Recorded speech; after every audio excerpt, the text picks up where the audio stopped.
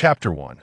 The vision gradually became clearer, revealing a dimly lit room before me. The furnishings were haphazard, or perhaps it would be more accurate to describe them as chaotic. Scattered across the floor were various mechanical tools, wrenches, pliers, and the like. Yet, the most striking and abundant presence in this room consisted of human forms, some whole, some fragmented, and even a few in disarray. Human bodies? Corpses? No, to be precise. Only one of them was indeed a corpse, from the portion of his chest exposed to the air. It was evident that this was a male. His body was marred with wounds and blood, hastily covered by a tattered black cloth that barely concealed his most vital areas. The others were merely lifeless mannequins of indeterminate material. In the dim light, the room was filled with various figures, some only vaguely resembling human shapes. Yet it was undeniable that one among them was a corpse, fresh, having just departed from life. With Yuan Xian's experience, he could not be mistaken. Gazing at the bizarre scene before him, even Yuan Xian, who was typically audacious, could not help but feel a twinge of trepidation. Such a tableau inevitably evoked associations with the chilling imagery often found in horror films. Where am I? How'd I end up here? Despite the initial terror evoked by the room, Yuan Xian had visited far more ominous morgues, so he soon regained his composure. It then occurred to him how he had suddenly found himself in this place. He remembered previously conducting experiments on cellular activity and resistance, only to be overwhelmed by a sudden dizziness that transported him here. Could it be that his illness had flared up again? But he should have been in the emergency room at that moment, right? Recollecting the events leading up to his awakening, Yuan Xian became increasingly perplexed. He had been in the hospital, surrounded by those who were operating on him. Surely they had not grown tired of saving his life and simply discarded him here after he fainted. With this instance, it makes a total of 112 times, averaging less than once a month over the past decade. Those people are truly... As this thought crossed his mind, Yuan Xian felt a surge of frustration and attempted to rise, intending to confront those who had cast him aside. However, despite several attempts, he found himself unable to succeed. Confusion compelled him to direct his attention toward his own body. What is this? There was no pain, no weakness as one would expect following an episode. More astonishingly, he realized that he now lacked any sense of touch. Observing his body, which resembled those nearby mannequins, Yuan Xian recognized that he had undergone a significant transformation. His inability to stand was due to the fact that he had yet to acclimate to this new, doll-like form. He tentatively moved his arms and fingers, discovering, to his astonishment, that they responded obediently to his will. Witnessing this phenomenon left Yuan Xian momentarily spellbound. Ouch! Just as Yuan Xian was lost in thought, an overwhelming torrent of information surged into his mind, unannounced and brutally invasive. Even as he pressed his hands to his head, the pain resulting from the sudden influx persisted, radiating from his chest. Why does the headache originate from my heart? At that moment, Yuan Xian felt a strange sense of pride in his willpower, still capable of discerning the oddities around him. This, he thought, was the strength of the determination forged through years of study. Yet, he could go no further. As the influx of information escalated, the excruciating headache finally rendered him unconscious. A magnificent dividing line. Uncertain how much time had elapsed, Yuan Xian's consciousness once again registered his existence. The information that had penetrated his mind previously had caused him to forget the agonies that had plagued him. Is this the world of Naruto? Had Yuan Xian possessed a human form at that moment, one could have witnessed a whirlwind of emotions: tears, laughter, excitement, and anxiety. However, in this doll-like body, he simply sat on the earthen ground, occasionally emitting faint, almost inaudible laughter imbued with an eerie quality. After several minutes spent familiarizing himself with his new form, Yuan Xian contemplated a plethora of thoughts, many more than he had anticipated. Yuan Xian had originally been a doctor, a path he embarked upon due to suffering from a condition that, to this day, remains unconquered by contemporary medicine. Thus, he had taken it upon himself to seek healing. In his quest for a remedy, Yuan Xian endured immense hardship. Medicine, by its nature, demands more time than other disciplines, requiring the memorization of vast amounts of information and an abundance of patience to endure the tedium. Moreover, one must tread carefully, as even the slightest misstep could prove fatal. Had Yuan Xian been an ordinary individual, He might have faltered amidst such arduous study, yet he did not, nor could he afford to through sheer perseverance and the relentless pursuit of knowledge. He achieved remarkable success in both Eastern and Western medicine by the age of 20. He was hailed as a rising star in the international medical community. However, this star had yet to truly shine before it fell from the sky as he aged. His condition worsened. It was not that his colleagues failed to save him, rather, they were rendered powerless. Upon realizing that he had ultimately succumbed to his ailment, Yuan Xian's heart felt as though it had turned to ice. Decades of effort had culminated in nothing, yet perhaps fate deemed this too cruel, for he was granted an unexpected twist, transcended into another realm. And not just any realm, but one he was well acquainted with and deeply fond of, the world of Naruto. For anyone familiar with Naruto, the wonders of chakra, dazzling ninjutsu, enigmatic bloodline limits, and stirring tales are well known as a devoted fan. The revelation that he had entered such a world reignited the spark of life in Yuan Xian's heart, one that had nearly frozen over. Indeed, Yuan Xian was a true aficionado of manga. Having suffered from illness since childhood, he had few friends. His only companions were his pets, and the myriad of virtual worlds he explored. Countless times he had yearned to escape to another realm, leaving behind the harshness of reality. Yet, as long as he remained in the real world, he had no choice but to confront it in the past. He could only envision a brighter future in his mind now. That unquenchable longing within him had manifested into a dream realized. One cannot help but say that Yuan Xian was fortunate. He was unafraid that this might all be a dream. The pain from the information surge had been exceedingly real, and even if it were a dream, he had no desire to awaken. The world of Naruto. Here I come. 002 Sasori of the Red Sand. 002. After the initial excitement, Yuan Xian spent half a day meticulously piecing together all that had transpired. Upon confirming his arrival in the world of Naruto, Yuan Xian first sought to comprehend his current situation. For those familiar with the Naruto storyline, it would not be difficult to deduce that he was in the workshop of a ninja adept in the art of puppetry. Through the information flooding his mind, Yuan Xian learned that the room belonged to the infamous Sasori of the Red Sand. Let us refer to this information as the core, as it contained the essence of Yuan Xian's current existence, his soul, thoughts, and life. Indeed, Yuan Xian had come to understand the source of the headache that had emanated from his heart. The body he now inhabited was none other than the prized creation of the genius puppeteer, Sasori. As for the male corpse before him, upon closer inspection, Yuan Xian recognized it as the striking figure of a young man with short red hair, Sasori himself. Yet, this formidable individual, known for his deadly technique performance of 100 puppets, now lay lifeless, having departed to meet his parents. To elaborate, the timeline in the Naruto world was set after the Second Shinobi World War, yet before the onset of the Third Shinobi World War. Since losing his parents during the Second Shinobi World War, Sasori's personality had gradually warped. Feeling unloved by the world, he became increasingly misanthropic. After creating puppets of his deceased parents, he succumbed to the disturbing desire to transform himself into a puppet. It was a tragic fate for Chiyo, who had painstakingly raised him. Thus, this unfortunate child, who had squandered the hopes of his elder, sought to craft the third Kazekage into one of his prized puppet collections. Shortly after leaving Sunagakure, however, his body suffered severe damage in the process. This led to the emergence of his twisted notion of desire to become a human puppet, culminating in one of his most renowned creations, the human puppet.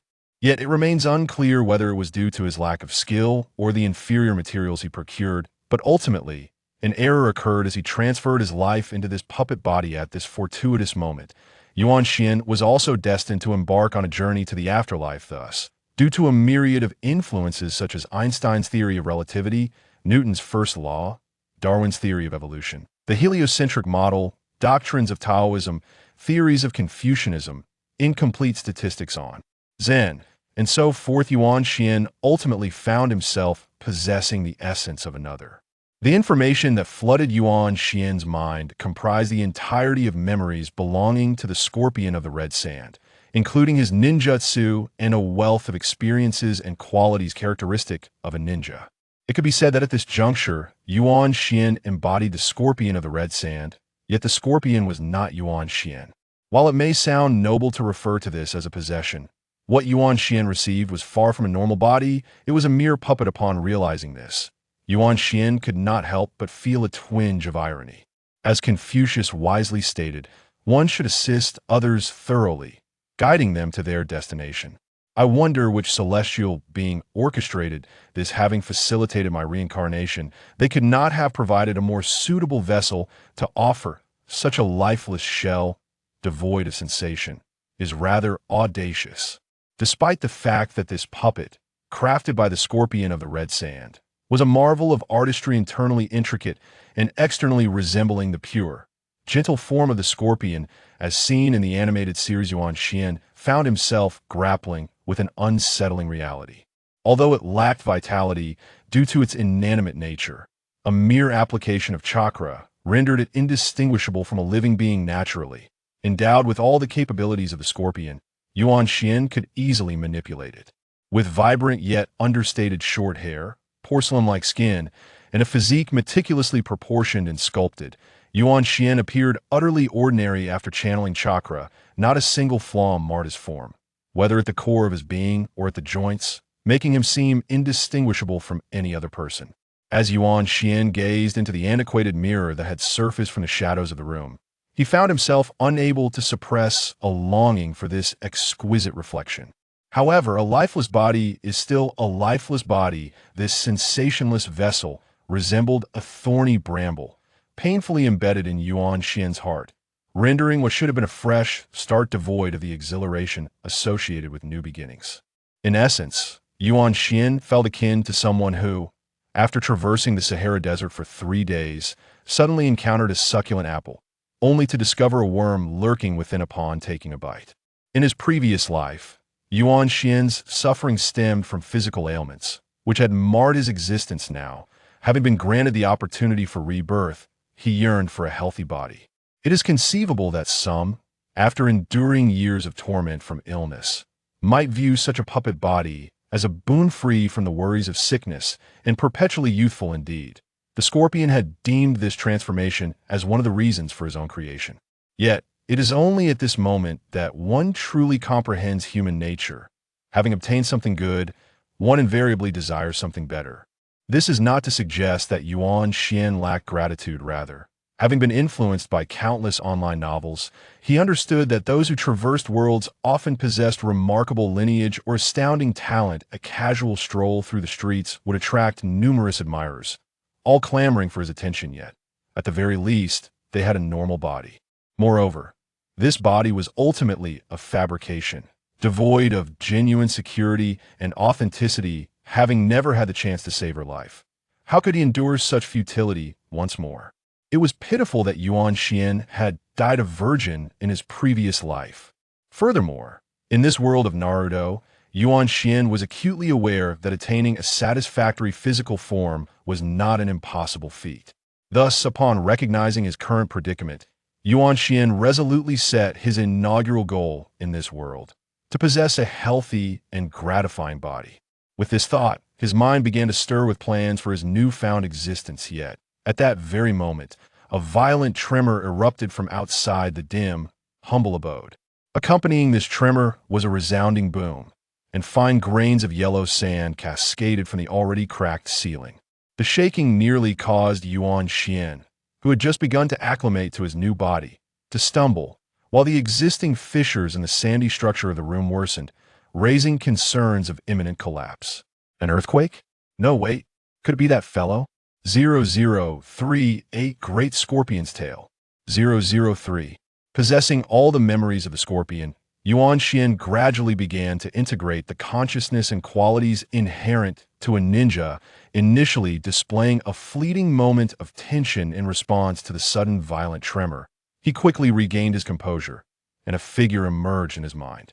The third Kazekage. What a formidable presence. The reason the scorpion of the red sand had transformed himself into a puppet was due to a previous confrontation with the third Kazekage. In truth, this battle had left a lingering aftermath, awaiting Yuan Xian to address the scorpion's unfinished business.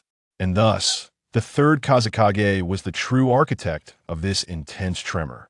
In the previous clash between the formidable Akasuna no Sasori and the third Kazekage, it is evident that no definitive victor emerged. Both combatants, having exhausted their energy, found themselves at a stalemate, with Sasori holding a slight edge. Consequently, the third Kazekage, a true master of his craft, resorted to a technique reminiscent of a barrier ninjutsu, enveloping his body in his signature black iron sand. This formidable defense served to isolate him from the outside world. A last-ditch effort to secure his survival. However, invoking such an absolute defensive maneuver, especially when one's chakra was depleted, came at a tremendous cost. Thus, upon executing this technique, the third Kazekage succumbed to a state of complete unconsciousness, rendering him incapable of responding to external stimuli. In essence, the Kazekage transformed into an impregnable iron sphere, impervious to harm, yet equally unable to influence his surroundings. Consequently, this iron sphere lay before the still vigorous Sasori. And the outcome was all too predictable. Sasori, who initially intended to capture the Kazekage, could not simply leave empty-handed. He sought to take the iron sphere with him, pondering how to eliminate the third Kazekage entirely. However, upon conducting a thorough analysis of the sphere, Sasori frustratingly discovered that this protective barrier was not easily breached.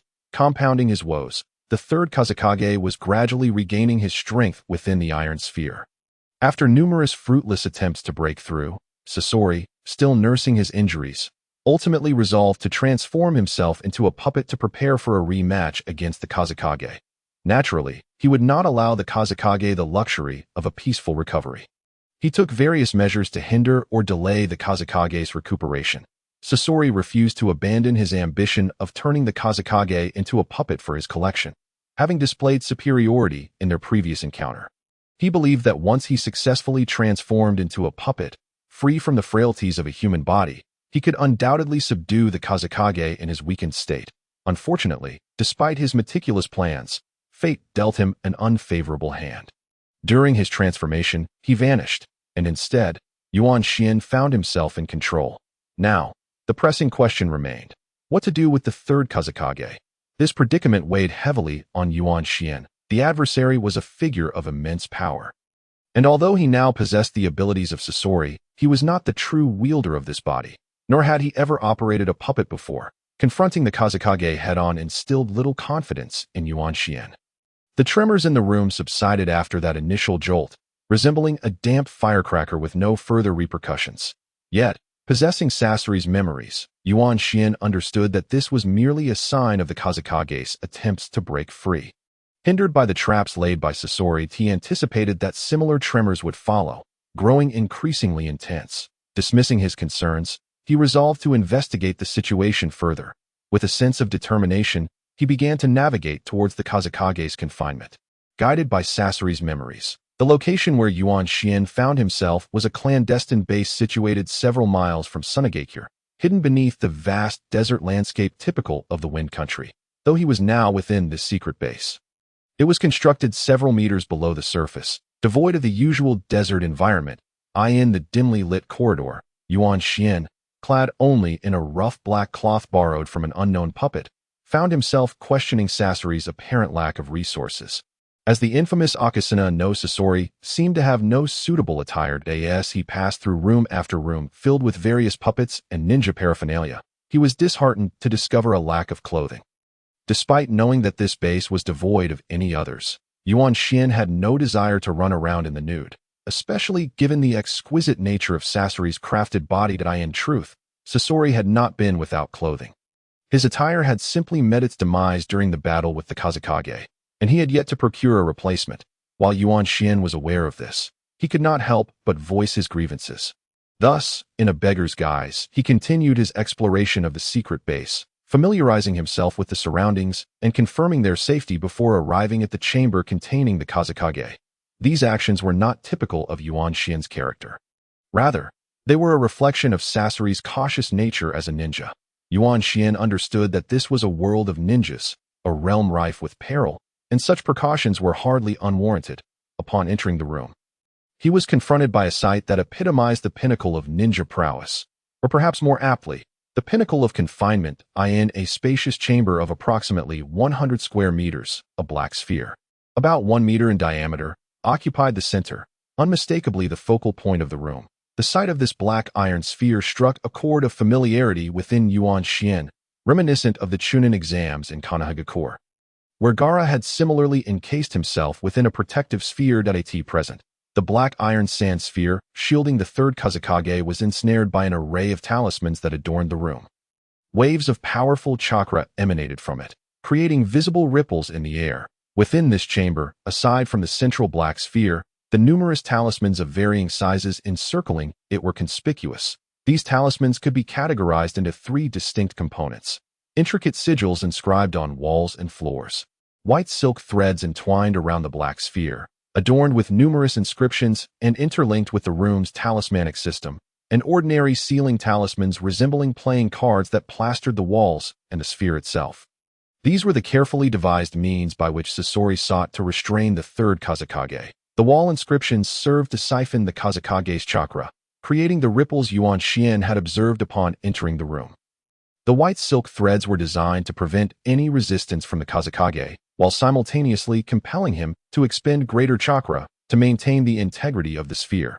This interconnected system perpetually consumed the Kazekage's chakra, creating an endless cycle. The ordinary ceiling talismans were indispensable, ensuring the smooth implementation of the entire restraining mechanism. Shortly after Yuan Xian entered the chamber, the black sphere trembled as if sensing his proximity, causing the previously rhythmic chakra ripples to become erratic. The third Kazekage is indeed a formidable opponent, Yuan Xian thought, realizing that even under Sasori's meticulous restraints, the Kazekage retained the ability to resist.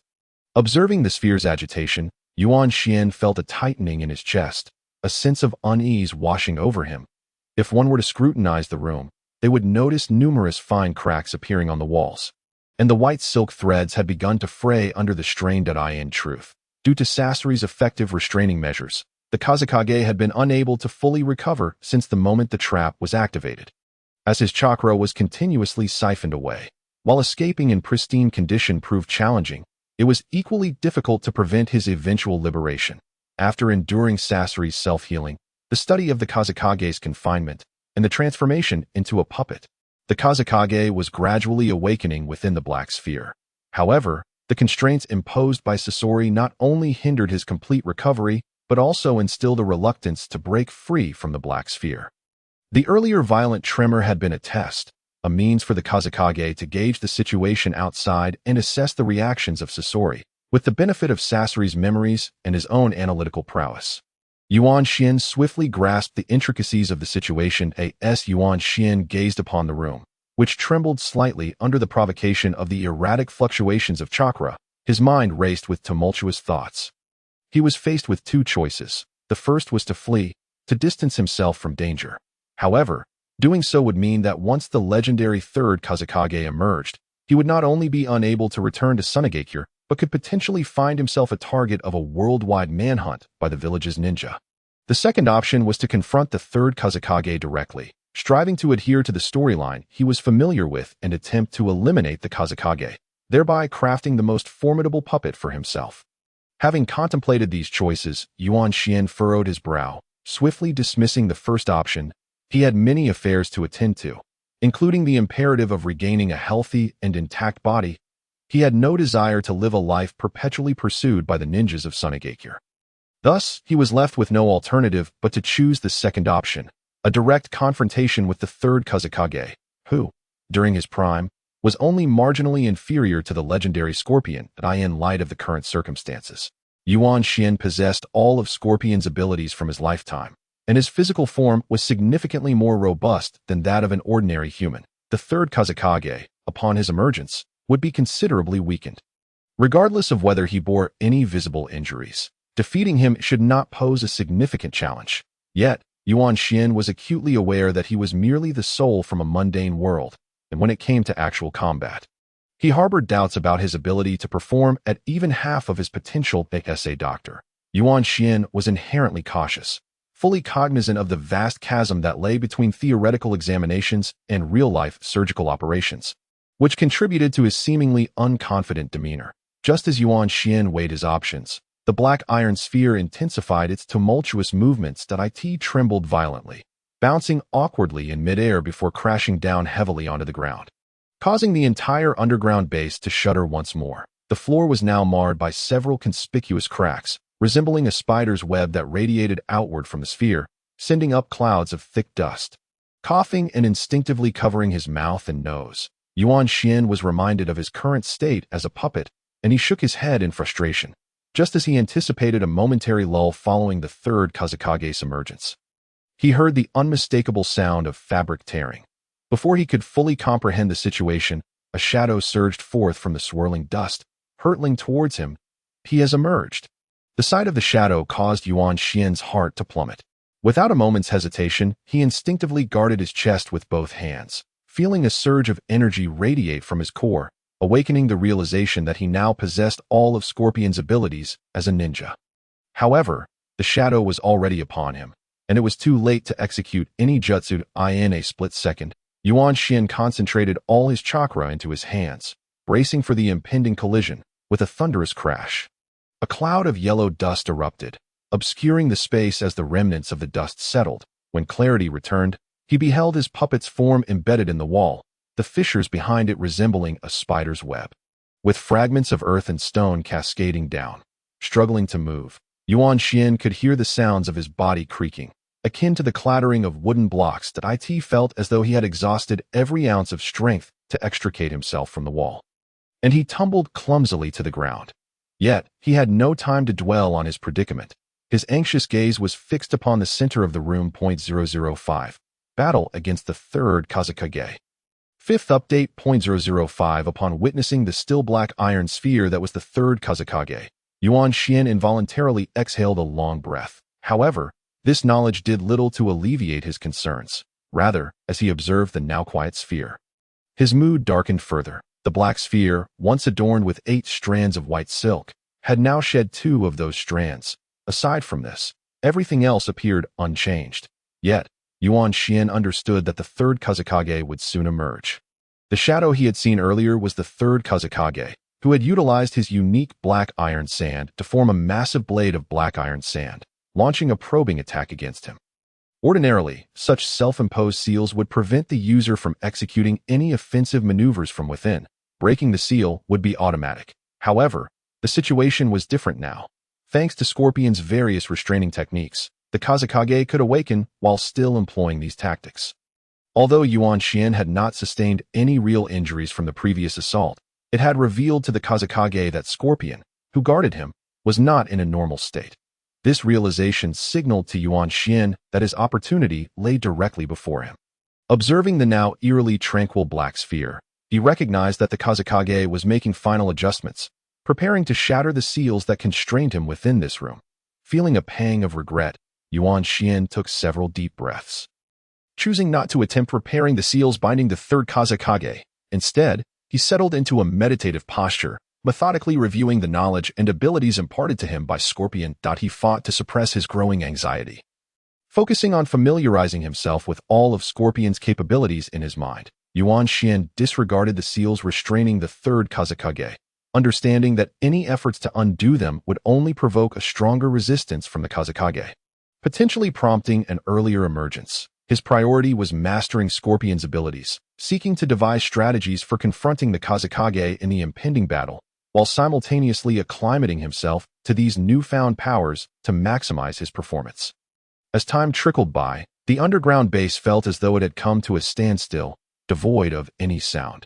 Even the heartbeat, muffled by the unique properties of the puppet and the black iron sand, had faded, leaving only the seals binding the third Kazakage in operation, ripples of chakra emanating from the center of the room, creating an oppressive atmosphere. Finally, after an indeterminate passage of time, a barely audible crack echoed from the black sphere, prompting Yuan Xian to slowly open his eyes to he about to emerge.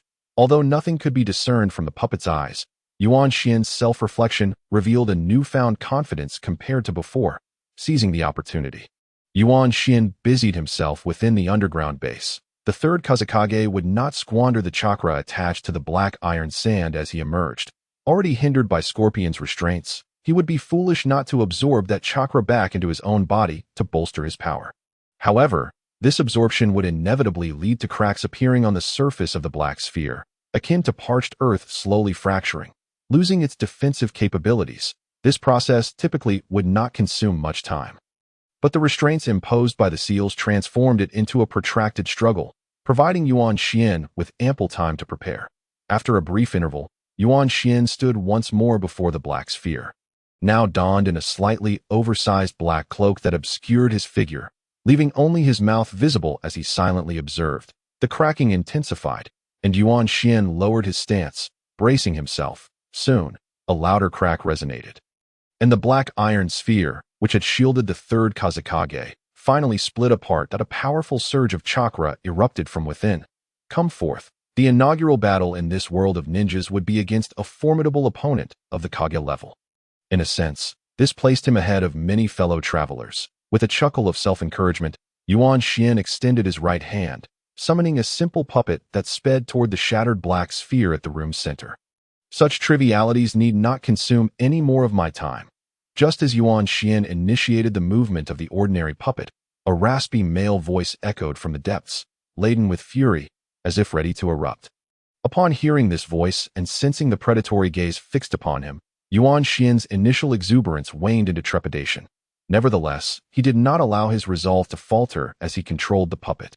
Is this what true combat feels like? Yuan Xian gritted his teeth, summoning every ounce of determination, and cautiously yet earnestly commanded the puppet to charge towards the tattered figure that had just emerged from the obsidian sphere. Mirroring his own disheveled appearance, from this moment onward, retreat was no longer an option. Simultaneously, Yuan Xian harbored no intentions of abandoning the battle. His sole focus lay on the confrontation before him. Humph! A heavy, disdainful snort emanated from his opponent, causing the scattered black iron sand on the ground to spring to life, swirling protectively around the figure before him. Yuan Xian's right middle finger twitched slightly, and with the sound of a switch being activated, the ordinary puppet, now near the third Kazekage, opened its mouth wide and swiftly unleashed a barrage of shuriken emanating a chilling glow at the sight of his puppet launching an attack. Yuan Xian's body swiftly retreated from the room to that moment. The third Kazekage, unwilling to engage in further dialogue with Yuan Xian, curled his fingers into a fist, summoning a vast array of black iron sand to coalesce before him, forming an incomplete wall of iron sand that effortlessly shielded him. Yet, was Yuan Xian's offensive merely limited to this? As he continued to withdraw, a subtle smirk played upon his lips. Boom! The opening volley has commenced. This new chapter has begun. If you find the narrative compelling, do remember to recommend and bookmark it. In a certain location of the Wind Country, perpetually eroded by sandstorms, it seemed as though the winds had grown weary, granting a brief respite that rendered the desolate desert eerily tranquil. Among the dunes, a desert-hunting lizard hastily emerged from beneath the golden sands, closely followed by a tremendous tremor emanating from the earth. The tremors rippled across the sandy surface, creating waves akin to those of the ocean, radiating outward. However, the vibrations soon ceased. The lizard, having finally managed to crawl out of the desert, paused in confusion, casting wary glances around. Yet, what awaited it was a far graver peril. In less than a second following the tremor, the entire desert seemed to erupt as if a gate had been opened beneath, and in an instant, the sands began to whirl downward like a vortex. With a thunderous roar akin to a waterfall, a conical funnel formed within a radius of several hundred meters, a spectacle of grandeur. When calm returned, the original terrain had been utterly transformed. The once familiar dunes had vanished at that moment. A solitary hand slowly emerged from the lowest point of the area, soon followed by the head of a middle-aged man. His unkempt deep blue hair styled in an unflattering topknot. Just as the man was about to extract his body from the sands, a shadow darted forth behind him with incredible speed. Reaching his side in an instant, the man paused, as if he had eyes on the back of his head, not hastily fleeing the sand, but instead twisting his body, his hand gripping a kunai that had appeared seemingly from nowhere. Clashing with the shadow's kunai with a sharp metallic ring. Get away. With a seemingly casual flick of his wrist, the man easily deflected the shadow's sneak attack and discerned its true nature. It was a plump, spherical puppet, designed with specially crafted joints that allowed for 360-degree rotation, including its waist, enabling it to move with remarkable agility.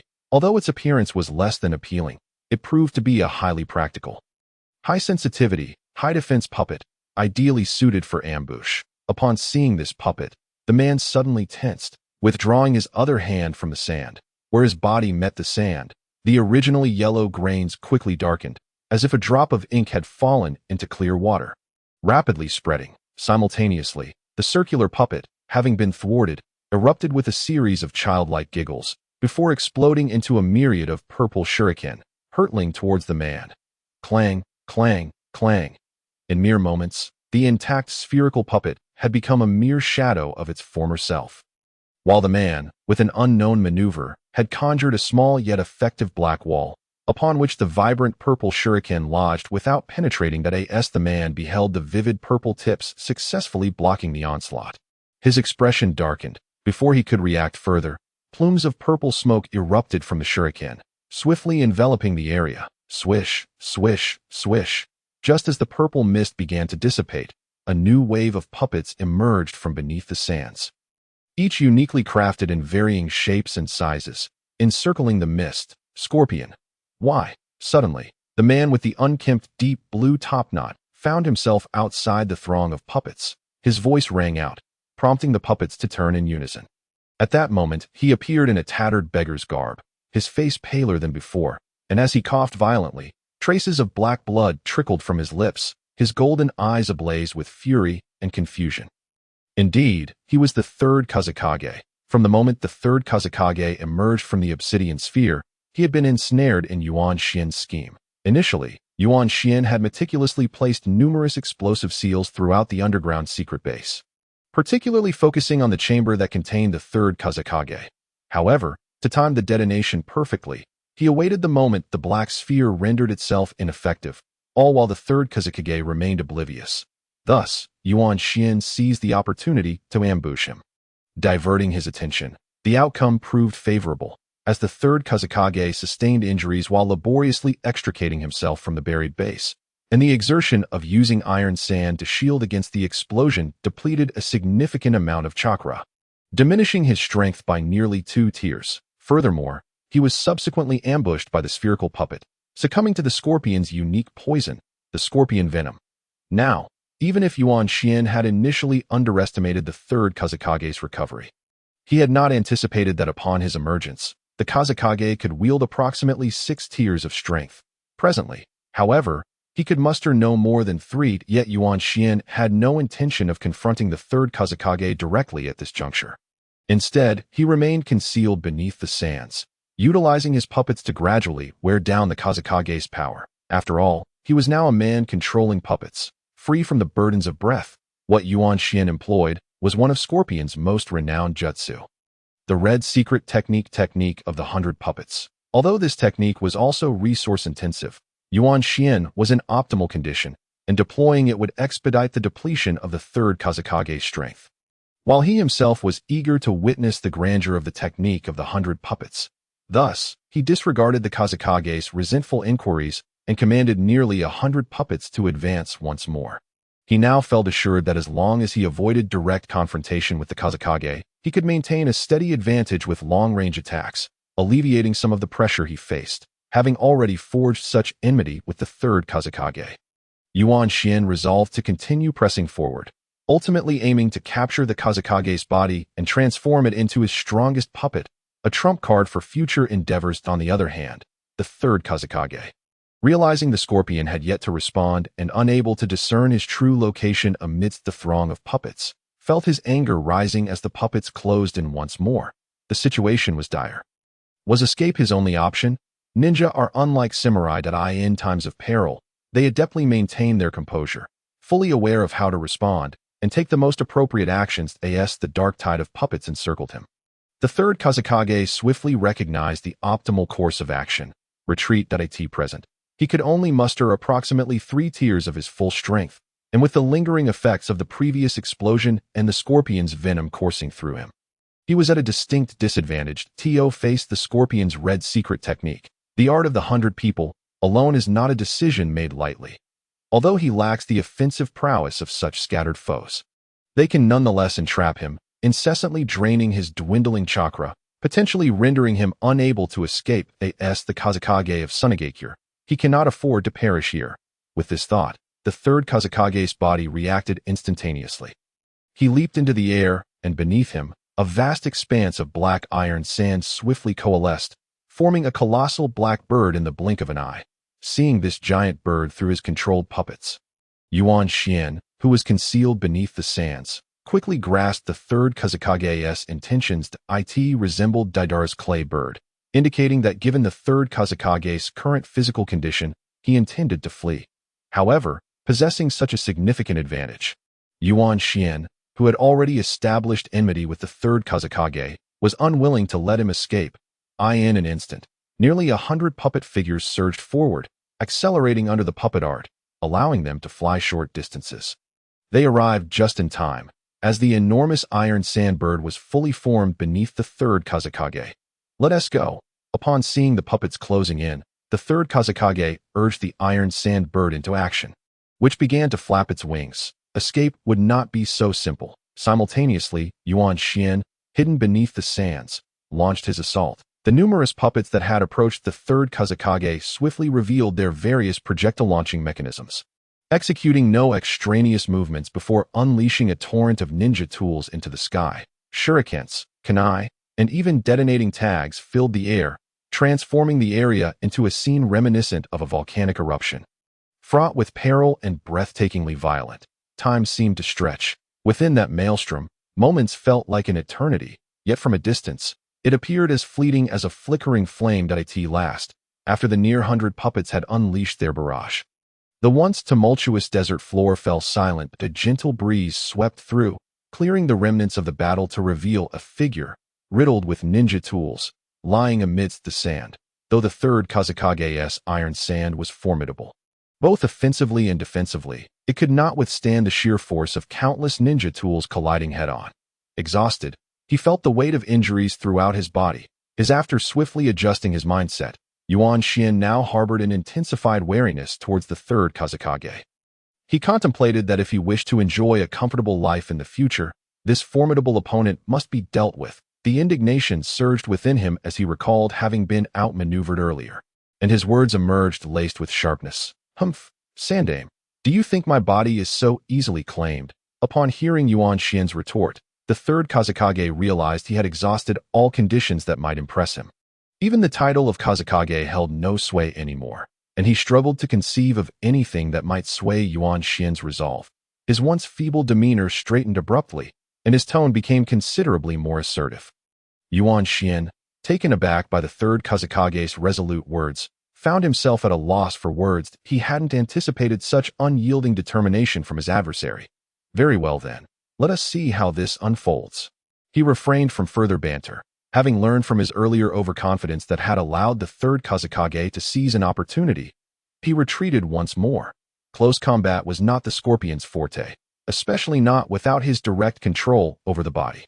Utilizing the puppet techniques he had mastered, Yuan Xian aimed to eliminate the third Kazakage once and for all. Though I may have faltered today, you shall not emerge victorious," as Yuan Xian commanded nearly 100 puppets to engage in close combat. A sudden black whirlwind erupted from beneath the third Kazakage, engulfing him entirely within a breath span. This yet another trick. Observing the third's current state, Yuan Xian noted a resemblance to the black iron ball from their previous encounter. However, upon closer inspection, he discerned the differences. Perhaps due to his background as a puppeteer, Yuan Xian possessed an acute sensitivity to chakra. He quickly uncovered the underlying scheme, his heart racing with alarm. The third Kazakage intended to turn his own body into sand. As the blackness swiftly spread from his limbs to engulf his entire being, Yuan Xian felt a twinge of tragic admiration for the third Kazakage's resolve. The ability to make such a decisive sacrifice for one's life spoke volumes of his status as a true Kaga-level ninja. The blackness, originating from the third's iron sand, was a testament to his understanding. He was aware that he would soon become a puppet under another's control, yet he willingly chose Chiyo, the elderly woman. Had initially perceived the figure before her as resembling Scorpion. However, when Yuan Xian turned around, she was instantly filled with excitement. Her eyes welled up with tears, trembling with emotion as she hurried towards him. Scorpion had been raised by Chiyo since childhood. Although he possessed a somewhat cold-hearted demeanor, she held an immense affection for him. Yuan Xian, fully aware of the intricate emotions at play, felt a pang of sympathy for Chiyo. Yet, He found himself hesitating as he had only just resolved what he intended to pursue next, and had no desire to return to the Sand Village. Despite empathizing with Chiyo's feelings for Scorpion, he recognized that he was no longer Scorpion. Responding would only be a facade of emotions. Moreover, knowing his temperament, he was reluctant to allow himself to be controlled by an elder. Returning to the Sand Village meant encountering an uncle, Chiyo's brother, and various elders. A life he did not desire. The thought of going back to the Sand Village left Yuan Xian with a sense of entrapment, making him feel exceedingly uncomfortable. Furthermore, the Wind Country was barren and offered little in terms of quality of life. Leaving Yuan Xian with no compelling reason to stay. No, you have mistaken me, he thought resolutely. If Yuan Xian was here, it meant Scorpion was dead. Even with sympathy for Chiyo, he could not afford to lose himself in her sorrow. With these thoughts swirling in his mind, he spoke calmly. Leave the Wind Country, Scorpion, my child. How could I mistake my own grandson? Come back, Chiyo exclaimed, her voice cracking with emotion. It seemed that Scorpion was truly ungrateful. Yuan Xian, feeling somewhat pained as he gazed at Chiyo, could not help but feel resentment. He was no saint. While he was willing to assist within his means, sacrificing his own life for something he was unwilling to do was out of the question. You should return. I must leave this place. Yuan Xian gritted his teeth and declared, No, Scorpion, come back. Do you have any idea how long I've searched for you? Do you know how worried I've been? Come back to your grandmother, Chiyo insisted, refusing to relent. Seeing Chiyo so heartbroken in her pleas began to soften Yuan Xian's resolve. Without casting another glance at her, he turned to leave, hoping that by running away, she would eventually give up. Just as he intended to use a body flicker technique to escape to a more distant location, a sudden surge of chakra enveloped him as a multitude of puppets swiftly surrounded him. White's secret technique. Jinsong 10 puppets. Chiyo's voice echoed, causing Yuan Xian to look back in astonishment. Today, I will bind you and bring you back, Chiyo exclaimed, her expression a mix of frustration and concern. The Jinsong 10 puppets, without a moment's pause, advanced towards him to attack. Did it truly have to come to blows? Yuan Xian thought, feeling vexed. Surely, there must be a better way to attain his current level. He had little confidence in facing Chiyo. This White's secret technique, Jinsong 10 puppets, was Chiyo's signature puppet technique. Each puppet possessed formidable strength and could combine to create even more powerful and diverse forms. As the Jinsong 10 puppets closed in, Yuan Xian steeled himself and released his own puppets, determined to at least block Chiyo's assault and test his plan. With the fluctuations of chakra, two figures clad in black appeared beside Yuan Xian, shielding him as they faced the impending onslaught. Boom! A torrent of attacks rained down like a violent storm, yet none managed to inflict significant damage on Yuan Xian, as the strikes were deftly intercepted by his puppets.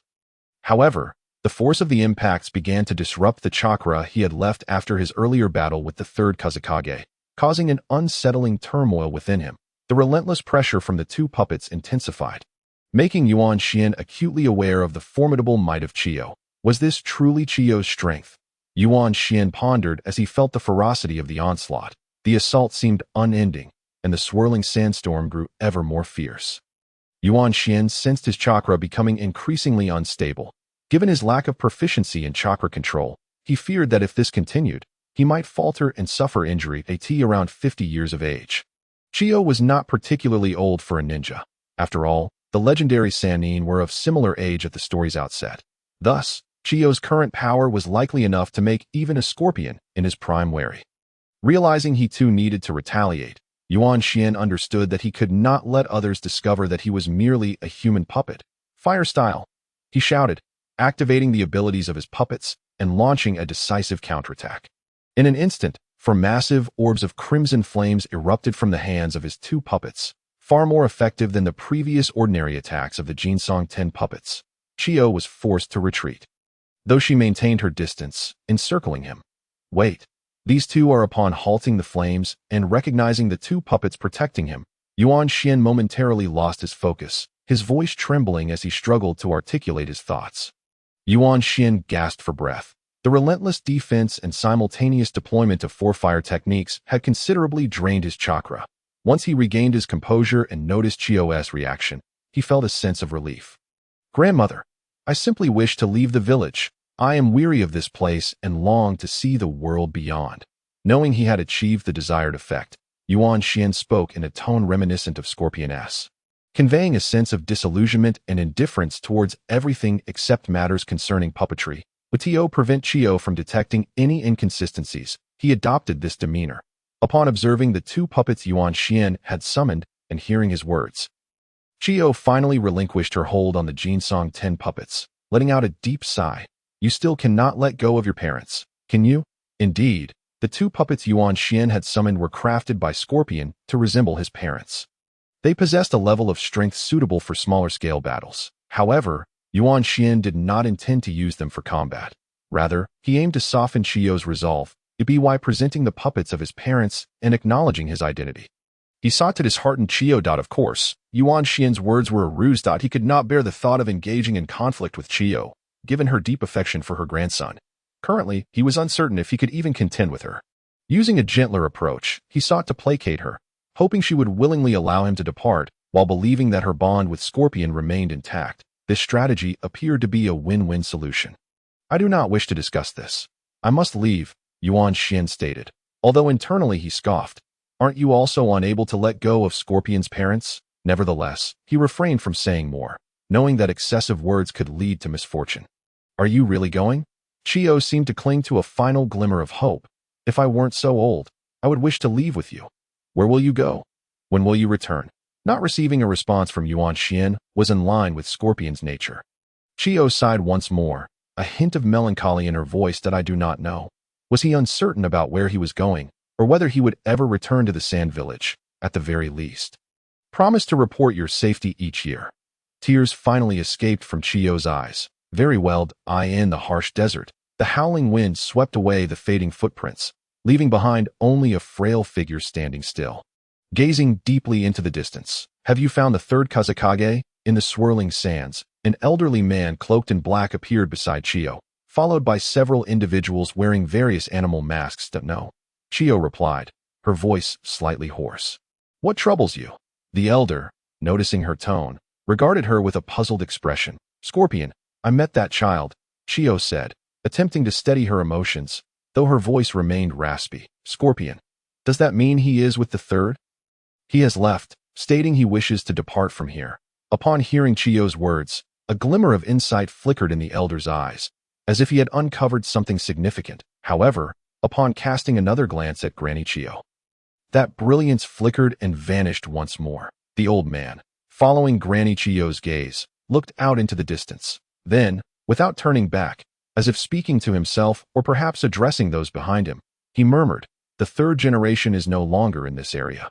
Let us venture to the next region in search. After speaking, as if sensing something, he turned his head, his gaze meeting Granny Chio's for a brief moment before they both instinctively parted. The old man gently embraced Granny Chio's shoulders, sighed softly, and then departed. If Yuan Xian were present at that moment, he would undoubtedly recognize this elder as the legendary Hai Lao Zong, known for his exceptional wisdom, and the younger brother of Granny Chio. From their earlier conversation, it became evident that Granny Chio's presence here and her encounter with Yuan Xian were fundamentally due to their search for the missing third generation of Wind Shadows. What Yuan Xian remained oblivious to was that it was his actions in dealing with the third generation of Wind Shadows, specifically the obliteration of the underground base, which had caused the enormous chakra fluctuations that drew them in. Fortunately, he was no longer burdened by such concerns, having already departed from that turbulent, sand-swept terrain. 3 days later, he successfully evaded several patrols from the Sand Village, seeking the dark operatives of the third generation of Wind Shadows, and arrived at an ordinary small village on the outskirts of the Land of Wind. Clad in a clean, rough fabric kimono, although it was not luxurious or particularly comfortable, it allowed Yuan Xian to blend into this perilous ninja world without drawing attention. Additionally, he had purposefully dyed his fiery red hair black, ensuring that no one would pay him undue heed. Strolling along the entirely natural, unembellished path, he admired the humble shops lining the streets, occasionally encountering a group of children frolicking past, their laughter mingling with the calls of vendors, while farmers diligently attended to their chores. Everything felt so pure, as if he had stepped into a utopia. This village, known as Shao'en'ai Village, was situated not far from the border of the Land of Wind. Although its environment was slightly better than that of the Land of Wind, it was equally impoverished. There were no televisions, and certainly no internet. Yet, it possessed a rare tranquility that evoked an inexplicable sense of comfort deep within. Who would have imagined that amidst such a ninja world, a place like this could exist? Observing the village, which could be traversed in merely 10 minutes, Yuan Xin couldn't help but exclaim in wonder. "Mama, I want to eat takoyaki." A little girl beside him tugged at a young woman, making a beeline for the only snack shop in the village. Although the selection was limited, it certainly featured the quintessential Japanese delicacies. Upon seeing the snack shop, Yuan Xin felt a pang of regret. He glanced down at his own body and shook his head, dejectedly turning back that it was indeed a significant burden. The body of a human puppet constantly pricked at Yuan Xin's heart like thorns. Especially in a place bustling with life, where the temptations of various delights intensified his dissatisfaction with his current form. Losing any inclination for further exploration, Yuan Xin returned to a modest inn where he was temporarily residing. The inn, much like the village, was simple and unpretentious, yet its cleanliness and tidiness lent it a unique charm. Opening the large window of his room, situated on the second floor, he could gaze out at the entire village and the vast azure sky, enveloping him in a desire to stretch languidly and indulge in an afternoon nap. However, given his current body, such an action would yield no sensation. "That I can't endure this any longer. This existence is sheer torment," Yuan Xin lamented, confronted by the comfort surrounding him. Yet, he could only endure, and his resolve to regain a healthy body grew ever stronger. Over the past few days, Yuan Xin had thoroughly organized himself. He chose to regard his previous life as merely a segment of memory, something to be put behind him that as for the identity of Scorpion and all that was associated with it. He did not consider it part of his being. After departing from the Sand Village, sealing the third generation of Wind Shadows, and bidding farewell to Granny Chio, Yuan Xin severed all ties with the persona of Scorpion in his life. He resolved that since he had been granted a second chance in this world, he would allow everything to restart anew, bidding farewell to the past. Naturally, there were elements that must be retained, such as all the knowledge from his previous life, particularly his medical expertise. Moreover, he would also preserve Scorpion's ninjutsu, ninja experience, and knowledge. Regarding the knowledge from his previous life, there was little need for elaboration. This time, Yuan Xin meticulously organized Scorpion's ninjutsu. The ninjutsu Scorpion possessed could be broadly categorized into 4 major types. The first comprised basic ninjutsu, including fundamental techniques such as chakra control, the use of ninja tools, and a more advanced body flicker technique, all of which were foundational skills. The second category encompassed a few special ninjutsu. However, Scorpion's repertoire in this regard was quite limited, with most being merely theoretical principles that Scorpion himself struggled to execute, rendering them trivial knowledge. Thus, Yuan Xin decided to abandon this category, opting to focus on one aspect at a time rather than attempting to tackle everything at once. The third category was Scorpion's forte, puppet techniques. Yuan Xin planned to utilize this as his primary ability. In addition to Scorpion's extensive knowledge of puppet creation, after Yuan Xin organized and eliminated redundant or less useful puppet techniques, he retained Scorpion's signature 3 major puppet techniques: the single-person black secret technique, the 10-person white secret technique, and the formidable 100-person red secret technique. Furthermore, he preserved Scorpion's unique mechanical puppet techniques, which allowed for the creation of puppets with unsettling features, such as the grotesque figure with the scorpion tail. Naturally, the fundamental puppet manipulation technique need not be emphasized, as it was essential for any puppet user. The final category, however, was the unexpected medical ninjutsu. Upon discovering that Scorpion also possessed medical ninjutsu, Yuan Xin was initially taken aback. Yet he quickly found solace in the realization. After all, Granny Chio was herself a medical ninja and puppeteer, so it was hardly surprising that Scorpion, who had trained under her, would also possess medical techniques. Moreover, the creation of puppets often involved knowledge of medical ninjutsu. However, Scorpion's medical ninjutsu was rather limited, consisting of only 3 skills: mastery of sage techniques, pharmaceuticals, and basic surgical procedures. Beyond these elementary medical techniques, any advanced ones were primarily theoretical knowledge. It was evident that, beneath his specialization in puppet techniques, Scorpion merely regarded medical ninjutsu as a supplementary ability, without delving too deeply into its study. In the realm of medical ninjutsu, Scorpion's most notable and insightful contribution was likely his research on scorpion venom. According to Yuan Xin's recollection of the Naruto storyline, it seemed that only Tsunade and her 2 apprentices could counteract his poison. Sprawled lazily by the large window in his room, Yuan Xian watched as fluffy, white clouds drifted slowly across the sky, their tranquil movement following the Earth's rotation, gradually pulling him from his reverie. In summary, these were all of Scorpion's abilities. However, Yuan Xian was puzzled by the absence of the technique memory sealing, which was particularly effective against undercover agents in Scorpion's memories. This indicated that Scorpion had yet to learn this technique. Perhaps he only acquired it later, Yuan Xian speculated. Indeed, this memory sealing technique did not align with Scorpion's other major ninjutsu categories. When watching the anime, he had felt that its introduction seemed somewhat abrupt, nearly glossed over due to Scorpion's status as a formidable character, but since Scorpion did not possess it, there was little point in Yuan Xian pondering it further if he couldn't use it. Then that was that. Through this period of reflection, his thoughts had become clearer. Based on Scorpion's information, Yuan Xian began drafting his own future ninjutsu. Learning ninjutsu was not merely a matter of borrowing Scorpion's vast array of abilities without understanding. During his battle with the third generation of Wind Shadows, time had been of the essence. Now, he needed to develop a set of techniques that suited him. Through his own comprehension, he could truly claim them as his own.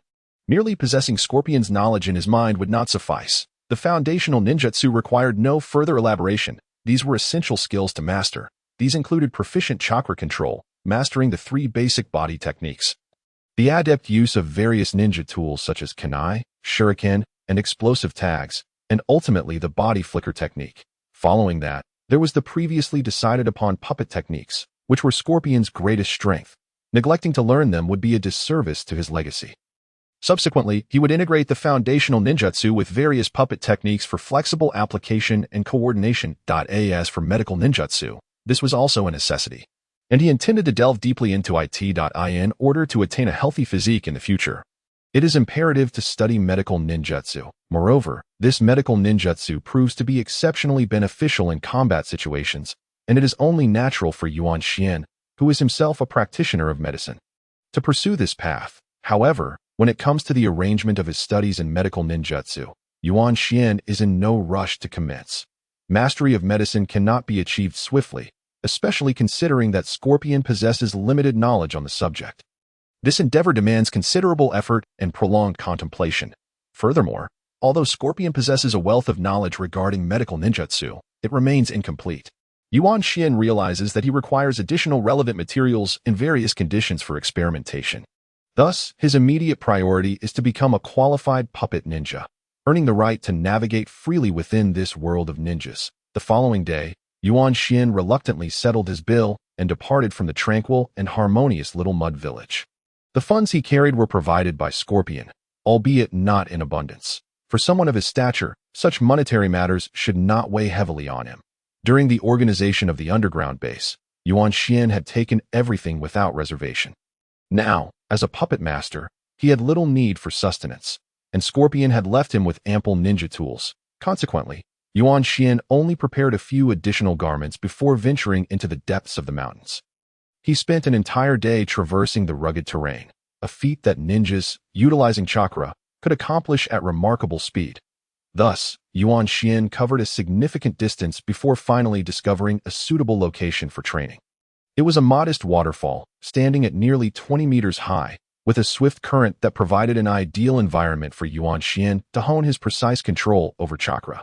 This was the first step in his training. In the realm of ninjas, chakra is essential for nearly every action, making it a priority for Yuan Xian. He began by practicing the classic techniques of tree climbing and water walking. Thanks to his association with Scorpion, he quickly mastered these skills. Observing himself standing miraculously upon the water's surface, Yuan Xian, although no stranger to ninjutsu, felt a wave of excitement wash over him. He spent the morning running and jumping on the water, reveling in the experience before finally taking a break. Subsequently, he sat cross-legged beneath the waterfall. Instead of settling on a smooth stone as was customary, Yuan Xian opted to sit directly on the water's surface. This was a training method to enhance his precise control over chakra. The water walking exercise was straightforward, but with the added challenge of the waterfall's downward rush, successfully completing this training would yield numerous benefits, enabling him to unleash more effective ninjutsu in future battles using the same total chakra. However, achieving such remarkable results came with its own difficulties. Just as Yuan Xian reached the base of the waterfall, he stumbled due to the force of the water and fell in. Indeed, This was no easy task. Emerging from the water, Yuan Xian refused to be discouraged by this setback, soaking wet and resembling a drenched chicken. He found solace in the fact that he was a puppet and need not worry about catching a cold. With renewed determination, he charged forward again, only to be swept away once more. After numerous attempts, he found that he could only hold his position for a second longer than at the outset. It seemed he had much time ahead of him. Suddenly, a thought struck him. How could he have forgotten this? Yuan Xian murmured to himself, and a flash of inspiration illuminated his mind. He recalled the technique of shadow clone jutsu from Naruto, a formidable and somewhat overpowered training method. Anyone who had witnessed Naruto training knew that the use of shadow clones left one speechless. Realizing its potential, Yuan Xian decided to employ it. Although lacking the support of Ninetail's chakra, he could still create up to 5 clones, and the results would be undeniably significant as the clones vanished one by one. Yuan Xian repeatedly emerged from the water, marking the beginning of his training journey at the edge of a small waterfall in the depths of the mountains. The air was thick with moisture. Towering trees and lush shrubs surrounding the waterfall painted the scene in vibrant green, harmonizing beautifully with the rushing water's sound. A perfect embodiment of nature's splendor. Suddenly, a series of soft rustling sounds echoed from the surrounding woods. And 10 small shadowy figures darted forth. Upon closer inspection, it became evident that these were 10 puppet dolls, each roughly the size of a half-human, now rapidly and orderly converging. Some of the puppets retracted their limbs towards their bodies, while others opened at the abdomen, revealing various slots in a flurry of clicking sounds. These 10 uniquely designed puppets swiftly assembled a larger puppet, slightly bigger than an average person. Success. Yuan Xian stood beneath the waterfall's torrent, nodding in satisfaction as he observed the large puppet assembled in less than a second. With fingers dancing like a pianist's, the puppet, stationed several meters away on the bank, sprang to life. It executed a series of complex and even comical movements, showcasing various ninja tools, physical techniques, and evasive maneuvers before finally coming to a halt. Excellent. With this puppet, I should be on par with Scorpion. After witnessing this impressive performance, Yuan Xian felt a surge of exhilaration and affirmation within him. This large puppet was the culmination of his research following the mastery of the 3 primary puppet techniques: the black secret technique, the white secret technique, and the red secret technique. It combined the strengths of these 3 techniques while discarding their weaknesses, merging Yuan Xian's unique perspective from another world to create his most formidable creation to date. Yuan Xian prepared a total of 11 such puppets, each constructed from 10 smaller puppets in practice. He employed them based on the white secret technique's 10-man formation, reserving the 11th as a backup. He named his white secret technique mechanical 10-man formation, incorporating elements from Scorpion's mechanical puppets. The mechanical 10-man formation could synergize with the black secret technique, functioning as individual mechanical puppets. When disassembled, each could produce 10 smaller puppets. Utilizing Yuan Xian's self-created red secret technique, mechanical 100-man formation. This innovative large mechanical puppet, a synthesis of the 3 primary puppet techniques, allowed for seamless connection and application, whether as single units or in groups, resulting in enhanced efficiency and power. While these large mechanical puppets were significantly stronger than ordinary puppets, they did not surpass the original red secret technique. 100-man multiplication technique. Due to their complex design, Yuan Xian's 11 large mechanical puppets were identical, although they each possessed unique strengths when separated into 10 smaller puppets. They lacked the diversity of the original 100-man multiplication technique, which featured 100 distinct puppets. In terms of variation, they fell short by a considerable margin. This was not due to Yuan Xian's unwillingness to enhance these large mechanical puppets further. He could indeed design 100 different smaller puppets and assemble 10 distinctive larger ones. He could also explore combinations akin to Chiyo's white secret technique. However, as Yuan Xian had much more to learn, he needed to simplify his puppet techniques while conserving energy for his future studies in medical ninjutsu. At present, the capabilities of these puppets encapsulated the essence of puppet mastery, which was more than sufficient. As the saying goes, there is no best, only the most suitable. Although he sacrificed some advantages in variation, he also avoided the intricacies of excessive details. Moreover, these puppets were just slightly inferior to the red secret technique, but in comparison to the black and white secret techniques, they were undeniably advanced. This was particularly fitting for someone like Yuan Xian, who preferred not to engage with overly complex techniques. As for further enhancements and improvements to his large mechanical puppets, he could take his time. Such endeavors could not be rushed. Now, Half a month had passed during this time. Although Yuan Xian's progress was not as rapid as Naruto's intense training, it was certainly steadied. He had successfully mastered the foundational abilities required of a ninja. The large mechanical puppets represented his achievements in the realm of Scorpion's puppet techniques. If it weren't for his unchanged physical form, Yuan Xian would truly feel as though he had undergone a transformation. At present, it is merely a lack of practical experience and refinement. He can already be regarded as a commendable ninja, even if he cannot unleash the prowess of Scorpion's shadow-level abilities. Achieving the rank of Jonin is undoubtedly within his grasp. After surveying the items he possessed, he noted that over the past fortnight, he had meticulously organized everything he had retrieved from Scorpion's clandestine underground base, aside from his own 11 large mechanical puppets. He retained a few of Scorpion's commendable puppets for future use as minions, along with a scant amount of Scorpion's money, several articles of clothing, and a small remainder of materials for puppet making.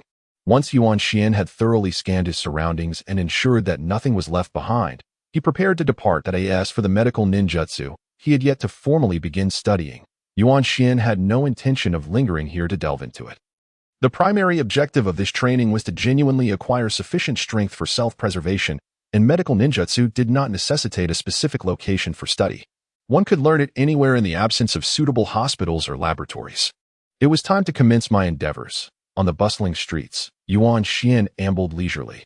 This was a large village situated at the intersection of the land of rain and the land of fire. Not much smaller than Konoha. The village was named Ninja Dog Village, and though it had not appeared in the original Naruto series, according to Scorpion's recollections, it was a place of great renown. The village's name clearly indicated its association with ninja dogs. Indeed, Ninja Dog Village was most famous for its ninja canines. Originally, the village had not borne this name. It was only after the fame of its ninja dogs spread throughout the ninja world that it began to be referred to as such. Yuan Xian's plan was to initiate his quest from here. In order to attain a healthy body, the foremost candidate in this ninja world who could provide him with such an opportunity was none other than Orochimaru. Driven by the death of his parents, he had embarked on the study of immortality ninjutsu. Coupled with his innate genius, he possessed the captivating impure world reincarnation technique, which allowed him to seize another's body and achieve eternal life. Yuan Xian aimed to master this technique, granting himself a robust physique. As for the notion that this technique was excessively sinister, he remained non-committal. After all, this was not his first experience with body snatching. He believed that sacrificing one life for his own well-being could hardly be deemed excessive, provided he targeted someone who was doomed to die anyway. That he had never considered himself a virtuous individual.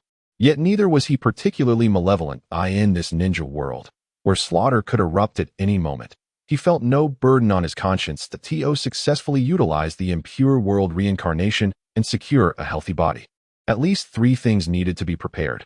First, a solid foundation in medical ninjutsu was essential. Second, he needed to successfully learn Orochimaru's technique. And third, a completely secure environment for the application of this technique had to be arranged. The first point was essentially preparatory for the covert learning and application of impure world reincarnation, and Yuan Xian had already begun his studies. As for someone like Orochimaru, Yuan Xian had no intention of forming any significant connections unless absolutely necessary. It was far too perilous to covertly learn his ninjutsu. Yuan Xian knew he needed some basic skills. Should Orochimaru decide to play a trick on him, it could very well become a matter of life and death. This also explained the second point, why he sought to learn the technique covertly rather than directly befriending Orochimaru and requesting him to perform impure world reincarnation for him. Moreover, who wouldn't desire to master such a technique? The ability to attain immortality. How many people could possibly refuse such an offer? Anyone claiming otherwise would be disingenuous. At least, Yuan Xian was not that type of person. Regarding the second point of stealthily acquiring Orochimaru's technique, it required him to successfully draw near him first. Currently, with the third great ninja war yet to commence, and Orochimaru still residing in Konoha, it was quite challenging for Yuan Xian to approach him. Furthermore, he was aware that in the future, both Scorpion and Orochimaru would join Akatsuki and be part of the same team. Thus, he did not need to dwell on this matter too much. He simply had to bide his time for the right opportunity. Finally, the third point was to ensure that during his execution of impure world reincarnation, he would not be affected by unforeseen external circumstances. He was uncertain whether he would experience any period of weakness following a successful reincarnation, Orochimaru had Yukushi Kabuto by his side during his own reincarnation, so Yuan Xian needed to prepare for himself as well. However, he was not inclined to seek out subordinates for training. He had no means of gauging the trustworthiness of others, and he had never engaged in such endeavors before. Thus, he turned his attention to the ninja dogs. Initially, he had contemplated seeking out Miyaboka Mountain to see if he could forge a connection with the toads there to serve as his summoning beasts. However, he did not know the location of Miyaboka Mountain, only that it required a month's journey from Konoha. How could he possibly find it? Therefore, his best option was to pursue the ninja dogs. Fortunately, Yuan Xian had a genuine interest in ninja dogs. In his previous life, due to illness, he had few friends and found solace in raising dogs as companions, nurturing a fondness for them. If given the choice for his own summoning beast, the ninja dogs would surpass any other options, such as the wind weasel of Shino or the salamander of Jiraiya, in terms of loyalty, intelligence, and physical attributes. While these summoning beasts lacked the advantages of clan inheritance, Yuan Xian firmly believed he could train his ninja dogs to be on par with, if not superior to, the others. Unbeknownst to him, Yuan Xian had arrived at the bustling heart of Ninja Dog Village, a stark contrast to the simplistic tranquility of the previous small mud village. In fact, if placed in his previous life, this would be considered a large city. The unique blend of modern electrical conveniences and ancient ninja culture was vividly evident here. Each shop, a delightful amalgamation of the old and new, though irregularly shaped, possessed its own distinct charm. The tangled wires and streetlights further evoked memories of his past life. This was the most prosperous area of Ninja Dog Village, where the finest ninja dog shops were concentrated. Many people bustled about, the majority of whom were ninjas, all drawn here in search of the perfect ninja beast to satisfy their needs. Observing them flit from one shop to another, with shopkeepers enthusiastically peddling their wares, created a lively atmosphere. Stepping into a store named 101 Loyal Dogs, Yuan Xian intended to peruse the offerings of the ninja dogs for sale in Ninja Dog Village, and then decide which ones he desired. This store, one of the larger establishments in the bustling center, appeared unremarkable from the outside, merely a few stories tall. However, upon entering, Yuan Xian was immediately struck by the ambience of a marketplace. Each type of ninja beast had its own designated area, showcasing live specimens, various attributes, and dedicated personnel to provide information. Ninja Dog Village did not solely sell dogs. A variety of other pets were also available. However, the most renowned, and the overwhelming majority, were indeed the ninja dogs. As the quintessential summoning beasts among ninjas, they were the easiest to train and the most prevalent across the ninja realm. Most ninjas could train them, and aside from their inability to fly, they had virtually no drawbacks in terms of form. Among the flying ninja beasts, none could rival the capabilities of the ninja dogs. Consequently, they were the mainstream summoning beasts within the entire ninja world. The shop Yuan Xian had entered seemed to specialize exclusively in dogs, as he did not observe any other types of ninja beasts. Welcome to 101 Loyal Dogs. We have been dedicated to ninja dogs for 60 years and offer 101 exceptional and unique varieties. How may I assist you today? At that moment, a young girl approached the counter with a professional smile, inquiring softly. While she may not have been the most stunning, she was certainly attractive, clad in a blue kimono with white trim. Akin to many of the staff in the shop, Yuan Xian recognized her as a sales representative. Yes, I am looking for several ninja dogs. Do you have any recommendations? Yuan Xian inquired, reflecting on how attentive the service was in Ninja Dog Village. He had considered some impressive dog breeds, but had yet to finalize his choices, planning to assess the options first. May I ask how many ninja dogs you are specifically interested in? Different quantities come with a variety of breed combinations, the young girl replied. 9. Yuan Xian thought for a moment, reasoning that it would be prudent to have more than Kakashi's 8 dogs, though too many ninja dogs could hinder his training, given his limited energy. Thus, he settled on that particular number. 9. Is it?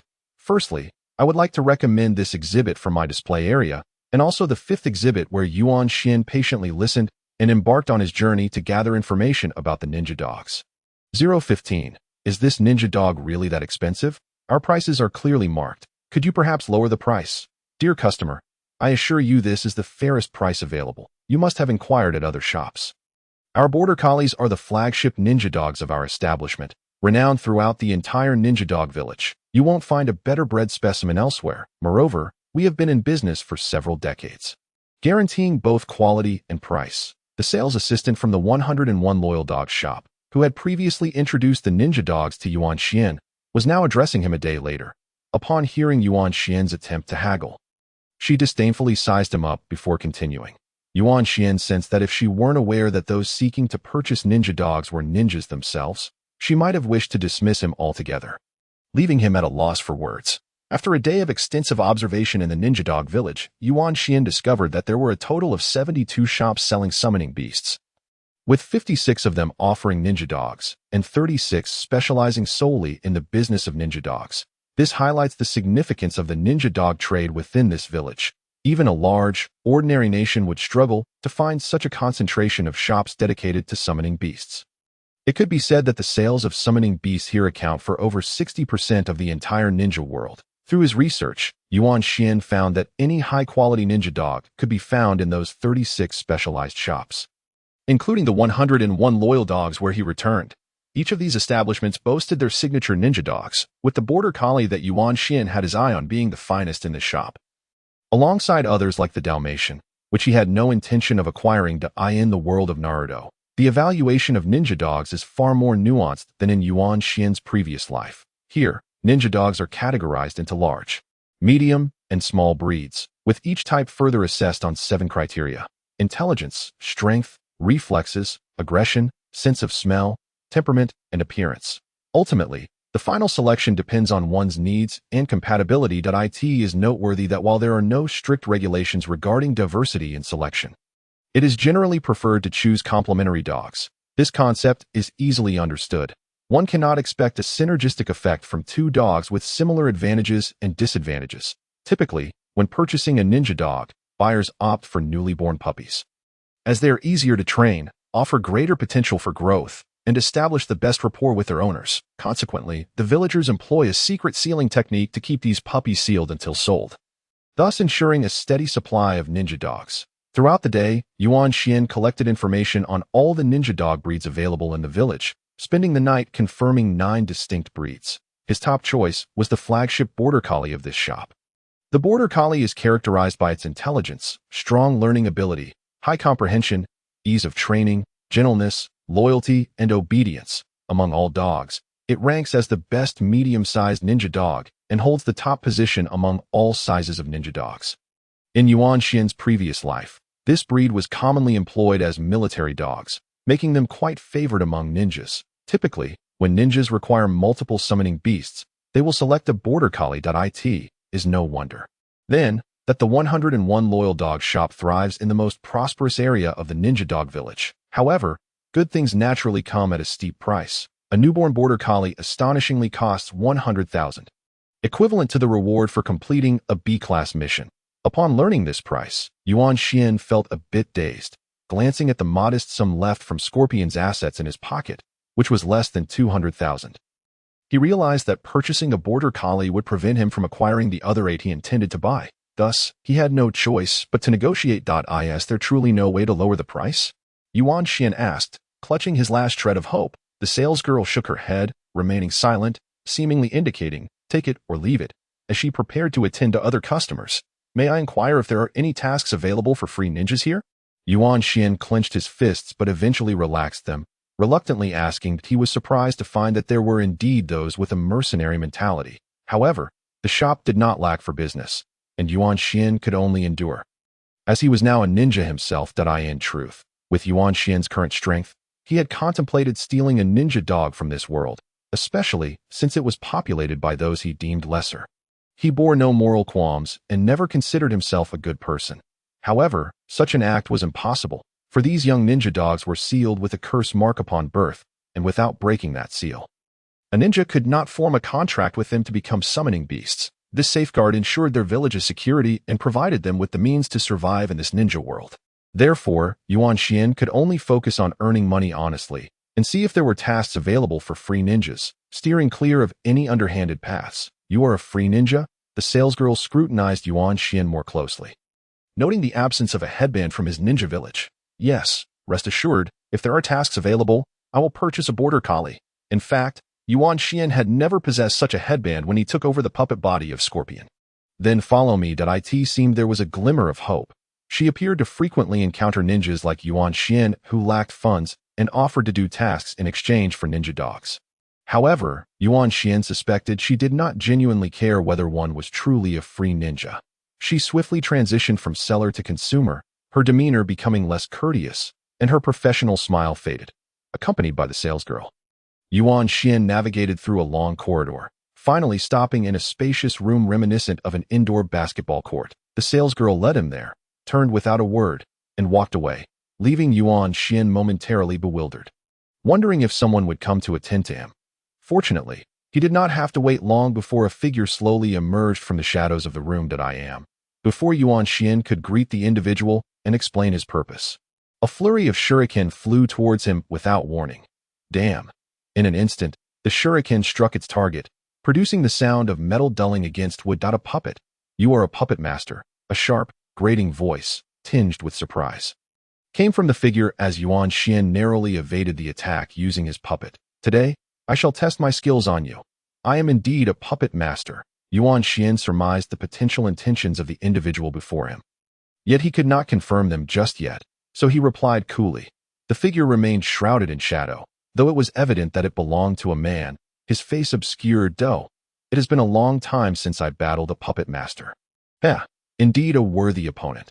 The sharp, grating voice resonated again, but upon learning of Yuan Xian's abilities, a hint of excitement seemed to seep into the tone. Yuan Xian frowned, disliking the current situation, feeling as if he had unwittingly walked into a trap. He immediately sought clarification. Now, this is, defeat me first. Everything else is none of my concern. Before Yuan Xian could finish his sentence, the man boldly interrupted him and charged at Yuan Xian with impressive speed. Humph! With another frown, Yuan Xian, confident in his current strength, generally regarded most characters from the original Naruto plot as beneath him. He had not expected this individual to be so arrogant that a sense of disdain surged within him. It was just right. He had recently mastered a new technique and had yet to find an opportunity to test it out.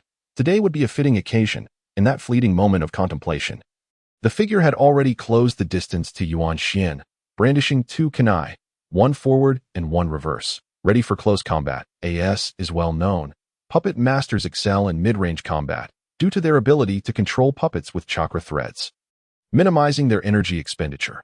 Additionally, fighting without relying on their own bodies provides significant advantages in both offense and defense, making them formidable opponents equipped with numerous hidden weapons.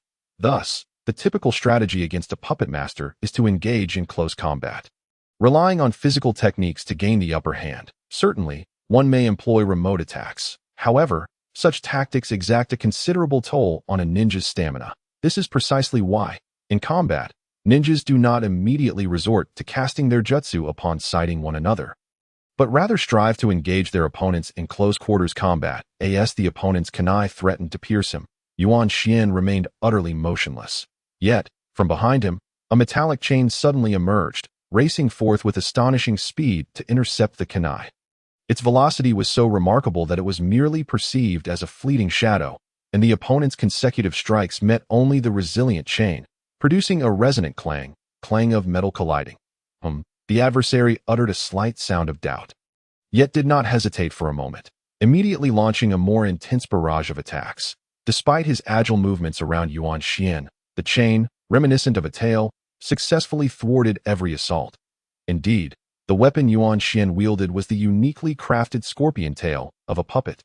As a human puppet master, he had meticulously modified the mechanisms within his own body, replacing unsightly designs to ensure a more natural appearance, while retaining only the most covert weaponry and the scorpion tail. For a puppet master, maneuvering such a tail is second nature, allowing for a level of dexterity akin to that of one's own arm.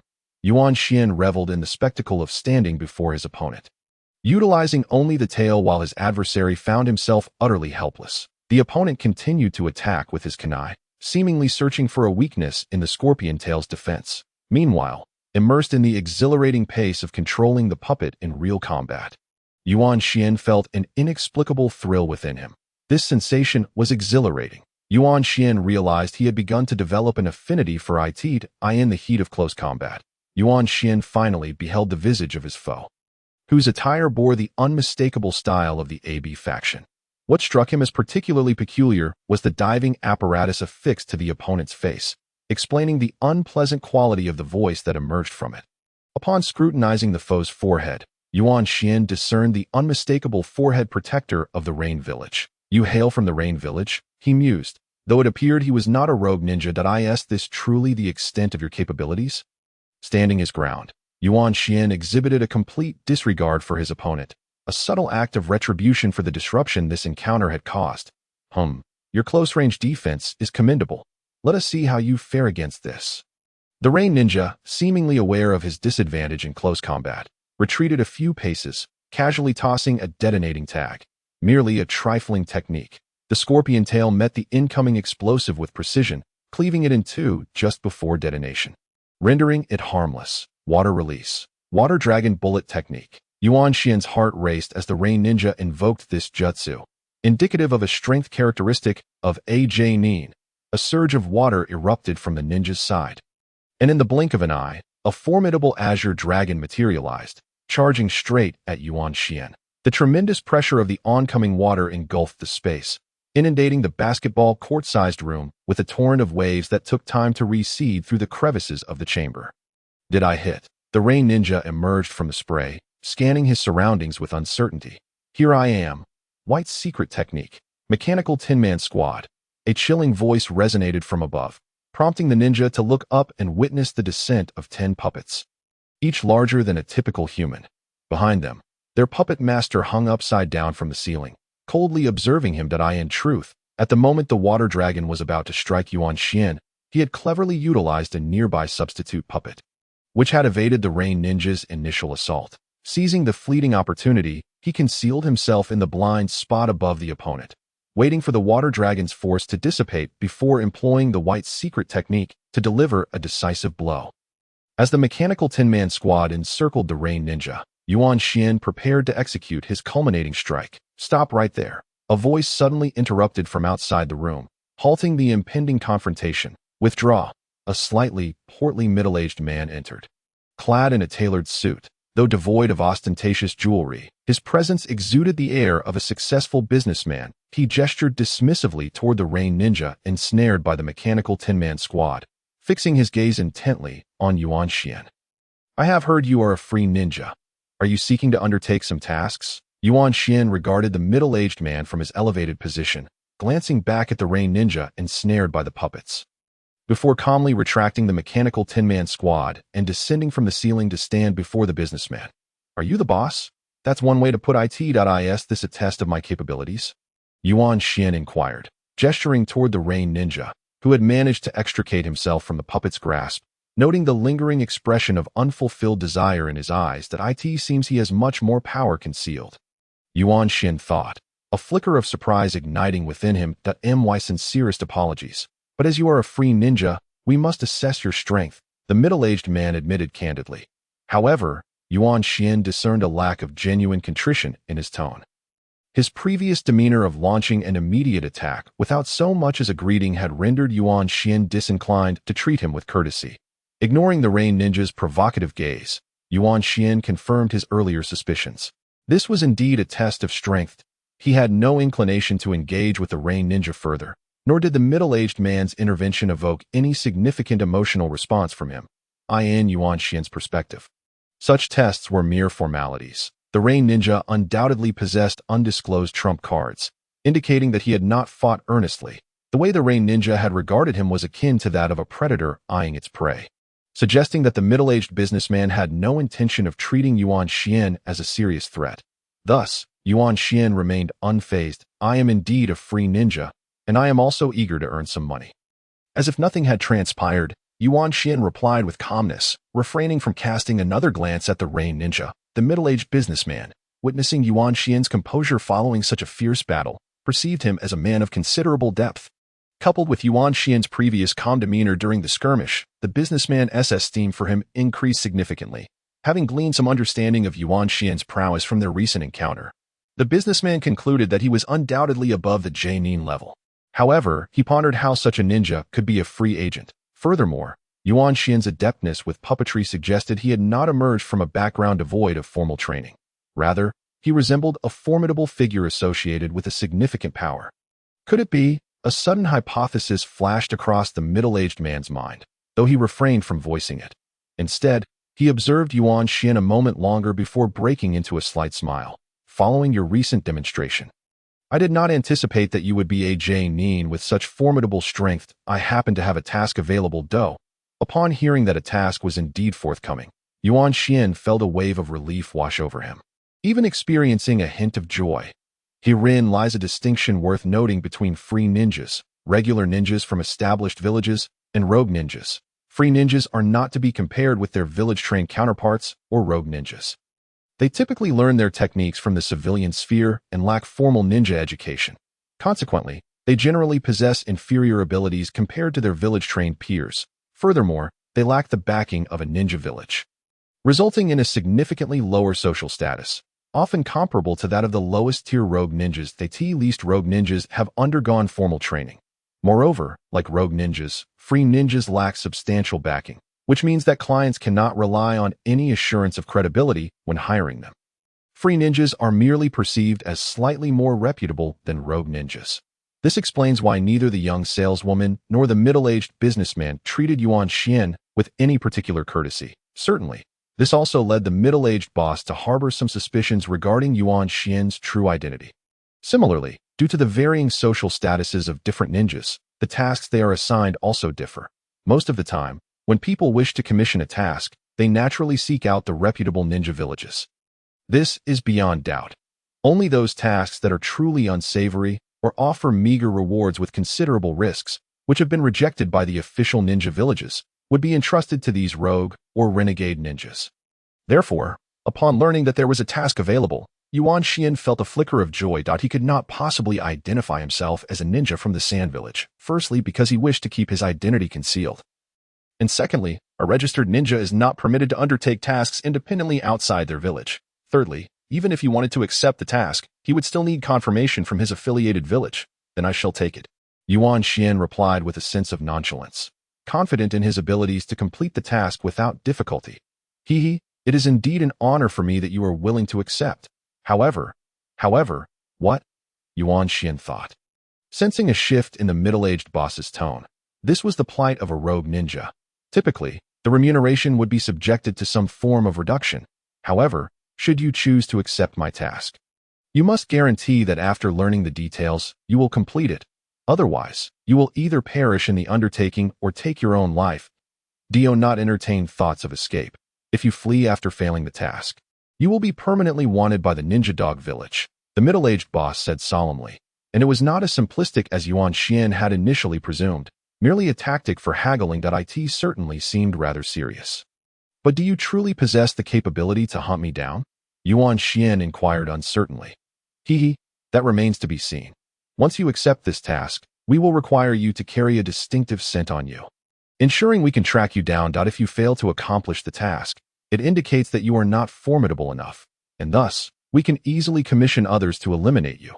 The middle-aged boss glanced at Yuan Xian, speaking with pride and confidence that it indeed appeared to be foolproof. Nevertheless, I have no interest in such a task. If you have no other assignments, it seems I shall miss the opportunity to collaborate with you, Yuan Xian stated, preparing to leave. With his abilities, earning money was merely a matter of dedicating some time. There was no need to complicate matters. No. Please wait, sir. You are yet unaware of the task's remuneration, and I believe upon hearing it, you will not refuse, the middle-aged boss insisted, still confident. Enlighten me, Yuan Xian replied, intrigued to proceed. You will require 9 ninja dogs, and it appears each one is of exceptional breed. Naturally, the price will not be low. 018. Konoha's Inuzuka clan. 018. He continued. Go on. I'm listening. The reward for this task is precisely those 9 ninja dogs that you seek. I trust this piques your interest, the middle-aged boss proclaimed with great self-assurance.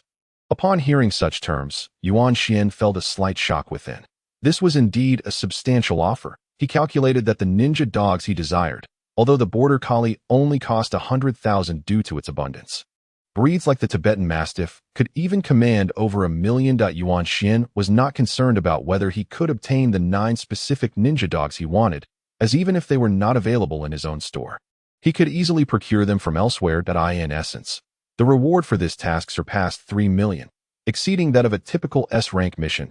This an S-rank task. He was not swayed by the lofty remuneration. Continuing to inquire. We cannot definitively assess the task's rank. However, should you succeed, the benefits it brings to me would undoubtedly warrant such compensation. It was indeed tempting. But what if this task were insurmountable?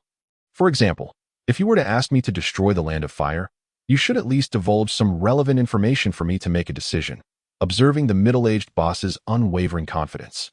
As if he were certain that Yuan Xian would not refuse, he resolved to voice all his queries. Upon hearing Yuan Xian's words, the middle-aged boss slightly tempered his confidence, scrutinizing Yuan Xian for a considerable moment before finally sighing. Whether from realization or conceding to Yuan Xian's persistence, he divulged, "All I can say pertains to the potential adversaries you may face. They should possess between 10 to 20 chunin, 5 to 10 jonin at most. And among them, the special jonin should not exceed 3, likely around 2. With this information, you should be able to make your decision. Very well, I accept. However, do not presume to be clever and withhold any secrets. Should I discover any discrepancies, I shall forego those ninja dogs, and you will also bear the consequences." Yuan Xian estimated the comparative strengths of both sides and concluded that if he conducted himself well, there should not be any significant issues. After all, puppet masters are inherently proficient in group combat. Scorpion could annihilate a small nation with his red secret technique, even if Yuan Xian had not yet reached Scorpion's level. The opposing force consisted of fewer than 30 ninjas. Then let us wish for a pleasant collaboration. Allow me to introduce myself. My name is Inuyaki Hai, and I am the spokesperson for this venerable power of the Ninja Dog Village. The line for a pleasant collaboration was drawn. Inuka clan. After spending an afternoon discussing the task's details with the middle-aged boss named Inuyaki Hai, Yuan Xian emerged from the 101 Loyal Dog shop, a hint of a wry smile on his face. What an ominous prediction! He never anticipated that he would indeed have to confront the ninjas of Konoha. Indeed, the task Yuan Xian had accepted was to seek trouble with Konoha's Inuzuka clan. Although it did not entail battling all the ninjas of Konoha, taking on the Inuzuka clan alone would not be an easy feat. Through his understanding of this task, Yuan Xian discovered that despite the apparent prosperity of the Ninja Dog Village, boasting the largest number of summoning beast shops in the entire ninja world, it actually consisted of only 2 stores, representing the 2 major powers of the Ninja Dog Village. The rest were merely facades, mere puppets of these 2 establishments. These 2 factions were the venerable power originally belonging to the Ninja Dog Village and the mightiest ninja village in the Naruto universe, the Inuzuka clan of Konoha. They both exploited the seemingly flourishing reputation of the Ninja Dog Village to monopolize the summoning beast trade in the ninja world. The 101 Loyal Dog shop belonged to the ancient faction.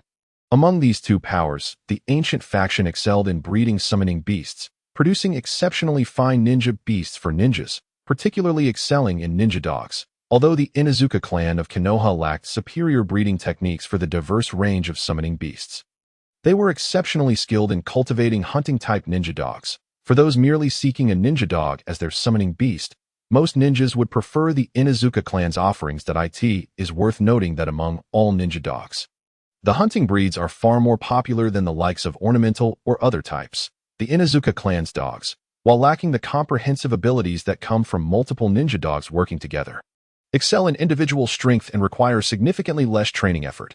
Yuan Xian, had he not deemed a single ninja dog insufficient and felt confident in his ability to train dogs on par with others, would not have opted for multiple ninja dogs. However, he had previously considered purchasing several ninja dogs from the Inuzuka clan shop. After all, if one was formidable, then surely more would be even better. It was precisely due to the unique strengths of both factions that the current division of power existed. However, as the saying goes, 2 tigers cannot coexist on the same mountain. Both powers would naturally seek ways to undermine one another. Despite the native ancient faction holding an absolute advantage in variety, the most coveted and lucrative segment of the market was seized by the Inuzuka clan. Furthermore, their backing from the powerful Land of Fire and Konoha village made the once legitimate status of the ancient faction a thorn in their side. Thus, the task that Yuan Xian was about to undertake came into being. This involved infiltrating the Inuzuka clan to steal their techniques, specifically a secret recipe for cultivating ninja dogs known as the military food pill. Should Yuan Xian manage to obtain this military food pill and present it to the ancient faction for analysis, they would acquire the knowledge necessary to cultivate ninja dogs. Consequently, the ancient faction would be able to combine the strengths of both factions, gaining an overwhelming advantage in the summoning beast trade within the ninja world. At that point, how would the Inuzuka clan compete with them? Following the acceptance of this task, Yuan Xian also acquired all the information that the ancient faction possessed regarding the Inuzuka clan in the ninja dog village. Now, Yuan Xian needed to meticulously prepare for this upcoming mission. Yuan Xian had never contemplated the possibility of leaking this task from the ancient faction regarding the Inuzuka clan, due to the absence of any tangible benefits for him. He found himself in a predicament. The possibility of not receiving compensation loomed large, and there was a chance that he could be apprehended for divulging additional intelligence regarding the long-standing powers. Moreover, the proprietor of the establishment, known as Inugai High, had promised that should Yuan Xian succeed in this mission, he would be rewarded with an enhanced ninja dog that amalgamated the strengths of both factions. He was more than willing to accept this task. 019, a tactical distraction at the same time, as Yuan Xian prepared for his mission within an unassuming building in Ninja Dog Village. A middle-aged man donned in a tailored suit knelt on one knee in a room with an expansive view, capable of surveying the entirety of the village. If Yuan Xian were present, he would undoubtedly recognize this individual as Inugai High, the representative of the local established power. However, at that moment, he exhibited none of the arrogance characteristic of a high-ranking boss. Instead, he appeared reserved and humble. Is it possible that it could be him? A man's voice resonated from the shadows of the room, though his visage remained obscured. Yet, this was not an insult. The man's tone held a certain gravity.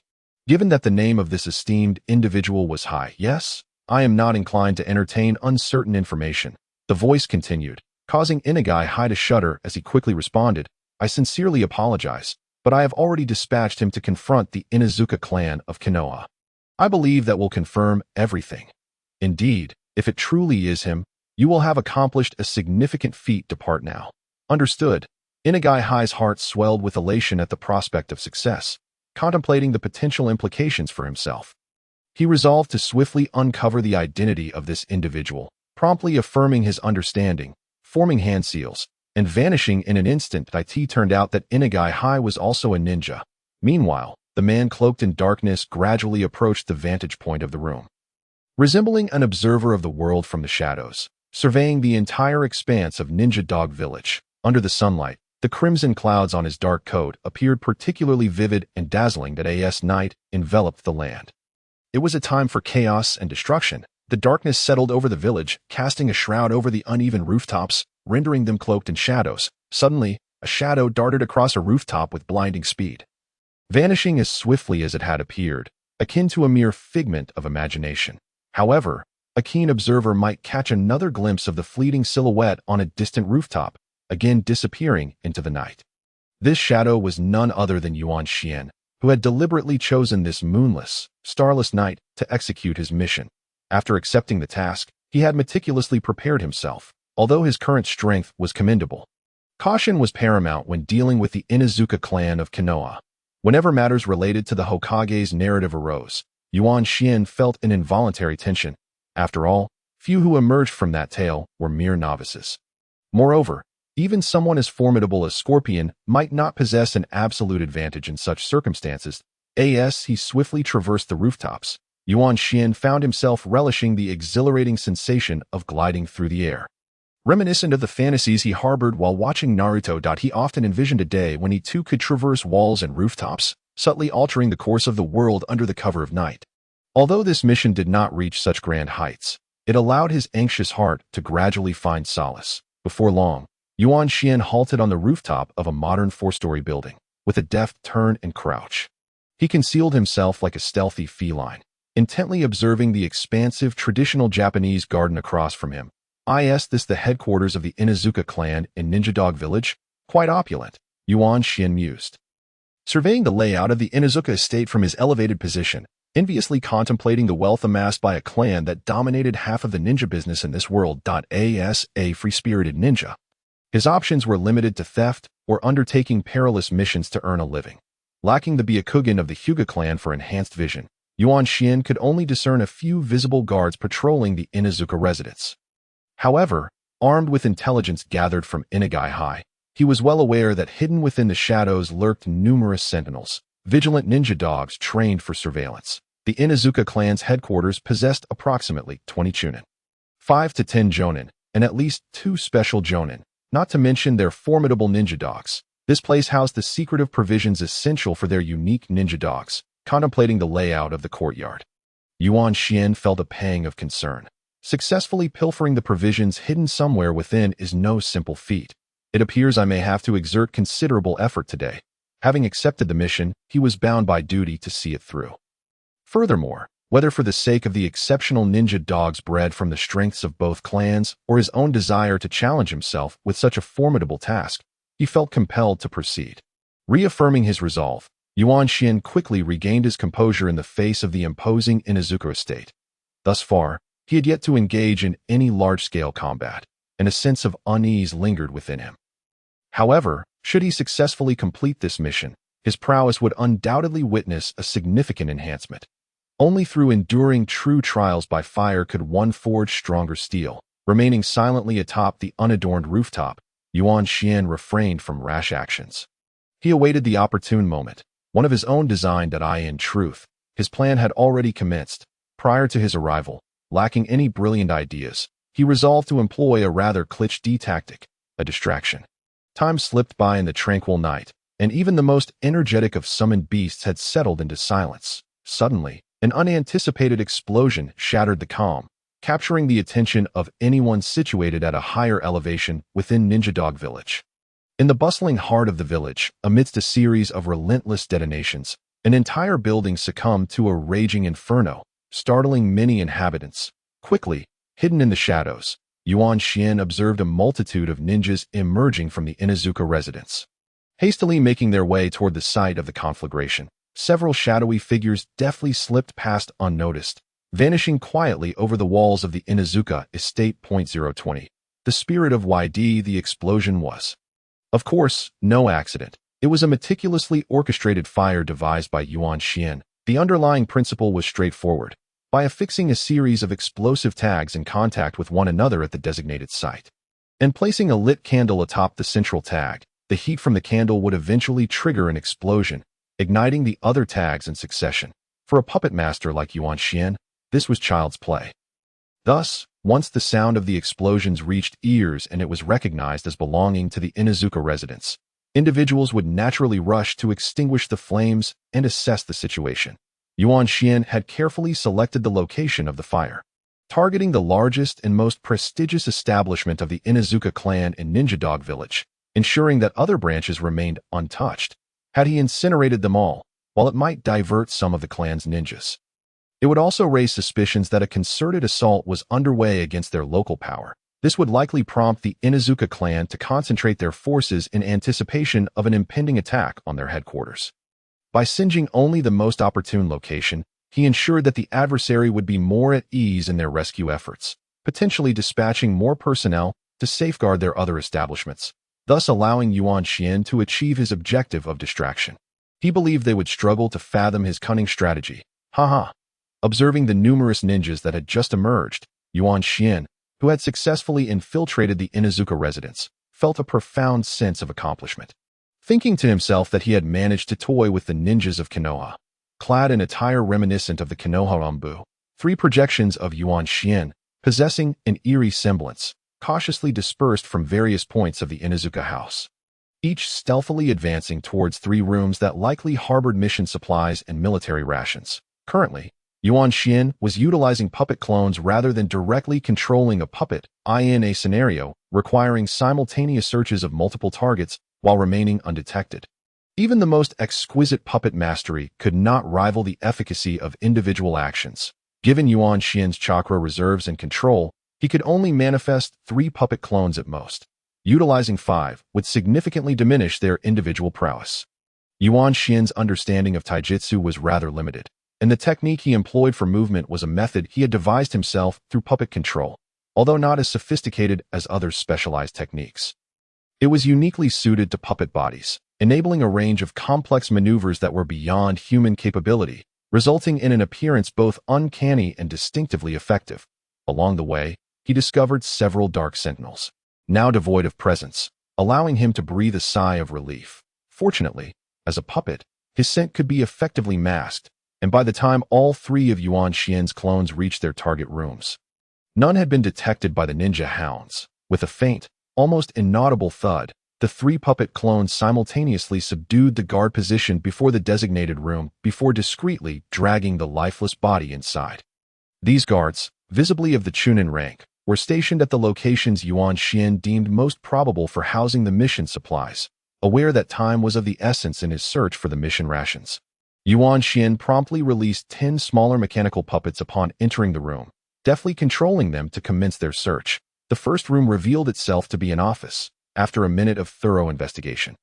Aside from some accounting documents, Yuan Xian managed to uncover a plethora of items hidden in various obscure corners. However, he was dismayed to find that they consisted solely of sticks, whips, chains, thick ropes, candles, lubricants, and an array of peculiar odors permeating the space.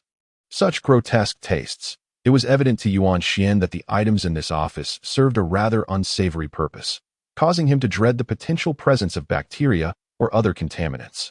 Although the puppet bodies were impervious, he still felt as though he had encountered something exceedingly filthy, which indeed it was, prompting him to hastily command the puppets to dispose of those items.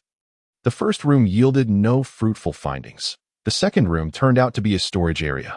After another minute, amidst some dog food and long-unused festive offerings, Yuan Xian stumbled upon a box that appeared pristine, suggesting frequent use. Inside, he discovered inflatable dolls, erotic art books, women's clothing, and an assortment of dubious CDs. Upon further inspection, it became evident that these belonged to a rather reclusive and lewd individual, leaving Yuan Xian momentarily speechless as he discarded the items.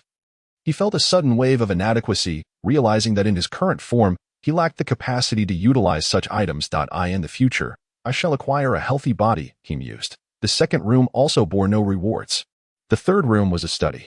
After a minute, aside from some literature on ninja hounds and explicit content, Yuan Xian finally achieved his goal by discovering a concealed chamber behind an unassuming bookshelf. I cannot believe such a thing exists. I wonder what lies within. Perhaps some secret ninja techniques. With a mix of trepidation and anticipation, he stepped inside. What he encountered was astonishing, a vast underground chamber reminiscent of a university lecture hall. Adorned with wallpaper depicting human anatomy and performance art, surrounding the space were sections designated for electric shocks, cages, and medical wards. In one corner, Yuan Xian even beheld 2 large dogs, seemingly on the brink of death, groaning in desperation upon noticing his entrance, as if pleading for mercy. This was utterly overwhelming. But what purpose did the vast expanse of tatami serve? Could it possibly be for group activities? Witnessing this extraordinary spectacle, even those with a deep-seated aversion to the Japanese's perverse nature might find themselves taken aback. It was no surprise that their unique cultural proclivities had proliferated worldwide. However, as a puppet, Yuan Xian could only roll his eyes in exasperation. The third room yielded a wealth of information on ninja hounds, which he believed would aid him in his future training, yet still no sign of the mission supplies. These ninjas, with their idle hands, felt it necessary to guard such trivialities?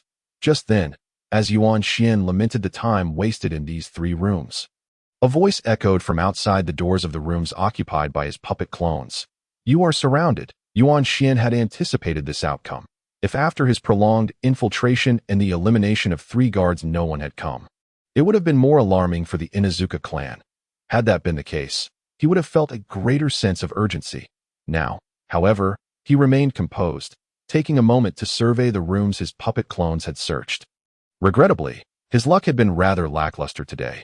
As none of the chosen rooms yielded any significant findings, he understood that the explicit nature of the items he had encountered was a reflection of the world itself, rather than an indication that the inhabitants of Konoha were particularly depraved. At least he had salvaged some literature pertaining to ninja hounds, which provided a degree of consolation. After thoroughly inspecting the rooms for any overlooked details, Yuan Xian confidently pushed the door open to exit. The moment the 3 puppet clones stepped out, a barrage of ninja tools suddenly surged towards him, the attack unexpected. However, for Yuan Xian, who was well prepared, this posed no threat. as these were merely standard attacks. So, the battle begins. Allow me to relish this experience.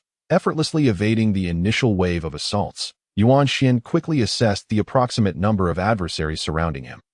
The Inuzuka ninjas, encircling his puppet clones, numbered fewer than 20. Yuan Xian deduced that most were Chunin, with higher-ranking Jounin likely believing that dealing with Yuan Xian's 3 clones did not necessitate their collective intervention, thus remaining absent. Swift resolution was imperative. Yuan Xian resolved within himself that there was no room for dialogue in this scenario.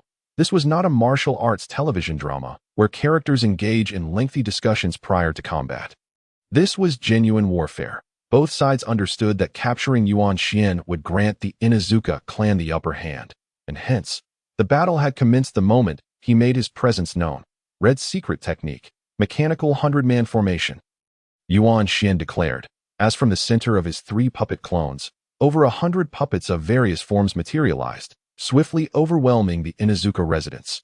With the enemy numbering fewer than 20, Yuan Xian intended to conclude the confrontation swiftly, seizing the opportunity before the more formidable ninjas could react in combat. Mercy was a luxury none could afford. Employing the most effective tactics was paramount. He's a puppet master, one of the quicker ninjas exclaimed. Yet, Yuan Xian had no intention of granting them the time to process this information. Amidst the cacophony of battle, the conflict erupted swiftly and concluded even more rapidly, leveraging the overwhelming advantage of 5 puppets per ninja. None of the Chunin stood a chance of even grazing Yuan Xian's hair. What appeared to be a grand spectacle of combat concluded in mere moments. Outnumbered, are we?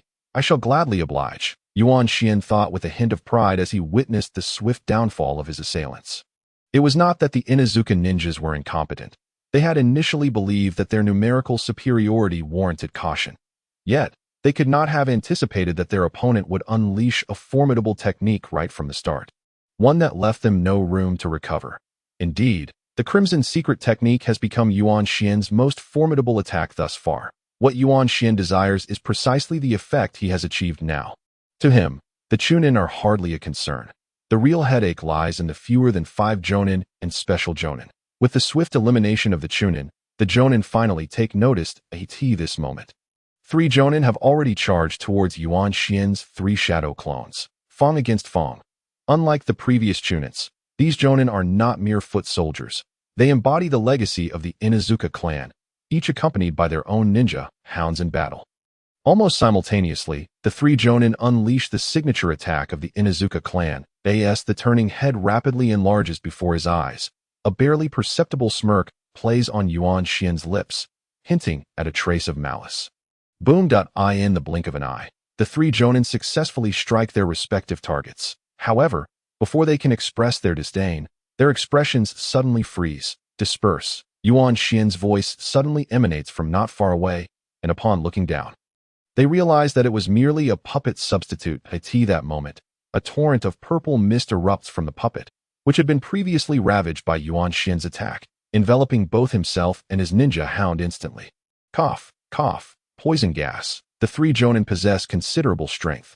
Although they may have been slightly affected by Yuan Xian's meticulously crafted scorpion venom, it is certainly not substantial, with some even avoiding his traps entirely.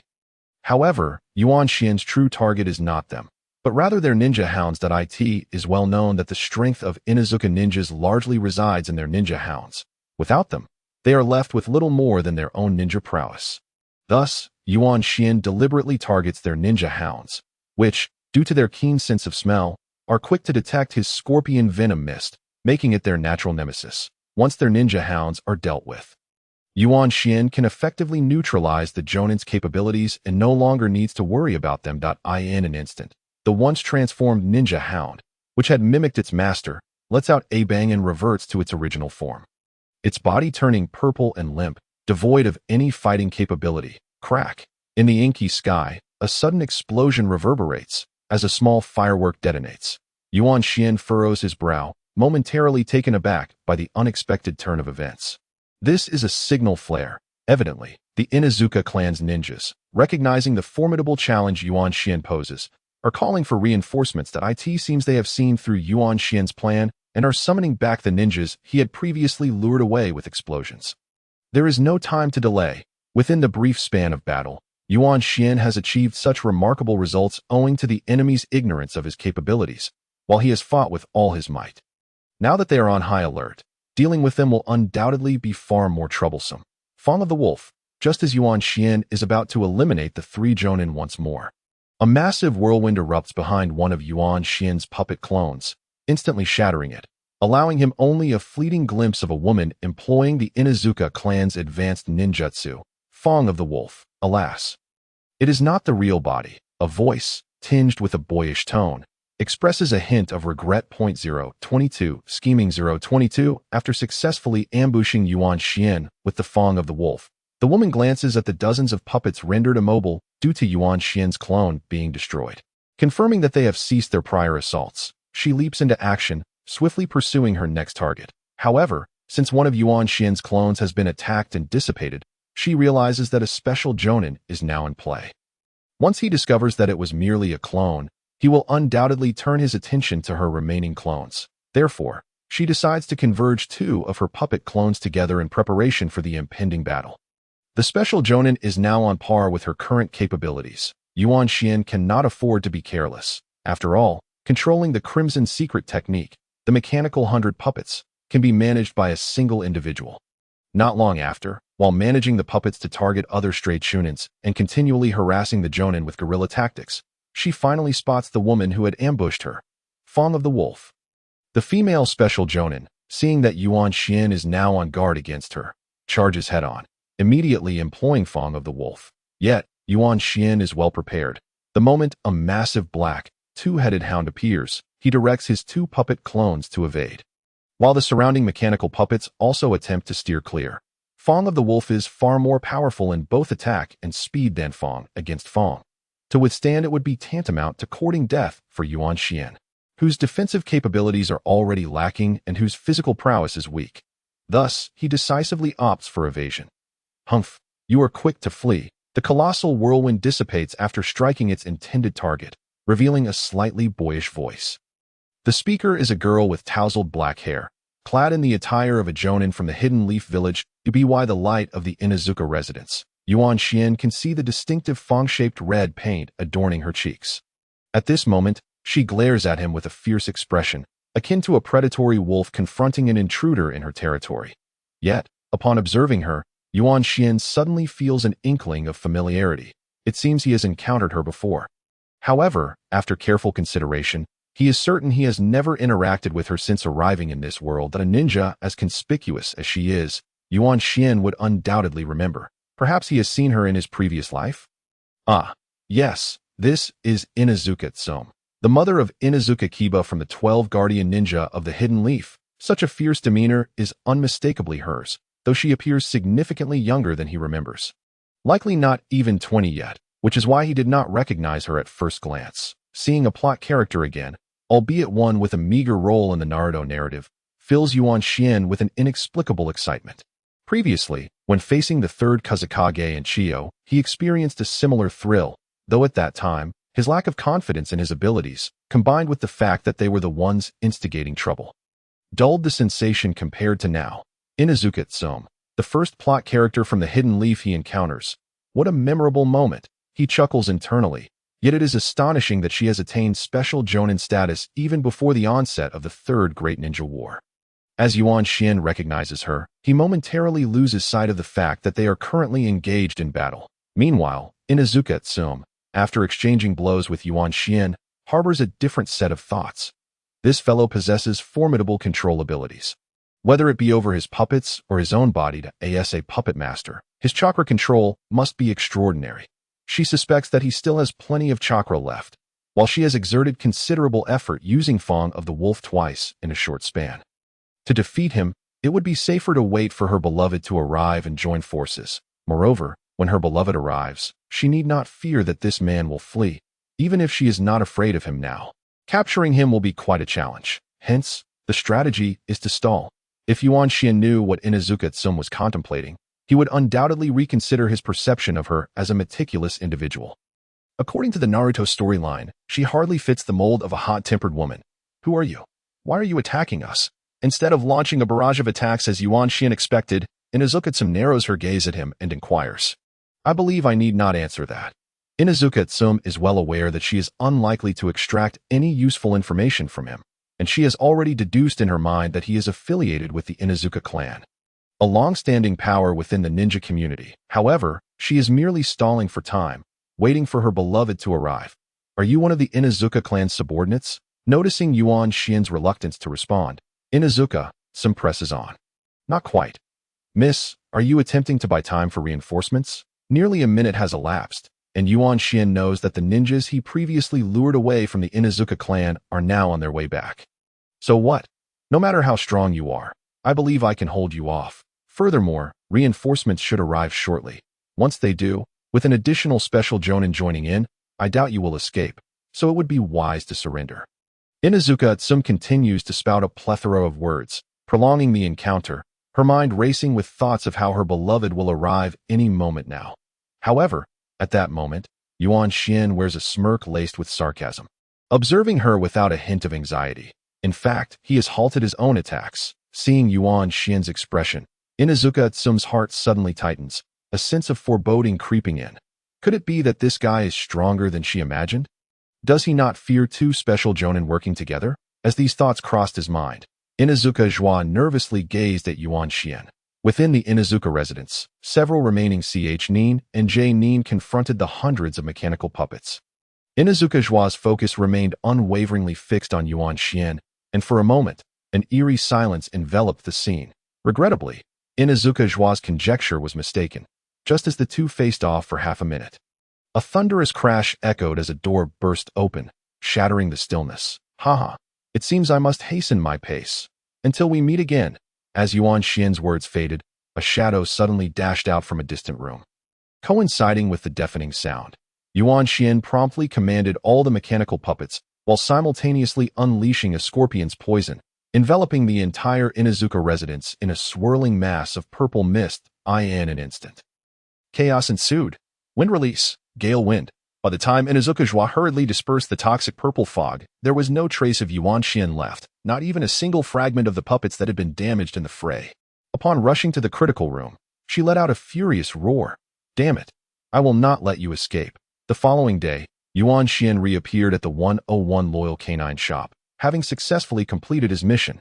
Ready to report back to in the final moments of the previous night, both parties had been racing against time. The ninjas of the Inuzuka clan awaited reinforcements, anticipating the appearance of a particularly powerful J-Nin. Meanwhile, as Inuzuka Joie eliminated one of his puppet clones, Yuan Xian seized the opportunity to deftly control another puppet, utilizing the ensuing chaos, the dim lighting, and the convergence of two of his puppet clones. He diverted the attention of most onlookers while stealthily searching for the mission item, the Inuzuka clan's specially crafted military rations. Ultimately, fortune smiled upon Yuan Xian in a room resembling their ancestral hall. He finally discovered a chest filled with military rations. Indeed, it was a substantial quantity. Given its frequent necessity, it could not be carried by the ninjas but was instead stored alongside their ancestors, underscoring its significance to them. What truly astonished Yuan Xian during this mission was the collection of books concerning ninja dogs he had pilfered from the study. Upon returning to his residence and examining them closely, he was astounded to discover they documented the Inuzuka clan's extensive experience in training and nurturing ninja dogs, alongside their related jutsu. It then dawned on him why there had been guards stationed outside the study. With such vital information at stake, caution was warranted. Armed with this knowledge, Yuan Xian, who had previously only achieved a basic proficiency in training ninja dogs, could now reach the same level as the Inuzuka clan, renowned for their adeptness in utilizing ninja dogs in combat. Furthermore, with their jutsu at his disposal, he could develop a better synergy with his future ninja dog. Each time he contemplated this, Yuan Xian couldn't help but yearn to acquire his own ninja dog as soon as possible. Which is why he rushed to report his mission early the next morning. Guided by a beautiful young girl, Yuan Xian traversed the twisting corridors once more. This young lady was the same who had attended to him previously. Yet this time, her demeanor was remarkably gracious. She maintained a perpetual smile, treating him with utmost respect and humility, almost resembling a Japanese actress. Clearly, they were aware of the events that transpired the night before. Perhaps they had received news of his successful mission. Otherwise, such a shift in attitude towards a free-spirited ninja seemed rather unusual. Yuan Xian mused. Yet he felt no discontent. This world operated on the principle of survival of the fittest. And the strong naturally commanded respect. At that moment, Yuan Xian still donned his civilian attire, maintaining a clean appearance, with a delicate visage that easily endeared him to others. However, upon closer inspection, one might discern a subtle yet indescribable change within him. He exuded a hint of confidence, yet remained remarkably composed. There was a glimmer of brilliance, albeit tempered with restraint. This transformation stemmed from his ongoing mastery and refinement of his own abilities during this period. Certainly, the most significant catalyst for this qualitative change was the battle with the Inuzuka clan the previous night. Having gained fundamental experience from the confrontation, Yuan Xian was now better equipped to face diverse challenges in the future, naturally boosting his confidence, while simultaneously fostering a sense of calm and composure. It may have appeared that Yuan Xian fought with ease, yet he had invested considerable effort in the preparatory phase of the mission, meticulously devising strategies to account for various potential scenarios and leveraging all available resources. Although the process was arduous, the outcome allowed him to relax and flourish during the battle. Moreover, the experience rigorously tested his mental fortitude, ultimately leading to the present outcome. Before long, Yuan Xian found himself in an office, the same one where he had discussed specific mission details with the Rain Ninja after passing their test. The room, characterized by the grand style of AB, held no particularly unique features, yet it was cluttered with odd and superfluous items, none of which piqued Yuan Xian's interest at that moment. The middle-aged proprietor named Inanaki Hai had been awaiting Yuan Xian's arrival.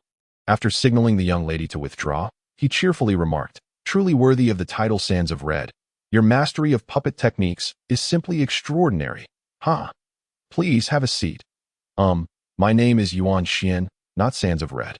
Taken aback by the revelation of his identity, Yuan Xian was momentarily flustered but quickly regained his composure, wary of the possibility that the other party might be attempting to deceive him.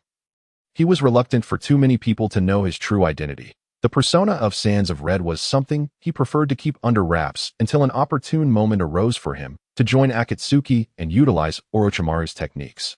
Generally, he was not keen on exposure, especially since it was not a particularly honorable identity. Mr. Sands of Red, there's no need to be anxious. We harbor no ill intentions. You have brought the military rations from the Inuzuka clan. Correct? I didn't expect you to blow up their best shop. How delightful.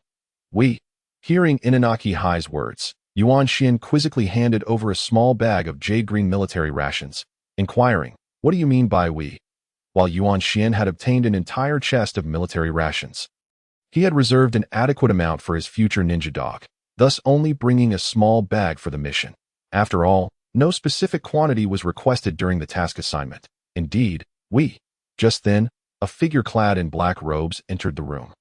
Upon turning to look, Yuan Xian was momentarily stunned.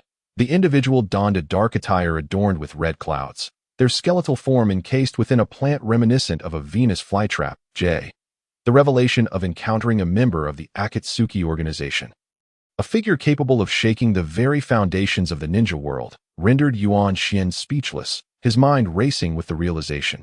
He is J. Although only half of him, he is still J. The J of Akatsuki stands before me. Put down the antidote, and you may leave. J, seemingly unfazed by Yuan Xian's astonishment, assumed that the latter was merely envious of his appearance and addressed Inanaki Hai with an authoritative tone. "Mr. Sands of Red, this is the antidote previously applied to your hands, which allowed my ninja dogs to track your scent.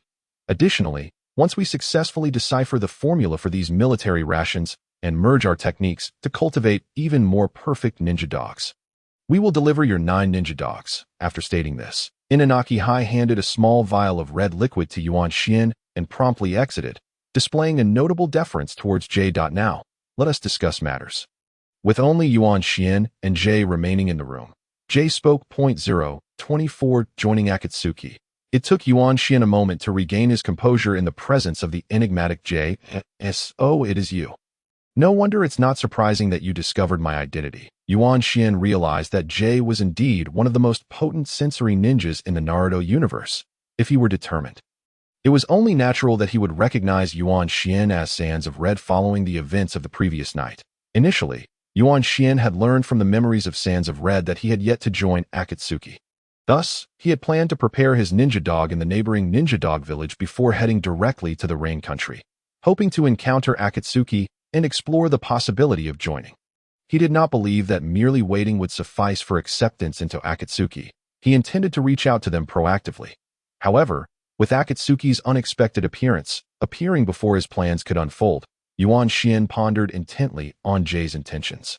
This rare encounter with Akatsuki raised the question of whether he should seek a way to join. What are we discussing?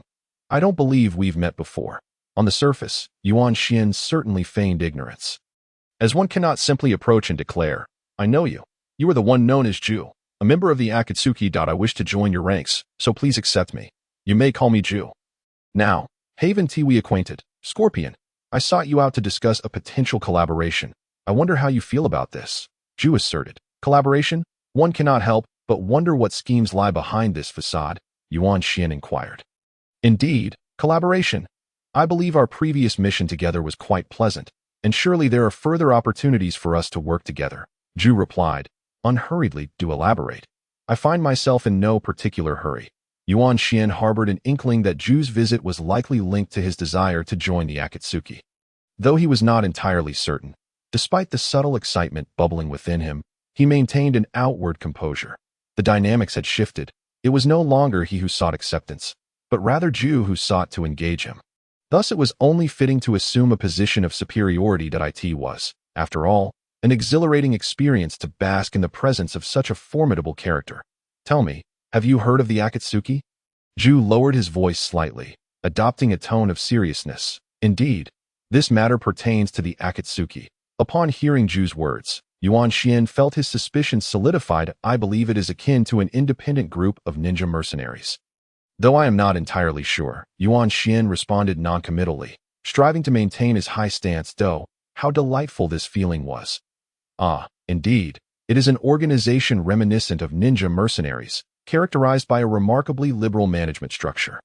The ultimate ideal of the organization is to usher in genuine peace to this war-torn ninja world. Oh, and what follows? Ju appeared somewhat like a salesman in his delivery, and as Yuan Xian had traversed into this realm, the Naruto saga had yet to reach its conclusion. Ju's background and intentions remained somewhat obscure to Yuan Xian, who struggled to grasp the essence of his current thoughts. I wonder if the Scorpion of the Red Sand has any interest in joining us? Here it was, just as he anticipated. Ju had come to persuade him to join the Akatsuki. Yet, he never expected that he would not need to seek them out. They had come to him, thus granting him the upper hand in this negotiation. Yuan Xian's heart raced with excitement at the prospect. However, he was determined not to acquiesce too readily. He would seize this opportunity to probe into Ju's true nature. You are a member of the Akatsuki, correct? Indeed, Ju replied succinctly, but Yuan Xian was not one to let such a reply stand unchallenged. How long have you been with the Akatsuki? Are you perhaps one of its founders? Well, perhaps I might consider divulging that information once you have joined us. That Ju's lips remained sealed, but it was understandable. A ninja's intelligence is not easily shared. Very well. Joining you is not out of the question. But one must first discuss the benefits I would receive from such an alliance. Although his heart brimmed with 1,000 desires to join the Akatsuki, an opportunity to approach Orochimaru openly was a crucial element of his plans. He could not simply agree without reservation. To do so might prompt suspicion about his ulterior motives. I have heard that the Scorpion of the Red Sand is rather cynical and seems disinterested in the world around him. What sort of benefits do you seek? Ju countered without directly addressing Yuan Xian's inquiry. Ju's approach to Scorpion was undoubtedly premeditated, and Yuan Xian became increasingly certain of this. That it seemed Ju possessed intelligence regarding the Scorpion that was not far removed from Yuan Xian's own knowledge. A sense of vigilance began to creep into Yuan Xian's mind. It appeared he would need to adopt a more guarded demeanor when dealing with members of the Akatsuki. In that case, I would require access to all medical data and ninjutsu. Would that be agreeable? Of course, if you cannot provide such information, that is acceptable. Yuan Xian continued to lay forth his conditions, believing it foolish not to seize the opportunity presented. You certainly have quite the appetite. However, I must make it clear that acquiring everything you desire is impossible. There may be instances where we must maintain confidentiality. Nevertheless, to the extent possible, we can make accommodations. Rest assured, even if it is merely a fraction, it will not be a trivial amount, enough for you to conduct extensive research without difficulty. How does that sound? I see. Yuan Xian feigned reluctance, contemplating for a few moments before ultimately nodding in agreement. But what will my responsibilities entail upon joining the Akatsuki? Let me be clear. I shall not engage in trivial tasks. Fear not. While we may not undertake many missions, those we do embark upon are undoubtedly of great interest, and the remuneration is often greater than that offered by the most successful village in the Land of Fire. Kanahagakur, Yuan Xian listened intently, drenched in sweat as he processed Ju's description of these interesting missions, fully aware they likely involved capturing tailed beasts and inciting conflicts among the nations. Nonetheless, despite his internal reservations, he ultimately acquiesced. Very well, I suppose I can see what this entails. Then I wish you a fulfilling experience with the Akatsuki. May our collaboration be fruitful. Upon hearing Yuan Xian's acceptance, Ju smiled, albeit with evident effort. Offering congratulations, it was clear he was not accustomed to greeting others with such cheerfulness in this world. There was little in the way of customary handshakes, and Yuan Xian silently celebrated his fortune. Realizing he had now formally joined the ranks of the Akatsuki. By the way, how many members does the Akatsuki currently have? Is the Inuzuka clan, a long-standing power in the Ninja Dog Village, also part of the Akatsuki? I apologize for the delay. I was engaged in discussions regarding a contract with the editor today, and the paperwork is on its way. Thank you immensely, esteemed readers, for your unwavering support of my endeavors in the Naruto realm. I shall continue to strive for excellence. As for the current composition of the Akatsuki, including the newly joined members, there were now 4 individuals. Regarding the Ninja Dog Village, it seemed they were indeed considered part of the Akatsuki now. Albeit somewhat ambiguously. Is that so? Yuan Xian could not resist pressing further. Knowing the implications of the Inuzuka clan's ties to his own lineage, it is accurate to say that once you delivered the secret food pills from the Inuzuka clan to the Inuzuka family, the Ninja Dog Village effectively became a part of our Akatsuki organization. You have genuinely made a significant impact upon your recent joining. What? At that moment, Yuan Xian felt a sudden sensation of having been outmaneuvered. The Ninja Dog Village still held 2 major factions, but that was only a temporary state. With the technology behind the Inuzuka clan's secret food pills, the Inuzuka clan would surely be ousted in favor of the Inuzuka family, which would assume control. As for the Inuzuka member he had encountered earlier, they were a rain ninja sent by the Akatsuki to infiltrate the powerful Inuzuka clan, tasked with seizing control and establishing the clan as a subordinate of the Akatsuki.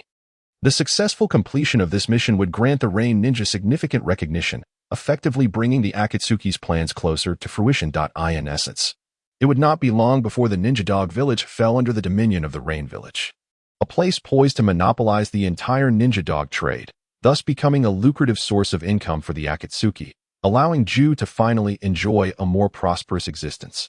Ju patiently elucidated all of this, clearly in high spirits due to the success of this mission and the presumed value of the Scorpion of the Red Sands inclusion.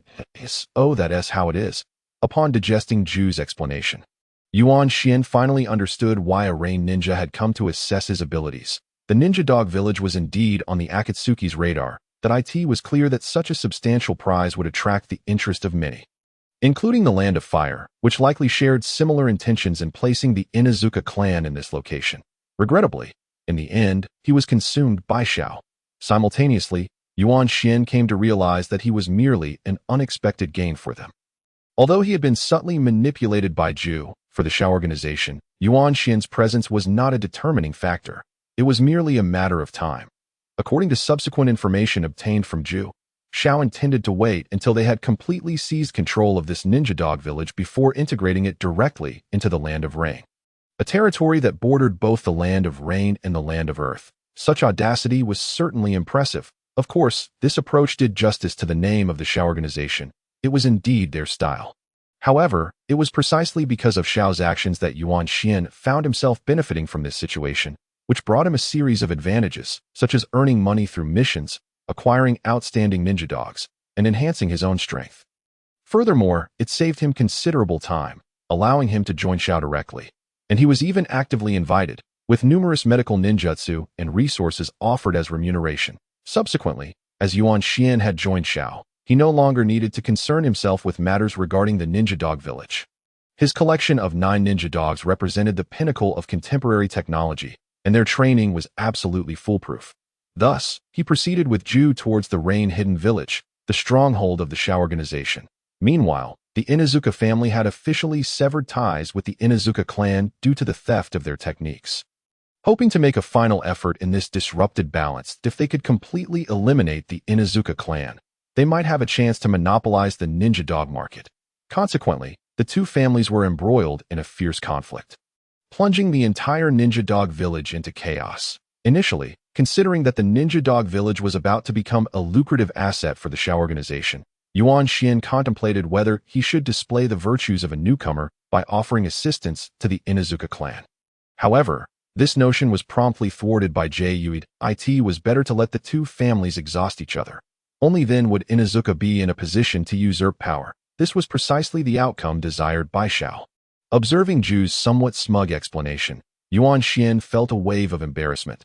The methods of Shao were indeed remarkable, leaving him to ponder whether joining Shao was the right decision after all. The treacherous dividing line. Rain-hidden village. A place suffused with humanity's negative emotions. 3 days later, Yuan Xian arrived at the stronghold of the Shao organization, the rain-hidden village, accompanied by Ju, whose bone-white complexion was rather ordinary. The land of rain is situated at the intersection of the Wind Country, Fire Country, and Earth Country, with the rain-hidden village nestled deep within. The environment cannot be deemed particularly pleasant, as the air is thick with moisture. Nevertheless, it is significantly more favorable than the arid Wind Country. As Yuan Xian walked through the rain-soaked streets of the rain-hidden village, he could not help but reflect on this village, which marked his first encounter with a ninja village since arriving in this world. The architecture of the rain-hidden village appeared more advanced than any of the villages he had previously seen, replete with modern electrical conveniences, as one would expect from a hidden ninja village. However, despite its advancements, it could not rival the 5 great ninja countries. Due to the rain, the streets were sparsely populated, making it unlikely to encounter large groups of rain ninjas, which lent an air of desolation that prompted reflections on the village's history. Due to the interests of the 5 great nations, small countries like the Land of Rain, caught in the middle, have long been utilized as battlegrounds between larger nations, leading to a history rife with bloodshed and suffering. Along the way, Ju did not indulge in any local pleasantries or provide Yuan Xian with insights into the culture. Instead, he led him directly to the tallest building in the rain-hidden village.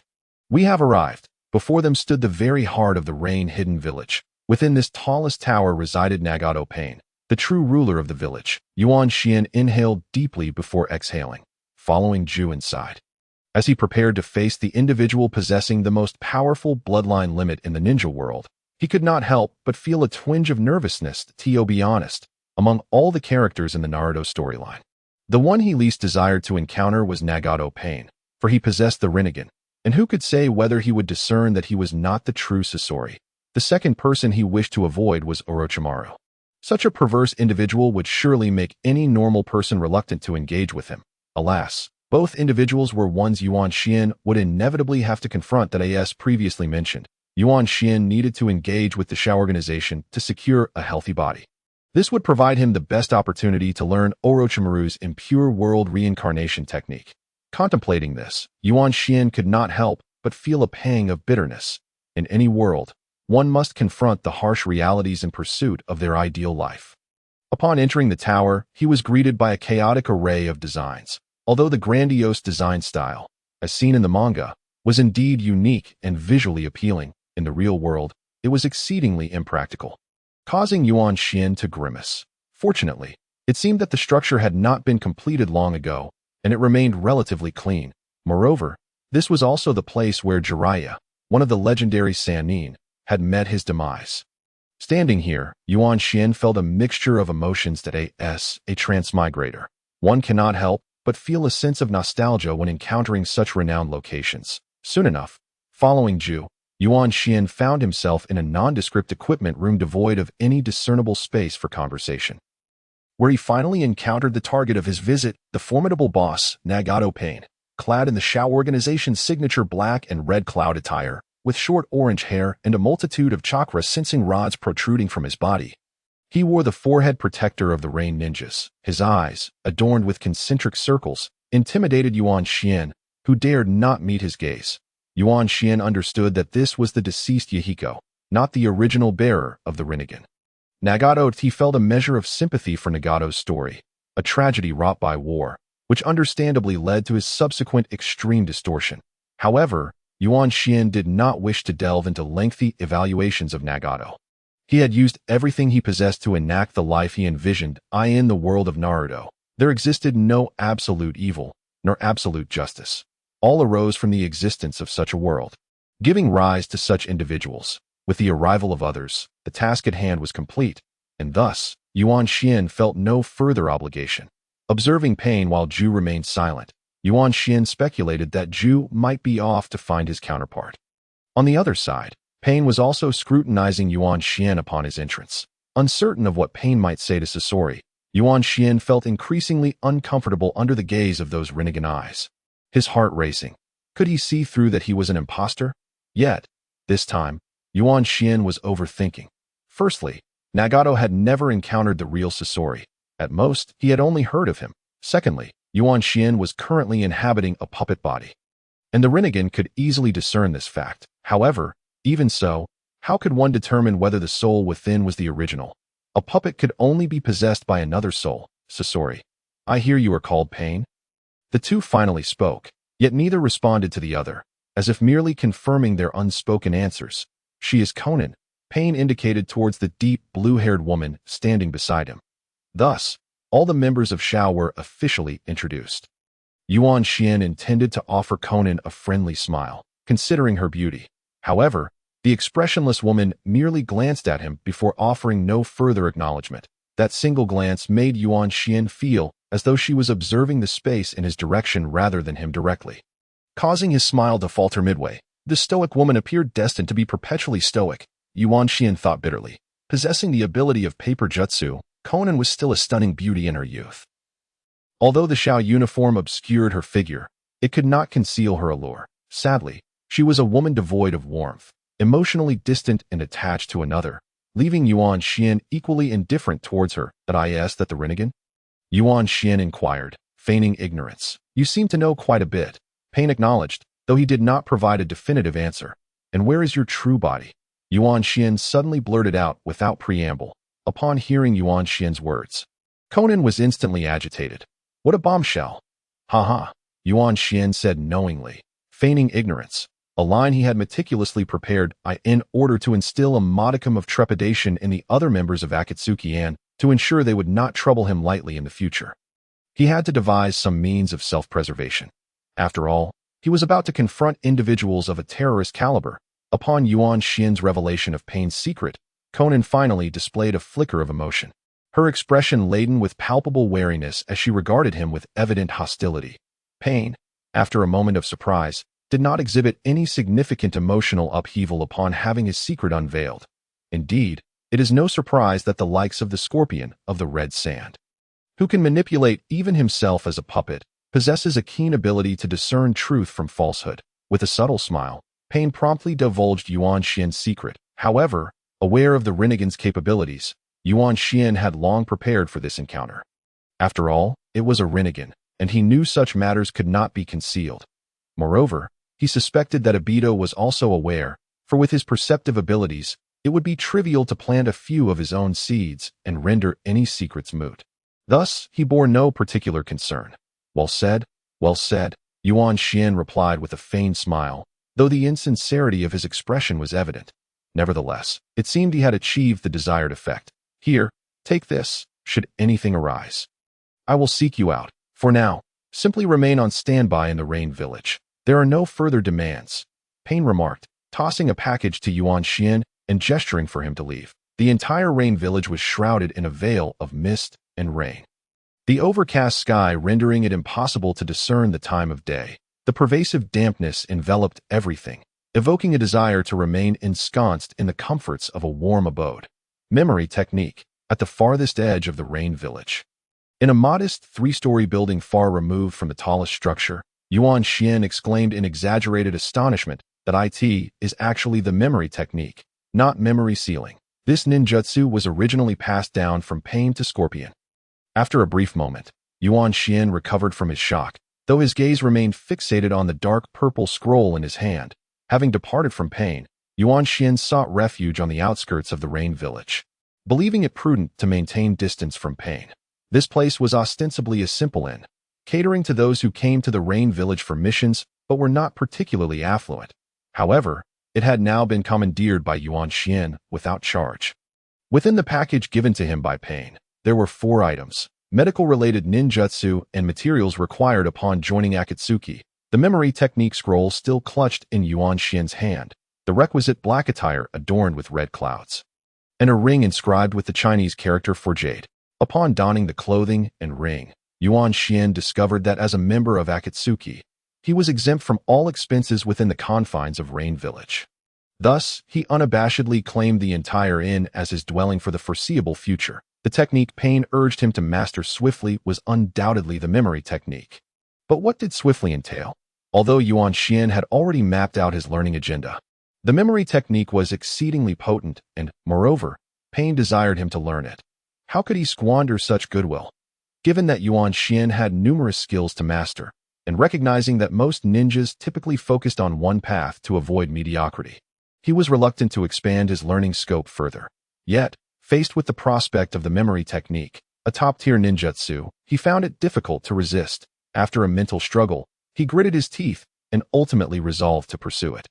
As a premier ninjutsu, its complexity was substantial. The Scorpion's memory sealing technique was merely a facet of this memory technique, and it seemed he had only mastered that singular maneuver, which illustrated the challenge ahead. This uncertainty further fueled Yuan Xian's hesitation. As he unrolled the memory technique scroll, Yuan Xian began to study it meticulously, soon furrowing his brow in concentration. Time slipped away unnoticed, and when the rain that had persisted throughout the day finally ceased, revealing a large, round moon, Yuan Xian remained wholly absorbed in his study of the memory technique. Uncertain of how long he had been engrossed, he continued with utmost caution, his strength rendering him impervious to concerns about lighting. While his puppet body was not susceptible to fatigue from sustained positions that last, at a certain moment, Yuan Xian abruptly closed his eyes, his brow still knitted, but he finally set the scroll aside. As if grasping some elusive understanding or contemplating a profound thought, it was not until the following day, when the sun had scarcely risen before being replaced by rain, that he emerged from this state. He exhaled deeply. Though his puppet form felt no strain, it served to express his newfound ease. The memory technique was indeed enigmatic. Having dedicated an entire night to this endeavor, Yuan Xian had not fully mastered the memory technique, but he had comprehensively studied its entirety. As its name suggests, the memory technique relates fundamentally to memories. Its capabilities extend to manipulating memories, including deleting, sealing, interpreting, and altering the memories of others. And this technique could even be applied to oneself. The memory technique is categorized into 4 segments: deletion, sealing, interpretation, and modification, with each subsequent section becoming increasingly formidable and challenging to learn. The Scorpion had only managed to acquire the second segment, sealing. Through an entire night of study, Yuan Xian had gleaned an understanding of how to cultivate this ninjutsu. Yet he felt a wave of trepidation. Mastering the memory technique necessitated the use of a human brain for cultivation, employing chakra to familiarize, comprehend, and control the memory section of the human brain. Following the prescribed methods of the memory technique, one would gradually attain the ability to manipulate memories at will. However, this form of training was decidedly malevolent. Without mastery of this technique, one could easily disrupt a person's memories, causing mental turmoil, and even inflicting direct harm to the brain, rendering individuals imbecilic or, in severe cases, resulting in death. While Yuan Xian did not consider himself a virtuous person, the thought of employing the living brain for the sake of honing his abilities was beyond his moral compass.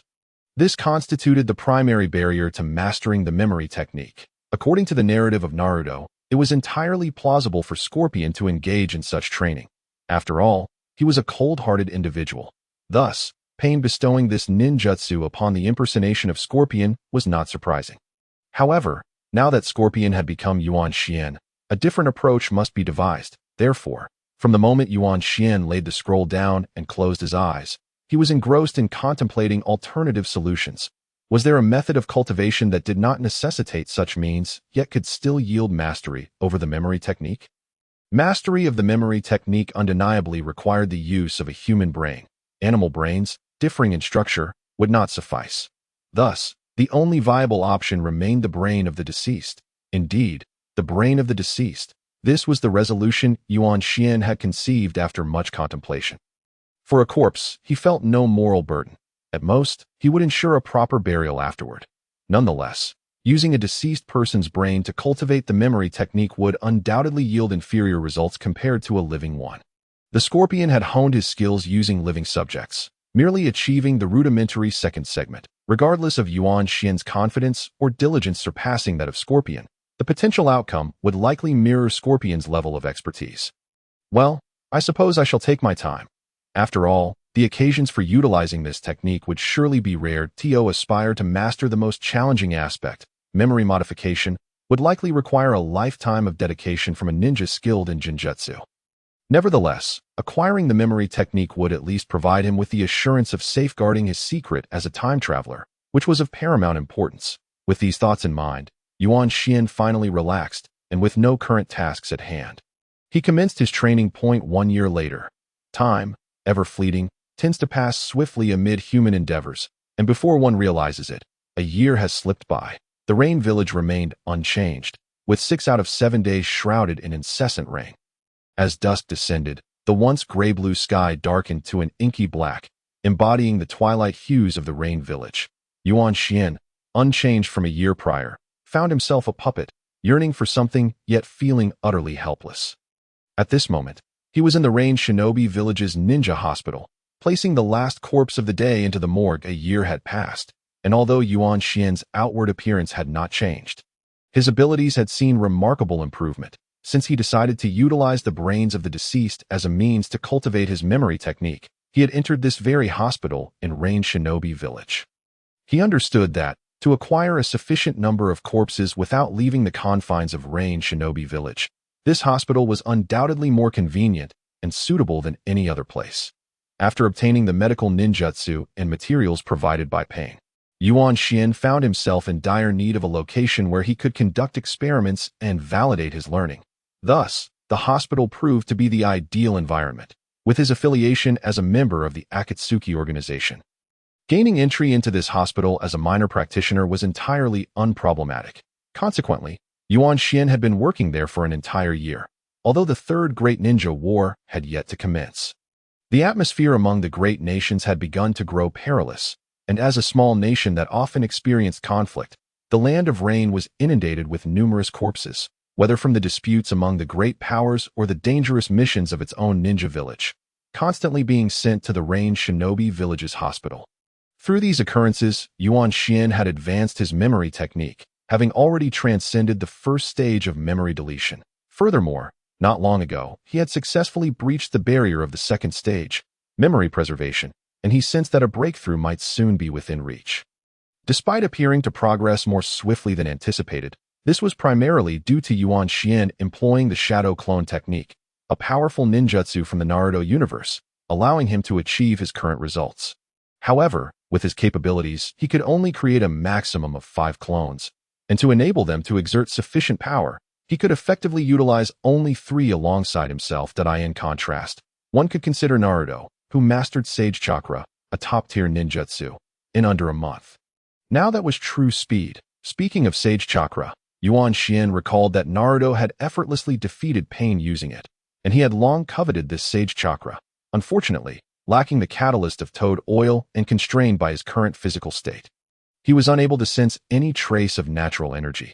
Thus, he had no choice but to abandon the pursuit, although he intended to revisit it once he had regained a healthy body.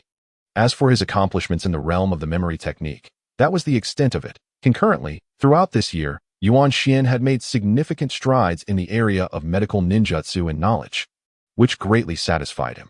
After acquiring the undeniably rich medical ninjutsu and materials from Pain, he meticulously organized and integrated his past life's knowledge, along with some medical techniques and wisdom from Scorpion, culminating in a remarkably comprehensive set of medical ninjutsu materials. Subsequently, he seized the opportunity presented by his work at the hospital to embark on systematic learning.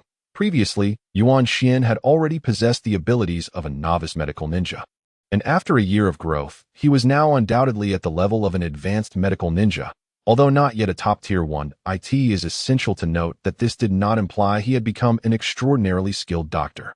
Rather, he specialized in the realm of immortality-related medical ninjutsu. Yuan Xian did not aspire to master every medical subject. Instead, he focused solely on a specific subset of medical knowledge, consciously avoiding fields such as gynecology or proctology that had no relevance to reincarnation technique. It was precisely due to this specialization, combined with his foundational medical knowledge and the assistance of 3 shadow clones, that he had successfully attained his current level within a year. Presently, Yuan Xian was confident that he could adequately handle the medical ninjutsu associated with Orochimaru. Naturally, his journey in medical ninjutsu would not cease here. His ultimate goal was to reach the caliber of Tsunade, a legendary medical ninja. Attaining such proficiency would render him impervious to any tricks from Orochimaru. Having placed the final corpse into the morgue, Yuan Xian concluded his day's work at the hospital. Soon, once he mastered memory preservation, he would be able to apply it to living individuals, liberating him from the arduous efforts he currently endured. Having organized everything, Yuan Xian planned to return to his 3-story residence, pondering that due to the enhancement of his memory technique, the brains of the deceased were becoming increasingly ineffective for cultivation. However, until he mastered memory preservation, he could only resort to memory deletion, which inflicted significant harm on the living, albeit serving as a viable offensive ninjutsu. Thus, Yuan Xian resolved to endure a while longer. Once he perfected memory preservation, he could merely seal others' memories, ensuring there would be no life-threatening risks involved. Mr. Scorpion. Just as he stepped out of the hospital, Yuan Xian was suddenly called to a halt. Is someone seeking me? Could it be a mission? He mused, gazing inquisitively in the direction of the voice. That a year had elapsed, and pain had yet to contact him. Although he had been granted ample time for cultivation, it felt rather indulgent, offering no utility to pain. Meanwhile, Yuan Xian had been living comfortably in Rain Shinobi Village without contributing in any meaningful way. The human puppets did not require sustenance, saving them considerable expenses. Thus, he had been anticipating Pain's communication for some time. Who are you? Observing that the individual before him appeared to be an ordinary Rain Shinobi, Yuan Xian's curiosity deepened since his arrival in Rain Shinobi Village. No one had ever sought him out specifically. I come from the Dog Shinobi Village. This is a delivery from Lord Inuzuka from Mr. Scorpion, the Rain Shinobi explained, lifting a large cardboard box that had been resting by his feet and presenting it to Yuan Xian. Dog Shinobi Village? Inuzuka Day.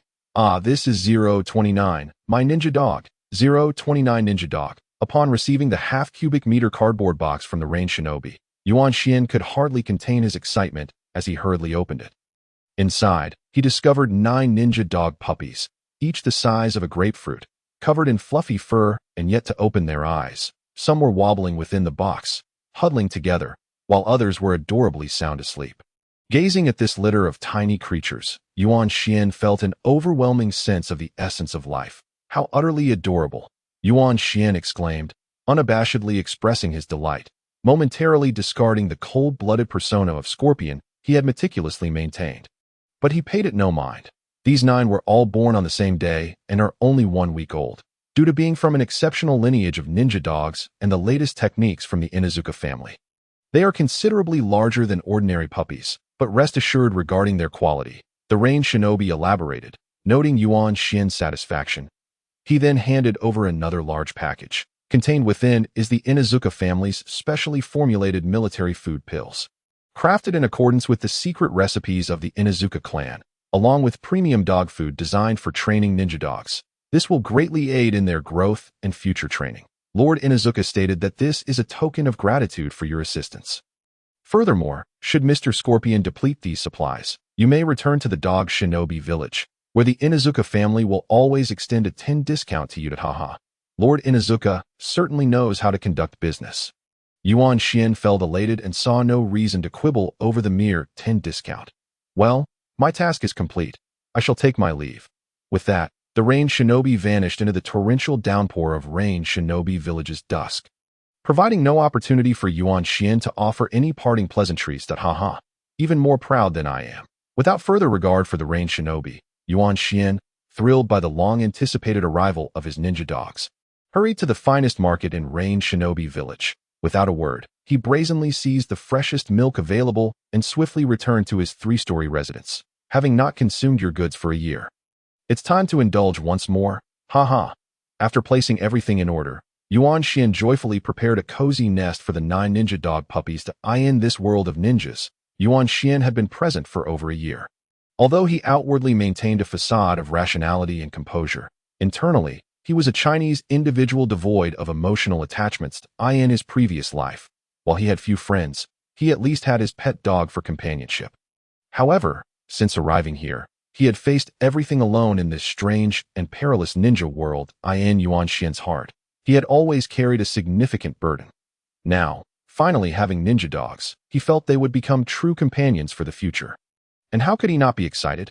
In truth, the decision to select ninja dogs as a means of protection was influenced by various factors that resonate with my current situation. Ninja dogs. Unable to contain his excitement, Yuan Xian finally exclaimed, dancing joyously in his room.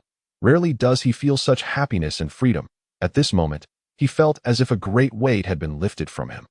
Indeed, while my current strength may not suffice to conquer those formidable boss-level figures, I possess enough power for self-defense. There is no longer a need to suppress myself in this cruel, survival of the fittest world of ninjas.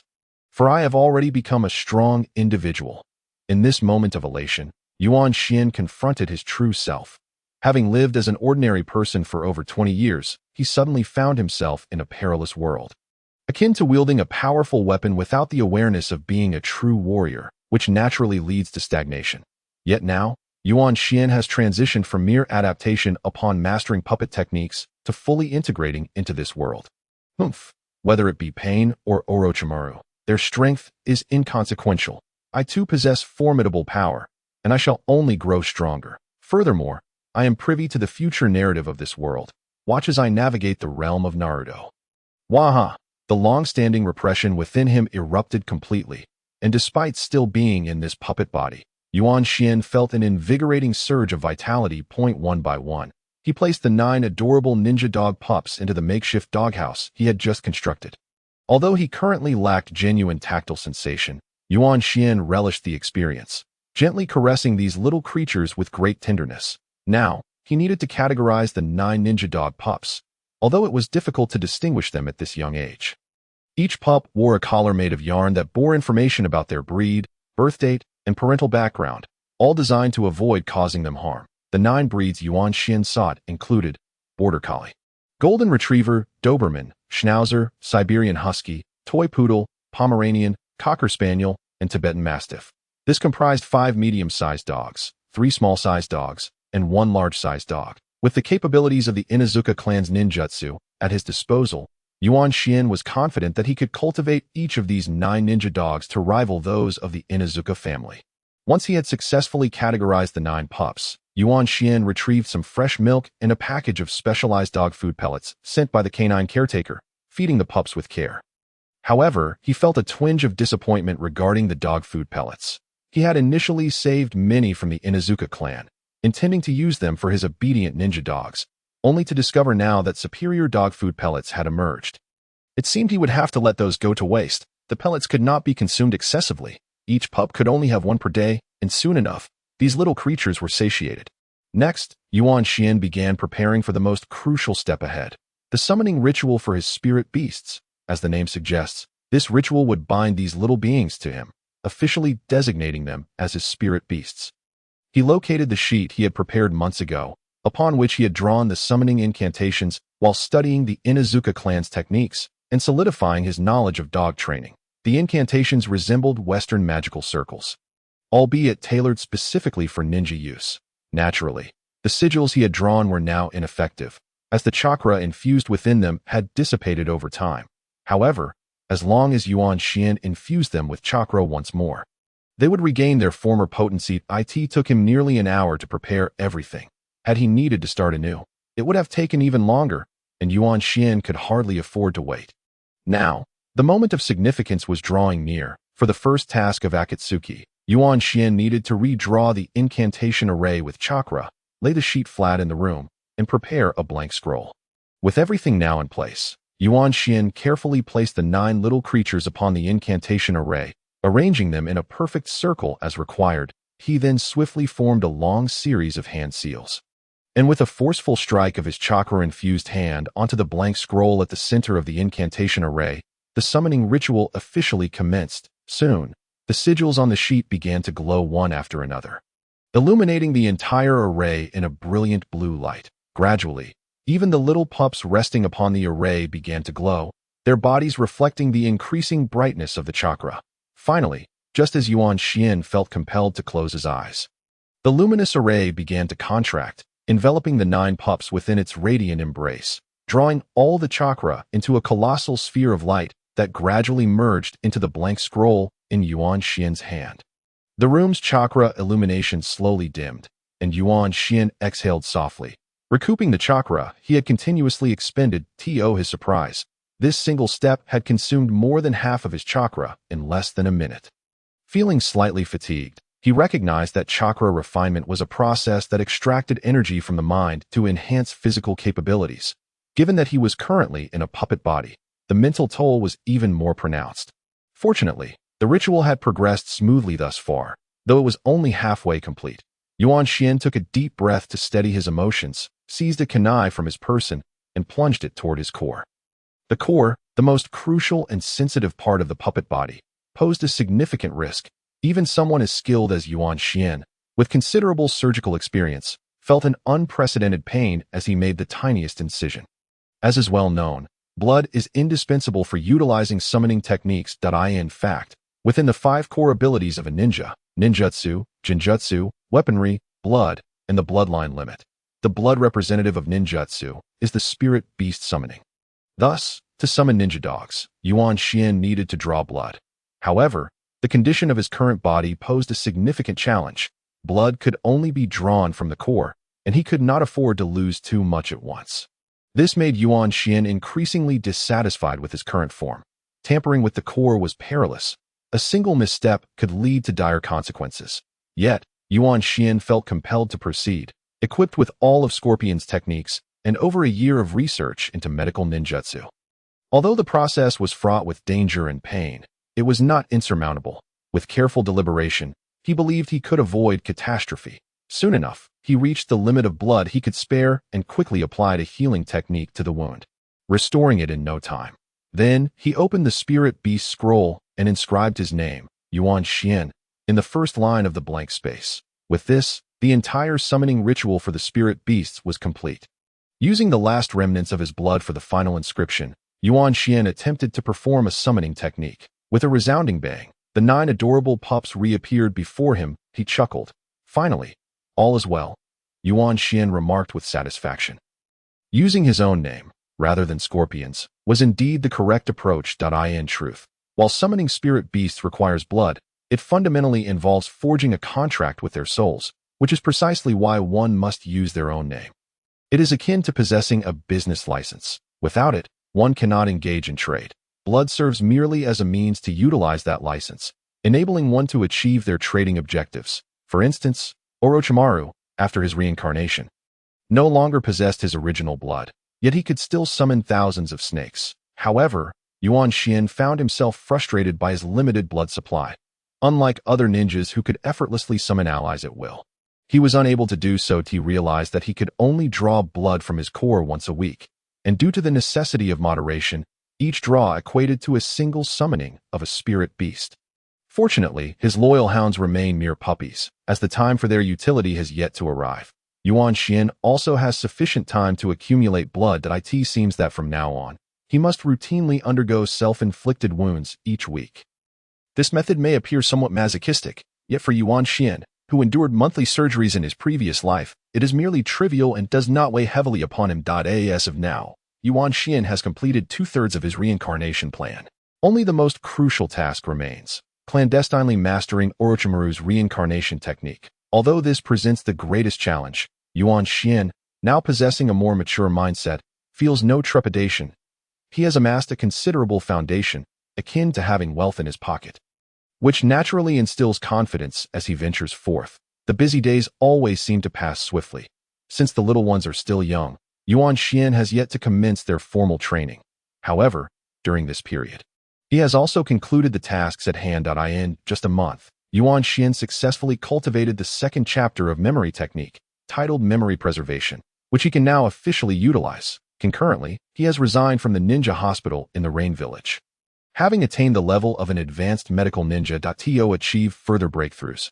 Only those specializing in medical ninjutsu can accomplish such feats.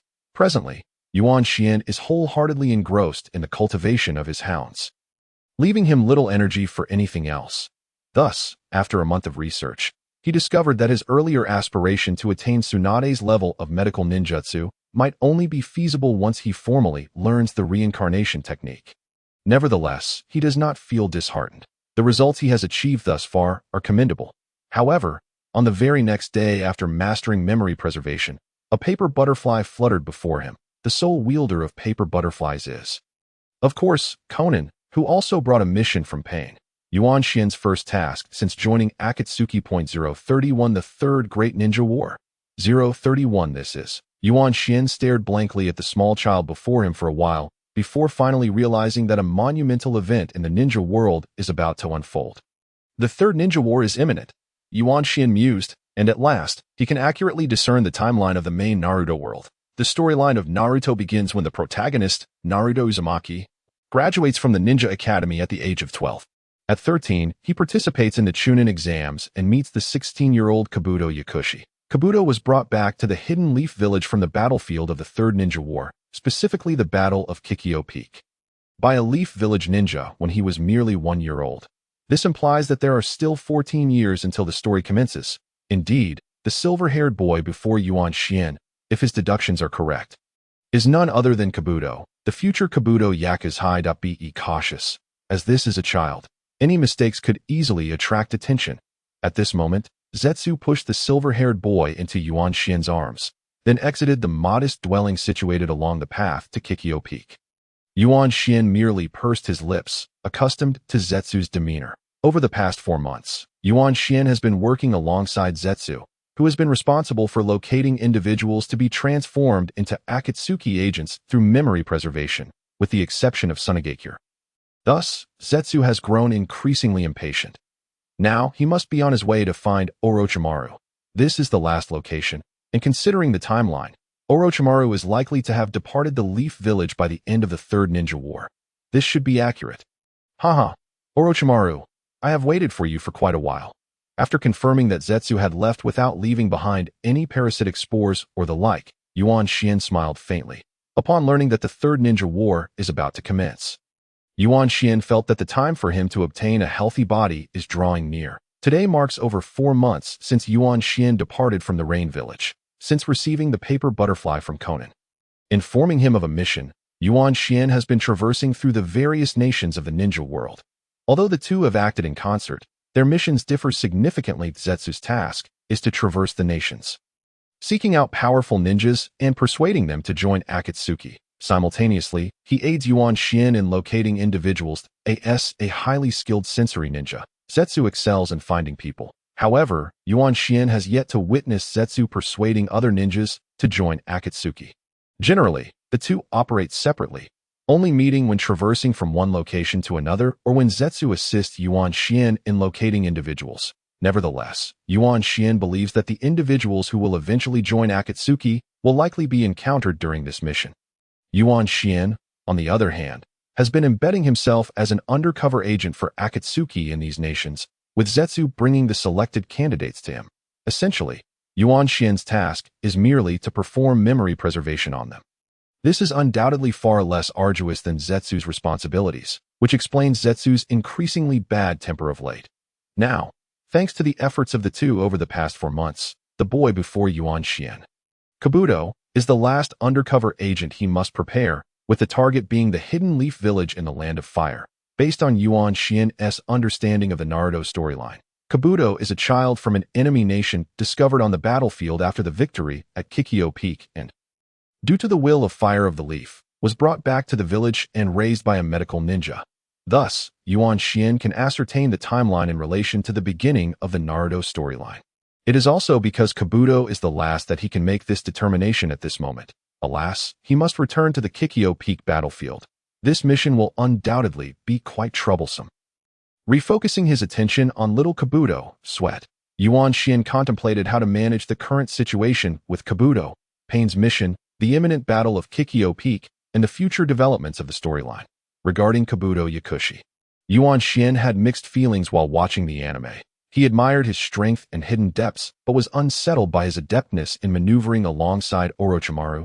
He perceived him as powerful yet dangerous, akin to a wolf, challenging to control like a dog. Therefore, Yuan Xian now wishes to securely bind Kabuto to become a valuable aid in the future, especially since Kabuto initially worked for Sasori.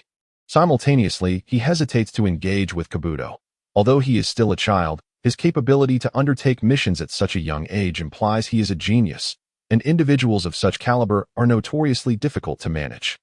Particularly as Yuan Xian lacks any particular aptitude for commanding others, if it proves perplexing, he shall set it aside for the time being. This task bestowed by Pain must be completed, and at least currently. Kabuto remains within his grasp. He shall see how it unfolds. Temporarily dismissing the troubling matters from his mind, Yuan Xian prepared to employ memory preservation on little Kabuto.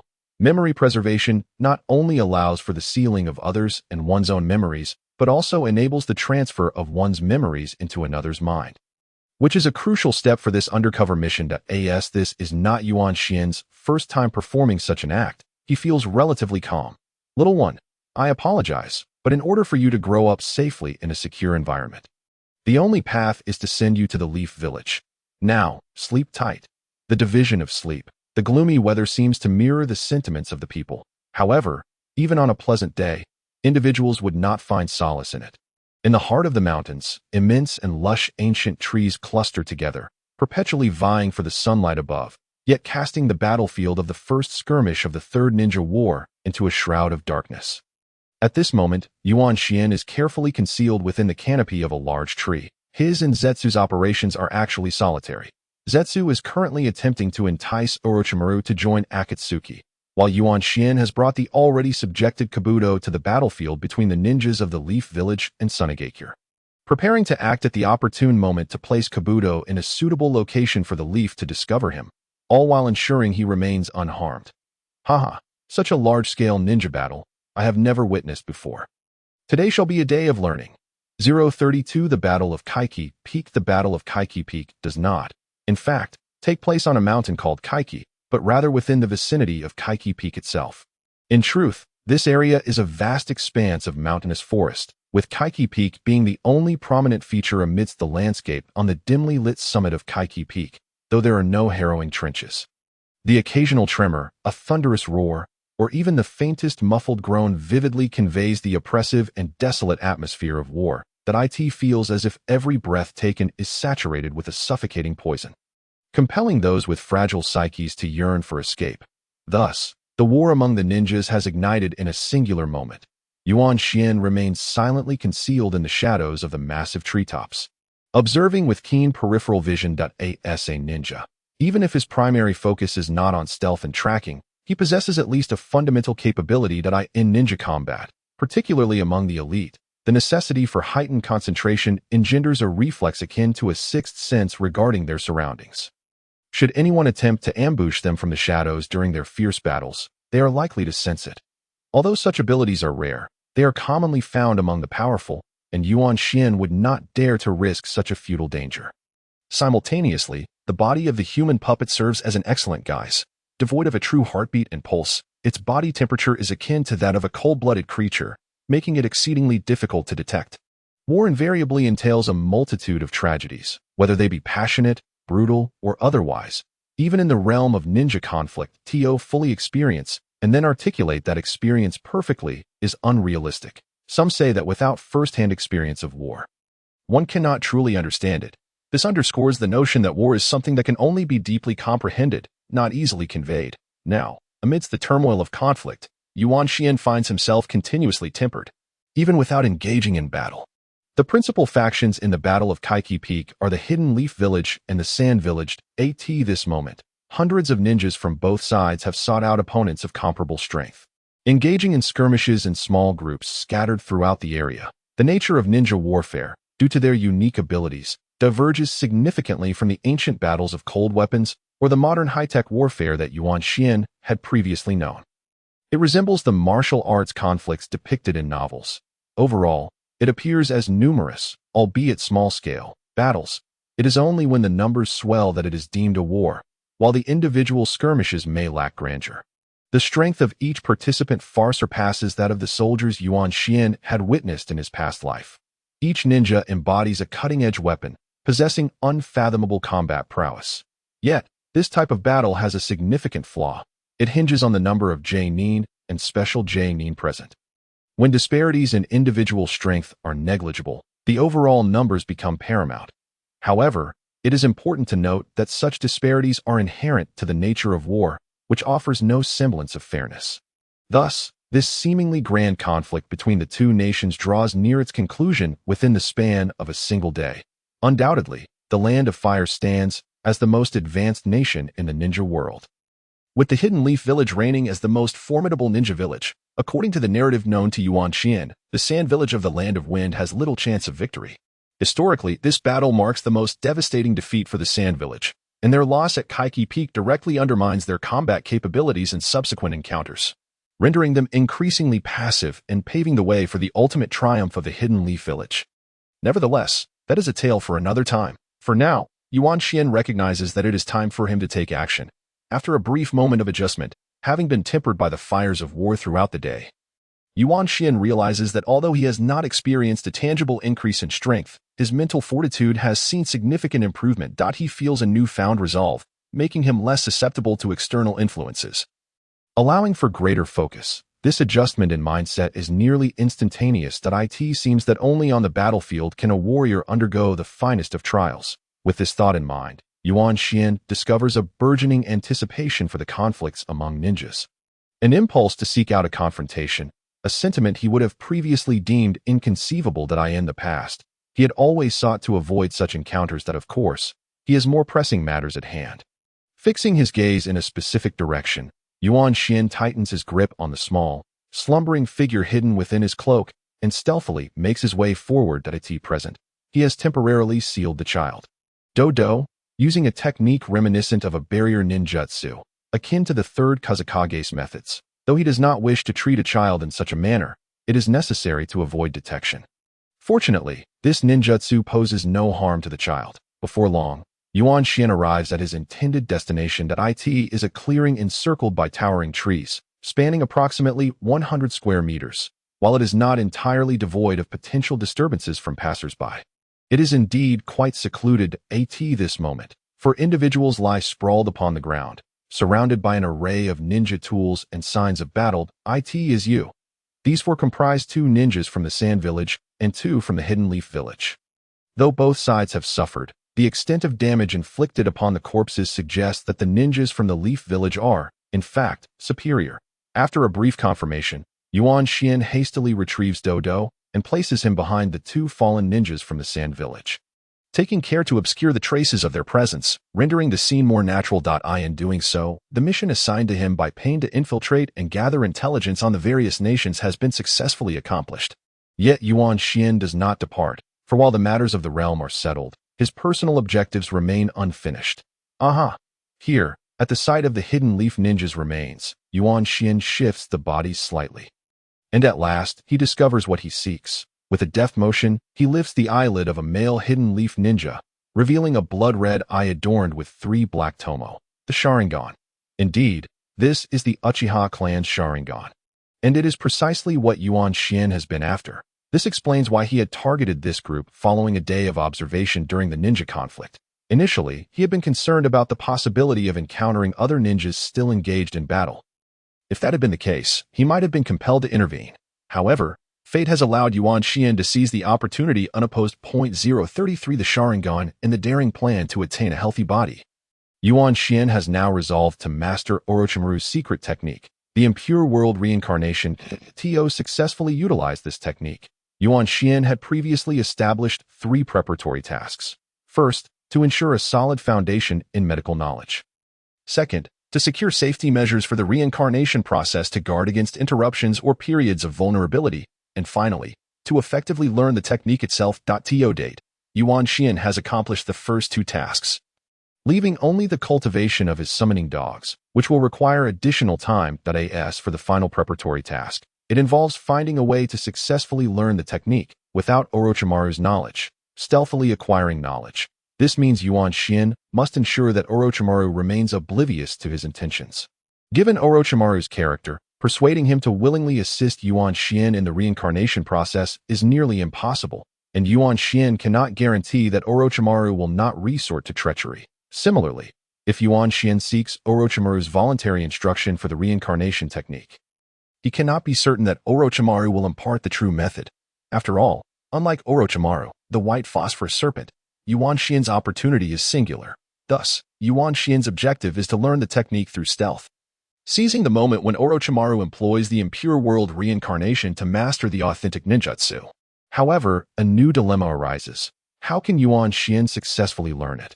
In the world of Naruto, this is a seemingly straightforward question, and the answer lies in the Sharingan. This was part of Yuan Shian's plan from the very inception of his scheme.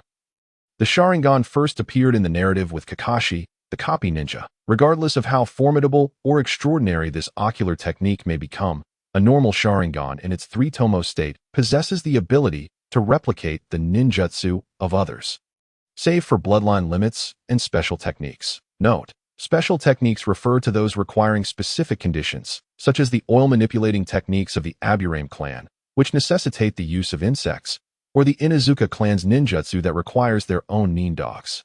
Techniques like the four-symbol seal or the Shiki F gene, while also termed secret techniques, do not have such specific prerequisites for learning and thus are not excluded from the capabilities of the Sharingan. With a clear understanding of the Sharingan's abilities, it becomes considerably easier for Yuan Shian to employ it to stealthily learn Orochimaru's impure world reincarnation. Moreover, it is not merely for the sake of clandestinely learning others' ninjutsu in the future. Even among ordinary ninjas, it is hard to believe that there are few who do not yearn for such ocular techniques. Thus, after long-term planning, combined with the current chaos of the Third Great Ninja War and the legitimate excuse of the Pain Mission, Yuan Shian intends to seize this opportunity to secretly acquire the Sharingan. The matter of obtaining the Sharingan must remain concealed not only from Orochimaru, but also from all members of the Akatsuki organization. The true puppet master behind Akatsuki is none other than Uchiha Obito, who is renowned alongside the first Hokage, and such knowledge must not reach him at this moment. Having completed his inspection, Yuan Shian naturally plans to depart. He swiftly releases a plump puppet, employing the same method he used to imprison the third Kazekage, directly ensnaring this Uchiha ninja within. Not dead yet. Just then, Yuan Shian senses that the Uchiha ninja, trapped within the plump puppet's body, still has a faint heartbeat. He does not wish to draw attention by taking the entire corpse away, as that would raise suspicions about someone having been here. Not only stealing the Uchiha Sharingan, but also leaving a child lying here, unharmed. Such a scenario would inevitably lead to questions. Despite his confidence in avoiding detection, it might affect Shado's entry into Konoha. Therefore, while taking the entire person might lead to future inquiries, at least in this current war-torn time, others would merely assume that someone survived and went to assist their comrades, a living member of the Uchiha clan. Perhaps, upon realizing the target is still alive, Yuan Shian's mind sharpens, and suddenly, a brilliant idea flashes through his mind. Although he currently only requires the Sharingan, in the future, he will also need a healthy body. In his previous life, a healthy body would have sufficed, but now, in the world of Naruto, why not seek a body endowed with a bloodline limit? Humans are inherently greedy, just as the wealthy desire even more wealth. Some might argue that having enough money for a lifetime suffices, yet that perspective is often held before one truly reaches that point. If you had 10 million but could acquire even more, would you refuse it? If that is the case, then taking it a step further, the epiphany in Yuan Shian's mind is not merely about reincarnating into the body of this Uchiha clan member. Rather, a grander scheme is subtly forming in his heart. Since such an opportunity presents itself, why not play for the big stakes? Next, he plans to capture a woman from the Hyuga clan, Byakugan, a woman with Byakugan, combined with a man possessing Sharingan. Indeed, Yuan Shian's audacious plan is to merge the exceptional bloodline limits of both clans to obtain a formidable body. He intends to create an artificial human, amalgamating two of the three great ocular techniques in the world of Naruto, with the medical skills from his previous life, Coupled with the current medical ninjutsu and knowledge, this endeavor poses no challenge. Do you find Yuan Xian's intentions sinister? Do you deem this plan cruel? In truth, this world differs greatly from the one he knew. It is not bound by the history of Japan, but exists in an alternate timeline. Based on the medical ninjutsu Yuan Xian has learned thus far, this artificial human is entirely distinct from test tube babies or clones, as it lacks a soul, akin to a vessel specifically designed for a soul to inhabit. Who in the world does not wish for immortality? The ability to evade death is a desire held by many. Moreover, this is a world of ninjas, where the pursuit of immortality is not limited to Orochimaru alone. Take for instance Scorpion. His puppets represent a form of immortality, and later, the immortal duo within Akatsuki, among others. This artificial human is merely one of the outcomes of such research. This technique is one of the medical ninjutsu bestowed upon Yuan Xian by Pain. However, at the time of its development, no one knew of Orochimaru's Edo Tensei, which allows for one's soul to inhabit another's body, resulting in this technique being a half-finished product, lost to the annals of history. As for why Orochimaru does not employ Yuan Xian's method and instead seeks to usurp Sasuke's body, it may be that this technique is exclusive to Pain and remains unknown, leading to its obscurity.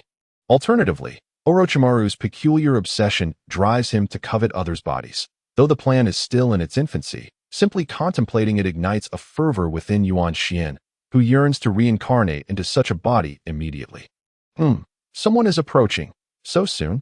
Just as Yuan Xian prepares to execute his bold plan to capture an injured woman from the Hyuga clan, he notices a group of 10 or so ninjas swiftly approaching his location. The speed at which they come renders even Yuan Xian, not primarily a sensory ninja, capable of detecting the fluctuations of chakra. There is no choice but to retreat. Opportunities will arise again, for he must also consider the undercover task assigned by Pain. He cannot afford to be discovered. Before long, the group of ninjas arrives at the tree hollow where Yuan Xian had previously been. They are here to clear the battlefield, indicating that the battle at Kaiki Peak has concluded. Lord Minato, a nin from Konoha, exclaims upon spotting a child. The battle at Kaiki Peak during the Third Great Ninja War has concluded today. The weather seems to have improved alongside the calming atmosphere. The sun has set, yet the golden red clouds on the horizon still offer a serene light, soothing those who have endured the ravages of war in a small makeshift camp within the ancient forest at the foot of Kaiki Peak. As dinner time approaches, several spots emit wisps of smoke, and lights have begun to flicker within the simple tents. This serves as the temporary encampment for the ninjas of Konoha, where everyone is currently resting, unwinding from the tensions of the day's battles, save for the medical ninjas who continue to assist the wounded, the sentinels on guard, and those preparing dinner. Before long, it is time for another shift rotation. The sentinels from Konoha change approximately every half hour. However, those observant enough may notice that despite the frequent changes, it is essentially 3 clans responsible for the watch duties: the Inuzuka, the Yamanaka, and the Hyuga. Due to a shortage of personnel, they have not adhered to the standard ninja teams of 4 or 3, but operate in pairs instead. Nevertheless, as they are merely patrolling the vicinity of the Konoha encampment, there is little need for more individuals crowded together. 2-person teams are quite sufficient. Ugh. Why does it have to be our turn just as dinner is about to be served? I'm definitely going to eat extra. I'm starving. A plump ninja, accompanied by a large dog, exclaims boisterously. All you think about is food. If someone didn't know you, they'd think you were from the Akimichi clan. A beautiful female ninja rolls her eyes in response. Though a closer look reveals her eyes are perpetually poised to roll, they are a newly assigned pair of sentinels in this sub-area. The chubby man belongs to the Inuzuka clan, while the eye-rolling woman is naturally from the Hyuga clan. Wait! Byakugan, activate! Suddenly, the Hyuga female ninja forms hand seals, her face momentarily wrinkling with crow's feet, her gaze fixed intently into the distance. Byakugan grants the user enhanced long-range vision and the ability to see through objects, as well as the capacity to perceive the opponent's chakra pathways and chakra points. Typically, the Byakugan remains active, but now, by refining her chakra, she can amplify her ocular abilities, enabling her to see objects up to 1 kilometer away, while possessing a 360-degree field of vision and the power of X-ray vision to observe the movement and changes of the enemy's chakra. What did you find? I can't smell anything. The Inuzuka ninja, startled by the sudden activation of Byakugan, grows wary. Nothing, just an injured puppy. The whole mountain is soaked in blood, so of course, you can't smell it. The Hyuga female ninja gives him another eye roll. I'm going to check on that puppy. It's so adorable. Much cuter than your dog. Cuter than my wagging tail. I have to go see. No way. Weren't you just complaining about being hungry? I brought snacks. Here, have some, but don't get any ideas about the puppy. You Inuzuka clan members all have your own summoning ninja dogs. I want to raise one too. The Hyuga female ninja rolls her eyes again, while hurriedly shoving a bag of chips into the Inuzuka ninja's hands. Indeed, we are all experts when it comes to ninja dogs, so I must go and provide assistance. The ninja from the Inuzuka clan should be well accustomed to interacting with her, effortlessly filtering out the disdainful glances. Humph, it's settled then. Regardless of the circumstances, you must not take it home to care for. If anyone is to nurture it, it must be me, the female ninja of the Hyuga clan declared. Her expression one of disbelief. Impossible. How could I possibly do such a thing? That last little white pup was deceived by you, leaving me envious of others summoning beasts for quite some time. Before long, the two of them arrived at the location of the injured puppy. Wow, it's truly adorable, but its hind leg is injured by a shuriken. How pitiful, yet it remains so charming, so fluffy. I want it. Upon seeing the wounded little dog, the Hyuga clan's female ninja immediately cradled it in her arms. A poodle, approximately less than 6 months old. Its injury isn't too severe. If we seek out the medical team, it should recover swiftly. The Inuzuka clan is renowned for their expertise in this regard. A poodle? Is this dog formidable? It belongs to the small breed. Don't expect it to assist you in battle. However, it is an exceptionally intelligent breed, regarded as quite distinguished. But how could such a fine dog end up as a stray? Hee, the better the breed, the more fortunate. If it weren't a stray, how could it possibly find a master like me? The female ninja from the Hyuga clan felt remarkably reassured. If this little creature had an owner, they would likely be an ordinary person. And if the dog were lost, they would simply give up the search. If it were a ninja, then their head would surely be caught in the door. This diminutive combat dog possesses no fighting capability whatsoever, and to place it on a battlefield between two warring nations is nearly impossible. Just as the Hyuga clan's female ninja felt confident there would be no issues and reveled in her newfound summoning beast. A sudden bang echoed nearby, startling her. Watch out, the Inuzuka clan's ninja exclaimed in alarm. Too late, a man clad in a black outfit adorned with red clouds suddenly appeared, and at that moment, the Hyuga clan's female ninja found herself collapsed in his arms. A purple symbol visible on her arm.as for the injured little poodle. It had vanished without a trace. This individual was undoubtedly Yuan Xian. The little poodle was one of his summoned dogs. Certainly not a stray. Its injury had been deliberately inflicted by Yuan Xian to facilitate its infiltration into this temporary base in the Land of Fire. Once the little poodle had spotted the female ninja from the Hyuga clan and confirmed that there were few individuals nearby, it executed a reverse summoning to allow him to launch a surprise attack.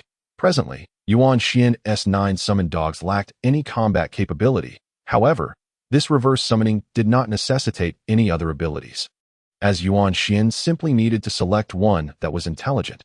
Nevertheless, considering the smartest border collies were typically utilized as combat dogs to avoid suspicion, he opted for the second smartest breed, the poodle.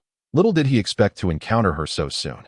Initially, Yuan Xian had prepared himself to wait for a considerable period. After all, sending the little poodle in did not guarantee that the first person it encountered would be the female ninja from the Hyuga clan. However, it was certainly likely, as the only individuals stationed at the outer perimeter belonged to these 3 clans. As long as someone discovered the little poodle and presented it to others, he believed the opportunity would eventually arise. Who are you? The Inuzuka clan's ninja bellowed. 035, a golden flash. 035. Since saving a 1-year-old boy from the battlefield, Wave Wind Minato had begun to feel somewhat distracted in the wars between ninjas.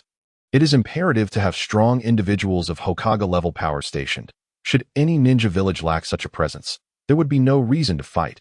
They would simply concede. In the case of Konoha, which was besieged in the Third Ninja War, the number of powerful ninjas stationed was naturally insufficient, even if you were the strongest ninja in the hidden village. This time, the battle for Konoha was personally overseen by the Third Hokage, with the Umbu Division's route providing manpower. Meanwhile, Jiraiya was stationed at Kikyo Peak, where the first battle was taking place. Thus it was of utmost importance. Tsunade remained with the medical team, her abilities in healing qualifying her as a Hokage-level ninja.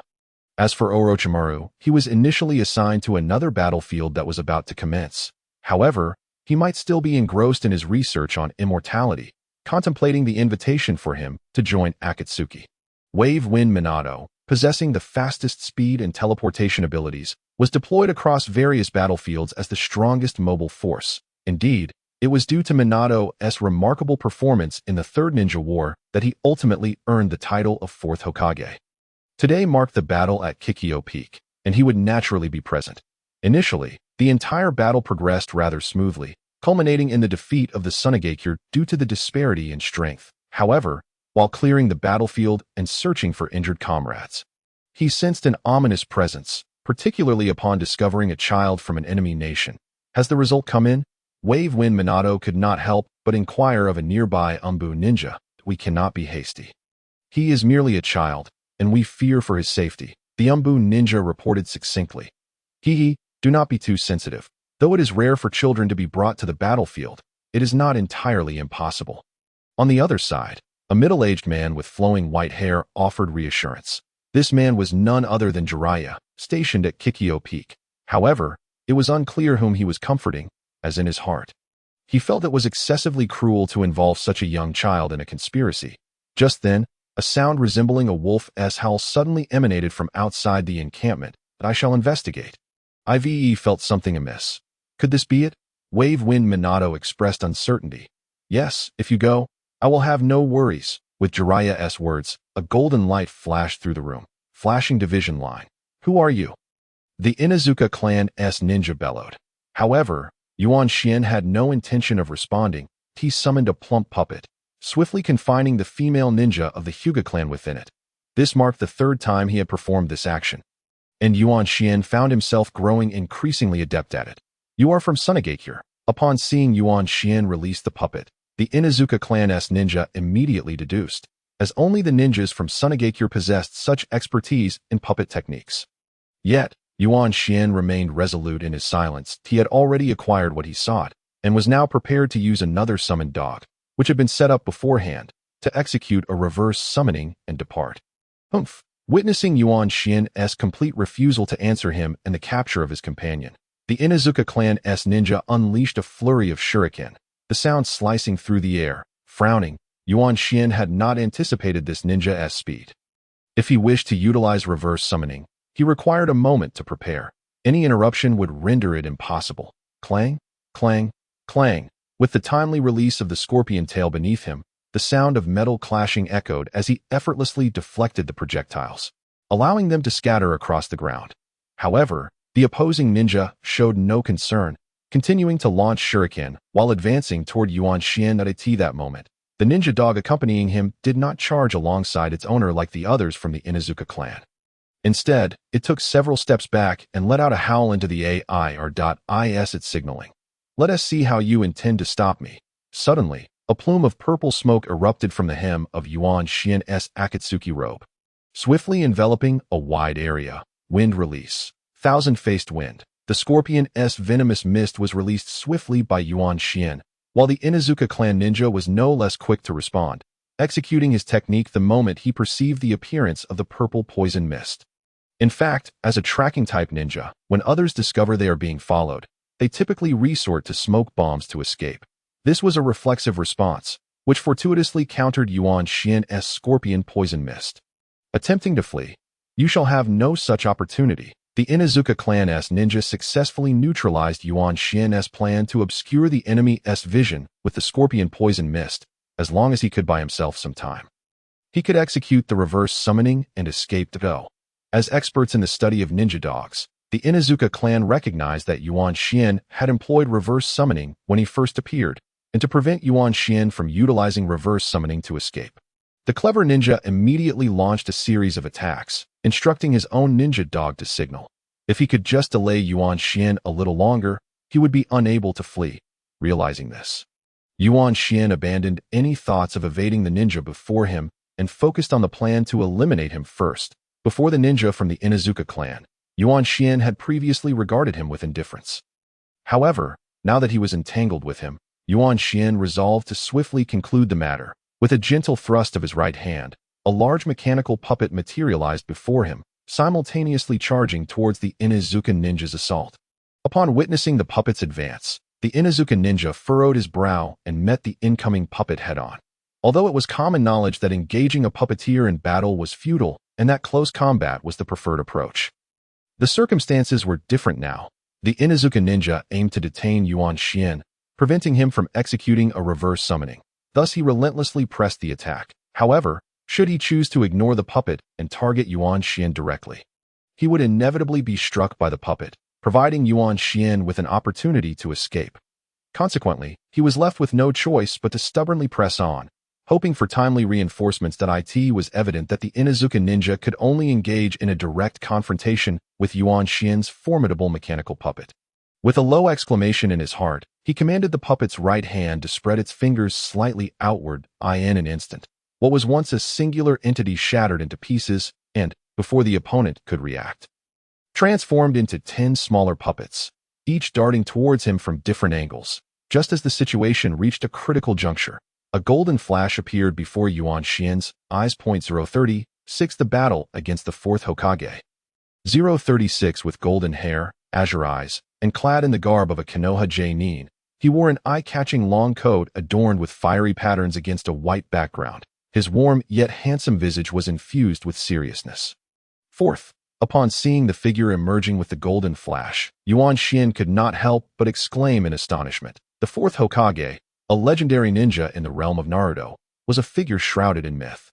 Everything concerning him was steeped in legend, and he was undoubtedly deserving of his name, having surpassed even the first Hokage, Hashirama Senju, and the mightiest wielder of the Sharingan, Uchiha Madara, as an exemplary ninja. His story was primarily defined by two pivotal events, serving as Kakashi Hitaki's mentor and his remarkable performance during the Third Shinobi World War, which led to his ascendancy as the fourth Hokage. The second narrative revolved around being the father of Naruto Uzumaki, battling the Nine Tails, and sealing half of its chakra within Naruto's body, though these two tales were but a fraction of his legacy. They were monumental events that influenced not only Konoha but the entire Naruto saga. Thus, both his status and narrative marked him as an undeniable figure of significance, a true pinnacle of strength among ninjas. Fourth, hearing Yuan Xian's astonishment, Minato Namikaze appeared momentarily dazed. The Third Shinobi World War had only just commenced, and his legend had yet to unfold. He was not yet the fourth Hokage, and thus was unaware of why Yuan Xian gazed at him in such awe. Lord Minato, the young lady from the Hyuga clan, has been captured by him, and he may attempt a reverse summoning to escape. Do not give him the chance. At that moment, the Inuzuka ninja, saved by Minato in the nick of time, interjected. However, fully confident in Minato's prowess and recognizing from previous skirmishes that he was no match for Yuan Xian, he instinctively retreated a few steps. Maintaining a safe distance, he won't have the opportunity, Minato chuckled lightly, glancing at Yuan Xian with an air of confidence. Without mentioning the Hyuga Kunoichi, it was clear that he did not know all the ninjas of Konoha. Which is why the Inuzuka ninja refrained from naming her. He understood that as long as Yuan Xian was detained, everything could be resolved. Confidence. Absolute confidence. Indeed, as the yellow flash of Konoha, Minato was fully capable of intervening to thwart Yuan Xian's reverse summoning after it was initiated. Yuan Xian held no doubts regarding this. After the initial surprise faded upon encountering the fourth Hokage, Yuan Xian's first instinct was to flee. Such a figure was beyond his abilities. Even a true shadow-level ninja would struggle to contend with him. However, after a brief moment of hesitation, he swiftly revised his thoughts. His prolonged survival in the ninja world, coupled with witnessing the fervent battles of the day, had transformed Yuan Xian into a competent ninja. Faced with the current situation, he quickly weighed the pros and cons and made a decisive choice to fight. Before him stood the yellow flash, and with Yuan Xian's relatively average speed, there was no way he could outrun him. Attempting to evade would only invite suffering. Moreover, challenging the fourth Hokage, one of the pinnacle figures in the ninja world, was a significant aspiration for nearly every ninja, who wouldn't wish to test their mettle against such a formidable opponent. Not only would this allow for a deeper understanding of one's abilities, but it would also provide the chance to experience true strength, clarify one's path, and potentially unleash hidden potential in the midst of combat. Furthermore, this might be Yuan Xian's last opportunity to face the fourth Hokage, as the narrative of Naruto indicated that following the Third Shinobi World War, he would end his life due to the Nine-Tails incident. Thus, this was a rare chance. In fact, Yuan Xian had longed to witness Minato's prowess since his previous life while watching Naruto. Regrettably, given the current circumstances, Yuan Xian could not engage the fourth Hokage openly, as he was considered an adversary of Konoha, having captured a kunoichi from the Hyuga clan that if time were to drag on, the other Konoha ninjas waiting nearby would arrive, significantly diminishing Yuan Xian's chances of escape. Now, he had to contend with the fourth Hokage while simultaneously seeking an opportunity to flee, all without prolonging the encounter. Well, since it has come to this, if I must fight, then let me test my explosive power. Yuan Xian swiftly adjusted his mindset and boldly charged towards the fourth Hokage. Secret technique: mechanical 100 puppets. In an instant, 100 small mechanical puppets swarmed the battlefield. This was Yuan Xian's most potent technique, and it was only fitting to employ it against the fourth Hokage. Simultaneously, the fourth Hokage seemed to sense the onset of battle. He slightly bent his body and propelled himself upward, launching directly towards Yuan Xian. Shadow Clone, Shuriken. Just as Yuan Xian's mechanical 100 puppets approached him, the fourth Hokage quickly unleashed an area effect technique. However, Yuan Xian was unimpressed by such a minor maneuver and continued to direct his puppets, intent on surrounding him for a coordinated assault, a tactic the puppeteer excelled at. Yet, at that moment, Yuan Xian was astonished to discover that the fourth Hokage's form was gradually becoming insubstantial, and soon only an afterimage remained. He easily dispersed it, but the true body was nowhere to be found. What? Without having genuinely crossed blades with the fourth Hokage, Yuan Xian could not fathom the extent of his speed. Indeed, this was teleportation. Just as Yuan Xian grasped that the fourth Hokage had utilized this technique, a resounding bang echoed from behind him as that golden flash launched an attack that In this critical moment, even Yuan Xian could not suppress a shout. He desperately attempted to use the scorpion tail beneath him to counterattack, but he only managed to raise the tail halfway before having to switch to a defensive stance. The fourth Hokage's speed was overwhelming, and the moment for offense had slipped away. With a thunderous crash, two powerful chakra forces collided, resulting in a deafening roar, dust swirling, and numerous puppet parts scattered across the ground. 037 The defeat of the three treasures. 037 Total defeat.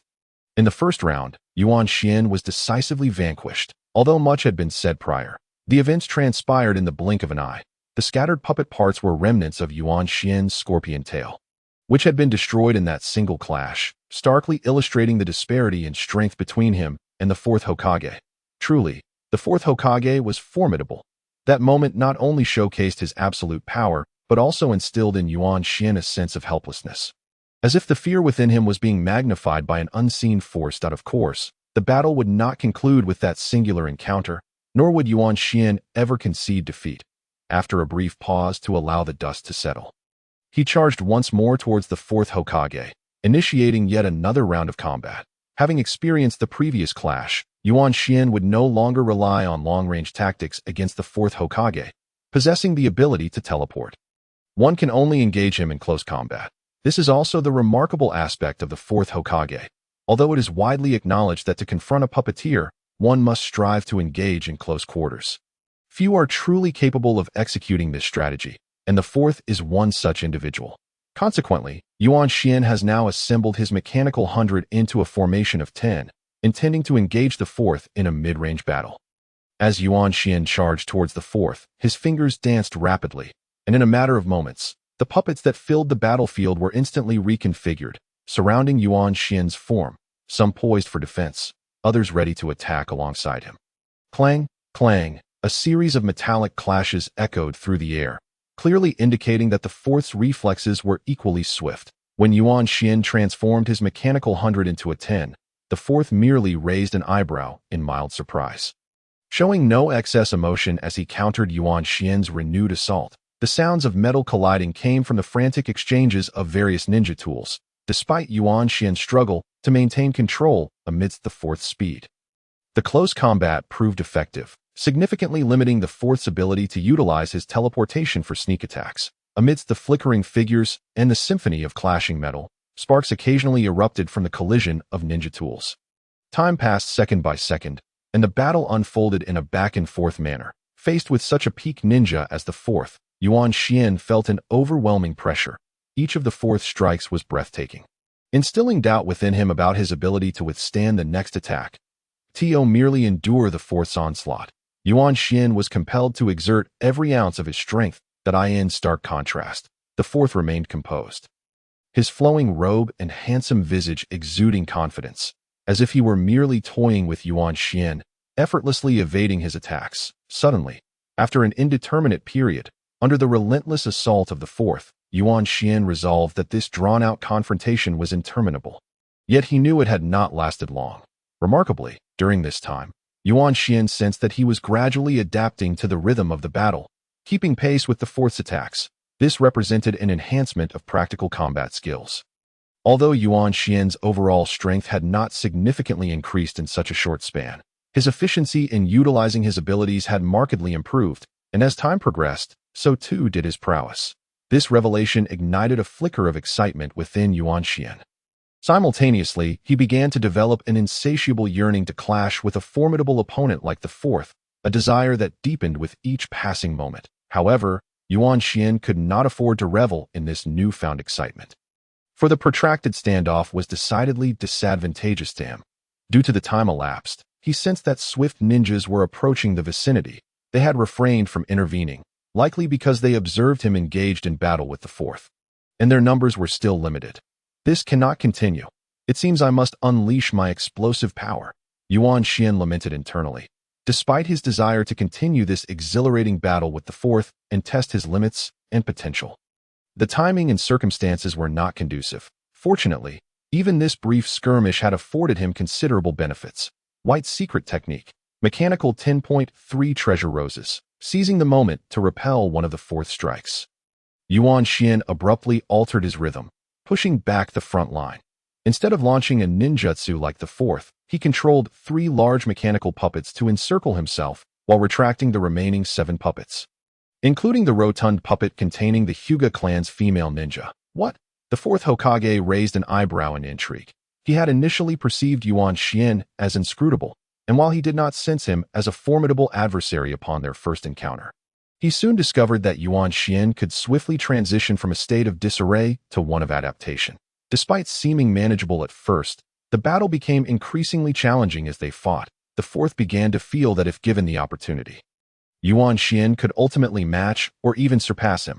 Thus, he was keen to gauge the depths of Yuan Xian's abilities. However, at that moment, as Yuan Xian retreated, the fourth distinctly sensed a looming danger. Just as the 3 puppets formed a barrier around Yuan Xian, electric arcs surged from them, rapidly expanding until they enveloped him in a luminous sphere of blue energy. I truly hope to have the chance to battle you again. Fourth, from within the blue sphere, Yuan Xian's voice carried a hint of melancholy. Although he yearned to clash with Namikaze Minato once more, it was evident he harbored intentions of retreating. Everyone, disperse, upon witnessing Yuan Xian's predicament. Namikaze Minato's pupils constricted to pinpricks that he refrained from intervening to stop Yuan Xian, lacking even a moment to inquire why Yuan Xian had consistently referred to him as fourth since their meeting. Instead, he transformed into a streak of golden light, vanishing from sight while issuing a warning to nearby leaf ninjas to scatter.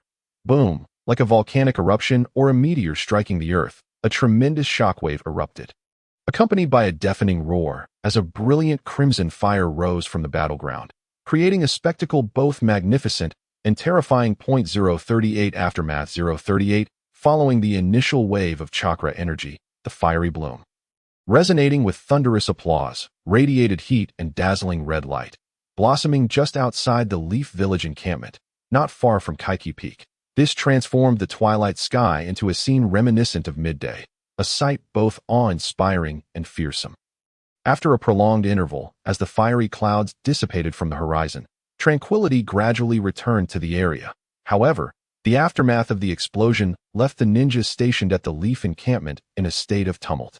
Once the dust from the explosion was dispersed by several Wind Affinity ninjas, what emerged was a landscape resembling a wasteland of rubble, remnants of the earlier skirmish, now marred by chaos. What transpired? The extraordinary battle had undoubtedly drawn the attention of all stationed at the Leaf encampment. And as the most capable leader on Kaiki Peak, Jiraiya could not possibly remain uninformed. He approached Namikaze Minato, who had retreated to the periphery of the explosion zone, and inquired that a puppeteer has abducted a female ninja from the Hyuga clan.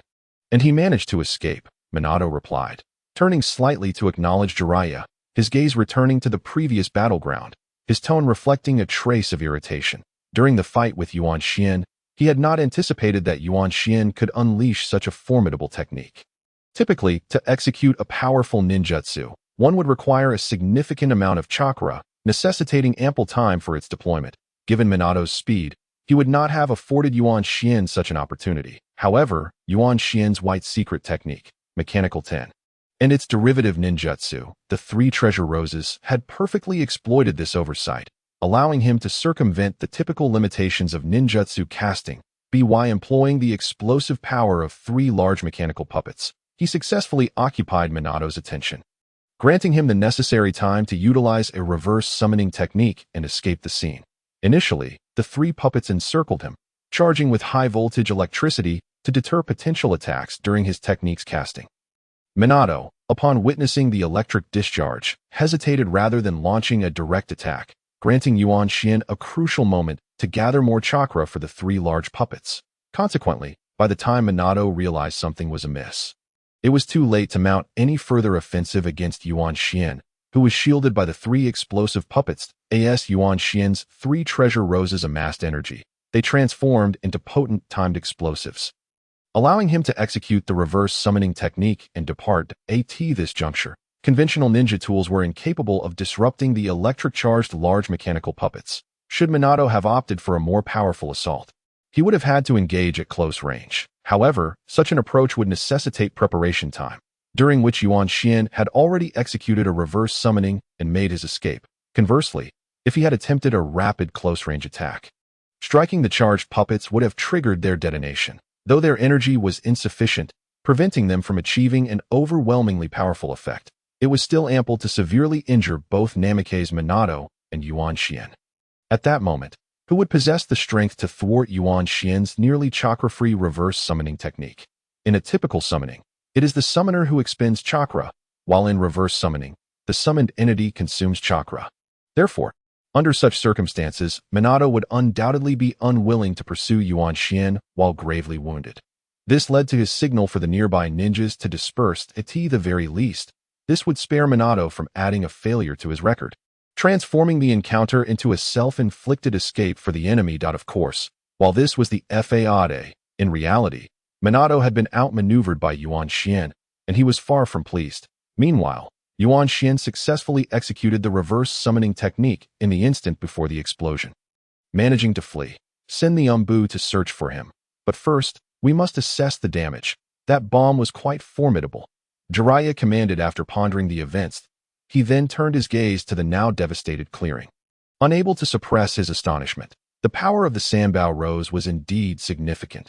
The destruction within a kilometer was nearly total, and the magnitude of devastation was considerable. By the way, the results from the Imashiro clan have come in. The child is unharmed, in a dimly lit cave, barely illuminated enough to discern the rough outline of objects. A sudden bang echoed as a figure appeared. He casually produced a spark to ignite a flame, illuminating the cave significantly and revealing his identity. It was Yuan Xian, who had fled using the reverse summoning technique just as he battled the fourth Hokage. This cave was a small natural formation located 10 kilometers from Kaiki Peak, which Yuan Xian had searched extensively for just before the battle commenced. Now, it served as his temporary refuge. After retrieving another ninja dog he had previously left there and healing the little poodle that had executed a feigned injury tactic, Yuan Xian brought forth 2 hefty puppets containing members of the Uchiha and Hyuga clans. At this moment, it was still the night of the Kaiki Peak battle. Originally, according to his prior agreement with Zetsu, Yuan Xian could have returned to the Rain Ninja Village after completing Orochimaru's task. However, due to his own plan, he could not return just yet. Specifically, he aimed to extract one eye from each of the 2 ninjas possessing 2 of the 3 major ocular techniques from Konohagakure. He could not allow anyone, especially members of Akatsuki, to discover his possession of the Sharingan and Byakugan. Thus, he intended to secure the eyes immediately to prevent any future complications. Although this act could be deemed ruthless, Yuan Xian felt little psychological burden to AS ninjas. They were already accustomed to the path of death. Whether or not they had killed in the past, participating in the ongoing Third Ninja War meant they could not be considered paragons of virtue. Furthermore, upon encountering Yuan Xian, these two would not likely spare him. So why should he empathize with the enemy? Moreover, he was merely taking one eye from each, without killing them. This was far more humane than Orochimaru's experiments. Thus, Yuan Xian settled into a cross-legged position, preparing himself before commencing the surgery. Soon, he calmed his mind, the sound of his deep breaths resonating within the small cave. Although he had suffered considerable losses during his battle with the fourth Hokage, specifically the destruction of his most prominent tail and 3 large mechanical puppets, allowing him to escape in a rather disheveled state, the encounter had nonetheless yielded substantial gains. Not only had he completed his planned task, but his mentality, practical experience, and skills had also seen marked improvement, thereby enhancing his overall strength. Following such a significant battle, it was customary to engage in immediate training to solidify one's gains, which could yield even greater benefits. When Yuan Xian awakened from this training, it was already the following day. The cave's illumination was significantly better than the previous night, though still dim compared to the outside world. Now, he was prepared to begin the eye transplant surgery for the 2 major ocular techniques. The procedure, while undeniably brutal for an ordinary individual, need not be elaborated upon. After a full day of surgery, Yuan Xian finally completed the task, feeling utterly exhausted. Yet, considering the outcome, he found the fatigue to be a trivial matter. Since the operation had just concluded, he could not immediately test the effects of possessing both ocular techniques. Additionally, Yuan Xian had employed the principle of invisibility to mask his new eyes, maintaining an appearance unchanged from before. However, unbeknownst to others, his left eye now bore a blood-red iris adorned with 3 black tomo, while his right eye was white. The body of the puppet remained largely indifferent to the newly implanted eyes. And after a brief period of adjustment, Yuan Xian sealed away the 2 individuals from the Uchiha and Hyuga clans, just as the 3rd Kazekage had done, storing them together. After a thorough inspection to ensure nothing was amiss, Yuan Xian departed. It was time to return to the Rain Ninja Village. Having been away for nearly 6 months, he had garnered considerable rewards. Now awaiting Orochimaru's incorporation into Akatsuki. A week later, Yuan Xian returned to the lair of the Akatsuki organization. By this point, Yuan Xian's preparations for reincarnation had been completely fulfilled. He had acquired the definitive ability to utilize Orochimaru's impure world reincarnation technique, mastered the associated medical ninjutsu and knowledge, and was also training his ninja dogs. Everything seemed to be progressing favorably, evoking a sensation akin to basking in a spring breeze, filling Yuan Xian with exuberance. 1 week after Yuan Xian's return, Zetsu also reappeared. Naturally, Orochimaru could not accompany Zetsu back as swiftly as Yuan Xian had before. According to the plot, Orochimaru would first vie for the position of 4th Hokage against Namikaze Minato during the Third Ninja War. Subsequently, he would be discovered by Minato in his human experimentation lab, leading to a lesson alongside the 3rd Hokage. Eventually, when Orochimaru's frustration reached its peak, he would defect from Konoha and join Akatsuki. After Zetsu reported on his mission status to Pain, he sought out Yuan Xian. I heard that a female ninja from the Hyuga clan and a powerful puppeteer were abducted on the night of the Kaiki Peak battle. Zetsu's demeanor was always direct, with his strength. Few would engage in circumlocution. Upon hearing Zetsu's immediate inquiry, it was evident he suspected Yuan Xian was involved in the abduction. That I did engage in combat with a female ninja possessing Byakugan. Yuan Xian thought, cold sweat trickling down his back. Zetsu was indeed a perceptive ninja, possessing an acute sixth sense. Caught off guard by Zetsu's sudden question, Yuan Xian, however, had faced numerous high-stakes situations before and would not display any signs of anxiety or surprise. He simply stated that he had fought a female ninja with Byakugan. There are no secrets that cannot be uncovered. Since Zetsu had approached him, Yuan Xian felt compelled to provide an explanation. Denying it outright would only provoke further suspicion, particularly for individuals of their caliber, potentially leading to further investigation. Hence, Yuan Xian responded, while escorting that white-haired child to the battlefield, I was discovered by a female ninja with Byakugan, which led to our confrontation. Eventually, Konoha's ninjas arrived to assist, prompting me to employ a large explosion to escape. As for the Yuan Xian has finally returned to his small dwelling in Yuan village. Awaiting the arrival of Orochimaru while meticulously organizing various tasks, he has commenced the formal training of his ninja dogs that in the preparations for reincarnation. This is the only aspect that remains unfulfilled in a substantial sense, as the ninja dogs are still but younglings. Now, however, these little creatures are nearly half a year old, and it is high time to initiate their specific training as ninja dogs. Yuan Xian intends to utilize the time before Orochimaru's arrival to set the training of these younglings on the right path. When it comes to the training of the ninja dogs, which are one of the summoning beasts, there are 5 major steps involved. The first step being the selection of breeds, the second step the nurturing, the third step the foundational training, the fourth step the specialization in combat techniques, and finally, the fifth step which involves practical growth through real-world missions. Yuan Xian has excelled in the first step of breed selection. His 9 young companions have been cultivated using the most advanced techniques available today. The second step, nurturing, is crucial for establishing a bond between the owner and the ninja dogs, as well as ensuring that these pups are raised to be receptive to their training, an endeavor that Yuan Xian has dedicated the past 6 months to. As for the third step, it is now time for Yuan Xian to commence the foundational training of his ninja dogs. This stage will also distinguish them from ordinary dogs, for upon its completion, they will be recognized as true ninja dogs, albeit not exceptionally powerful, much like a child becoming a genin. The subsequent fourth step involves identifying the dog's strengths and determining their primary combat specialization.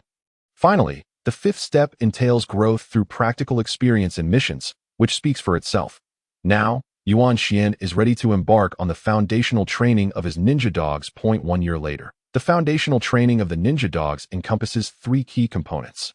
Firstly, there is the essential training that all dogs must undergo, similar to the training of dogs in Yuan Xian's previous life, focusing on enhancing their work capabilities. Secondly, there is the standardized chakra training for ninja dogs, which, while somewhat intricate, is manageable due to their exceptional natural talents. A little time is all they need. Lastly, the third component poses a bit of a challenge, teaching them to communicate verbally in the world of ninjas. This is not peculiar, as it is common for animals to speak, and Yuan Xian's 9 ninja dogs are all products of cutting-edge breeding techniques, each possessing remarkable intelligence. Furthermore, the breeds he has chosen rank among the top 30 in canine intelligence worldwide. Thus, he is confident that the initial foundational training will be successfully accomplished. Come forth. With a resounding bang, Yuan Xian released the 9 little companions he had brought along for this task, now allowing them to spend an extended period outdoors.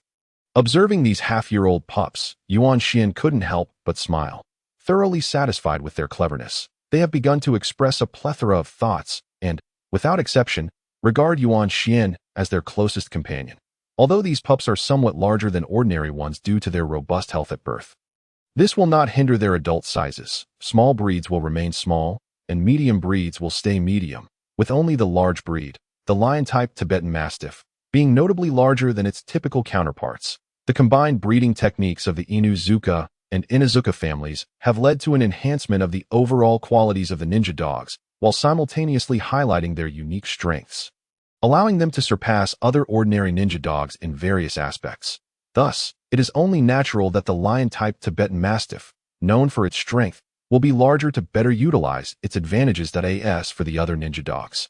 They too will grow and exhibit their inherent strengths, ultimately developing according to the specialized paths Yuan Xian has established for them.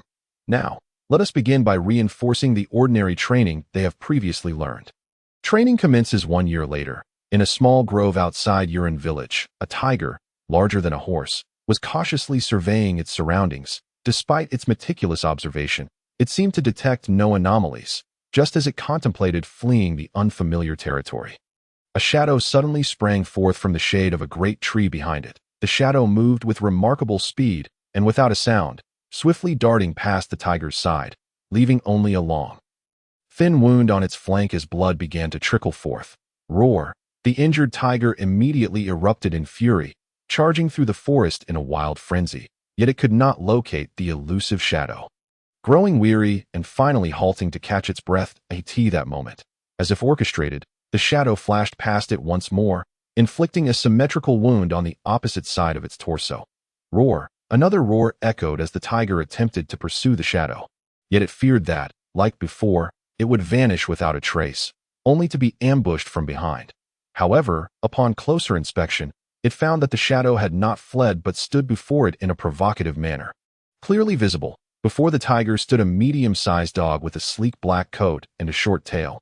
Notably, its elegantly poised form exuded an air of agility, complemented by whiskers that lent it a gentlemanly appearance. The tiger, unfamiliar with this breed, recognized that the dog had not fled, and thus felt compelled to retaliate. With a powerful roar, the tiger lunged forward. That instant, a lion's roar resounded from the tiger's flank. 3 medium-sized dogs, each distinct in appearance, had inexplicably appeared beside the tiger and, in the blink of an eye, had seized the airborne tiger, bringing it crashing down to the ground. Woof, woof, witnessing the tiger's fall. The previously stationary black dog charged forward. Although it lacked the brute strength of the 3 newcomers, it persistently harassed the tiger, preventing it from concentrating on shaking off its attackers. The tiger struggled in vain. A lion, almost equal in size, charged toward it. No, it was not a lion. It was yet another dog, its immense stature complemented by a mane resembling that of a lion, making it appear quite similar. However, the curled tail, reminiscent of a chrysanthemum, distinctly identified it as a dog. As the muscular creature approached, every movement radiating power, the tiger's expression conveyed a hint of anxiety. Yet, this was not the end of its misfortune. Behind the lion-type dog, another identical one emerged. Despair flickered in the tiger's eyes, in a brutal flurry of bites, accompanied by the tiger's mournful roars. Enough, that will suffice. At that moment, a figure clad in a black outfit adorned with red clouds leaped down from a nearby tree and commanded the group of dogs. Upon hearing the command, the dogs obediently retreated, their demeanor transformed from ferocity to docility. This figure was none other than Yuan Xian. The tiger had been summoned by him to assess the growth of his 9 ninja dogs over the past year. Excellent. They coordinated remarkably well. However, the strength of the golden retriever, Doberman, and husky must be enhanced. Pomeranian, attend to the tiger's injuries, and cocker spaniel, lend a hand as well. From now on, we shall use this large feline as a training target. Yuan Xian declared, as a small, charming golden-brown puppy resembling a miniature pine tree bounded out from behind him, its fur impeccably groomed and irresistibly adorable. This is one of his 3 small dogs. The Pomeranian. The Pomeranian ranks 21st in the world's canine intelligence hierarchy, with a developmental focus on being a support ninja dog. Not only does it possess fundamental first aid skills, but it can also transfer its chakra to companions. Currently, it is undergoing training in some auxiliary ninjutsu, and once fully trained, it will undoubtedly become an indispensable ally on the battlefield. Simultaneously, among the 2 lion-like large dogs, one transformed with aiming into a small dog approximately 35 centimeters tall and weighing around 10 kilograms. With drooping ears and a short tail, its golden red back fur gradually transitions to a pale gold on its limbs, looking exceptionally beautiful after meticulous grooming. This is a long-haired cocker spaniel, ranked 32nd in intelligence. At that moment, it transformed again with another bang into a ninja dog identical to the earlier Pomeranian, joining it to treat the severely weakened spotted tiger. Indeed, its ability lies in transformation. It can morph into any of the other 8 ninja dogs currently owned by Yuan Xian, possessing the capabilities of that ninja dog up to 6 tiers. Naturally, this value continues to rise with its ongoing training. Its developmental direction aims for supreme mobility, enabling it to promptly fill any gaps in needs. Meanwhile, the initially swift black medium-sized ninja dog stood guard beside them, ensuring the safety of the 2 small dogs from the injured spotted tiger. Agility and speed define this ninja dog's developmental focus. And with such capabilities, it can likely thwart the tiger's intentions before they materialize. This dog is a schnauzer, typically utilized as a stealthy assassin. The other 3, golden retriever, Doberman, and Siberian husky, compose the remaining trio of Yuan Xian's medium-sized dogs. All classified as combat-type ninja dogs, forming the backbone of Yuan Xian's ninja dog team. The golden retriever ranks 4th in intelligence, the Doberman 5th, and the husky, or sled dog, ranks 37th. The husky is the lowest in intelligence among Yuan Xian's 9 ninja dogs. However, this merely indicates slight differences, not a significant lack of intelligence. Moreover, thanks to the most advanced breeding techniques for ninja dogs, these rankings may no longer be accurate, as they generally excel beyond ordinary counterparts of the same breed. Therefore, these values can only serve as a reference within Yuan Xian's own 9 ninja dogs. Additionally, the lion-like large dog is undoubtedly the largest, a Tibetan Mastiff with a focus on strength, ranking 25th in intelligence. If the 3 medium-sized combat dogs are seen as standard attacks, this Mastiff represents a powerful ultimate move, its attack potency rivaling that of an A-rank ninjutsu. Furthermore, as it continues to grow, it is certain to catch up to the likes of Gamabunta. The giant toad. Yuan Xian names these dogs according to their breeds, as they are his ninja dogs, and he has no need to consider others' opinions on naming. Thus, he opts for breed names to avoid the hassle of naming altogether. Yuan Xian gazed at his ninja dogs with satisfaction, feeling a profound sense of accomplishment. Over the past year, he has nurtured his 9 little companions to this point. Although they have yet to reach maturity, their potential is already beginning to shine through. Overall, aside from a few that still cannot speak, these 9 ninja dogs have successfully completed the foundational training of the 3rd stage and are ready to embark on the next phase of specialized training. Boss, a paper butterfly is coming.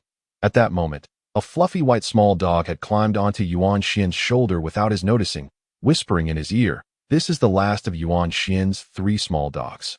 The poodle, it is a toy poodle, ranking 2nd in intelligence, a testament to its remarkable cleverness. Having learned to speak within just a year, its developmental focus is perception, as demonstrated now. It has sensed a suspicious object approaching them. Oh, is Pain in need of something? Upon hearing it was a paper butterfly, Yuan Xian easily deduced it was Conan's paper jutsu, indicating that Pain indeed had a matter to discuss with him. Sure enough, shortly after, Yuan Xian spotted the paper butterfly from a distance. Once it fluttered into his hand, it unfolded into a letter inscribed on parchment. With curiosity, Yuan Xian opened it, speculating whether Pain was summoning him for a new mission. Upon finishing the letter, Yuan Xian couldn't help but exclaim with excitement, "Ha! Orochimaru is coming." Indeed, it was Orochimaru's arrival.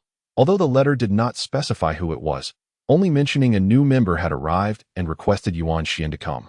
He calculated that it must be Orochimaru, as the immortal duo, Haiden and Kakazu, had already joined in the past year, while the turmoil in the Land of Water had only recently begun, making it unlikely for the likes of Kisame to have infiltrated the organization so quickly.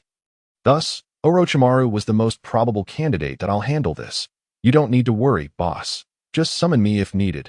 Observing Yuan Xian's excitement, a ninja dog that had been shadowing him spoke up. Upon closer inspection, it was a gray and white medium-sized ninja dog, seemingly ordinary yet exuding an extraordinary aura, reminiscent of a leader. This is Yuan Xian's final ninja dog, the border collie, ranked 1st in intelligence. Thus, it was perfectly natural for it to learn to speak. Its developmental focus, much like its demeanor, is to lead the other ninja dogs, taking charge in Yuan Xian's absence, while also being tasked with his personal protection, making it a quintessential point guard. All right, you all continue your training. I'll return once I finish my business. With a brief instruction, Yuan Xian headed toward the tallest building at the center of Amige Cure. 042, Orochimaru with skin so pale it appeared somewhat sickly. Long black hair, and dressed in an attire ill-suited for combat. This is Orochimaru. In just a few minutes, Yuan Xian arrived at the Rain Tower, the finest structure in Amige Cure, where he finally encountered the person he had been waiting for. Orochimaru, having witnessed the deaths of his companions and the loss of his parents, felt the fragility of life and the brevity of existence, which transformed the originally kind-hearted Orochimaru into one who sought to explore the secrets of immortality. Subsequently, his research into such forbidden techniques necessitated numerous human experiments, leading him to tragically murder ninjas from his village. After being discovered by the 3rd and 4th Hokage, Orochimaru departed from Konoha to join the Akatsuki organization in pursuit of immortality. As a character, Orochimaru stands out as a popular and formidable antagonist. Although Yuan Xian had long prepared himself for the day he would confront him, upon truly meeting him, he couldn't help but feel a chilling aura emanating from him. Orochimaru appeared to have concluded a discussion with Pain, and as the first to arrive for this formal member meeting, Yuan Xian was not concerned that others would misinterpret his eagerness. Orochimaru is a renowned figure in the ninja world, one of the legendary Sannin, and having defected from Konoha, he boasts a remarkable record. This is Sasori of the Red Sand. He will be your partner for future missions, Upon Yuan Xian's arrival, Pain directly stated, solidifying the decision that Yuan Xian would be paired with Orochimaru. Orochimaru regarded Yuan Xian with a hint of intrigue, his demeanor cool yet engaged. Simultaneously, Yuan Xian, who had originally intended to express his long-prepared proposal for Orochimaru to team up with him, found himself momentarily taken aback by Pain's proclamation, but quickly accepted the arrangement that it appeared things were proceeding according to the plot. In the original storyline of Naruto, this was the moment when Sasori and Orochimaru teamed up. Although Yuan Xian had been apprehensive about whether his presence might alter the course of events, it seemed that, for now, everything remained on track. What is this? Yuan Xian feigned ignorance, maintaining an air of pretense. Orochimaru, Yuan Xian initially directed his question toward Pain, but it was Orochimaru who responded. Orochimaru, one of the legendary Sannin. Haha, I didn't expect you to defect from Konoha as well. Yuan Xian sought to establish rapport. As it is customary to find common ground when conversing with unfamiliar individuals in unfamiliar surroundings that in the organization Akatsuki, there exists a rather macabre commonality among its members. They are all renegade ninjas. Revisiting past events serves no purpose. However, if I am to be paired with you, I must first assess your capabilities. You have already consented to my entry into Akatsuki, but I must caution against introducing a layperson who lacks even a rudimentary understanding of medical knowledge, as that would only hinder me. As Orochimaru spoke, he turned to glance at Pain. Upon hearing Orochimaru's remarks, Yuan Xian remained unfazed, deducing some intelligence from the situation. Orochimaru's departure from the village of Konoha stemmed from the absence of an appropriate environment to conduct his experiments on immortality techniques. Therefore, his joining Akatsuki naturally implies a similar request, akin to what Yuan Xian had proposed upon his own induction. Yet, it remains unclear what specific propositions Orochimaru has put forth. He is undoubtedly the most skilled in medical ninjutsu within Akatsuki. However, should you wish to test your prowess personally, I believe Scorpion would not decline the challenge. After Pain spoke, he turned to Yuan Xian, seemingly seeking his opinion, though it was evident that he desired Yuan Xian to compete. Perhaps to gauge the extent of Yuan Xian's abilities after assimilating the medical ninjutsu and data he provided. Very well. I find the prospect of engaging with the legendary three ninjas quite intriguing. Regardless of whether Pain wished to assess his strength or simply sought companionship in the organization, Yuan Xian was resolute in forming a team with Orochimaru. The duo of immortals was irreplaceable. Such a pairing was undoubtedly the most fitting, and as for Ju, he could very well be considered as two individuals. Although Yuan Xian was uncertain of Pain's perception of Ju, he was unequivocally a singular entity in Yuan Xian's eyes. Thus, as the opportunity for collaboration arose, this seemingly simple test posed no significant concern. Nevertheless, he was mindful to establish boundaries, ensuring that he did not appear overly submissive to Orochimaru in their future interactions. Simultaneously, he needed to conceal the true extent of his medical ninjutsu proficiency. Revealing himself as a highly skilled medical ninja might prompt Orochimaru to be more guarded during his experiments and research, particularly regarding his greatest achievement in immortality techniques. This, Yuan Xian wished to avoid. Contemplating this, Yuan Xian recognized that Orochimaru likely sought to test his own expertise in medical ninjutsu, perhaps to bolster his confidence in future endeavors and safeguard against Yuan Xian. With a loud crash, and upon Yuan Xian's agreement, Orochimaru initiated the confrontation by summoning a large, vibrant green serpent, as thick as a human. Aside from its striking coloration, it bore no other remarkable traits. Yet Yuan Xian was acutely aware of its potent venom. Let me witness your medical prowess. Fear not, I shall exercise restraint, Orochimaru declared, gesturing invitingly with a bemused smile, his confidence in his medical abilities palpable as he refrained from making the first offensive move. Perhaps he intended to instill a sense of caution in Yuan Xian, and my expertise in medical techniques is predominantly rooted in the realm of toxins. Prepare to relish the experience. In a bid to limit his own medical capabilities, Yuan Xian chose to utilize the visible venom of Scorpion, simultaneously aiming to assert dominance in an area where Orochimaru excelled. However, Yuan Xian felt a twinge of uncertainty. Although he had adjusted his scorpion venom following his acquisition of Pain's medical materials and his own skills had grown, it did not guarantee that his venom could surpass Orochimaru's, particularly given Orochimaru's innate resistance to toxins. With a decisive motion, Yuan Xian summoned a large mechanical puppet to engage in a contest of toxicity against Orochimaru. As the colossal puppet collided with the vibrant green serpent, the serpent's trajectory shifted abruptly, its elongated form twisting and coiling around the puppet with surprising agility. Simultaneously, the puppet, slightly delayed, emitted a torrent of purple smoke from its various seams and apertures, enveloping the entire serpent in mere moments. Observing this, Orochimaru, initially buoyed by his advantageous position, seemed to realize that Yuan Xian had orchestrated this scenario to provide him with an optimal opportunity to deploy his toxin.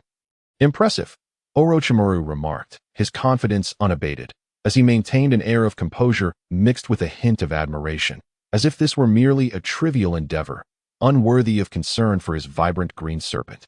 Yet Yuan Xian understood that such tactics would not suffice against Orochimaru. He chose to press the attack on the serpent. Suddenly, within the purple toxic mist, a peculiar sound, akin to a serpent's hiss or an inhalation, pierced through. Subsequently, Yuan Xian's mass of scorpion toxin began to swirl inward, gradually becoming translucent, revealing the situation within the toxic cloud. You certainly possess considerable confidence. Upon discerning the scenario, Yuan Xian couldn't help but admire Orochimaru. As one of the legendary three ninjas, he exuded an impressive aura. It became evident that the scorpion toxin cloud Yuan Xian had released was being entirely inhaled by the serpent, a clear indication of Orochimaru's disregard for Yuan Xian's toxin. An audacious feat not easily accomplished by just anyone. Indeed, in the study of toxins, there exists no one in Konoha who can surpass me. Orochimaru unabashedly accepted Yuan Xian's praise, chuckling as he observed the ongoing battle. Fortunately, in Sunagakure, I too have yet to be outdone in the realm of toxins. Yuan Xian was equally undeterred, and with a subtle flick of his fingers, the large mechanical puppet emitted a series of sharp clicks before. At a pivotal moment, it exploded into several pieces, instantly freeing itself from the serpent-esque grasp. Simultaneously, the severed limbs began to whirl around the serpent, releasing a storm of purple Sanbonara upon witnessing Yuan Xian's puppet launch an assault on his serpent. Orochimaru initially appeared unconcerned, but as time elapsed, he seemed to discern something amiss, his gaze sharpening with a hint of concern. Before long, the vibrant green serpent appeared to endure some acute distress, becoming increasingly erratic in its attempts to fend off the puppet's onslaught. Ultimately succumbing to Yuan Xian's relentless assault, rolling on the ground in a fit of struggled, the disorderly body charge. At last, Orochimaru's expression stiffened momentarily, yet he quickly shrugged it off, dismissively retracting the serpent, which had clearly lost its combat effectiveness. How does my scorpion toxin fare? Although phrased as a question, Yuan Xian spoke with a hint of pride. Utilizing the technique of disorderly body charge to launch the toxin-laden Sanbon indeed made it exceedingly difficult for an opponent to counteract the poison. And Orochimaru's earlier audacity in absorbing the toxin only served to enhance its efficacy. Orochimaru thoroughly analyzed Yuan Xian's tactics. While he appeared to commend Yuan Xian, it also served to showcase his own capabilities. Your lofty demeanor is quite irksome. Yuan Xian chose to ignore Orochimaru's attempt to maintain a facade of strength and turned his attention to Pain, who awaited a final decision that within Akatsuki, while each member enjoyed considerable freedom. The allocation of teams typically fell to Pain's discretion. Thus, following the conclusion of this contest, the arrangement had effectively been solidified. Very well, we shall conclude for today. In future endeavors, you two shall operate as a duo. And I suggest cultivating some synergy, Pain declared, gesturing for the two to depart.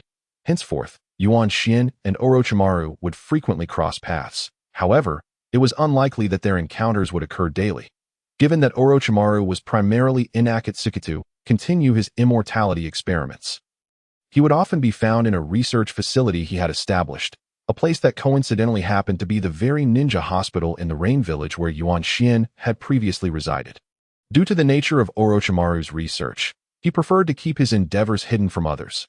Thus, Yuan Xian could only visit Orochimaru's research lab for a brief moment each week, and even then, he was unable to glean any insights regarding the clandestine details of Orochimaru's research. Orochimaru remained vigilant against Yuan Xian, at least during this initial phase of their acquaintance in typical circumstances. Orochimaru's precautions would render it nearly impossible for anyone to discern the essence of his research. let alone its results. However, it is unfortunate that he was unaware that even a fleeting glance from Yuan Xian was more than sufficient, for Yuan Xian possessed the Sharingan and Byakugan, abilities that were unknown to others. The Sharingan, one of its effects, allows the user to see through and replicate others' ninjutsu, while the Byakugan, a true eye, enables one to perceive through all veils of deception, granting a comprehensive understanding of the subject at hand. With the simultaneous possession of these two ocular techniques, Yuan Xian could effectively unravel any mystery. Secrets could hardly hide from his discerning gaze. Moreover, he also had commendable medical skills, a testament to his diligent studies. Thus, during Orochimaru's experiments, Yuan Xian could discern the nature of the test subjects with just a glance, enabling him to ascertain the extent of Orochimaru's research, including the direction of his endeavors in immortality techniques. In no time, Yuan Xian had grasped the state of Orochimaru's research. With such capabilities, Yuan Xian felt a sense of assurance, as this experience had bolstered his confidence for the future endeavor of clandestinely learning Orochimaru's impure world reincarnation, filling him with excitement.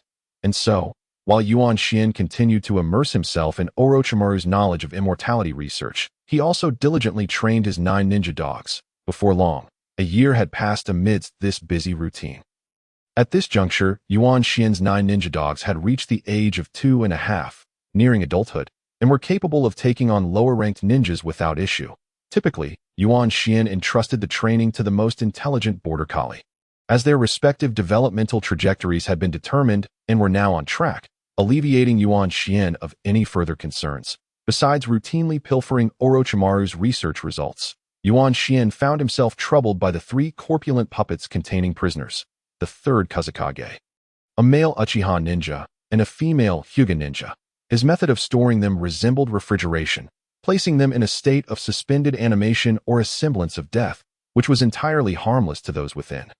Except for the 3rd Kazekage, who had withered considerably, the other 2 were already freed. He had extracted sufficient materials for his plan to create artificial beings, ensuring there would be no issues in the future. However, releasing them felt like a waste, and he pondered whether he would return them to Kanagakur. Doing so would inevitably reveal that the 2 most crucial ocular techniques of the Hidden Leaf had been taken, causing a stir throughout the ninja world.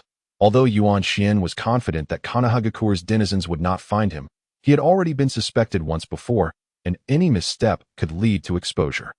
Yet keeping them nearby was also untenable. If only he could utilize the resources they possessed. Yuan Xian had been ruminating on this conundrum for quite some time, yet a solution eluded him. One day, the usually reticent Orochimaru unexpectedly sought him out. "I have business in the land of water. Pain has instructed me to take you along." Without a greeting, Orochimaru spoke directly, although he invited Yuan Xian to accompany him. Deep down, Orochimaru was reluctant for him to join. Over the past year, despite lacking concrete evidence of Yuan Xian's espionage, Orochimaru harbored an instinct that Yuan Xian's weekly visits to his lab concealed some ulterior motive. However, he could not discern that Yuan Xian was secretly learning from his research through his 2 powerful ocular techniques. Instead, he suspected that Yuan Xian might be a spy sent by Pain, who had a keen interest in his research, given the life and death stakes involved. Consequently, Orochimaru grew increasingly averse to teaming up with Yuan Xian, yet he felt compelled to endure due to their prior agreement upon joining Akatsuki. The Land of Water. Upon Orochimaru's sudden appearance at his 3-story residence, Yuan Xian was taken aback for a moment. He had yet to fully process what Orochimaru had said. However, noticing Orochimaru's apparent reluctance for him to accompany him, Yuan Xian pondered this further and was struck by an idea. Kagaya Kimimaro. Indeed, it was Kagaya Kimimaro, based on Yuan Xian's knowledge of the Naruto storyline. This period marked shortly after the conclusion of the 3rd Shinobi World War, during which the Land of Water was steeped in chaos, particularly in the Hidden Mist village, which was rife with turmoil in the absence of its Mizukage. If Orochimaru were to venture into the Land of Water, it could only mean that the Kagaya clan was vying for control over the Hidden Mist, and Orochimaru aimed to recruit Kagaya Kimimaro during this upheaval. Kagaya Kimimaro, born of the Kagaya clan, possessed a power so formidable that even his kin feared him, leading him to be confined in a cage. Following the conflict between the Kagaya clan and the Hidden Mist village, he became a solitary figure once more. Just as Orochimaru arrived, viewing him as an ideal vessel and offering him refuge, thus providing Kimimaro with a sense of purpose in life. This character is, in fact, a tragic figure, destined for sorrow due to his bloodline limit. However, Yuan Xian did not have the luxury of concern for him at that moment. For if Orochimaru's journey to the Land of Water was indeed to find Kagaya Kimimaro, it would imply that Orochimaru's impure world reincarnation had reached its final stage, perhaps even becoming operational. Orochimaru intended to use Kimimaro as his vessel.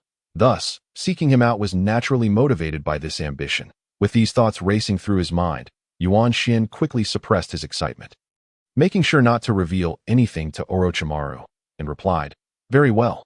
Since we are to be a team, we must act together. Besides, this will be our first mission. How could I possibly miss it? I have long grown weary of the hidden mist village and yearn for a breath of fresh air." Yuan Xian had ample justification to agree to accompany Orochimaru, as he not only sought to confirm whether Orochimaru was indeed pursuing Kagaya Kimimaro, but also realized he could not allow Orochimaru to remain out of his sight for too long. Ultimately, there was another reason. By this time, White should have already been born, and he was eager to seek him out. Both White and Kagaya Kimimaro shared similarities, having been born in the Land of Water, a nation that ostracized bloodline limits, and both possessed powerful bloodline abilities. Their childhoods were equally tragic, and they cherished each other in the face of their guardians. Regrettably, Kagaya Kimimaro's bloodline limit was flawed. Though at this time, Orochimaru likely had yet to discover that the protrusion and retraction of bones would introduce numerous bacteria, ensuring a short lifespan for him. In contrast, White did not face such issues, leading Yuan Xian to consider taking it upon himself to care for White, preventing him from enduring a painful childhood, being exploited, and ultimately meeting a tragic end. Yuan Xian had long been dissatisfied with the character's demise from the moment it occurred. Wait. As these thoughts crossed his mind, a flash of inspiration flickered in Yuan Xian's mind, yet he could not quite grasp what it was. What? Changed your mind? Orochimaru, who had initially felt somewhat disheartened by Yuan Xian's agreement to team up, was taken aback by Yuan Xian's sudden interruption. No, I merely wanted to ask when we would be departing. Tomorrow morning. The Land of Water, an island nation that floats upon the sea, boasts a unique and distinct culture. Though surrounded on all sides by the ocean, this island boasts a myriad of unique mountain peaks. Furthermore, the various islands that encircle it are rich with diverse customs and traditions, deeply ingrained within their communities, many of whom live in accordance with these traditions. Due to its distinctive maritime climate, this place can indeed rival the Land of Fire in terms of livability. However, it remains the smallest among the 5 great nations. In just 3 days, Yuan Xian, together with Orochimaru, arrived at this nation, which is currently embroiled in political chaos. After disembarking from a lengthy boat journey, the two finally reached the main island of the Land of Water, effectively its capital. At this moment, neither of them donned the distinctive black and red cloud attire of the Akatsuki, as their presence here was merely a mission of Orochimaru's, not one of the Akatsuki's operations. Well, according to protocol, we can part ways here. Once I have completed my tasks, I shall seek you out. As for you, feel free to amuse yourself, Orochimaru stated, sounding as if he had finally been liberated, clearly having grown weary of Yuan Xian's company. Unbeknownst to him, Yuan Xian had already sensed that he was the target of Orochimaru's schemes, but he remained blissfully unaware, assuming that Orochimaru simply preferred to work alone. Haha, very well, farewell, Yuan Xian replied with a smile, noticing that Orochimaru appeared to breathe a sigh of relief. Yet, before Orochimaru could fully relax, Yuan Xian continued, I heard that the Land of Water is home to a powerful bloodline clan. What was it called again? Yes, Kagaya. If I remember correctly, I must go see it for myself.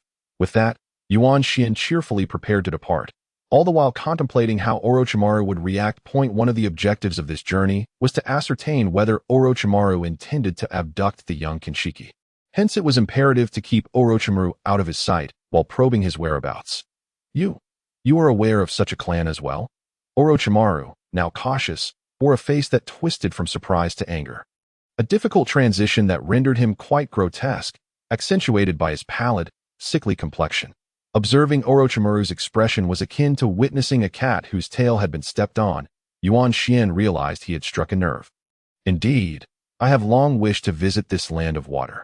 You see, growing up in the arid deserts of the Land of Wind, I have always dreamed of witnessing a land abundant with water. Yuan Xian continued to ramble. Ahem, the task I am undertaking is directly related to the Kagaya clan. So, how fortuitous. Allow me to assist you. Orochimaru, ever the master of composure, coughed a couple of times and swiftly regained his calm. Yet Yuan Xian had no intention of letting him utter a request for solitude. He hastily interjected, no need. Clearly, Orochimaru was not one to possess a good temper, and Yuan Xian's words had pushed him to the brink of fury. Yuan Xian was acutely aware that engaging Orochimaru in combat would likely end poorly for him. Even if he could hold his own, Orochimaru had a formidable summoning at his disposal, while Yuan Xian's 9 unripe ninja dogs were no match for it.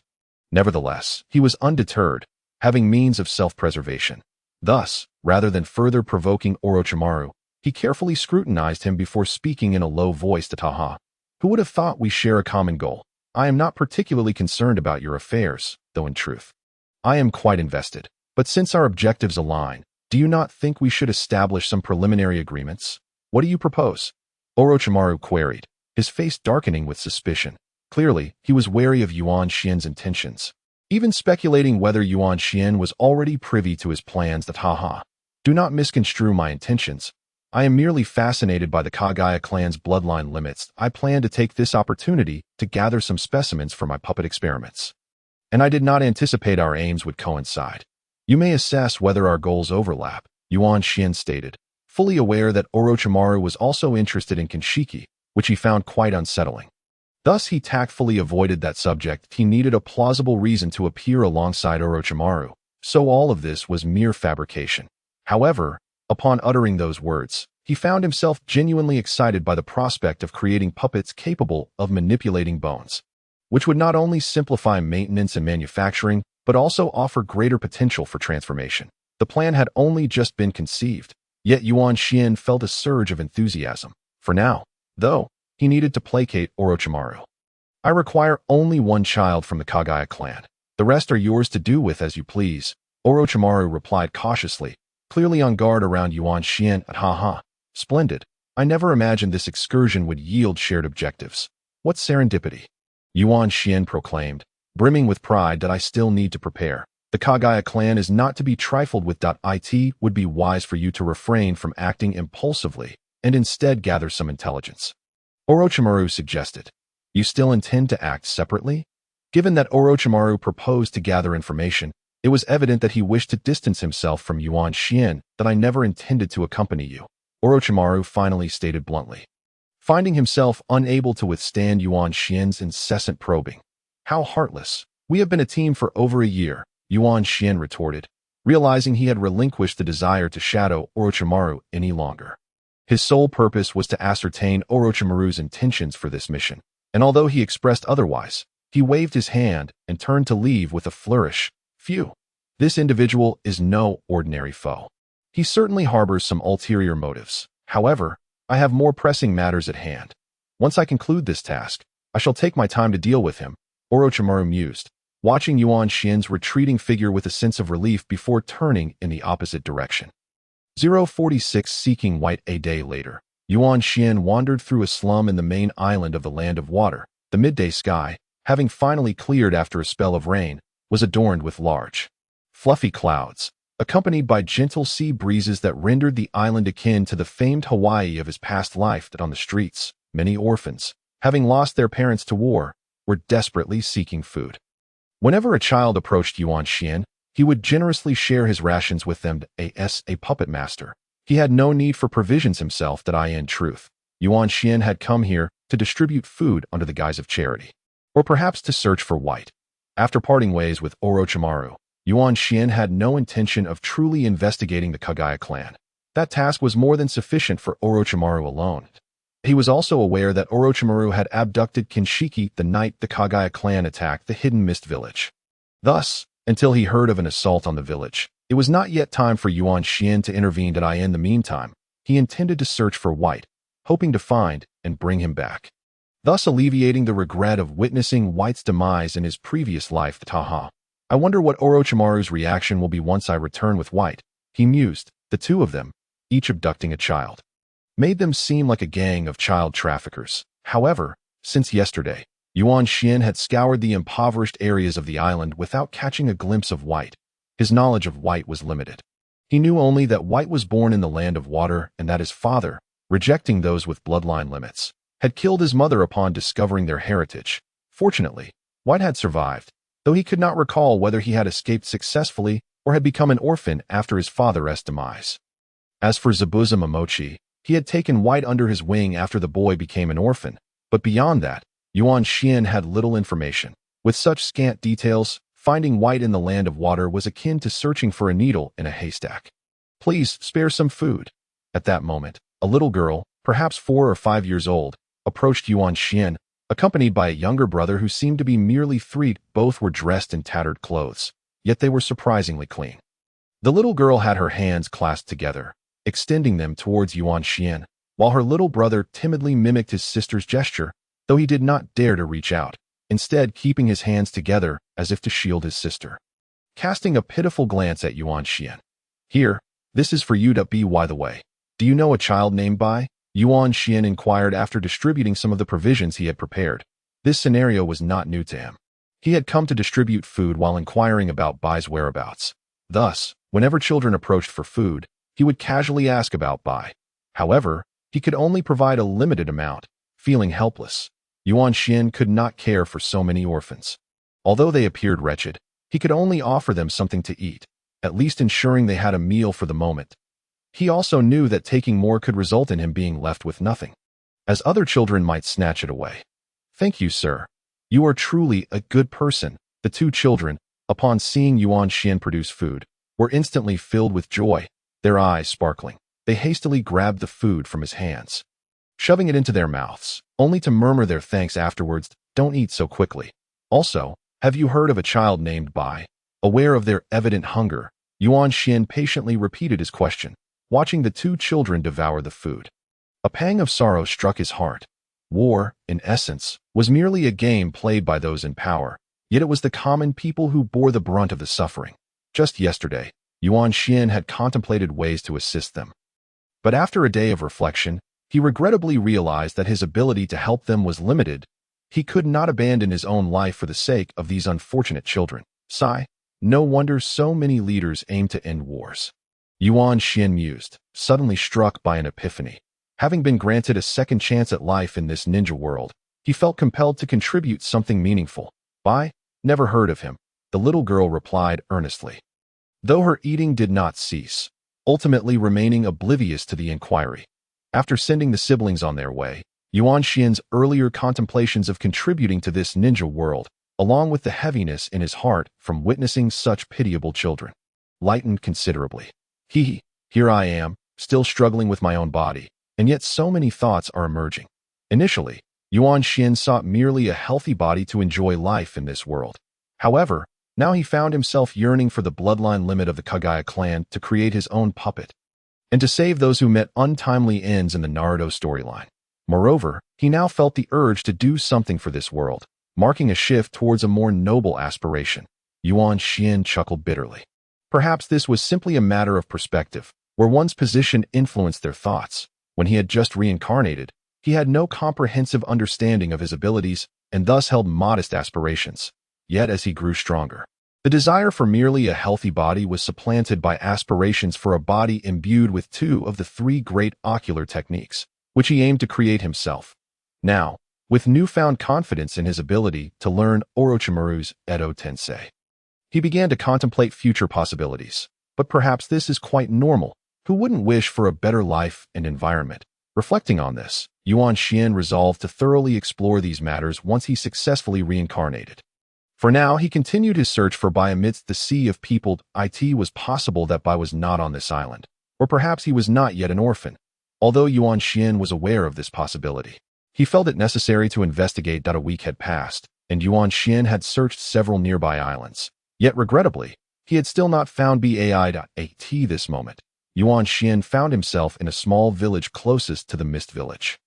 As time had elapsed, he surmised that Orochimaru could not have arrived in the water country too long ago, so he remained vigilant here. Perhaps Bai had not yet become an orphan. After this period of searching, Yuan Xian increasingly believed in this possibility. When he watched Naruto, It was never specified at what age Bai became an orphan. Moreover, while it was evident that Bai was older than Naruto and his peers, the exact age discrepancy remained unknown, suggesting that time could easily be miscalculated. Time. The present year was crucial. Naruto was likely born this year, meaning the Nine Tails must have been defeated by the fourth Hokage this year. With half of its yang chakra sealed within Naruto's body, originally focused on finding Bai, this timing sparked Yuan Xian's thoughts about this significant moment that he yearned to witness the majestic appearance of the Nine Tails. Yet he knew Orochimaru's Edo Tensei was nearing completion, and he needed to keep a close watch on Orochimaru. Reflecting on his earlier thoughts, he recalled the trio of souls trapped within the chubby puppet. Sealing. Yes, it was precisely sealing techniques. Just like the fourth Hokage's sealing of the Nine Tails chakra, he remembered two techniques: for symbol seal and 8 trigram seal. Utilizing such sealing techniques could transfer the essence of a tailed beast into another individual, allowing them to harness its power as a human pillar. Thus, what if he were to seal the essence of a person into his ninja dog, a canine pillar? This should be feasible. With this thought, Yuan Xian conceived a bold hypothesis, one that was theoretically sound. When the time comes, I shall delve into this. Just as Yuan Xian formulated this solution for the trio, an inconspicuous snake slithered into his view. The Kagaya clan was preparing to assault the Mist Village. This snake was a messenger sent by Orochimaru, signaling that the time had come. Well, I've searched for so long without finding Bai. I can only wait for another opportunity. How unfortunate the timing is. It was not that Yuan Xian did not wish to find Bai, but he had no choice but to temporarily relinquish his search.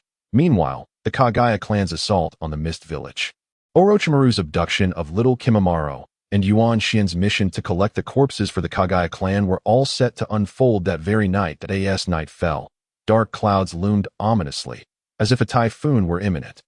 The winds grew increasingly fierce, drowning out distant sounds that in the perpetually foggy Mist Village. The winds cleared the air, making the ongoing battle starkly visible. The civilians of the Mist Village had already fled, leaving only the ninjas of the water country outside the houses. With the absence of a Mizukage and amidst the chaos following the war, it was reasonable that the village experienced such a rebellion. The Kagaya clan's initial fervor seemed to have waned, and the battle now appeared evenly matched as the conflict intensified.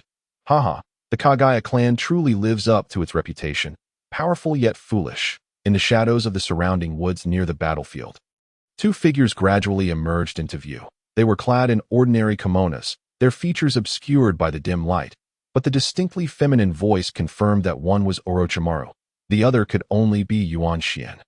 At this moment, they had reunited, perhaps due to Orochimaru's concern that the other's actions might disrupt his plans. That it was rather foolish. Warfare was not a mere contest of skill, and to launch such an all-out assault was bound to deplete resources, leading to inevitable failure. Yuan Xian could not bear to witness such a futile battle, akin to a mutual destruction. However, it undoubtedly inflicted considerable losses upon the opposing side. The ninjas of the Mist Village must have been left in tears upon encountering such adversaries. Alright, it should be about time to end this chaotic battle. No one will be distracted enough to notice that child that I shall depart, and you better not interfere with me, Orochimaru declared, retreating into the darkness. I only seek those corpses. Yuan Xian's primary objective on this journey was to monitor Orochimaru. Thus he remained indifferent to the matters at hand. Soon, as the battle in the hidden Mist Village began to draw to a close, Yuan Xian made his move. Amidst the chaotic battlefield, a member of the Kagaya clan had just been injured by a ninja from the hidden mist, yet he disregarded his own peril and seized the mist ninja, allowing his comrade to deliver the fatal blow. However, in doing so, he sealed his own fate as well. Such skirmishes were brutish and utterly frenzied. With the conclusion of this clash, they hastily proceeded to another battleground, leaving the corpses strewn about. No longer cared for that moment. A corpulent puppet appeared from an unknown origin. Despite its seemingly cumbersome form, it moved with remarkable agility that in mere moments. It stealthily approached the earlier site of carnage, and upon opening its belly, it had already ensnared one of the Kagaya clan members. The loud bang echoed, and it vanished from sight. Had a Byakugan from the Hyuga clan been present to observe closely, it would have noted that the number of deceased Kagaya clan members was steadily decreasing on this battlefield, while the bodies of the hidden mist ninjas remained untouched. Indeed, Yuan Xian was engaged in the macabre act of corpse theft.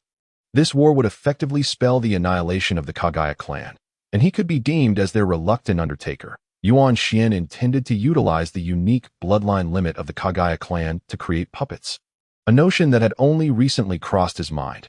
Nevertheless, he felt no need for extensive preparations. Possessing two of the three great ocular techniques of the Hokage, he had no fear of being discovered, allowing him to identify unobserved targets at the most opportune moments. Thus, this entire operation unfolded with a remarkable ease and success. The conflict between the Kagaya clan and the hidden mist village persisted until the early hours of the following day. As dawn broke, illuminating the horizon with a pale light, the last member of the Kagaya clan finally succumbed, marking the conclusion of what could be regarded as the largest rebellion in the history of the hidden mist village. During this battle, Yuan Xian did not manage to collect all the corpses of the Kagaya clan members. After all, a hidden mist ninja was observing, making it impossible for him to be entirely thorough.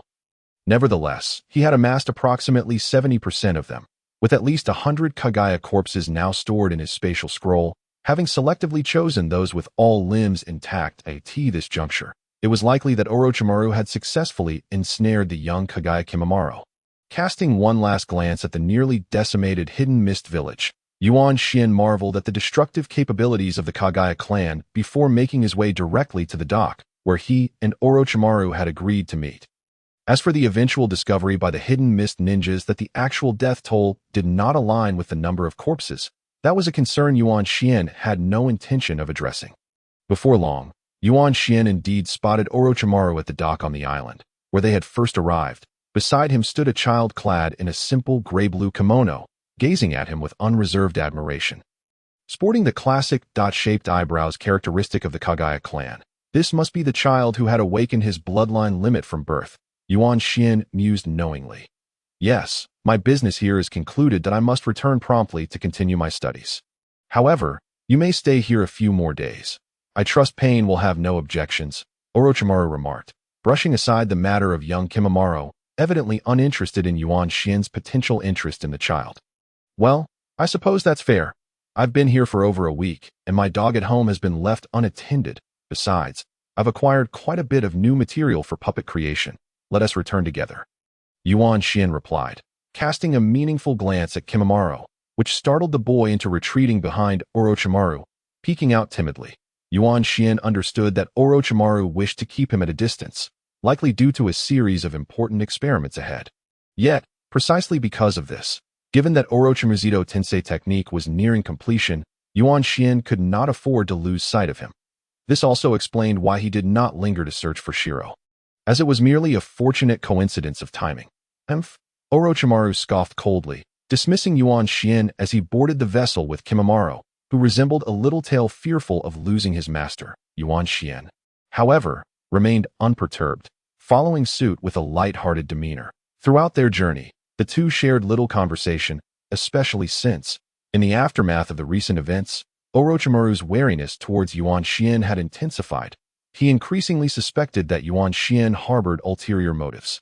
Nevertheless, due to his absolute confidence in his own strength, coupled with his belief that Yuan Xian was likely backed by Pain, he merely remained cautious, without any intention of confronting him. Of course, with his current research on immortality in a critical phase, he had little mental bandwidth to spare for Yuan Xian. And on the other hand, as Orochimaru avoided engaging with Yuan Xian, the latter took it upon himself to draw closer to Kimimaro, seeking to liberate him from Orochimaru's dark influences.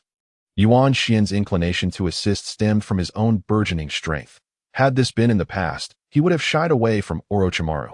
However, after acquiring the ability to summon his ninja dogs for escape, he had become emboldened. When he watched the anime Naruto, he often hoped that those tainted by Orochimaru could attain autonomy and cease to exist solely within his shadow. Now, he was striving towards that very aspiration. Curious to see what would unfold if Kagaya Kimimaro were to gain self-awareness. Regrettably, Yuan Xian lacked the persuasive talent possessed by figures like Orochimaru and Madara, who could easily warp a person's essence with mere words. Thus, aside from Kimimaro's instinctive retreat to Orochimaru whenever he encountered Yuan Xian, there was little change in the boy. After approximately half a month, this expedition to the Land of Water came to a close.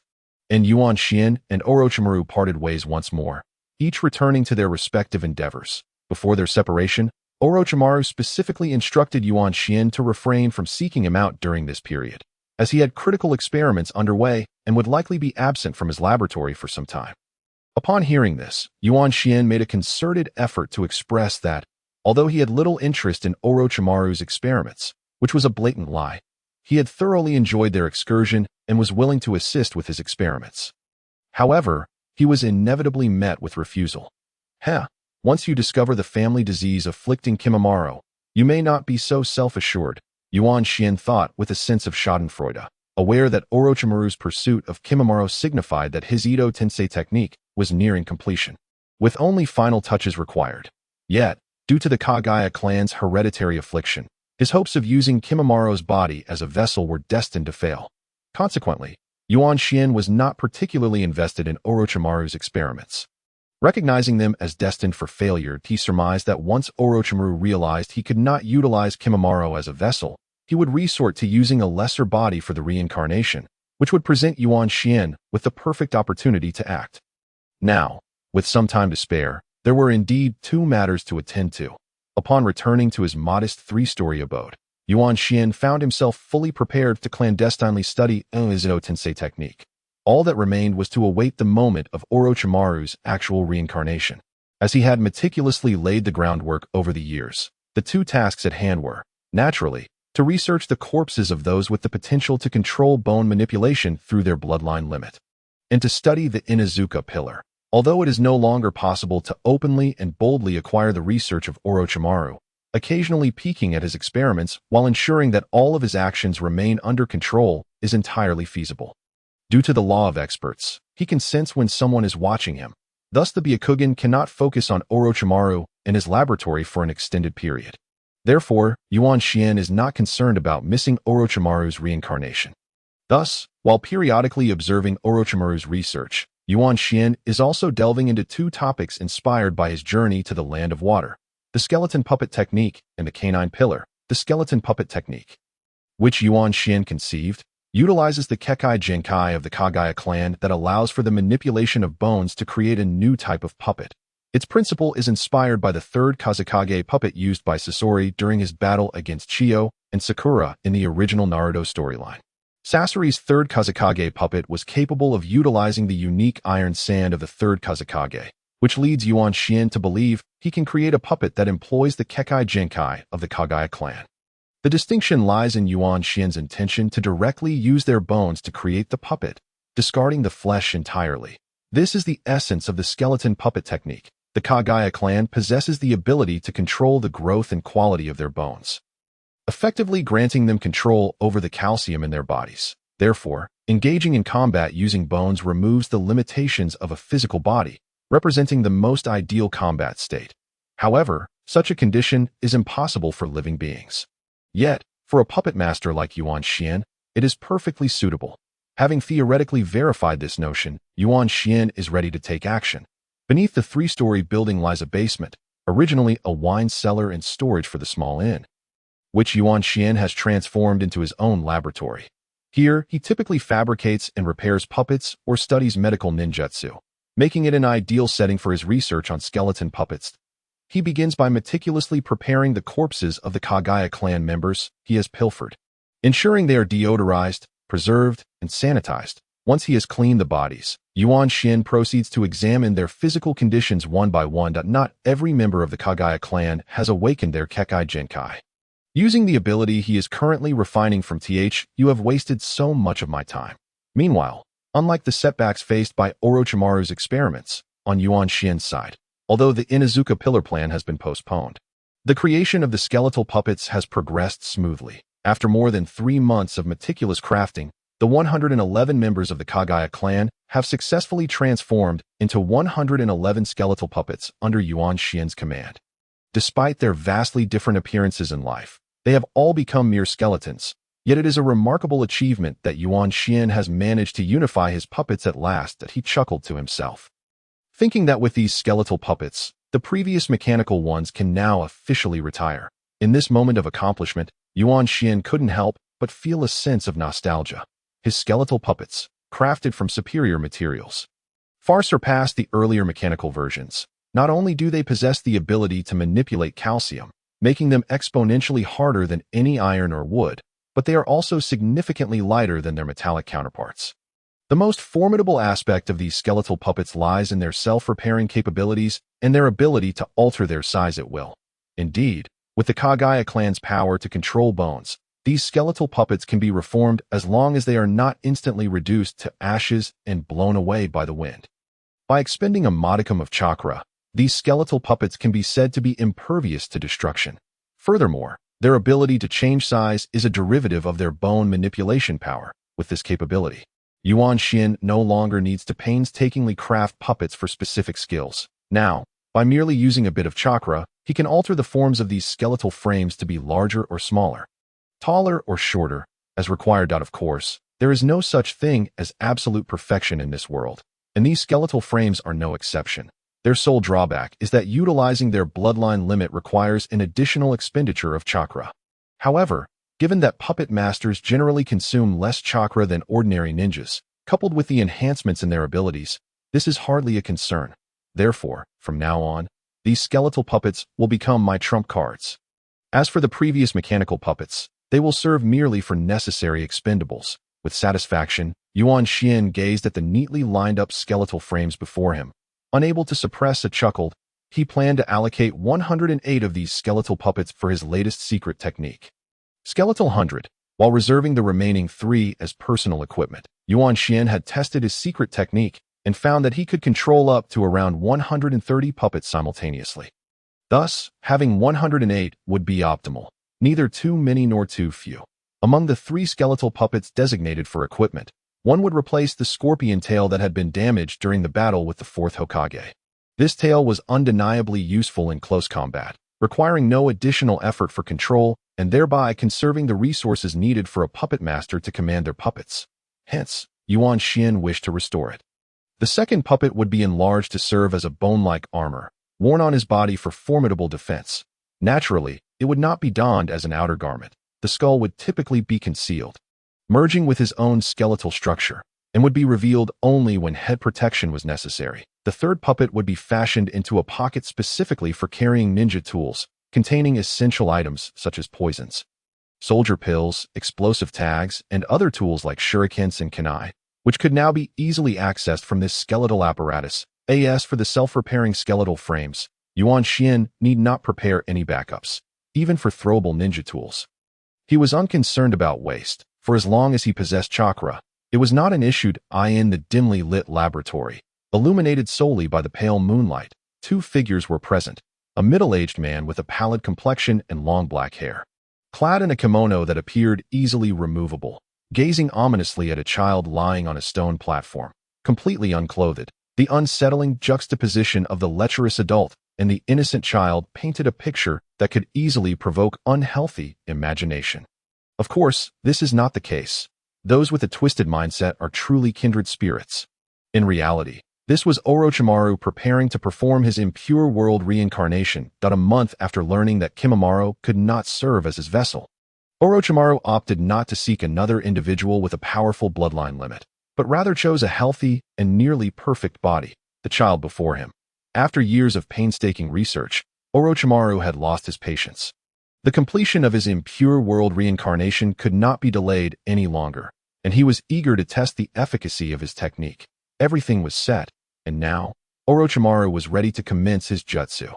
In an instant, his neck elongated, and his once soft hair stood upright like steel needles, while a multitude of tiny white scales began to form on his skin. This was the true form of Orochimaru, the white-scaled serpent. Throughout the Naruto saga, the reasons behind Orochimaru's serpentine appearance and his connection to the fortunate white snake have yet to be explored. Whether it is related to his parents or his summoning beasts remains uncertain. Some even speculate that he merged with the immortal white snake. But for now, such matters are of little consequence. This moment, Orochimaru had transformed entirely into a white phosphorescent serpent, with the white scales morphing into the heads of small white snakes. His appearance was grotesque and repulsive, reminiscent of a true serpent, as he slithered around the child on the stone platform, contemplating where to begin his feast. Eventually, unable to contain his eagerness to witness the success of his research. He lunged forward, penetrating the child's body in the blink of an eye. The massive white phosphorescent serpent, as thick as a barrel and over 10 meters long, completely entered the slender form of the child. As the white phosphorescent serpent merged with the child's body, the latter reacted instantaneously, letting out a soft moan as beads of sweat covered his forehead. His flesh appeased simultaneously. He continuously scanned the direction of Orochimaru's chakra with a disdainful glance. Once Orochimaru entered the body of that child, he kept tracking and scanning. Furthermore, when that child suddenly appeared beside Orochimaru earlier, Yuan Xian had discreetly inspected him, having made the most cautious and comprehensive preparations. Thus, one could say that Yuan Xian had successfully acquired Orochimaru's reincarnation technique through stealth. What are your thoughts? Is it not magnificent? Clearly, Orochimaru had invested tremendous effort to painstakingly create such a ninjutsu, never once considering that someone like Yuan Xian could so easily learn it. It is worth mentioning that Yuan Xian had prepared for several years to achieve today's results. Therefore, in this moment of self-indulgence and reflection regarding his own technique, he did not pursue the issue of Yuan Xian eavesdropping on his reincarnation. It is indeed magnificent, Yuan Xian replied with a mischievous smile to Orochimaru, for he had stealthily acquired the coveted impure world reincarnation technique, leaving him in high spirits. So, what is your true purpose? Orochimaru's voice turned cold as he spoke. Having successfully reincarnated, his mood was no less buoyant than Yuan Xian's, and now he felt emboldened to confront Yuan Xian openly. Orochimaru had always assumed that Yuan Xian's interest in him stemmed from Pain's influence behind the scenes. However, he could never fathom what scheme Pain had in mind, which left him feeling quite unsettled. Previously, he had tolerated Yuan Xian due to his reliance on Pain's power to complete the impure world reincarnation. But now that everything had concluded, he felt liberated to act without restraint. He sought to unveil the mystery that had long perplexed him. I sincerely apologize for my tardiness. Allow me to hastily add a chapter. 052 Betrayal of Akatsuki. 052 Me, I desire nothing. Yuan Xian responded in astonishment to Orochimaru's words, as if he could hardly believe that Orochimaru would speak to him in such a manner. Naturally, Yuan Xian would not confess to Orochimaru that he had been stealthily studying the ninjutsu he had painstakingly developed. However, his acting skills were evidently lacking, or rather, in the presence of the already shrewd Orochimaru. His performance was rather clumsy, and Orochimaru was clearly skeptical of his words. Do you truly believe I would take your word for it? Orochimaru scoffed. If you don't believe me, I cannot help that. I'm merely curious about what you intend to do with that child, which has provided me with quite the spectacle. Yuan Xian endeavored to deceive him. Humph. If that's the case, then let you witness the consequences of your curiosity. Summoning. Manda. What? Yuan Xian was taken aback, for he had not anticipated Orochimaru's direct approach. He was completely unprepared for a confrontation. It must be noted that in the past, Orochimaru had only resorted to verbal threats. Now, a colossal creature had been summoned before Yuan Xian. Orochimaru, are you truly intending to fight me? Yuan Xian exclaimed in genuine surprise. Unbeknownst to him, Orochimaru had long been simmering with impatience, and since the Akatsuki organization no longer held any value for him, he was free to act according to his own whims. He sought to uncover Pain's intentions, and, since Yuan Xian refused to cooperate, resorting to violence was the most effective means at his disposal. Having been paired together for so long, it is time for us to engage in a genuine battle, Orochimaru declared, ignoring Yuan Xian's astonishment, displaying an eager demeanor. Are you not aware that battles between members of the Akatsuki organization are strictly prohibited? Yuan Xian retorted, unaware that Orochimaru was already contemplating defection from Akatsuki, and thus could not be swayed. Yuan Xian was reluctant to engage in combat with Orochimaru, primarily because he wished to avoid drawing Pain's attention to their activities. Today, he had acquired the ninjutsu he had sought for many years, and in truth, he harbored similar intentions to Orochimaru. He too wished to leave Akatsuki. His initial purpose for joining Akatsuki was to gain access to Orochimaru's impure world reincarnation. And now that he had learned the technique, there was no longer any reason to remain. What he desired most was to secure a satisfactory body for himself. However, if he attempted to leave and caught Pain's eye, it would spell disaster. Orochimaru had successfully reincarnated, But Yuan Xian did not wish to be preoccupied with the prospect of pain seeking him out during his own reincarnation. Then I shall simply defect from Akatsuki. Orochimaru replied nonchalantly. Unbeknownst to him, Orochimaru was unaware of Yuan Xian's true intentions, believing instead that Yuan Xian was under Pain's influence. Thus he acted boldly and decisively, without fear of being discovered by Pain. Upon hearing Orochimaru's declaration, Yuan Xian was momentarily taken aback. He had not anticipated that Orochimaru would choose to defect from Akatsuki at this juncture.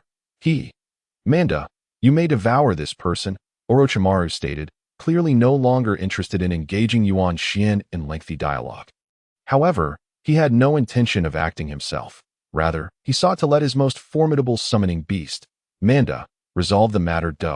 After utilizing that technique, are you unable to fight personally? Yuan Xian, having honed his skills as a ninja for many years, possessed a certain level of perceptiveness. He was the most concerned about that technique. He immediately recognized the implications. Moreover, with his Byakugan, he could see that Orochimaru's chakra was still operating normally within him. So why resort to a summoning beast? Fearing that there might be something amiss, Yuan Xian hastily inquired. Humph, why should I divulge that to you? Although the answer was far from satisfactory, it was entirely in line with Orochimaru's character. Leaving Yuan Xian with no recourse, little did he know that due to the unfolding events, Orochimaru had indeed made preparations to confront Pain simultaneously, and in order to conserve some chakra, he had no choice but to act this way. Meanwhile, during their brief exchange, Manda had already prepared itself, its long and sinuous body coiling and twisting, appearing before Yuan Xian in an instant. With a hiss, the serpent emitted a chilling sound, its gaping maw opening wide as it lunged to swallow Yuan Xian whole.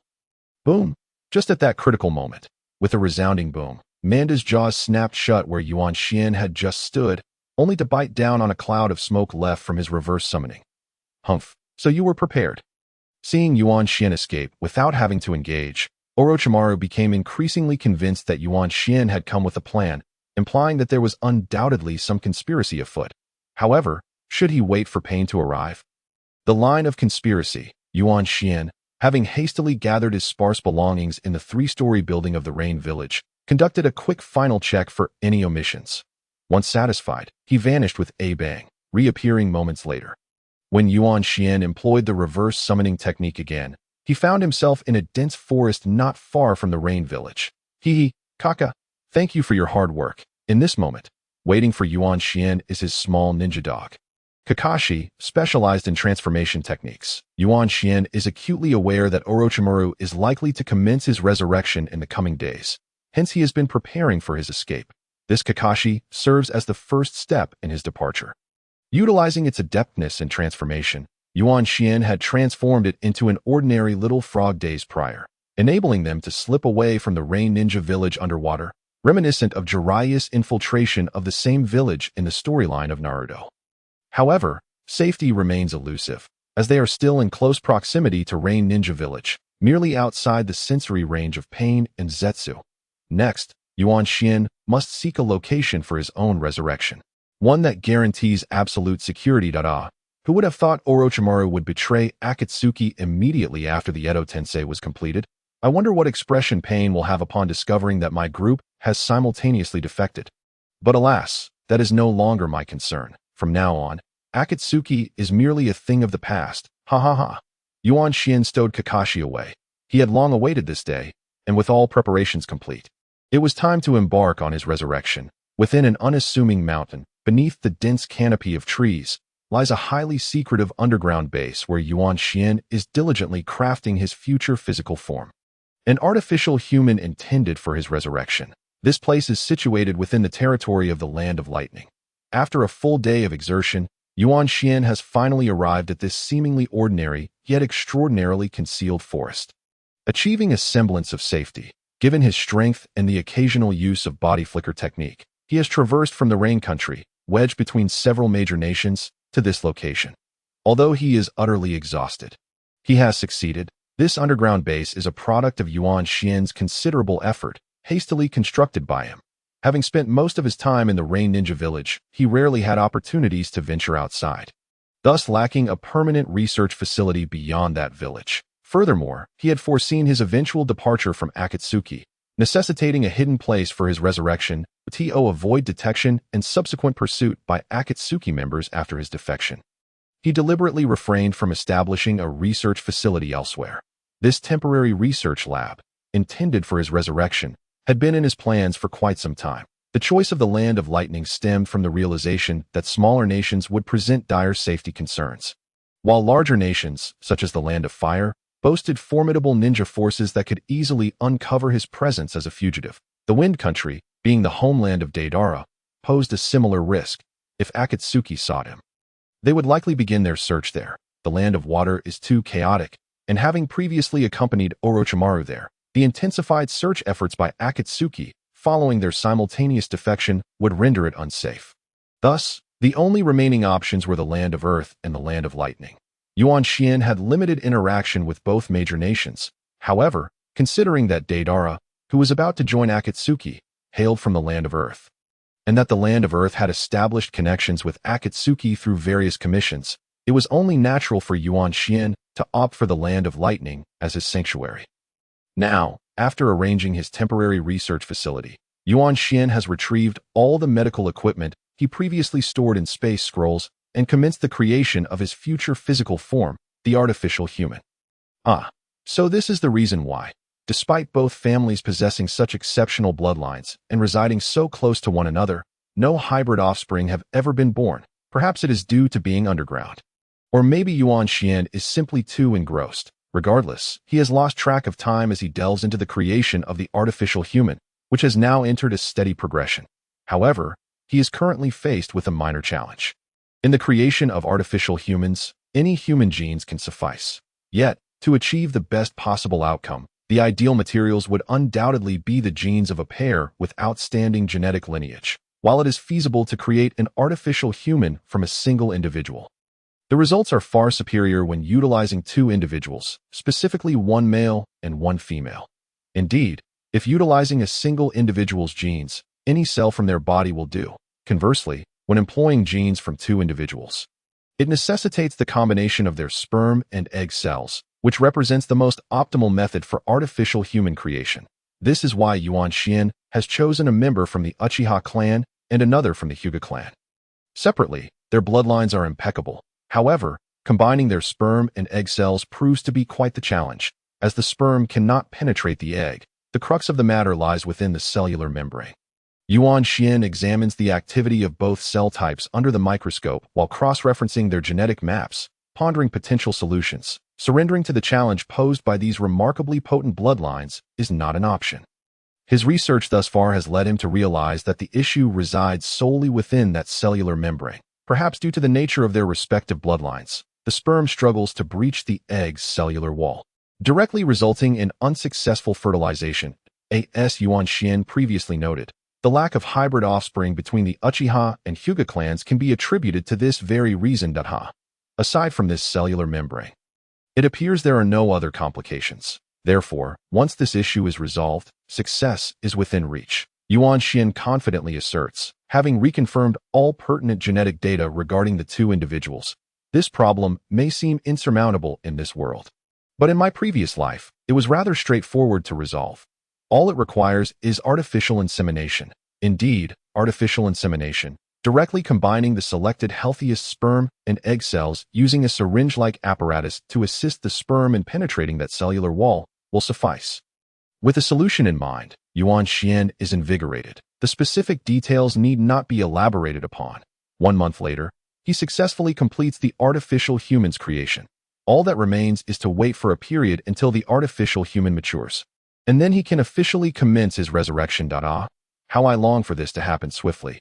But having waited so long, I suppose a little more time is inconsequential. With no further concerns regarding the artificial human, I shall take this opportunity to refine my recently acquired Edo Tensei technique. Meanwhile, in the tallest structure of the Rain Ninja Village, following Yuan Xian and Orochimaru's decision to defect from Akatsuki, Conan, who knows pain best, directly refers to him as Nagato in the absence of outsiders. Will you truly allow them both to betray us? Of course not. Zetsu is already tracking their whereabouts, he replies. Once found, what will you do? Eliminate them. Conan states coldly. displaying her indifference toward the lives of outsiders, particularly given her stoic demeanor. Their affairs are not urgent, and we remain unclear about many of Akatsuki's secrets. They may yet prove useful in the future. The long-awaited resurrection. In the pristine research facility, Yuan Xian has been preparing for nearly 5 years. His resurrection is finally about to commence at this moment. A year has passed once more, meaning that in the narrative of Naruto, the protagonist Naruto Uzumaki is now 2 years old. Meanwhile, Yuan Xian, through his efforts in creating the artificial human, stands before a body that resembles that of a 3-year-old child. 3 years old. 3 years is sufficient. Yuan Xian did not anticipate that the creation of this artificial human would take so much time. The primary challenge was allowing that tiny embryo to develop into its current form. According to the technical specifications for artificial humans, it is indeed possible to accelerate their growth to adulthood, but such a process requires a considerable amount of time. Although the growth of these artificial humans in the cultivation chamber is enhanced by balanced nutrition and optimal conditions, it is impossible for them to mature instantaneously, as this would only inflict harm upon their bodies. Haste makes waste. Thus, after over a year, Yuan Xian has only managed to nurture his future body to the size of a 3-year-old. At this age, he has surpassed the initial stage of infant development, making it an appropriate time for his resurrection. Furthermore, Yuan Xian is eager to proceed without further delay. Now, let us commence with a series of resounding bangs. The 9 newly matured ninja hounds, which Yuan Xian had meticulously trained for his reincarnation, made their appearance within the confines of the modest research facility. Everyone was already well aware of what needed to be done. So, let us all take our positions. Border Collie, should any situation arise, it will be your duty to command. Observing this pack of ninja hounds, Yuan Xian felt a profound sense of reassurance. Although the likelihood of being interrupted during this reincarnation was minimal due to his careful preparations. Prudence is the mother of safety. Being thoroughly prepared is never a mistake. Once the ninja hounds were in place, Yuan Xian finally commenced his non-dead reincarnation technique. The artificial body now lay upon a pristine stone platform. And with its departure from the incubation chamber, the time granted to Yuan Xian was limited. The synthetic being would soon begin to deteriorate due to the absence of a soul, if making a final adjustment to his own emotions. Yuan Xian set to work.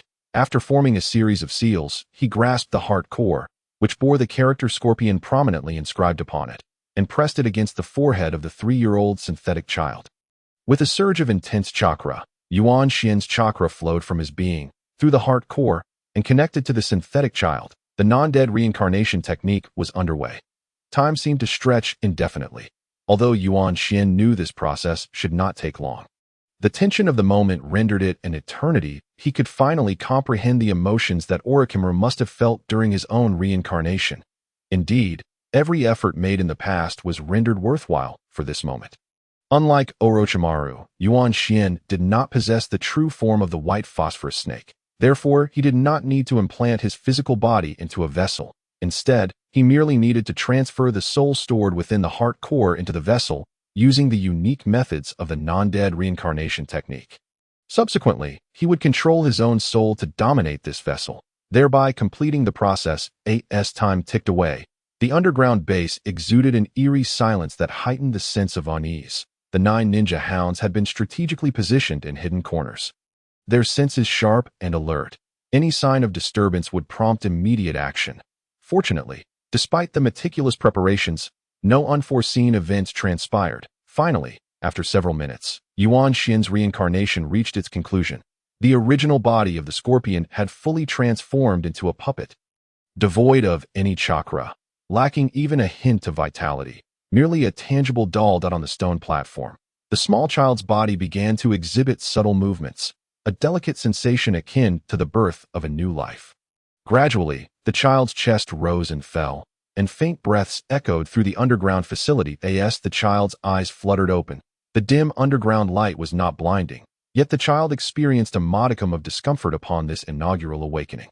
A slight sting accompanied the vision, and fatigue weighed heavily on the mind, while breathing was smooth, filled with the earthy scent. This was the effort required to rise. This was his body, unbeknownst to him. Tears had begun to well in the child's crimson-purple eyes. Whether from the novelty of opening them for the first time or the harshness of the surrounding light remained uncertain. This living, breathing synthetic child was none other than Yuan Xian, having successfully reincarnated. Indeed, every endeavor he undertook had culminated in this moment. He had triumphed in his reincarnation. Coughing slightly, Yuan Xian attempted to call for the border collie. But the voice emerging from this body, which had never spoken before, was somewhat garbled. Nevertheless, it was evident that all sensory faculties, sight, smell, touch, hearing, and articulation, were functioning normally and healthily. Yes, boss. Upon hearing Yuan Xian's call, the fully grown border collie appeared before him. Seemingly materializing from thin air, the slight curl of its lips indicated its delight in witnessing its master's success, rather than any discomfort with his new form. All right, I'm getting there. Yuan Xian continued to adjust his voice. But with the size of a 3-year-old, he quickly mastered it and added, "Come here. This reincarnation has gone remarkably smoothly. It has exceeded my expectations, and all those years of preparation have not been in vain." Ha ha! As the 9 ninja hounds gathered around Yuan Xian, he spoke once more. "I plan to enter a period of seclusion." After successfully reincarnating, Yuan Xian was overjoyed to finally possess a body, yet he did not rush to exit the underground research facility. Instead, he immediately commenced an extended period of introspective training. During this time, he aimed not only to fully reacquaint himself with the sensations of living flesh, but also to become thoroughly familiar with this body. Most importantly, he sought to comprehend the abilities possessed by this remarkable fusion of the Uchiha and Hyuga bloodlines, as for reclaiming the essence of life. It went without saying. Although such a life often entailed managing physiological concerns, it also afforded him the joys of existence, waking naturally each day, indulging in long-missed foods. Even if these were merely rations, they brought him immense satisfaction in terms of the abilities of this body. Yuan Xian made 4 significant discoveries. First and foremost was the health of this body. Despite the inability to conceive during the creation of the synthetic being, everything else appeared perfectly normal. Yuan Xian had harbored some concerns. Yet upon a genuine inspection of his soul, he confirmed that this was indeed an exceptionally healthy body, even surpassing that of an average person. This was, in fact, an expected outcome, with the superior genetic heritage of both the Uchiha and Hyuga clans. Combined with Yuan Xian's meticulous care during the creation process, balanced and ample nutrition, how could this body be anything less than robust? Secondly, Yuan Xian's primary concern lay with the bloodline limit. For most ninjas in the world, bloodline limits were coveted treasures. For Yuan Xian, a soul transported from another world, this desire intensified. In his previous life, he had envied those endowed with bloodline limits. Now, having fortuitously entered the realm of Naruto, he yearned for his own. This body, embodying 2 of the 3 great ocular techniques within the Naruto universe, what abilities might it possess? With a mix of excitement and trepidation, Yuan Xian scrutinized his own eyes. They were a pair of striking crimson-purple orbs, radiating mystery and brilliance. Unlike the Uchiha's typically black eyes before awakening the Sharingan, or the distinct forms of red eyes post-awakening, nor did they resemble the Hyuga's pale eyes. These were ordinary pupils, save for their enchanting hue. Yet, they possessed capabilities. Firstly, they bore the abilities of the Byakugan. Yuan Xian's vision had surpassed ordinary limits, which explained why he had felt a discomforting glare upon first opening his eyes. Despite the soft lighting, providing him with a comprehensive field of vision that even Niji Hyuga could not match. This was the so-called perfect long-range vision. Simultaneously, they also possessed the ability to see through objects. With a slight application of chakra, Yuan Xian could achieve X-ray vision, capable of perceiving the inner networks and chakra pathways of living beings. In essence, these eyes had inherited all the abilities of the Hyuga clan's Byakugan. However, regarding the Uchiha clan Sharingan, its capabilities were not as flawless as he had hoped. Thus far, Yuan Xian had not discerned any trace of Sharingan-like abilities within his crimson-purple eyes, nor had he uncovered any new powers beyond those of the 2 ocular techniques. This meant that, for the time being, Yuan Xian's bloodline limit capabilities were limited to a perfect Byakugan. Despite this outcome, Yuan Xian felt no disappointment. It was not that he was unambitious or lacked gratitude. However, he always harbored a sense that his eyes still required awakening. Akin to the need for the Sharingan to awaken, it was not that he lacked other formidable abilities. but rather that he had yet to harness such powers. Indeed, while the world of Naruto is renowned for its three formidable ocular techniques, there exists a pronounced hierarchy among them. The illustrious Rinnegan at the pinnacle, followed by the Sharingan, and the relatively inferior Byakugan.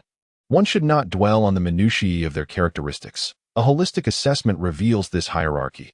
This is precisely why the Byakugan is innately usable at birth, while the other two require awakening.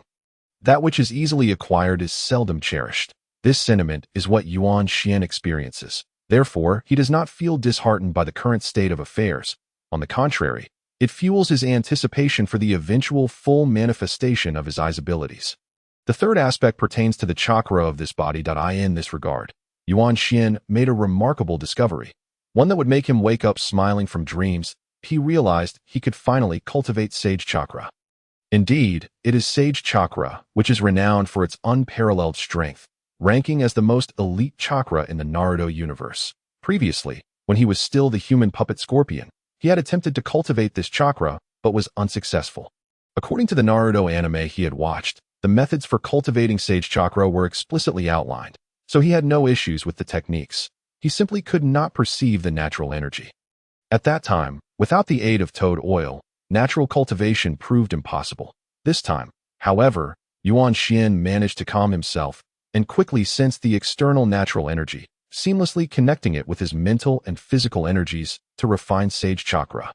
This may be attributed to the fact that his body is still akin to that of an infant. Clearly, despite appearing to be 3 years old, he remains fundamentally a newborn. During this period, when he is closest to nature, the cultivation of Sage Chakra becomes feasible. In summary, Yuan Xian is quite satisfied with this outcome. Yet, like Jiraiya and Naruto, who have also cultivated Sage Chakra, he must remain still to utilize it, leaving him uncertain whether he will ever be able to wield such formidable chakra at will. Nonetheless, Yuan Xian is determined to strive for this. Lastly, the fourth aspect concerns Yuan Xian's chakra attributes. When he was still Scorpion, his chakra was solely of the earth type. Now, however, his chakra exhibits a dual yin-yang attribute. Observing the chakra testing paper in his hand, Yuan Xian furrowed his brow, but ultimately could only shake his head with a wry smile. The front of the paper was warm yet not dry, while the back was cool but not damp. Yin-yang. Indeed, it was neither the searingly hot fire attribute nor the nearly dripping water attribute. This was an exceedingly rare dual yin-yang chakra. It is well known that chakra has 5 fundamental attributes: water, fire, earth, wind, and lightning.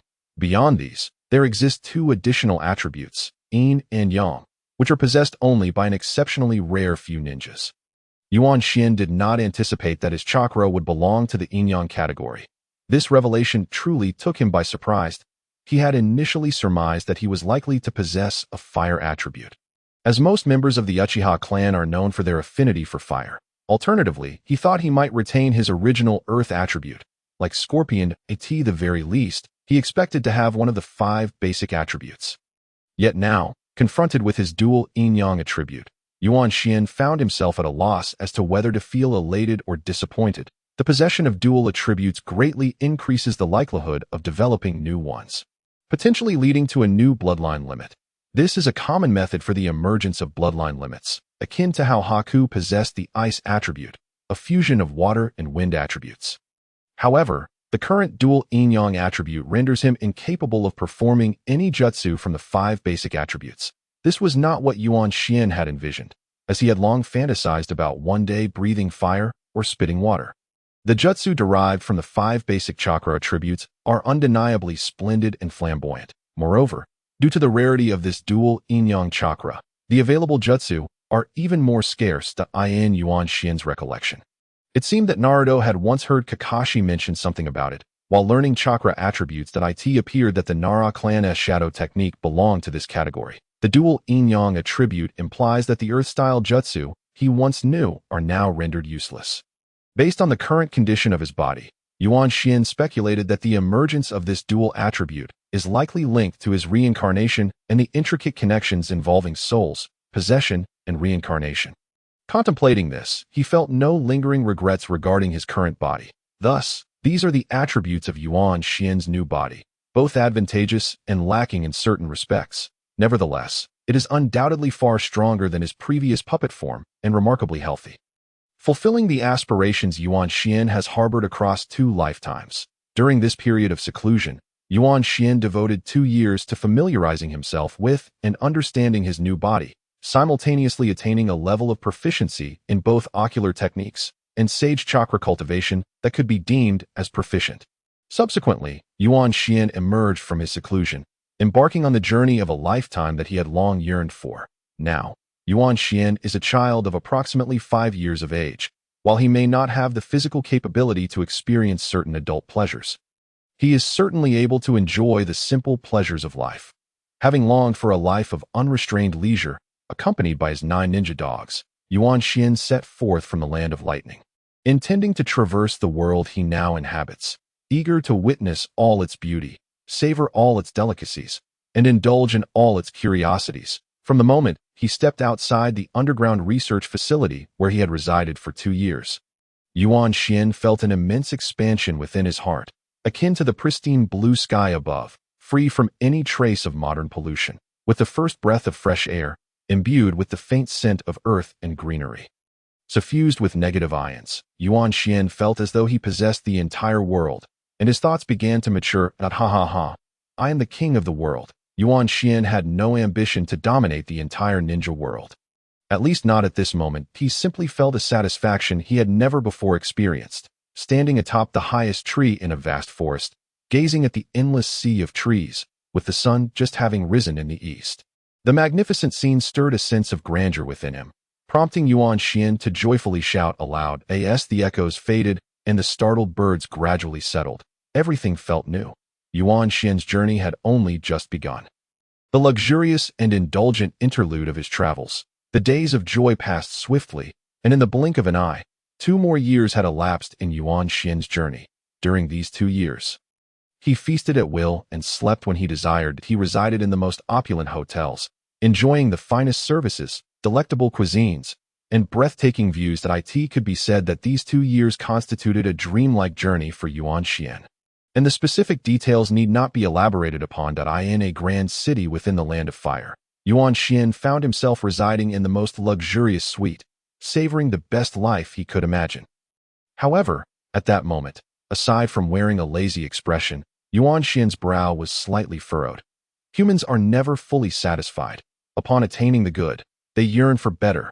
This sentiment is universal, and while it can be tempered by reason, Yuan Xian, possessing remarkable strength, felt no compulsion to suppress it. After 2 years of lavish indulgence, Yuan Xian had reached a state of near saturation in terms of material existence. Now, however, he sought spiritual fulfillment, the sense of accomplishment derived from pursuing his goals step by step. The thrill of engaging in combat with jutsu and the loneliness within him had gradually become more pronounced during this journey, making Yuan Xian increasingly aware of them. Simultaneously, the expenses of this journey were covered by the earnings Yuan Xian had acquired while in the Akatsuki organization. Although not substantial, his own strength allowed him to spend without concern for saving.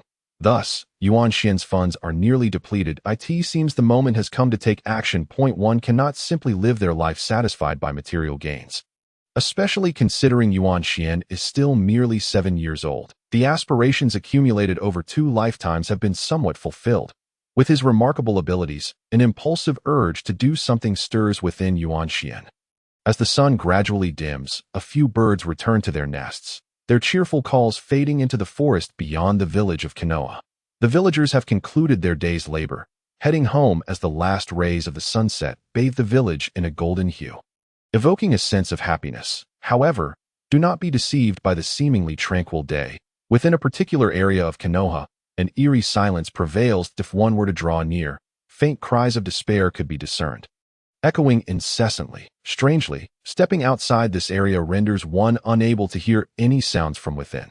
This place is designated as the residence for the Uchiha clan, where all members of the Uchiha family reside. Thus, it is rare for anyone to venture near, resulting in no one being aware of the atrocities occurring within, an event ominously dubbed the Bloody Night. Indeed, at this very moment, within the Uchiha enclave, the prodigious ninja Itaki Uchiha is executing a massacre.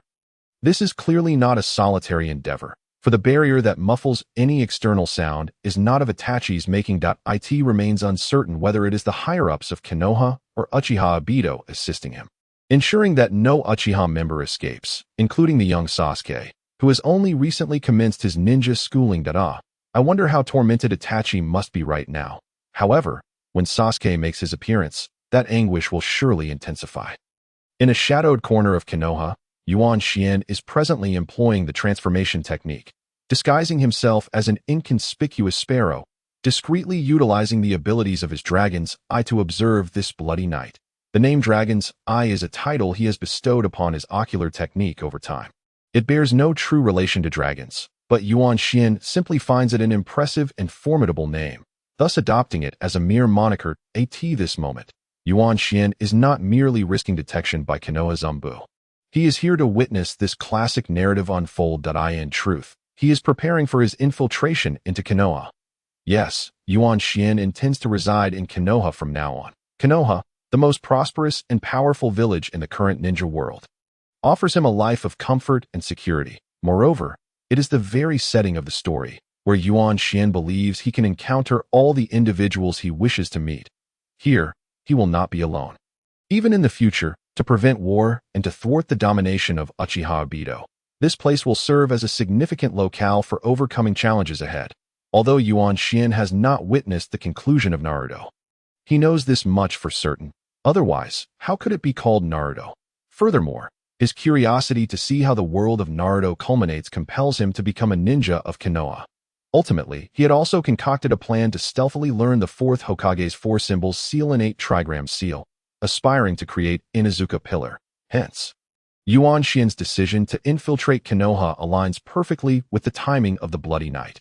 It occurs shortly after Sasuke's entrance into the Ninja Academy, with Sasuke being around 6 years old, meaning Yuan Xian is approximately 7 years old as well. Consequently, he devised this plan to navigate his entry into Konoha. Naruto and Sasuke are just over 2 years old.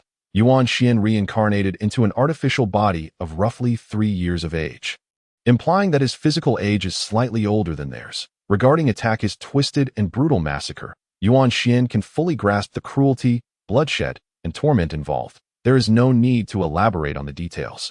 At this point, Itachi has nearly completed his grim task, and Sasuke has already encountered him. Why? Why are you so weak? If you wish to kill me, then hate me, resent me, my foolish brother. Yuan Xian observes the iconic scenes from Naruto unfold. Yet he possesses neither the ability nor intention to intervene. Finally, the angel with black wings, Itachi Uchiha, departs from the Uchiha territory, leaving Konoha and the land of fire behind, while Yuan Xian commences his own actions. He does not rush into action immediately. Instead, he waits a moment to ensure that Itachi and Obito, who assisted him, have left before stealthily entering the Uchiha area. At this point, the soundproof barrier had already dissipated upon Sasuke's arrival. And Yuan Xian does not seek out Sasuke, but rather approaches an unremarkable dwelling. Inside, a family of 3 lies lifeless. Yuan Xian refrains from disturbing anything else, but carefully inspects the body of the child among them. This boy appears relatively delicate, yet his pallid complexion reveals a tragic fate. A cold kunai is embedded in his chest, and notably, he is about 7 or 8 years old, exactly the same age as Yuan Xian's current form. After Itachi's departure, the third Hokage would likely be too distraught to confront the horrors left behind. Due to the secrecy surrounding this incident, the Hyuga clan members would certainly be occupied elsewhere, implying that no one is left to monitor the area. However, the Umbu cannot afford to arrive too late, so they will likely come once Itachi has vacated the premises, meaning Yuan Xian's time is limited. After meticulously confirming the appearance of the unfortunate child, Yuan Xian swiftly performs a simple hand seal, smearing his hands across his face, transforming into an indistinguishable likeness of the deceased child. He quickly dons the child's clothing and conceals the corpse using a space scroll. Furthermore, he inflicts a kunai wound close to his heart, enduring the pain. This operation of switching identities is now complete. With Yuan Xian's medical expertise, such a seemingly perilous injury is expertly managed, posing no real threat to him. With proper recovery, not even a scar will remain. Now he simply needs to lie on the ground and await the arrival of Konoha's Umbu.058, a new identity 058 Irika-sensei. You really didn't have to come all the way to pick me up from the hospital. Before him stands a ninja with a long scar etched across his face. Yet he exudes a warmth that stirs a small sense of gratitude in Yuan Xian since his arrival in this world. No one has ever shown him such concern. Although he now appears in Konoha under another's name, it is merely a name. He remains himself. Xeni, you are my student, and as you are still a patient, of course someone must look after you. Irika, worried about his unfortunate student's troubled past, begins to speak but quickly changes his tone, acknowledging that despite its futility, his concern is sincere. He evidently remains oblivious to the fact that the student before him has been impersonated. After all, he has had little direct interaction with the child named Uchiha Xeni, only becoming aware of the Uchiha family's tragedy recently, prompting him to check on his student, whom he considers a virtual orphan. Teacher, I have already mentioned, please call me Yuan Xian from now on. The name Xine died that night. How absurd, to be called Xine. I might as well be Conan. Yuan Xian has longed to use his true name, but has been thwarted by various circumstances. Now, he seizes this opportunity without hesitation. Yuan Xian? What does that mean? Well, you needn't concern yourself with that in any case.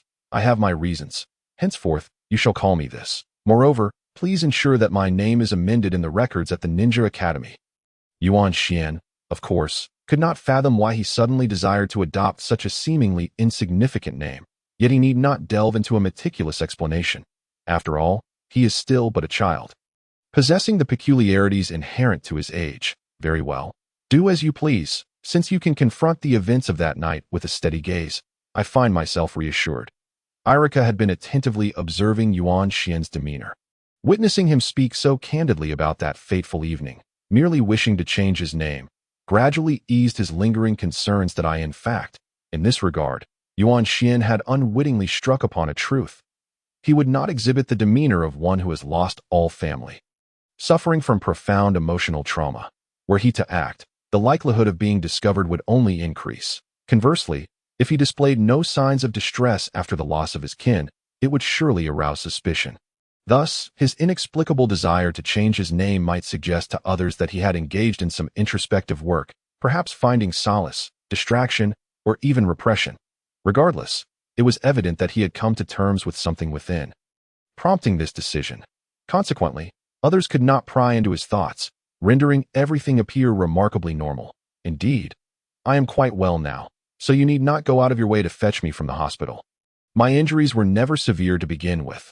Observing Irika's earnest and concerned expression, Yuan Xian felt that coming to Konohagakure had been a splendid decision in such a short span of time. He had developed a fondness for this village and its educators. Why now? A month had elapsed since that bloody night. With the treatment from medical ninjas and Yuan Xian's deliberate cooperation, even the grievous wound that had nearly penetrated his heart had swiftly healed.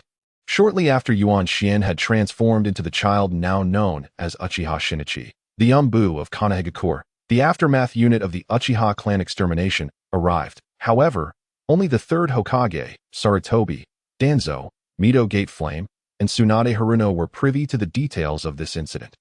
Thus, upon discovering a surviving child, the Umbu's instinctive reaction was to transport him to the hospital. Thus, Yuan Xian seamlessly integrated into Konohagakure. Presently, the entire village was aware that the Uchiha clan had been obliterated by Itachi, with only Uchiha Sasuke and the newly renamed Uchiha Yuan Xian remaining. Naturally, there had been another, the second male lead of the Naruto series, Uchiha Sasuke, but he had emerged unscathed and had long since been discharged. Good. It's a relief to hear that. I shall take my leave now, as school has yet to be dismissed, and I have merely taken a leave of absence. Truly, you are a commendable teacher. Yes, teacher, I wish to repeat a year. Could you arrange for me to be in the same class as Sasuke? Our family now consists solely of the two of us, and I wish to. Understood. Understood. You are quite the exemplary older brother. Before Yuan Xian could articulate the excuse he had concocted, Irika, possessing keen insight, readily acquiesced to Yuan Xian's request that in terms of age, Uchiha Shinichi was precisely one grade above Sasuke. Yet Yuan Xian's intentions extended beyond merely connecting with Sasuke. He aimed to foster relationships with all of the Konoha 12. Very well then. Teacher, you should hurry off to school. I shall commence my studies tomorrow. After parting ways with Irika at the entrance of the Konoha Ninja Hospital, Yuan Xian made his way back to Uchiha Street, eager to check on Sasuke's current state. Behind him, on the rooftop of the Hokage's office at the heart of Konohagakure, two elders observed Yuan Xian from afar. Engaged in discussion, Sarutobi, this child is not under Itachi's protection. Is that wise? Questioned one elder, who had a bandage wrapped around one eye, addressing the elder before him, who wore the Hokage hat and held a pipe. Danzo, that child knows nothing of the circumstances. Since Sasuke has also remained, let them live together. Perhaps this is fate's design to prevent Sasuke from feeling too isolated, the elder in the Hokage hat replied. Taking a drag from his pipe, his tone heavy with contemplation. Yet I fear for the future. There is no need for further discussion. He has no living siblings. Thus he will never awaken the Mangekyou Sharingan. Posing no threat to Konoha, the elder in the Hokage hat appeared troubled. Upon seeing Yuan Xian turn into Uchiha Street, he turned to depart. Meanwhile, the elder with the bandaged eye furrowed his brow, casting a peculiar glance at the retreating figure of his companion. Uchiha Street had originally been designated as a residence for the Uchiha clan within Konohagakure. Once, it was a vibrant community, yet now, under the scorching summer sun, it felt particularly desolate. Ever since that fateful bloody night, the area had been sealed off, allowing only Uchiha clan members to enter or exit. After parting with Irika, Yuan Xian headed directly to this place, which would serve as his residence for the foreseeable future. It appeared that the street had been tidied up, though the damaged houses and facilities remained unrepaired. Uchiha Street was remarkably clean. Not a trace of the bodies of the deceased Uchiha clan members was visible, nor could one find remnants of blood on the walls or ground. However, there was nothing particularly noteworthy about Uchiha Street that caught Yuan Xian's attention, and he lacked the spirit to explore. He was determined to reach Sasuke's home. Soon, Yuan Xian arrived at his destination, a modest yet traditional Japanese-style house. Standing outside, he gazed at the dilapidated door, unmaintained and in disrepair, and shook his head in sorrow. What was once a beautiful family had now been reduced to ruin. Sasuke, are you there? I heard you haven't been to school these past few days. Are you all right? I'm coming in, Yuan Xian called out twice, yet received no reply. However, with his dragon's eye, he could see clearly into the house. Sasuke was curled up in his parents' room, hugging his knees, and appeared to be shivering slightly. Yuan Xian shook his head once more and stepped inside. The room's furnishings were quite homely, yet the remnants of the struggle that had transpired were glaringly evident, suggesting that it had not been tidied or organized. Sasuke, are you all right? Yuan Xian approached the unfortunate child, speaking in the gentlest tone he could muster, offering comfort. Upon noticing someone had come before him, Sasuke wearily lifted his head, his tear-streaked face devoid of emotion as he looked at Yuan Xian. The two locked eyes, clad in a simple navy blue garment, with disheveled black hair, deep black eyes, and a delicate face, there stood the 6 or 7-year-old Sasuke. Note: due to the use of a disguise technique, Yuan Xian's eye color was no longer the mysterious and radiant crimson, but rather the black typical of the Uchiha clan prior to the awakening of the Sharingan. After a moment of shared gazes, Sasuke seemed to recognize the person before him. His eyes gradually regained a hint of brightness, yet tears began to cascade down his cheeks like a kite set free from its string. Brother Shinichi, woo-hoo, like a child who has suffered immense injustice and has finally seen their parents, Sasuke broke down in tears. They are there. Everything will be all right. Initially concerned that Sasuke might spiral into darkness, Yuan Xian was relieved to see that, despite the overwhelming sorrow, Sasuke had not yet reached that point. Cry it out. A good cry will certainly ease your heart. Yuan Xian stepped closer, enveloping Sasuke in his arms. Though their sizes were similar, Yuan Xian being merely a year older, he embraced Sasuke as an adult would a child, allowing him to curl up within his warm embrace, gently patting his back and continuing to offer words of solace. Eventually, after an indeterminate amount of time, Sasuke had fallen into a peaceful slumber in Yuan Xian's arms. With me here, he should not tread down that dark path, Yuan Xian thought, gazing at the sleeping Sasuke as he resolved to carry him to another place of refuge. This place evokes his most unwelcome memories, and Yuan Xian harbors a distinct aversion to this dilapidated house with its damaged door that he intends to take Sasuke to a new abode in the past. While reading the Naruto manga, Yuan Xian felt a profound discomfort regarding Sasuke. A character marked by tragedy, he lamented Sasuke's defection from Konoha, particularly the betrayal of his comrades' expectations, which left him with a sense of deep regret. Such a promising future, now marred by the manipulations of the infamous AB. Although aware that these developments primarily serve the narrative's progression, Yuan Xian now finds himself living in the world of Naruto, and he wishes to prevent the recurrence of those past disappointments. Thus, he is determined to assist Sasuke and witness a more positive version of him evolve into something remarkable. He does not fear that altering the storyline will severely impact the future. The worst-case scenario might be Sasuke being used by Madara to help conquer the world, but he believes the chances for positive change are substantial. Moreover, Yuan Xian is confident that his presence will ensure Sasuke does not become overly weak. Stopping before the finest house in Uchiha Street, Yuan Xian carefully examined it and found no significant damage, deciding that this would be their future residence. Initially, he had considered searching for accommodation outside Uchiha Street, but the only viable option was indeed within this area, so he settled for the next best choice. Now, only he and Sasuke remained of the Uchiha clan, and Yuan Xian deemed it fitting for them to live together.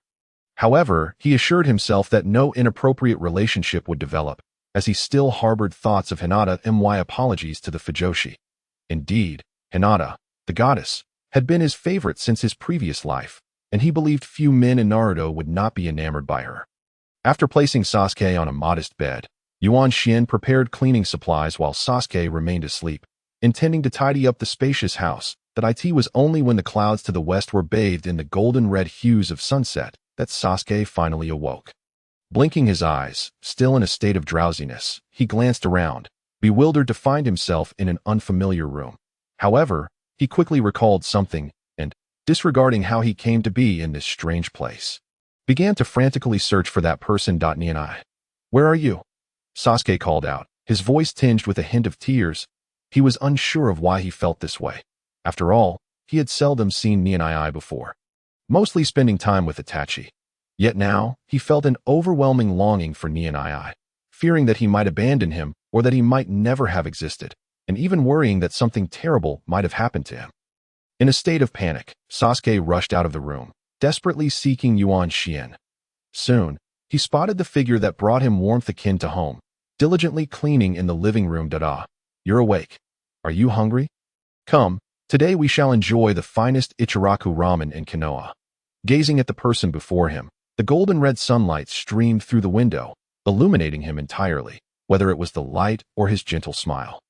Sasuke suddenly felt a warmth enveloping his heart, as if the entire world had gained meaning through his presence. Unable to contain himself, tears streamed down his face once more, but this time, he smiled. Perhaps Yuan Xian's timing was impeccable, or perhaps it was the difference between enduring pain alone and sharing it with another. In that moment, Sasuke's heart was entirely filled by Yuan Xian. Sasuke, are you all right? Everything will be fine, Yuan Xian reassured him, not anticipating that upon seeing him, Sasuke would burst into tears again. He knew all too well that confronting the devastation of losing one's family could not be resolved merely by shedding tears.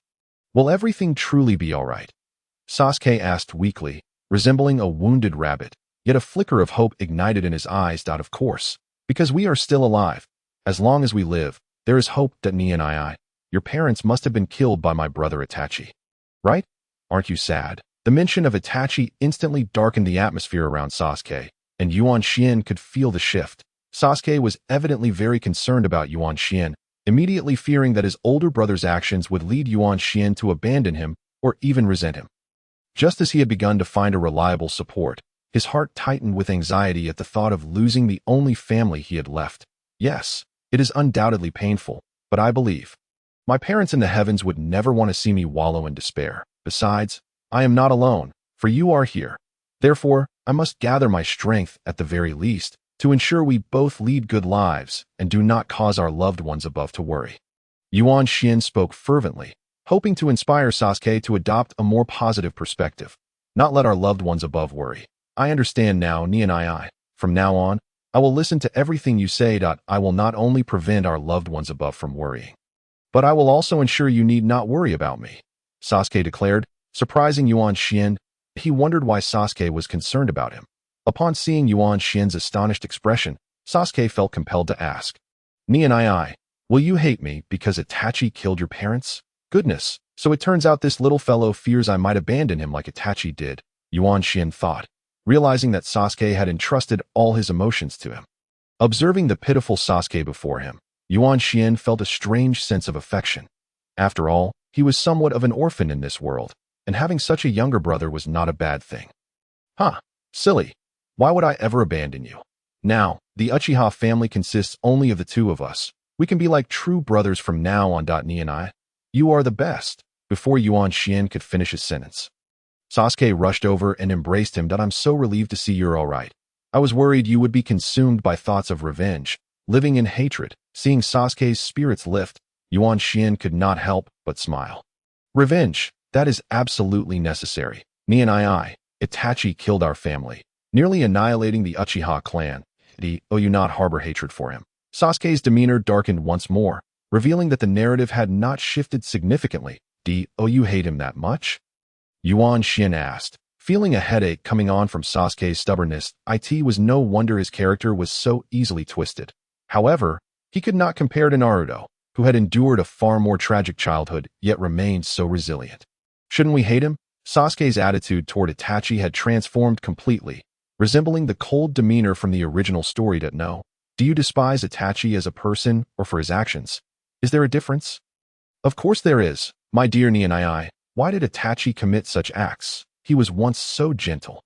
Mentioning such painful memories in the presence of someone he now held dear, Sasuke appeared particularly vulnerable. You still don't understand why Itachi did this. Therefore, it is not yet time to truly hate him. I too wish to comprehend why Itachi acted this way. But until then, we need not harbor hatred. Our priority should be to live well, to make every day meaningful, and to carry on the memories of our departed loved ones. Only then can we honor those still with us and those who have passed. Itachi's actions are a fact. Why must we not hate him until we understand his reasons? Itachi killed everyone. Yet why did he spare you? He said I was simply too weak and not worth his time. Then why did he target me? I am weak too, not even a genin. Well, I don't know. However, such a result is rather unusual, leading me to suspect that there must be some hidden circumstances or perhaps even a conspiracy at play. Yuan Xian does not intend to reveal the truth just yet.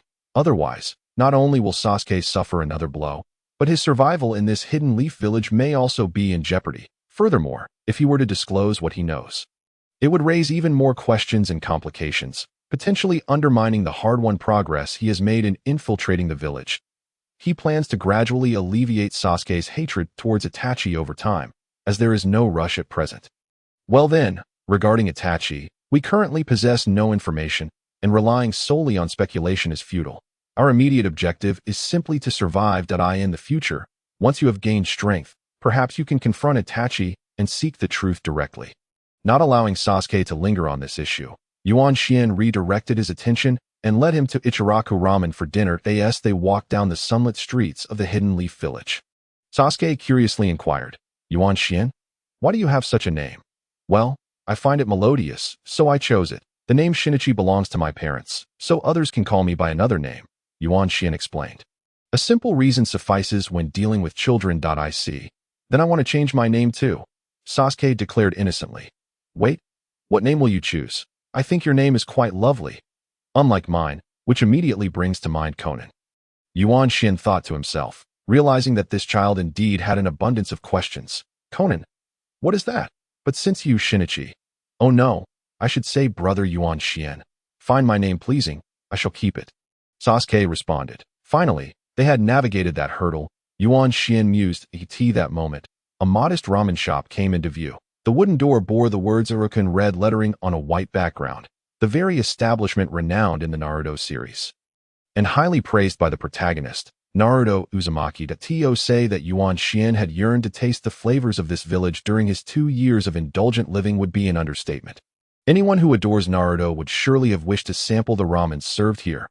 Ah, Ichiraku Ramen. I have longed to savor its delights, Yuan Xian exclaimed, his excitement palpable, now that he found himself in a relatively fortunate situation. His spirits were high, and he appeared far from someone who had just lost their life. Brother Yuan Xian, have you never eaten here before? Sasuke asked, recalling something. Haha, not at all. I only longed for Ichiraku's ramen while I was hospitalized. Let us go. As they entered the ramen shop, They were greeted by an exquisite aroma, rich yet subtle, fresh yet not overwhelming.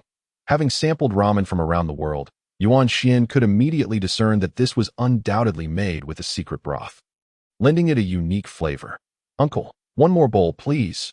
Ichiraka's ramen is the best in the world." A cheerful voice rang out from the shop. "Naruto, you've already had 2 bowls. Don't overindulge." Upon looking closer, Yuan Xian noticed a middle-aged chef speaking casually to a child who had 2 empty bowls before him. They appeared quite familiar with one another. What caught Yuan Xian's attention was the child clad in orange attire, with short golden hair and azure eyes reminiscent of the sky, his face adorned with whisker-like markings. It was none other than Naruto Uzumaki, the main character of Naruto, a figure of considerable significance. To encounter him on his very first day in the Hidden Leaf Village was truly serendipitous. Yuan Xian thought excitedly. He had initially anticipated meeting him only the next day at school. "Uncle, I'd like 2 bowls of your signature ramen." Yuan Xian approached and seated himself next to Naruto, motioning for Sasuke to sit on his other side, and called out to the chef. "Hello, Naruto." Yuan Xian attempted to appear casual. "Huh, who are you?" Naruto replied, furrowing his brow in concentration. "This is my brother Yuan Xian." 2 bowls are still not enough for him. What a glutton, Sasuke chimed in, clearly unimpressed with Naruto.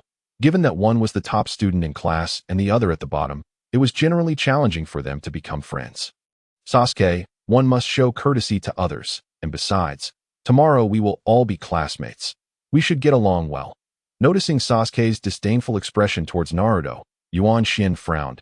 He was keen to build a rapport with the central character, Naruto, who was currently isolated and eager for recognition. "But brother Yuan Xian, he is at the bottom of the class. Nobody plays with him," Sasuke protested. "Sasuke, are you discriminating against him? What right do you have to look down on him?" It was evident that as a member of the Uchiha clan, Sasuke's nature was somewhat arrogant and extreme. Yuan Xian did not wish for such a subordinate, and he saw this as an opportune moment to educate him. "Brother Yuan Xian, are you angry?" Sasuke asked nervously, noticing Yuan Xian's serious demeanor. "No, I am not angry. My apologies. I'm full now, Uncle Ichiraku. Thank you for the ramen. I must take my leave," sensing that he had inadvertently caused a rift between the brothers. Naruto felt disheartened and began to depart. "Wait, Naruto, don't you want another bowl? I'll treat you." As an apology for Sasuke, Yuan Xian quickly interjected, not wanting their first encounter to end so abruptly. "Brother Yuan Xian, why are you being so nice to that underachiever Naruto?" Sasuke asked, confused. "I sent it for you." "You called him an underachiever. Shouldn't you apologize? Otherwise, I might truly become angry." Naruto, I'm sorry for calling you an underachiever," Sasuke reluctantly admitted, realizing that Yuan Xian's kindness was for his sake. "It's nothing. Everyone calls me that. I don't mind," Naruto replied with a cheerful grin, albeit his gaze remained fixed on Yuan Xian. Pondering how fortunate Sasuke was to have such a wonderful brother, that settled then. "Haha, come on, Naruto, have another bowl on me. That's great. Brother Yuan Xian, you are truly fortunate to have such a good brother." Naruto couldn't help but express his admiration for Yuan Xian, his words flowing naturally and sincerely. "Oh, huh, if you'd like, I can be your brother too, brother." Naruto stared blankly at Yuan Xian, momentarily taken aback. "Wait, brother Yuan Xian, you're my brother. How can you be Naruto's brother?" Sasuke interjected immediately, clearly against the idea. Being an Uchiha, he felt entitled to Yuan Xian's brotherhood, and he certainly didn't want to share him with someone named Uzumaki. At that moment, Sasuke, in his childish way, believed Yuan Xian should solely belong to him. "What is wrong with that, Sasuke? You must understand that Naruto, like us, is without parents. It would be quite fitting for us to be brothers. Plus, he has been living independently for so long. We should learn from him about taking care of ourselves. That's also why I said you have no right to look down on him." To be honest, Yuan Xian was unsure about bringing Naruto into his circle as a subordinate. Thus, he used Sasuke's question to highlight their common ground, believing this would increase his chances of success. I just remembered. I heard that the Uchiha clan was exterminated, so you are orphans now too." At this moment, the carefree Naruto displayed a rather oblivious demeanor. "Your entire clan has just been annihilated. Yet, within the Uchiha family, there remains my brother Yuan Xian and myself. In the future, we shall certainly revive the Uchiha clan. It's truly baffling how children operate." This little Sasuke simply enjoys exchanging banter with Naruto. Well then, Naruto, would you like me to be your older brother? Yuan Shen patted Sasuke's shoulder and once more posed the question to Naruto that is it really possible? I mean, would you not mind having a mediocre person like me? With such a disheveled personality, it was evident that due to years of living under the cold gaze of those around him, Naruto harbored deep insecurities within, and his outwardly cheerful demeanor was merely a facade to mask his true feelings. Of course, I wouldn't mind. Having you as my little brother would bring me immense joy. Didn't I just mention that you are far stronger than us?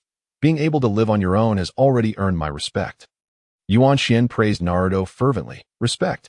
You respect me?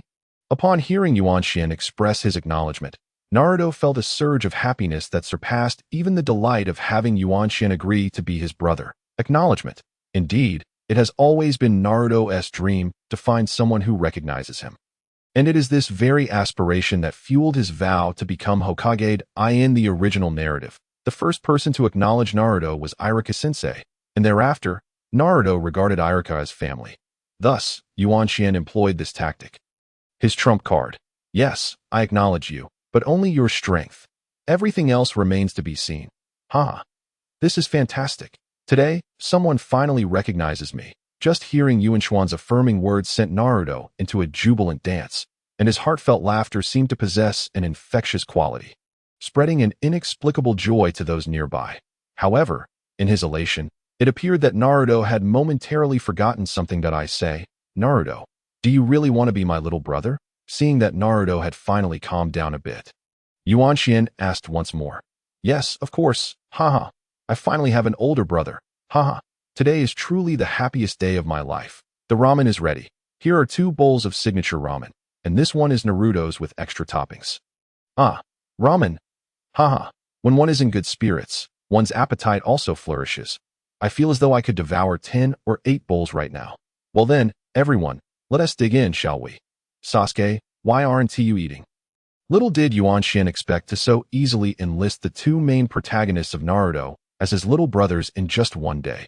His mood was absolutely delightful, but in truth, this favorable outcome was largely due to the timing. It wasn't easy to win over Sasuke right after the Uchiha clan's tragedy. Moreover, if Naruto hadn't yet graduated from the Ninja Academy, winning him over would also have been quite challenging.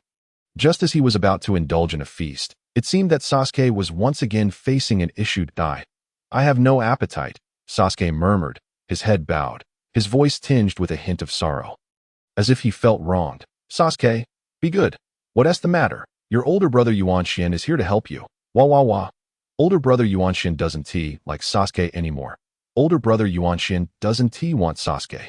Unexpectedly, this inquiry prompted Sasuke to burst into tears. From his intermittent sobs, Yuan Shen could discern that Sasuke was undoubtedly upset about Naruto becoming his little brother. Goodness, this pampered child certainly has a plethora of issues. Look at Naruto, so understanding. Unlike this Sasuke who gets jealous at the drop of a hat, Yuan Shen thought, feeling a twinge of concern about whether he had made the right decision in making the 2 main characters of Naruto his little brothers. Nevertheless, first and foremost, he needed to comfort Sasuke, considering he was still in a sensitive phase that a man should not cry at every little thing. How could your older brother Yuan Shen ever reject you? You are my little brother after all? Really?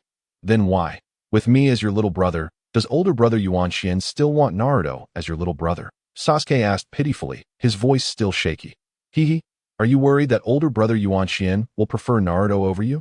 With a teasing tone, Yuan Shen half-jokingly replied, I'm not. Hehe, you both have your own merits, and I like you both, which is why I want you both as my little brothers. Moreover, I want to show favoritism. Therefore, you all must get along well. Understood? Really? Sasuke's heart felt reassured, but he still needed to confirm once more. Older brother Yuan Shen. Woo-woo. Naruto, who was listening nearby, was also moved. He had initially thought that even if he gained Yuan Shen's acknowledgement and became his little brother, he could never feel as close as Sasuke, who shared the same clan. However, now, Yuan Shen's position in his heart had become even more solidified and significant. Of course, it's true. Now, hurry and eat your ramen, or it will get cold. Laughter gradually filled the Ichiraku Ramen Shop. 063 Ninja Academy 063 Sarutobi. Is this truly acceptable? allowing that nine-tails brat to associate with the Uchiha clan members in the Hokage's office in the Hidden Leaf Village. The elderly man with a bandaged right eye was questioning the old man seated at the Hokage's desk, who was wearing the Hokage hat. His words seemed to carry an undercurrent of discontent. Let us observe for now. It appears that they have come together merely because they have both lost their parents, and they are still just children, Danzo. There's no need to react so sensitively. Your approach is far too maternal. Aren't you afraid of raising a tiger that could turn on you? It seemed that Danzo had reached his limit with Sarutobi, speaking with agitation. They are all inheritors of the will of fire. And I have faith in these resilient children. Furthermore, should a true threat arise, I will prioritize the safety of the Hidden Leaf Village above all else. Sarutobi spoke with a benevolent expression, seemingly oblivious to Danzo's fury. Very well. You said it. So I will no longer interfere with their affairs. When the time comes, whoever makes the mess shall be the one to clean it up. With that, Danzo stormed out in a huff. Muttering something that sounded like Sarutobi was ungrateful. You think you can just wash your hands of the Uchiha situation? Very well. Then, once Danzo had left, Sarutobi's gaze turned slightly cold. After taking a few puffs from his pipe, he seemed to regain his composure and produced a crystal ball the size of an adult's fist. Examining it closely, within this crystal ball, there was a clear image of Yuan Xian and his companions at that moment. Wake up, you two little lazybones. Starting today, we are going to school together. We can't be late, so get up. As it was the first day of Yuan Xian attending the Hidden Leaf Ninja Academy, he was brimming with excitement. Having risen early to prepare breakfast, however, he discovered that his newly appointed little brothers showed no signs of waking up, prompting him to raise his voice. Older brother Yuan Xian, I can't eat anymore. Naruto sprawled out on the bed like a sunbather, offering no response even when Yuan Xian flipped his blanket. Meanwhile, Sasuke curled up like an adorable little ball, and upon Yuan Xian lifting his blanket, he merely hugged his pillow. Still wearing a satisfied smile, sigh.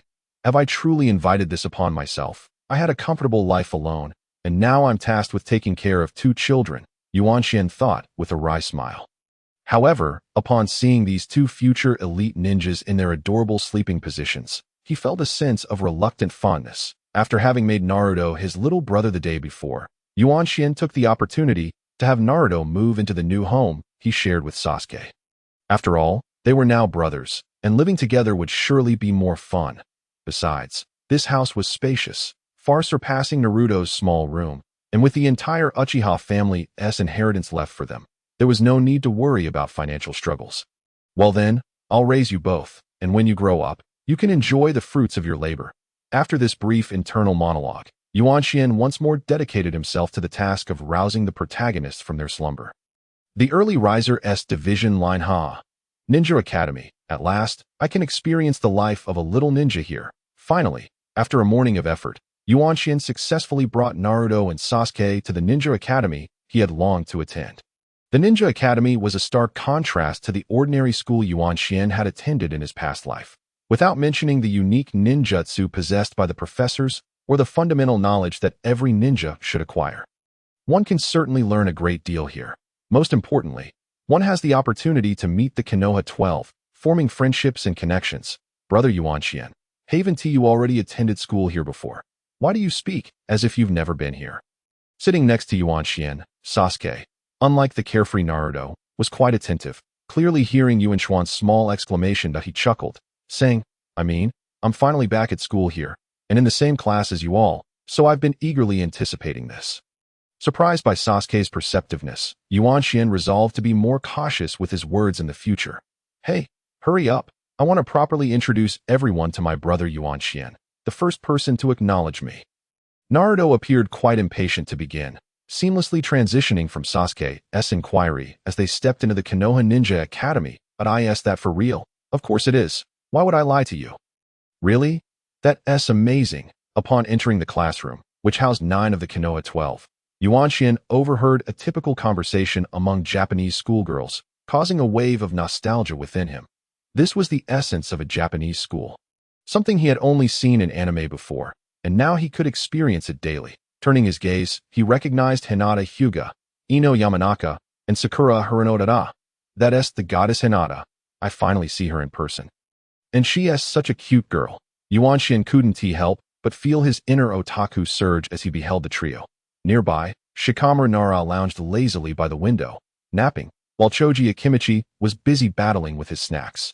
In the front, Kiba Inuzuka and Shino Aburame were each playing with their ninja dogs and insects. The morning sunlight, accompanied by a refreshing breeze, filled the classroom, creating a scene reminiscent of a special edition poster. So natural, warm, and beautiful. In that moment, Yuan Xian felt that witnessing such a scene in the world of Naruto made his journey worthwhile.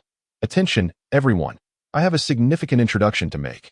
Naruto excitedly approached the podium, pulling Yuan Xian from his reverie. Always the center of attention, huh?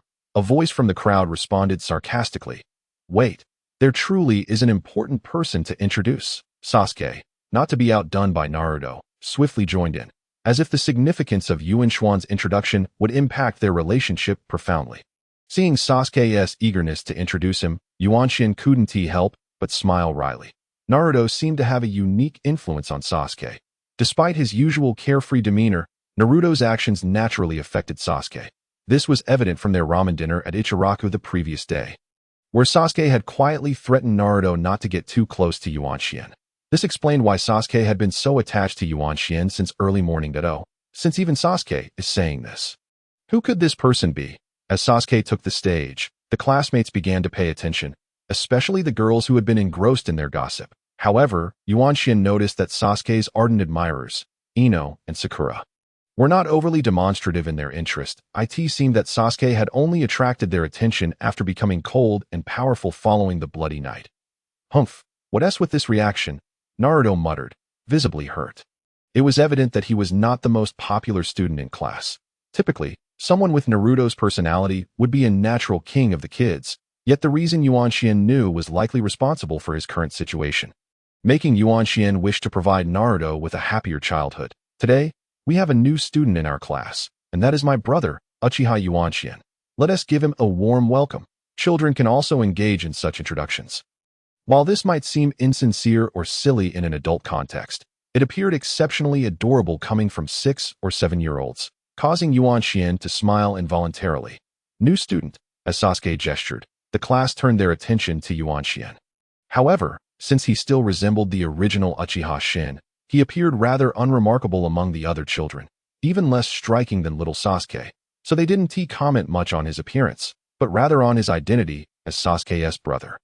Wait, he is also my brother, and the first person to recognize me, Naruto exclaimed, eager to assert his connection, akin to showing off a prized toy to his classmates. Your brother? Haha, Naruto, he is an Uchiha. Kiba Inuzuka chimed in. Meanwhile, Shikamaru remained unbothered by the complexities of Yuan Xian being both Sasuke and Naruto's brother, continuing his nap, while Choji was preoccupied with his snacks. Shino, being naturally quiet, didn't engage much, leaving Kiba to respond to Naruto. Kiba's comment resonated with the other students. Having a new classmate who was the brother of both the top student, Uchiha Sasuke, and the underdog, Naruto Uzumaki, piqued their curiosity. Hello everyone, I am Uchiha Yuan Xian. From today onwards, I will be your classmate. I hope to receive your guidance. At this point, Yuan Xian introduced himself, adding, I am Sasuke's cousin and Naruto's sworn brother. That's how it is. Sworn brother? How could you be brothers with the underdog? A child from the audience innocently remarked. Although the comment stung, it only reflected the purity of youth and the values taught by their parents. Yuan Xian's immediate reaction was to glance at Naruto, who flushed, then lowered his head, his gaze flickering as if he wished to escape. Who said that? I live with Naruto, and nothing bad has happened. Besides, he's the underdog because he doesn't want others to be in that position, so he willingly takes it on himself. Would you want to be the underdog? With him around, haven't you all avoided much pain and trouble? Yuan Xian had taken Naruto under his wing with the intention of providing him a better childhood, and now, he was eager to speak up for him. Is that so? So Naruto is looking out for us. The classmates began to reconsider their previous treatment of Naruto. He's the underdog because he lacks ability. That's just a pretty way to put it, but if he truly improved, would you take his place? Regardless, it was a fact that he allowed everyone to avoid being the underdog. Yuan Xuan's perspective prompted many children to ponder, igniting a flurry of hushed discussions. Meanwhile, Shikamaru had awakened and, after glancing at Naruto, his gaze shifted predominantly to Yuan Xian. The other members of the Konoha 12 present also began to take a keen interest in Yuan Xian. Naturally, the most animated reaction came from Naruto. Yuan Xian bro. At that moment, Naruto finally let the tears he had been struggling to hold back flow freely. Children are like that. Their emotions are written all over their faces. Although Naruto had matured in many ways due to growing up alone, he could not escape his essence. The tears he had just repressed were those of grievance. He could not comprehend why everyone despised him when he had done nothing wrong. Was it merely because of his poor grades? Yet, it was actually due to his chakra usage rate. Now, after hearing Yuan Xian's defense of him, warm tears streamed down his face. It was not because of the reactions of those beneath the podium. He realized that he was not, as Yuan Xian had claimed, someone who willingly chose to be at the bottom. However, like Sasuke before him, on this ordinary morning in a common classroom, his world seemed to gain significance with Yuan Xian's presence. Once, he had longed for someone to stand by his side. The loneliness he felt was something that those who had not experienced it could never understand. And now, he finally had that, unbeknownst to Yuan Xian. At this moment, Naruto had silently vowed to protect him with his very life. Ding! As a series of bells rang out, Irika-sensei appeared at the classroom door. 065 Courage Test. Alright, students, please return to your seats. Class is about to begin. Irika-sensei began his professional introduction before class, and simultaneously noticed Yuan Xian standing at the podium. Oh yes, class, we have a new student today. Let's have him introduce himself. Irika walked over to Yuan Xian, patting him on the shoulder in a gesture that seemed both encouraging and as a greeting, continuing to address the class. His name is Uchiha Yuan Xian. Teacher, he already introduced himself. A student from the audience chimed in. Oh, he has already introduced himself. Well then, let us see where Yuan Xian will be sitting. Although it was slightly out of the ordinary for a student to self-introduce, Irika did not find it to be a significant issue and intended to assign Yuan Xian a seat. However, Yuan Xian walked directly to a spot in front of a seemingly inconsequential classmate and asked, "Could I take this seat? Why should I let you sit in my spot?" The inconsequential classmate clearly did not wish to relinquish his seat. Yuan Xian had no connection to him, nor did he exhibit any intimidating aura. Why should he be obliged to give way? Yet, at that moment, as he spoke, the classmate felt an almost palpable chill and quickly turned his head. Beads of cold sweat forming his right sat Sasuke, and behind him was Naruto, both gazing at him with eyes glowing with intensity, as if to say that if he did not comply, they might devour him whole. Indeed, the spot Yuan Xian chose was adjacent to Sasuke on the right and Naruto behind him, with the most significant aspect being that to his left sat his third target of interest. The esteemed heiress of the Hyuga clan, Hinata Hyuga. It was evident that this inconsequential classmate felt intimidated by both the top and bottom of the class. After swallowing hard in trepidation, he cast Yuan Xian a go-ahead look and hurriedly vacated to a seat in the back.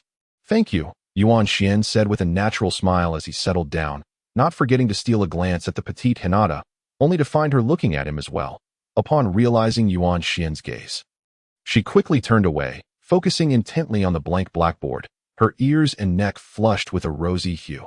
Hinata is truly adorable, Yuan Xian thought to himself, chuckling inwardly.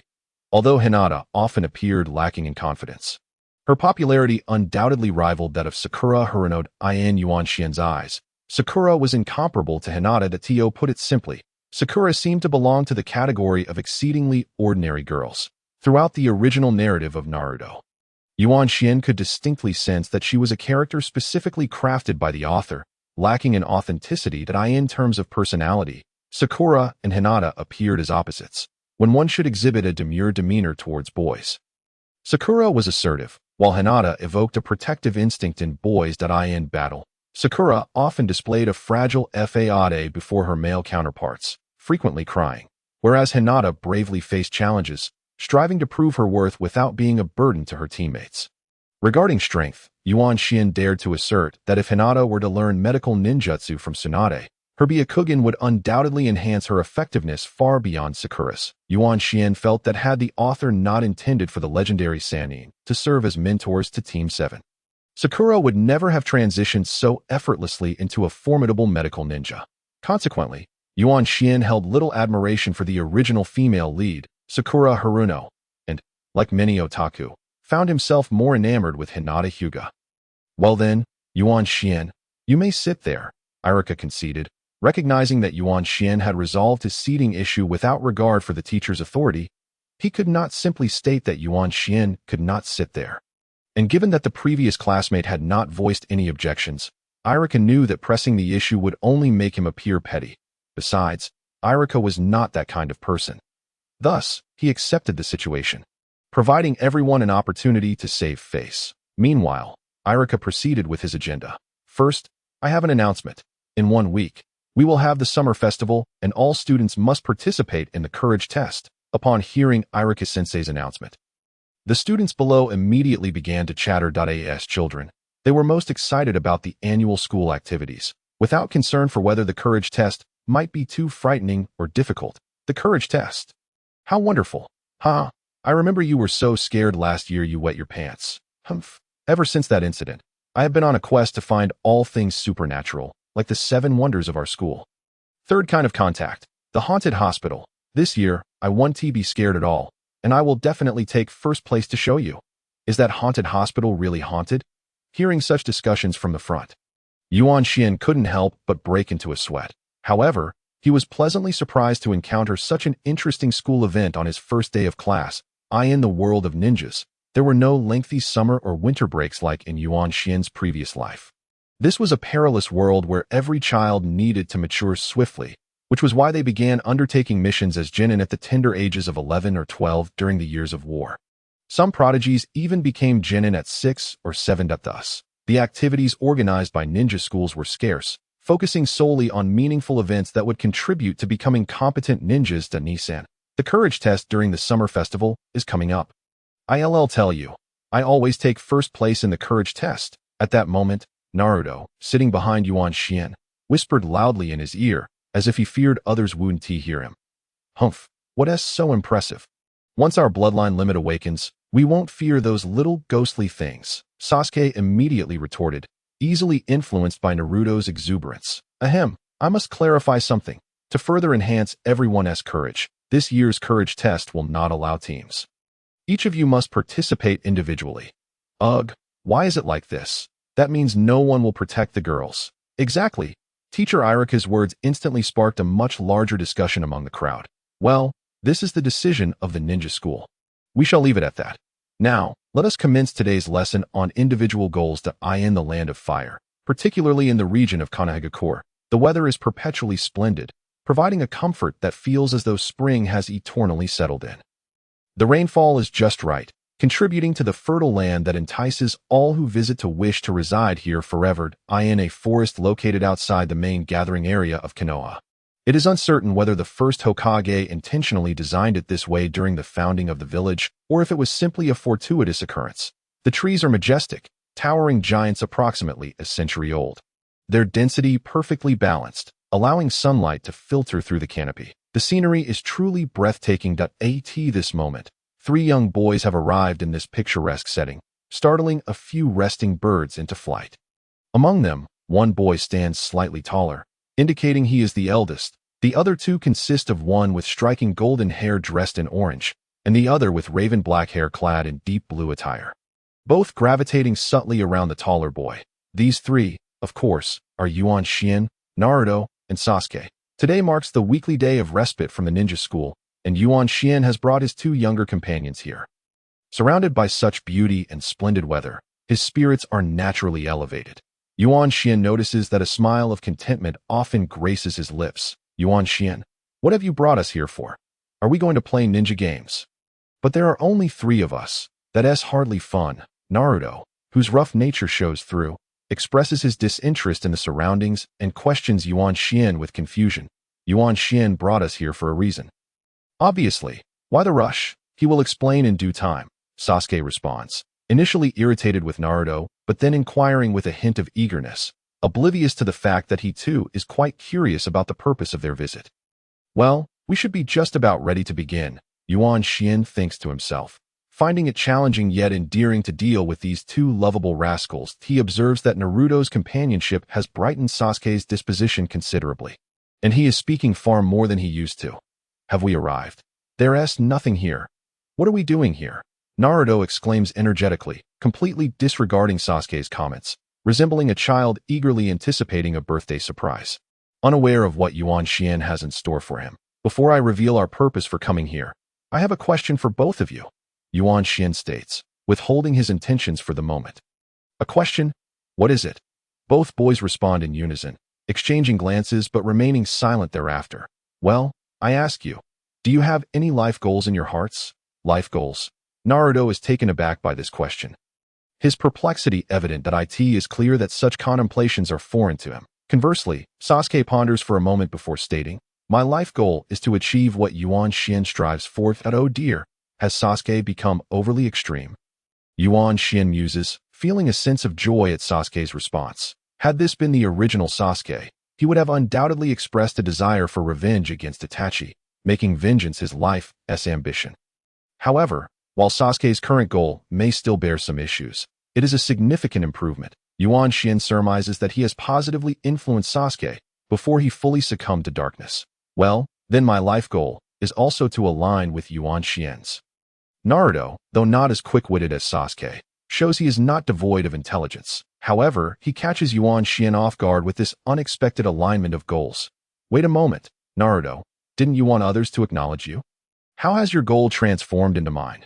Well, because Sasuke said so, and if it's Yuan Xian's life goal, I want to help too. Naruto responds earnestly, making Yuan Xian's heart swell with admiration. But don't you desire acknowledgement from others? I merely recognize your strength. It doesn't equate to complete endorsement of you. Yuan Xian cautions, concerned that too much early affirmation might affect Naruto's protagonist-like character. Yuan Xian, I too wish for everyone's acknowledgement.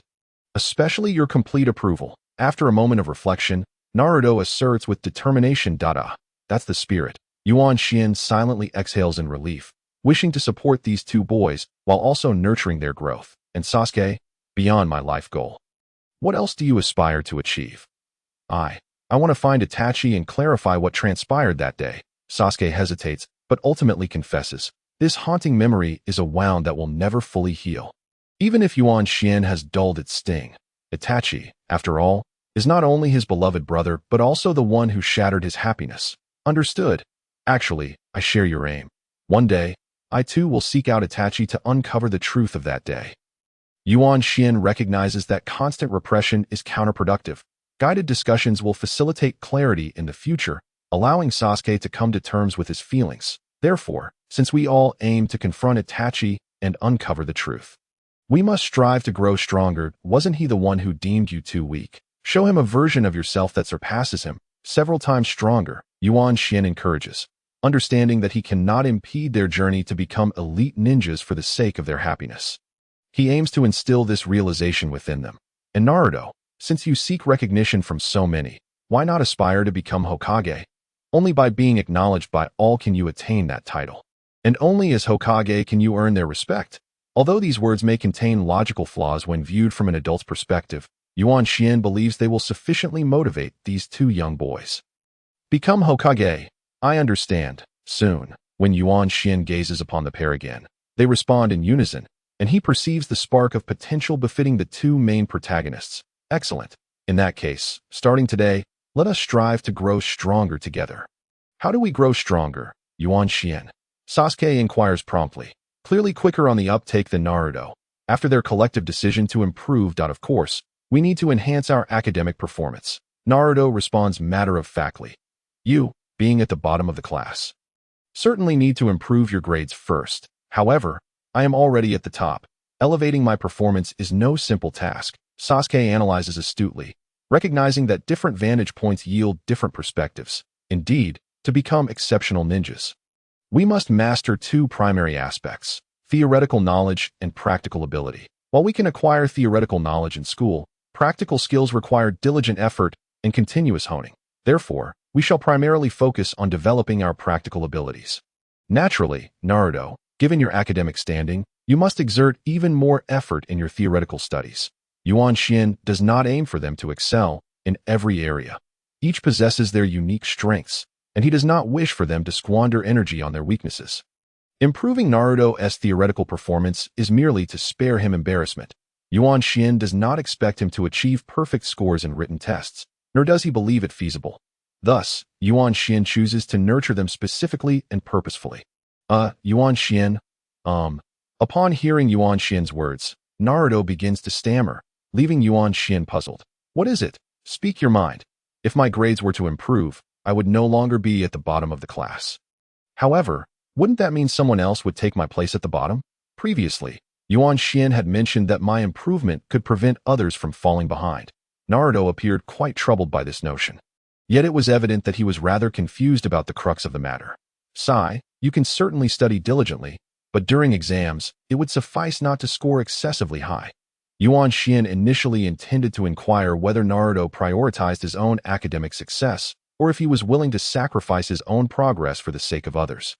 However, this thought reminded him of the upcoming division of Genin teams. According to the narrative, the group led by Sasuke must be assigned to Kakashi, considering the Sharingan, since Sasuke ranks first in the class. His teammates would need to be one who is of average performance and another who is at the bottom. In the original story, that would be Sakura and Naruto. Therefore, if Naruto's grades were not the lowest, they might not be placed together, which could significantly diminish their bond, something Yuan Xian was keen to avoid. Thus, he offered such a response. Indeed. This way both sides benefit. Upon hearing Yuan Xian's suggestion, Naruto instantly felt elated. Yuan Xian realized that he was increasingly exhibiting a flair for sophistication. Now, let us commence our practical training. With both of them now prepared, Yuan Xian initiated the training regimen he had devised for them. First and foremost, as ninjas, the fundamental aspect is chakra. Therefore, our first task will be the cultivation of chakra. Chakra, we have already mastered that. During our very first lesson at the Ninja Academy, Irika-sensei taught us about it. Hearing that Yuan Xian intended to start with the most basic chakra, Sasuke immediately interjected, believing that their training should focus on more powerful ninjutsu instead, such as his signature Great Fireball technique. Indeed, while we learned to refine chakra in our first lesson at the academy, that was merely the most rudimentary extraction. It is the weakest form of chakra. Have you ever noticed that the consumption of chakra varies each time you use it to perform ninjutsu? Yes, I've definitely felt it. My chakra never seems to obey me, and I always must exert considerable effort to unleash ninjutsu. Moreover, not only does the consumption differ, but the stability of each technique also varies. Naruto readily affirmed this from the side. Precisely. This is because, although you have refined your chakra, there has been little effort put into controlling it. Learning how to utilize the optimal amount of chakra to achieve your ideal power is our focus for improvement. Yuan Xian lacked the patience and inclination to teach the theoretical knowledge necessary for ninjas, and those powerful ninjutsu were not something Naruto and Sasuke needed to rush to learn. In the future, they would each have their specialties, and Yuan Xian intended to first lay a solid foundation for their future growth. How shall we train? Sasuke, who often encountered the same issues Naruto described while using ninjutsu, hesitated to admit his struggles due to his reputation as the top student, and quickly posed the question. Climb trees. Yuan Xian replied with a knowing smile. Climb trees? Both Naruto and Sasuke exclaimed in surprise and confusion simultaneously. Yuan Xian noted that they were starting to synchronize more and more. Yes, indeed, climb trees. However, it is not as you might think, using your hands.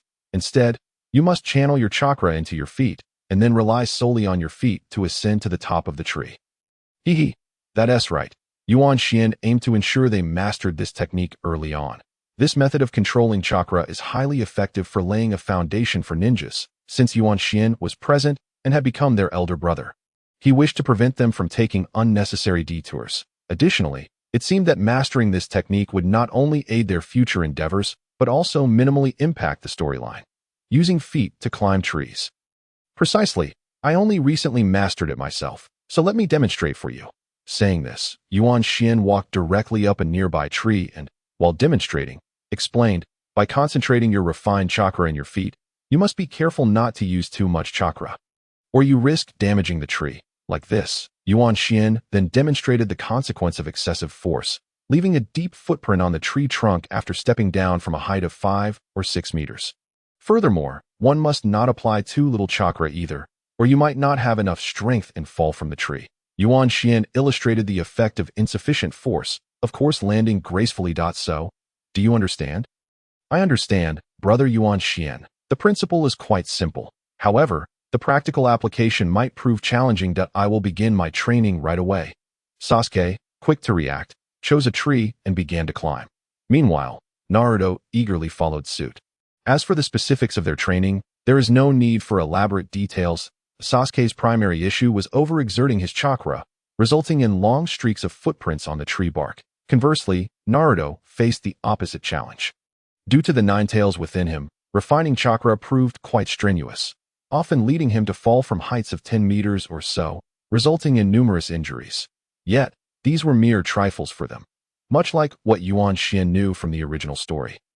During their tree climbing training in the Land of Waves, the two gradually accumulated considerable experience and mastered various techniques, thereby enhancing their control over chakra. Of course, mastering chakra control is not an overnight endeavor. It is a lengthy process of becoming increasingly attuned to one's chakra and growing more adept in its application. In the original narrative, they also invested considerable time into this, especially since they had yet to graduate from the Ninja Academy. While Naruto and Sasuke honed their chakra control, Yuan Xian could not simply stand idly by. Having undergone chakra control training by standing in water beneath a waterfall years prior, he had already attained a commendable level of proficiency in chakra control and thus did not require training in tree climbing. However, he would not abandon his two younger brothers. Instead, he trained alongside them. Currently, Yuan Xian possessed three main abilities. Puppet technique. This was inherited from the Red Sand Scorpion and, after years of diligent study, had reached a level of perfection.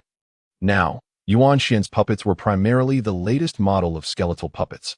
While the previous mechanical puppets served merely as cannon fodder, ordinary puppets were now regarded as mere collectibles. However, since he had become a member of Konoha, he could not utilize the puppet techniques most proficiently mastered by the Sand Village. Yuan Xian thought that since his ability was unlikely to improve further, he would temporarily seal it away. Medical ninjutsu. Among this collection of jutsu, Yuan Xian primarily focused on immortal-type techniques, though he had also mastered the more fundamental aspects. This ability placed him at the level of an ordinary Jonin-level medical ninja. Medical ninjutsu is extremely specialized, and thus not something a child in his current position should possess. Consequently, Yuan Xian aimed to conceal this ability as much as possible. His thoughts regarding this were quite similar to those about his puppet techniques. He felt that he had learned enough medical ninjutsu, and further progress would require the guidance of someone like Tsunade or Orochimaru to teach him directly. Thus, he deemed it unnecessary to continue his research and set it aside. Lastly, there were his 9 ninja hounds. Now, the 9 ninja dogs belonging to Yuan Xian have all grown up. Among the medium-sized dogs, there is a border collie with a beautiful mix of gray and white fur. Primarily trained for guarding, possessing the finest intellect and commanding abilities, a fully black Schnauzer excels in stealth and tracking, showcasing the greatest speed and agility among the 9. The light golden retriever, the black and white husky, and the black-brown Doberman are the principal attackers, specializing in offensive maneuvers. Among the small dogs, the pure white poodle, renowned for its keen intellect, focuses on sensory perception, excelling in smell, hearing, and touch. The reddish-brown Pomeranian offers support, adept at providing chakra and dispelling negative states while enhancing beneficial conditions. The brown Cocker Spaniel specializes in versatility, boasting the highest mobility. Lastly, the large Tibetan Mastiff possesses unparalleled destructive capabilities, always ready to unleash its formidable power. Currently, Yuan Xian has placed them in a remote mountain area, far from Konoha village, allowing them to live independently. This decision does not stem from a lack of tasks for them, nor does it indicate Yuan Xian's desire to abandon them. Rather, it is impractical for him to suddenly have so many ninja dogs in Konoha, and he is contemplating a solution to this conundrum. Thus, in the short term, this is how he intends to manage his 9 ninja dogs. In summary, the 3 abilities that Yuan Xian previously prided himself on are not the focus of his practice and use at the moment if he wishes to enhance his own abilities. He must seek new objectives. His goals are twofold. First, to find intriguing aspects within Konoha to learn from, and second, to solidify his foundational skills by revisiting the essential techniques that every ninja must master. Clearly, Yuan Xian is quite interested in many jutsu within Konoha, but the timing is not right. Since he is now attending the Ninja Academy, it is quite fitting for him to review the curriculum provided there. Often, when one encounters a bottleneck in their learning, revisiting foundational knowledge can yield unexpected benefits. He is not in a rush to learn new jutsu or acquire new abilities. After all, he has a solid foundation to build upon. Moreover, he can only practice these skills in public for the time being. Therefore, Yuan Xian resolves to be a diligent student during his time at the Ninja Academy, thoroughly revisiting the teachings provided there. Time passes day by day, and aside from their daily training sessions in the woods after school, Yuan Xian certainly has not neglected his interactions with Hinata during class. Over the days spent with Hinata, Yuan Xian finds her increasingly adorable, and she becomes quite shy in his presence, often blushing crimson at his approach, making him feel as though she were a ripe apple he longed to taste. However, Yuan Xian exercises restraint, fully aware that Hinata, despite her seemingly fragile exterior, possesses an inner strength that cannot be swayed by mere flattery. He understands that winning her heart requires time and genuine connection. Thus, Yuan Xian remains patient, knowing they are still just children, and teasing her daily brings him great joy. Regarding the remaining members of the Konoha 12, Yuan Xian has also sought opportunities to engage with them. Yet, as they are all still young, forging friendships, unless through special circumstances like those shared with Sasuke and Naruto, will take time. Consequently, it is common to see Yuan Xian and a group of children from Konoha engaged in simple ninja games that would seem rather trivial to seasoned ninjas. Finally, the day of the summer festival has arrived. The summer festival is a significant event in the ninja world during the summer, lasting for an extended period, but the most exciting day is today. Heralding the impending courage-testing event for the young ninjas as dusk approaches, the unchanging golden-red twilight of Konoha envelopes the village in warmth. Even as the late summer air grows slightly cool, that I in the southernmost corner of Konoha. The venue for the annual summer festival is starting to gather the villagers. Yuan Xian, hurry up, we can't be late. Ahead, Naruto, clad in a light blue checkered kimono, excitedly calls out to Yuan Xian and Sasuke. Evidently impatient with their leisurely pace. Of course, wearing kimonos is essential for the summer festival, and since they are at an age where the courage-testing event is merely a way to gauge their bravery rather than engage in any real combat, there is no need for concern over their attire's suitability for ninja identity. Today, aside from Naruto, Sasuke is donned in a white kimono adorned with fiery patterns, featuring the Uchiha clan's fan emblem. Although Naruto's kimono is of the same caliber due to the Uchiha family's influence, Sasuke appears far more noble and striking in his attire, embodying the essence of a nobleman. Moreover, he possesses a handsome appearance, and his upbringing has instilled in him a distinct aura. Yuan Xian, benefiting from the Uchiha's wealth, is also dressed in a high-quality kimono, a deep blue garment with intricate calligraphy patterns, complemented by a pure white yukata underneath. His appearance as a member of the Uchiha family is equally impressive, exuding an air of elegance and gentleness, subtly hinting at a charming charisma that he resembles a refined young master from a scholarly family. Radiating grace and sophistication. Enough already, you're so loud. Sasuke interjects in irritation. In truth, Sasuke is eager to join the festivities with Naruto and the others, as the sooner they gather, the sooner they can start enjoying the festivities and indulge in delicious treats. However, seeing Yuan Xian's unhurried demeanor compels him to match Yuan Xian's pace. Even though he feels restless inside, he puts on a facade of indifference, which only amuses Yuan Xian, who observes the situation. The courage-testing event won't commence until nightfall. For now, they are merely here to enjoy the summer festival, so there is no need to rush. Noticing the anxious expressions on his two companions, Yuan Xian explains himself while quickening his pace slightly to help them catch up with the others. Sasuke-kun, you're here. At that moment, two cheerful voices call out from behind, prompting both Yuan Xian and Sasuke to turn around, revealing Sakura Haruno and Ino Yamanaka. Both girls are already adorned in stunning kimonos typical for the summer festival. Sakura dons a pink kimono decorated with cherry blossom patterns, perfectly complementing her unique pink hair and gem-like green eyes, making her a sight to behold. Even Yuan Xian, who had never held Sakura in high regard, finds himself thinking that this is indeed the allure of a leading lady, clearly favored by the universe. Meanwhile, Ino, in her own right, is no less striking. Her purple cloud-patterned kimono, paired with her light golden hair and azure eyes, accentuates her natural charm. That if Sakura dazzles as a whole, Ino captures attention with her innate beauty. Bathed in the crimson glow of the setting sun, the two girls resemble blooming flowers, compelling onlookers to wonder how they would blossom further. "It's you guys. Looks like you're later than us," Naruto exclaims triumphantly, relishing that they are not the last to arrive at a tea this time.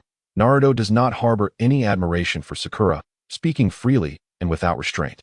Conversely, due to Sasuke's consistent top performance in class, Yuan Xian has only been there for a little over a week, so his achievements remain unknown. Sakura and Ino have begun to develop a crush on him.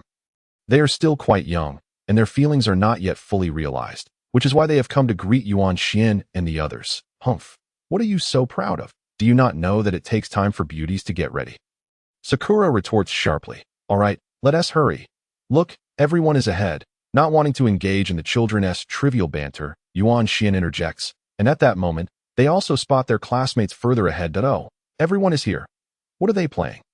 The excited voice of Naruto gradually resonated throughout the venue specially prepared for the summer festival. A group of individuals swiftly joined their companions, beginning to relish the unique delights offered by this summer celebration. On this day of the summer festival in Konohagakure, both ninjas and ordinary citizens participated in numerous performances. People donned beautiful kimonos, strolled through the streets, shopped, and engaged in various entertainment activities. However, what left an indelible impression on Yuan Xian was the distinctive Japanese folk and tangible culture. The myriad of trinkets and delectable snacks captivated him profoundly. In his previous life, as an avid fan of manga, he had longed to partake in such a grand Japanese festival.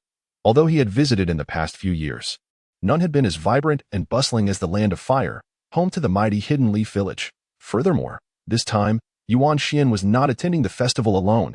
He was accompanied not only by his two loyal friends but also by his classmates, filling him with an unparalleled sense of joy and tranquility.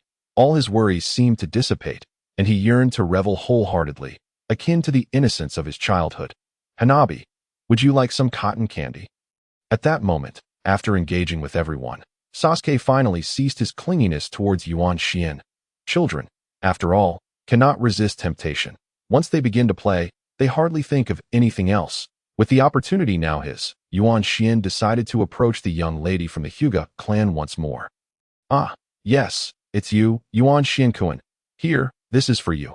I bought too much earlier. Observing Hinata's bashful demeanor, Yuan Xian realized that it would be impossible for her to take the cotton candy from his hand. So he promptly thrust the prepared confection towards her. Simultaneously, he seized Hinata's delicate hand, showing no intention of letting go.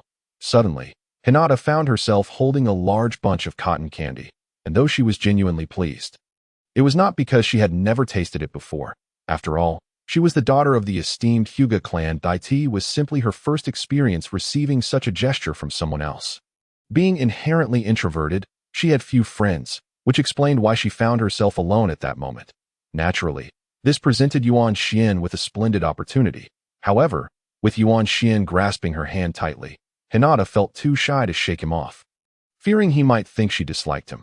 Consequently, her cheeks flushed a bright red, reminiscent of a ripe apple, as she stood there, unable to meet Yuan Xian's gaze. Today, Hinata wore a beautiful orange kimono adorned with sunflower patterns. Being from the Hyuga family, it was undoubtedly of high quality. Although she resembled a porcelain doll in her cuteness, this attire accentuated her youth and vitality, making her appear like the charming little neighbor girl. As Yuan Xian beheld Hinata in her splendid outfit, a sudden impulse to embrace her tenderly surged within him. Yet, realizing the inappropriateness of such thoughts, he quickly dismissed them. Yuan Xian-kun. Seeing Yuan Xian holding her hand in the street and staring at her unabashedly, Hinata, already shy by nature, found it difficult to bear. Several times, she mustered the courage to tell him that holding her hand like this was inappropriate, but the words never escaped her lips. What? Yuan Xian feigned ignorance and leaned closer to Hinata, earnestly inquiring, are you feeling unwell? Their faces mere inches apart, Hinata's face, which had been blushing in patches, turned completely crimson. Your face is so red. Are you running a fever? Yuan Xian continued to tease her, even going so far as to place his palm gently on her forehead, pretending to check her temperature, completely disregarding Hinata's nervous tremors and her flustered demeanor as she averted her gaze. Though he sat beside Hinata in class, their interactions were limited due to the distractions posed by Naruto and Sasuke, making opportunities to genuinely connect with her rare. Now, with the perfect combination of circumstances, he initially intended to tease her lightly, but this brief encounter only heightened his affection for her, compelling him to continue to no, I'm fine. At last, under Yuan Xian's persistent teasing, Hinata faltered, attempting to wriggle free. However, Yuan Xian had no intention of holding her too tightly. And as a result, Hinata inadvertently lost her balance and fell to the ground. Hinata, are you truly all right? Realizing he had embarrassed her, Yuan Xian maintained a calm demeanor at this moment. Apologizing or mocking her could easily bring her to tears. So he instead offered her a hand to help her up. No, I'm fine. Really? Earlier, you seemed so alone, and now your face is so red. It's quite concerning. I think I should stay with you for a while. Yuan Xian said, eager to change the subject. Well, all right then. It's settled. Come on, I'll take you to catch some goldfish. Though Hinata appeared shy and reserved, Yuan Xian could discern her desire for companionship. Thus, he took her hand once more, leading her towards a nearby goldfish catching stall. Little Hinata is truly adorable. As Yuan Xian held Hinata's hand, he chuckled to himself, despite her seemingly fragile demeanor and her timid nature. Such qualities often evoke a sense of protectiveness in boys, fulfilling their desire to take charge. This is perhaps why Hinata Hyuga is such a beloved character among young men. Before long, the two began catching goldfish. Yuan Xian had done this in his previous life, but participating in this culturally rich activity during the summer festival, especially alongside a charming girl, added a delightful twist. The net used for catching goldfish was not a true net but rather a sheet of processed rice paper. Making it delicate and easy to tear if the net broke, one had to purchase a new one from the vendor. In essence, this stall allowed patrons to catch goldfish freely, but they had to buy the vendor's nets. Of course, due to the nature of the ninja world, the nets had an additional feature. Upon contact with chakra, they would instantly tear to prevent cheating. Ha! I got one, Yuan Xian exclaimed, having successfully caught a goldfish. However, at that moment, Hinata's net tore, causing the fish she had just caught to slip back into the water. This one is for you. Yuan Xian confidently offered the goldfish he had just caught to Hinata. No, I couldn't possibly. Don't worry. I said I would give you a goldfish earlier. Thank you, Yuan Xian-kun, but I want to catch one for you as well. Hinata replied, her cheeks flushing once more. Yuan Xian felt his heart flutter at her words. Let us catch them together. I'll teach you. Thus, in this manner, it becomes effortlessly achievable to scoop them up, following the recent words of Hinata. Yuan Xian's previously unwavering affection for comic characters suddenly transformed. He abruptly realized that the figure before him was no longer a mere fictional character, but a genuine, living person. Simultaneously, his admiration for Hinata deepened considerably. At that moment, a subtle resolution began to form within Yuan Xian's heart. He was determined to win Hinata's affection. Although this sentiment might seem somewhat possessive, it was a reflection of his most authentic feelings. After all, Hinata was a captivating enchantress, and how many young men would willingly let go of such a treasure? Apologies, Naruto. Though I had initially taken a fancy to Hinata, my intention was merely to observe her, uncertain of whether she would be suitable for me. However, I have now reached a conclusion. With no sincerity in wishing for Naruto's future happiness, Yuan Xian had already solidified Hinata's place in his heart. Therefore, Yuan Xian wickedly refrained from purchasing a fishing net for Hinata from the goldfish stall owner, nor did he offer her his own net.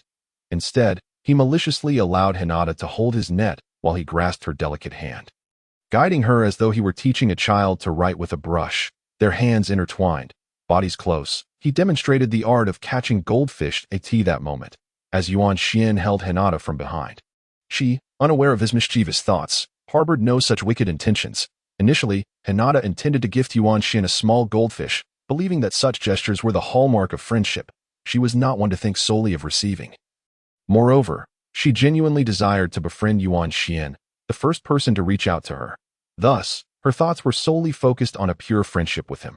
Although their current position felt a tad peculiar, she dismissed it as a mere instance of ordinary physical contact between friends. Haha, I've caught so many. By the time the sun had completely set and the bright full moon graced the sky, Yuan Xian and Hinata had managed to scoop up nearly half of the goldfish from the stall, leaving the owner in despair, praying fervently for the lecherous boy to depart. Heavens, why hasn't that net broken yet? Did I inadvertently create an exceptionally sturdy one? Little scoundrel. Just then, a cold huff from behind jolted Yuan Xian, who was momentarily lost in bliss that he paused, ceasing his goldfish-catching endeavors, and turned around. What are you staring at? You little lecher? The speaker was a young girl, around her teenage years, sporting a look of disdain as she regarded Yuan Xian. Beside her stood another girl of similar age, who did not exhibit any noticeable reaction towards him. Additionally, there was a girl, slightly older, perhaps around 9 or 10, wearing a cat-faced mask, concealing her features and expressions. The reason Yuan Xian found himself fixated on the trio was that he recognized the two young ladies, Yusho Washia Kane and Kurenai Yui. These two were indeed considered beauties of Konoha, albeit still quite youthful and lacking elite abilities. Their beauty, however, was unparalleled at this moment. It was Akane who found Yuan Xian particularly displeasing. Rolling her eyes while savoring her red bean paste. "Excuse me, are you referring to us?" Yuan Xian exclaimed, adopting an expression and tone he believed to be the epitome of innocence, surprising even himself with the adorable sound that escaped his lips. "What? Annie?" Akane, taken aback by the juxtaposition of the boy's seemingly lewd demeanor and his unexpectedly pure appearance, found her desire to despise him considerably diminished. However, it was utterly unforgivable that he dared to address her as auntie. She was, after all, not yet 20. Moreover, what did he mean by "are you talking about us"? Clearly, he was directing his words solely at her. Dissatisfied with Yuan Xian's response, Akane contemplated teaching the little rogue a lesson. "All right, he is still just a child," Kurenai interjected gently, exuding a femininity that was both warm and charming. "Come on, Hinata, are you hungry? Let us go have some takoyaki today." Akane and Kurenai began their playful banter. Yuan Xian had little interest in their exchange. Despite their status as renowned beauties, he held no feelings for them. He was not one to be frivolous, viewing beautiful women merely as a feast for the eyes. Yes, indeed, with so many little goldfish, there are enough to share one with everyone, Hinata cheerfully remarked, completely unconcerned with the others' labels of Yuan Xian as a little lecher. Of course, she probably did not think Akane was referring to Yuan Xian.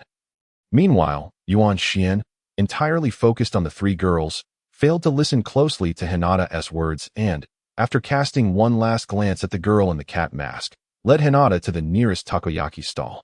Who was that girl? How did she come to be with Akane and Kurenai? It seems there's no one matching her description from the original story, he pondered. However, as they had not walked far, he noticed that Akane appeared to have been persuaded by Kurenai. "Humph, speaking of those boys, they are utterly detestable, either lecherous or useless," Akane remarked dismissively, resuming her enjoyment of the red bean paste. "Heh, tough talk." Kurenai chuckled, though she chose not to pursue the topic further. Akane, having trained under Orochimaru since childhood, had honed her snake manipulation techniques, resulting in commendable strength but also a lack of romantic prospects. How many boys would be interested in a girl who played with snakes? This was why her disdain for boys had intensified, even extending to young children like Yuan Xian. Understanding this, Kurenai contemplated how to assist her dear friend. "Hey, you're here." A tall young man suddenly appeared beside Kurenai. Upon seeing Akane relishing her red bean paste, he expressed his dissatisfaction. Dressed in a standard Konoha J-nin uniform, with his forehead protector neatly in place, he had a cigarette dangling from his mouth. The newcomer was Asuma Sarutobi. Realizing Asuma's Konoha J-nin attire, Yuan Xian finally comprehended that he had been so preoccupied with the two beauties' appearances that he had overlooked the fact that none of them were wearing the traditional yuka typically donned during the summer festival. They were dressed in their ordinary ninja attire instead. "What brings you here?" Kurenai inquired, her expression remaining neutral. Yuan Xian surmised that their relationship had not yet progressed to a romantic level. "How can you say that? You left me with Kakashi and Guy to set up the venue for the courage test while you all ran off? We haven't eaten yet. The venue is ready, and I'm here to gather the students. The courage test is about to begin. 072 courage test. Begin. 072 what? Is it already ready?" Kurenai exclaimed. "Haha, Asuma, you truly lack any gentlemanly demeanor. With 3 grown men around, you still expect us fragile ladies to do the heavy lifting. And without us, you all would have managed just fine." Akane, seemingly unembarrassed, shifted the blame for her laziness entirely onto others, continuing, "Since everything is prepared, let us gather the students." Yuan Xian, observing from a distance, had already anticipated that the courage test typically involved individuals disguised as ghosts to frighten participants. As the event was about to commence, he hurriedly consumed more food, realizing he had only just begun to eat after being preoccupied with the lovely maidens, the division line for assembly at long last. The annual courage test was set to begin. Essentially, The courage test involves selecting a desolate and eerie forest where a group of individuals masqueraded as various specters, lurking at designated spots. Participants would be gradually led through the area, following a predetermined path, only to be startled by these disguised figures. However, being in the world of ninjas, it was unlikely to involve the high-tech frights Yuan Xian was familiar with from his previous life. However, it remains uncertain how they will proceed. This is Yuan Xian's first participation, and he is quite eager to see what unfolds, since the students at the ninja school are not limited to just Yuan Xian's class. This trial of courage features multiple entrances and routes. Previously, Yuan Xian had heard about Asuma and his group, who should only be staff members along one specific route. He wonders if he will have the chance to encounter them. At this moment, all the students from the ninja school have gathered together, summoned by the teachers and these staff members, who are beginning to share tales about the history of this venue, as is customary. Yuan Xian is well aware that these are merely ghost stories concocted to create an eerie atmosphere. Thus, while others may feel a sense of dread at the teacher's historical accounts, Yuan Xian remains utterly unfazed. What should I do? Yuan Xian. Will there be Edward the Handless, Harry Bubble Tea, and the Taliban prisoners, and worst of all, Old Man Leftover Eggs and Heavenly Excrement? I truly cannot fathom how these Konoha ninjas come up with such bizarre terms. Yuan Xian muses, feeling a mix of incredulity and amusement. Fear not. I will protect you, he reassures. Why is it that boys enjoy taking girls to horror movies? It is, of course, to showcase their bravery, sense of security, and the comfort of their shoulders when the girls are startled, and most importantly, to have the opportunity to embrace them. Hence, how could Yuan Xian possibly miss such an excellent opportunity? Finally, everyone is reminded that the trial of courage encourages individual participation. Thus, when they enter, they must do so alone. At this point, the teacher narrating the ghost stories seems to have concluded, offering a final reminder to the students. What now? We have to act alone. Yuan Xian thinks in exasperation. This teacher is truly uncooperative. How about this? Once you go in, just stand still, and I will come find you. Is that all right? Hinata timidly suggests. Her lack of confidence apparent. Absolutely, because I am not scared at all. Yuan Xian responds, dismissing any notion of fear, knowing full well that these monsters are merely ninjas and teachers in disguise. Hearing Yuan Xian's comforting words, Hinata feels a wave of safety wash over her. In that moment, though seemingly ordinary, something deeper than mere friendship begins to blossom within her heart, something too subtle for anyone to notice just yet. Observing the glistening tears of emotion in Hinata's eyes, Yuan Xian realizes that even the Byakugan can be quite beautiful. He returns her a reassuring glance, and together, they begin to line up in preparation to enter the venue for the trial of courage. Who will go first? A voice calls out from ahead. It is Irika-sensei. Perhaps due to the long-standing history of this place, the students are hesitant to be the first to enter. I will. Irika-sensei, I shall go first. A loud and exuberant voice exclaims. It is none other than Naruto. However, as Naruto is known for being a consistent victor in past trials of courage, the others do not seem surprised by his eagerness. Ah, it's Naruto. Very well, proceed from here. Next, before the trial of courage, Naruto had also mentioned to Yuan Xian something akin to what he told Hinata, assuring him that if he followed along, there would be no cause for concern. However, Yuan Xian, in truth, harbored intentions of using this opportunity to draw closer to Hinata. Thus he declined the invitation to accompany Naruto. Upon hearing this, Sasuke, who had initially considered following Yuan Xian, decided against it as well. He too wished to test his true courage. As time passed, it finally became Yuan Xian's turn. 073, Ghost Bamboo Forest. Before long, it was Yuan Xian and Hinata's turn. However, having just heard the historical tales prepared by the teachers, Hinata was understandably frightened and hesitant to enter first. Therefore, Yuan Xian decided to provide her with some reassurance by stepping in ahead of her, entering the area known as the Ghost Bamboo Forest and waiting for Hinata to join him. Wow, I had no idea that such a place existed in Konoha. Upon entering the trial venue, Yuan Xian, devoid of any fear, took note of the beauty of the Ghost Bamboo Forest. Indeed, it was enchanting that as summer began to fade into autumn. The lush green bamboo swayed gently in the evening breeze, creating a soothing rustle that brought about a refreshing coolness. Although the foliage was dense, the starlit sky was still visible, adding a touch of poetic charm to the bamboo growth. It is no wonder they told so many ghost stories. This place is hardly terrifying. The children participating in the trial enter roughly one by one every minute, and Yuan Xian knows that Hinata will soon follow. He plans to wait in a spot where the teachers at the entrance cannot see him. However, while his intentions were noble, the reality posed a challenge. Just after he entered, a gigantic shadow began to approach him. Roar! Although Yuan Xian sensed that something was fixated on him and understood that it was merely a teacher in disguise, the sudden roar in the tranquil night of the bamboo forest could startle anyone. His heart raced momentarily. How absurd! Transforming into a gorilla does not make one a real monster, Yuan Xian thought. Feeling somewhat disgruntled by the exaggerated roar, before him stood a remarkably lifelike black gorilla. However, thanks to Yuan Xian's bloodline limit, he instantly recognized that this monster was merely a transformation created by Asuma Sarutobi. Now, what should he do? Yuan Xian was pretending to be Uchiha Shinichi, still a child, and under normal circumstances. He should be terrified by such a sight. Moreover, he did not wish to draw too much attention to himself, so it was imperative to display a normal reaction. Roar! Just as Yuan Xian weighed his options. The gorilla, Asuma, let out another roar, seemingly striving to amplify the scare factor by shaking the tall bamboo beside him, fully embracing the role of a monster. Fine, I might as well play along with these teachers' childish antics. After all, they have worked hard to prepare. Reluctantly, Yuan Xian decided to run a bit further away and planned to return when Hinata was about to enter. Suddenly, a little boy dressed in a green and blue kimono adorned with ancient patterns appeared. Initially frozen in fear before panicking and rushing into the depths of the ghost bamboo forest in a frenzied dash. Phew, I thought this was another child like Naruto, a simpleton. Next, as soon as Yuan Xian distanced himself, Asuma, still in the guise of the gorilla, whispered on the other side. When Yuan Xian felt the timing was right, he too halted.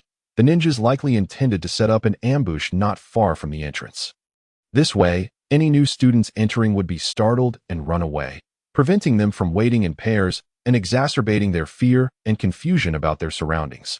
Understanding the purpose behind the earlier scare, Yuan Xian pursed his lips, planning to stealthily make his way back. Over half a minute had passed, and Hinata would be entering soon. Hisses! Just as Yuan Xian turned around, a large, patterned snake, as thick as an adult's arm, suddenly descended from the bamboo stalks, catching him off guard once again. Oh no! With this kind of setup, even those who are fearless will be startled. This trial of courage, filled with fanciful frights, included such startling surprises that could easily reduce children to tears. At this moment, the patterned snake slithered down from the bamboo, and although Yuan Xian noticed its slow movement and the way its venomous fangs opened and closed, it was clear that it was deliberately allowing him ample time to escape. Clearly, someone was controlling it. Yuan Xian, with a head full of dark thoughts, feigned panic and struck a punch at the head of the large patterned snake, rendering it unconscious. He then continued on his way back. Knowing that this was controlled by someone, it was likely that it was merely a pet of theirs. Thus, Yuan Xian saw no need to kill it. He initially thought that the matter would end there, and that no further troubles would arise. However, to his dismay, events were clearly not so simple. Halfway on his return journey, Yuan Xian suddenly sensed that from all directions, something was approaching him. Upon closer inspection, cold sweat broke out on his forehead. Good heavens, have I disturbed a nest of snakes? All around him, on the bamboo, on the ground, and in every direction, there were snakes of various sizes and colors, incessantly flicking their tongues and surrounding him. Even an adult ninja would feel a chill run down their spine in such a situation. How frustrating. Could this be revenge for the previous snake?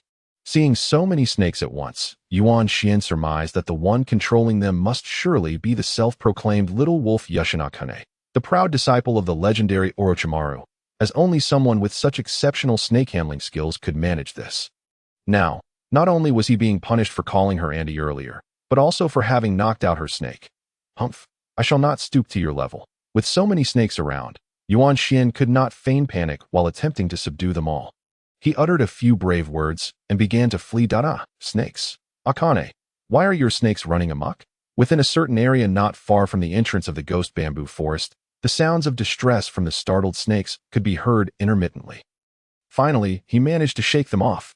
Fearing that a horde of snakes might follow him to meet Hinata and frighten her, Yuan Xian took a convoluted route. Now, a minute had long passed, and he had missed the time he had promised to meet Hinata.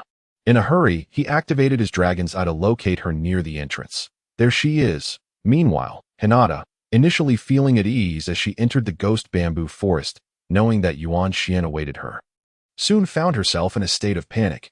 She had thought that Yuan Xin would protect her, but instead, she was confronted by a fearsome creature, a black-furred gorilla. Yuan Xin was nowhere in sight. Instantly, overwhelmed by anxiety from not finding Yuan Xin, Hinata was frightened to tears by the imposing figure of Asuma. With her eyes shut tight, she fled in a panic, but once she regained her composure, she realized she had lost her way back. Worried that Yuan Xin would not be able to find her, her mind raced with fears of the terrifying entities lurking in the bamboo forest. A wave of sheer terror washed over her, and naturally, the young girl began to cry once more at the same time. Visions of Yuan Xin flooded her mind. Never had she longed for someone to find her and rescue her as much as she did at that moment. Yuan Xin, where are you? Time passed without her noticing, as she leaned against several large stones, crying in fear while wishing for Yuan Xian's appearance. She had not realized that although her time with him was brief, merely that evening, it had allowed her to form a profound attachment to him. Hinata, I'm here. Suddenly, a melodious voice reached her ears, one so exquisite that it was beyond description, magnetic yet not raspy, youthful yet soothing. It made her tremble slightly, and her sobs faded away. Yuan Xian, you've finally come. I thought you didn't want me anymore, Hinata exclaimed impulsively, only to feel a rush of embarrassment after uttering those words. Her face flushed, she lowered her gaze, unsure of where to place her hands, standing nervously as she completely forgot about being in the frightening ghost bamboo forest. Foolish girl, how could I ever abandon you? Seeing Hinata's slip of the tongue, Yuan Xin seized the opportunity to tease her. However, noticing her tears, an inexplicable pain surged within him. He instinctively stepped forward to embrace her, gently patting her frail shoulder to offer comfort. Hinata felt even more bashful, yet there was an inexplicable joy in being held by Yuan Xian. Really? She asked, her eyes glistening with tears, appearing both shy and nervous, her cheeks tinged with a delicate pink. Of course, whether now or in the future, I will always protect you. Are we considered good friends now? Certainly. When Yuan Xian first met Hinata, he felt no particular connection. However, as he frequently sought opportunities to converse with her and shared jokes, he began to see her as a wonderful person, drawing them closer together on this day. Just like any other, Hinata had planned to enjoy the summer festival alone, but Yuan Xian appeared once again. More enthusiastic than before, he not only considered her feelings, made her laugh, and taught her how to catch goldfish, but also promised to protect her during the courage testing event. Initially, she merely felt that Yuan Xian was the first person to treat her so well and was therefore significant to her. Yet, she was unsure of the depth of that significance. It wasn't until she entered the ghost bamboo forest and found herself without Yuan Xian that her heart began to change. When Yuan Xian reappeared and uttered those heartfelt words, Hinata had already come to see him as the most important person in her life. In that moment, she realized she had feelings for Yuan Xian. She couldn't articulate the nature of her feelings, but being near him filled her with a sense of security. Whenever he spoke to her, she felt his inherent gentleness and consideration. Thus, she found herself deeply fond of Yuan Xian, sensing that perhaps this was love, her first love. However, she lacked the courage to voice her desire to be his girlfriend, so she settled for labeling him as a good friend instead. Simultaneously, Yuan Xian, witnessing Hinata's demeanor that seemed to lean towards wanting to be more than friends, felt a pang of disappointment when she referred to their relationship as merely that of good friends. Yet, realizing that Hinata was still young and likely unaware of romantic relationships, he chose not to dwell on it. The fact that they could now confirm their friendship was a significant step forward. Unbeknownst to him, Ino and Sakura had already begun to experience the stirrings of young love. All right, I am Edward Scissorhands. Are you terrified? The blood-soaked monster stubbornly remarked, as he approached the two. One could clearly discern his ghostly pale face, heavily powdered, and his glossy watermelon-like hairstyle. Wasn't Edward Scissorhands supposed to be a handsome man before his demise? How could he be Kai? Moreover, you are clad in a performance outfit. Have you wandered into the wrong place? This is a fear-testing event, not the stage of a summer festival. Although Kai remained undeterred, Hinata exhibited no hint of fear.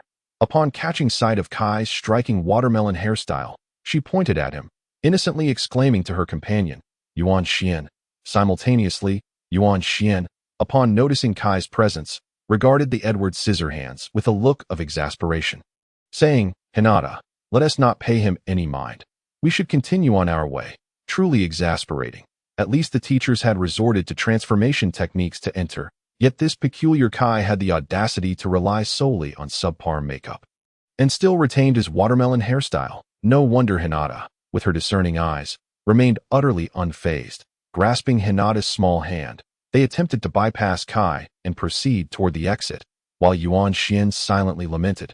Wait, are you two not even the slightest bit frightened? Not at all, the two replied, continuing on their way. I see. You must be terrified inside, yet feigning calmness on the outside. Am I right? Kai, with a face flushed with embarrassment, whether from excitement or being unmasked, interjected. Think whatever you like. We're busy and need to continue with the fear-testing event. Yuan Xian retorted impatiently.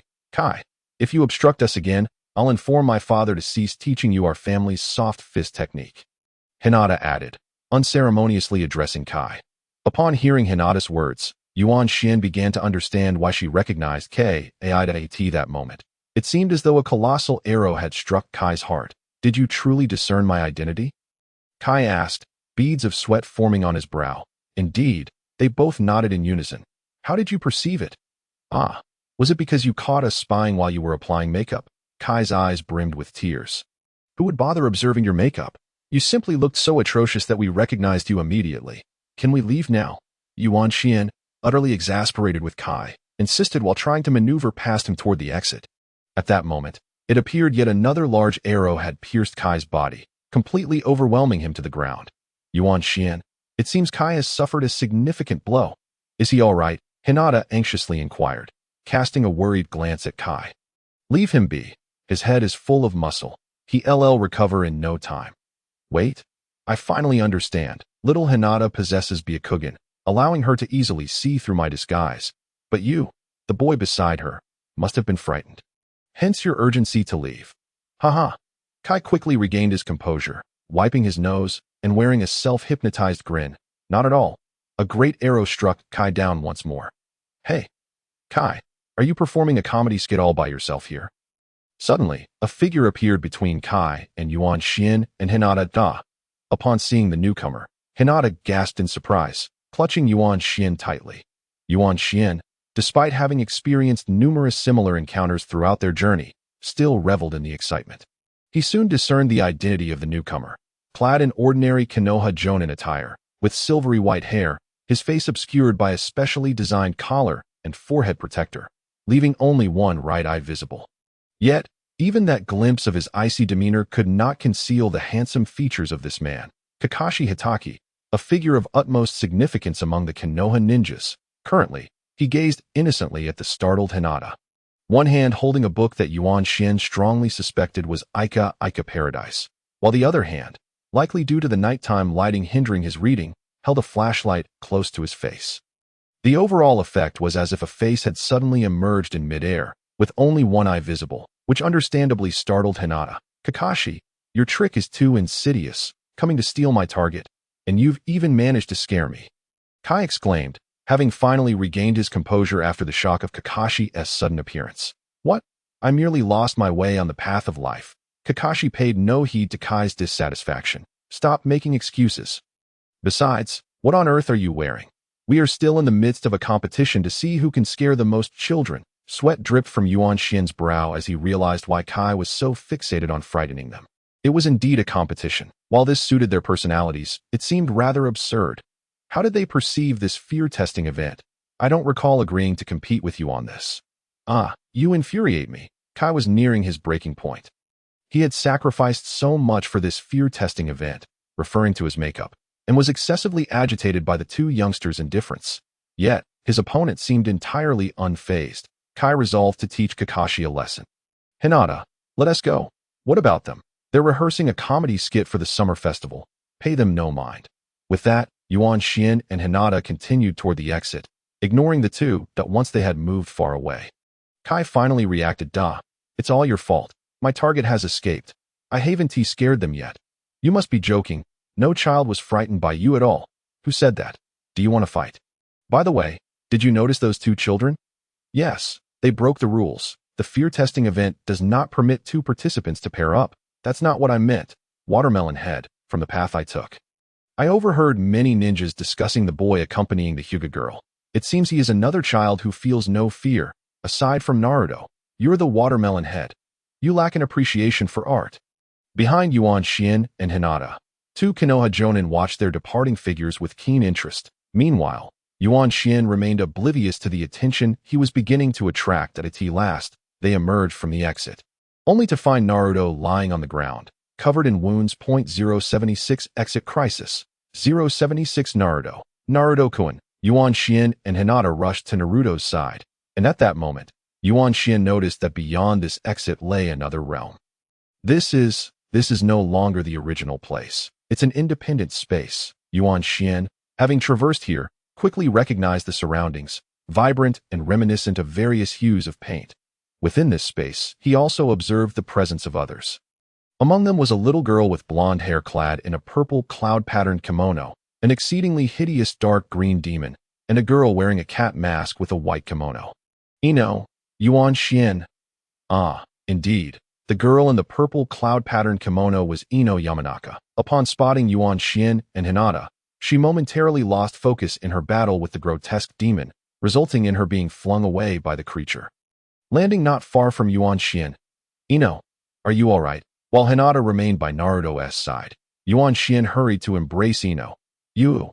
At that moment, Yuan Xian assessed their injuries. They were merely superficial, though not light, and thankfully not life-threatening. Upon seeing that help had arrived, Ino burst into tears. Ino, what on earth happened? Everything transpired too swiftly for Yuan Xian to comprehend.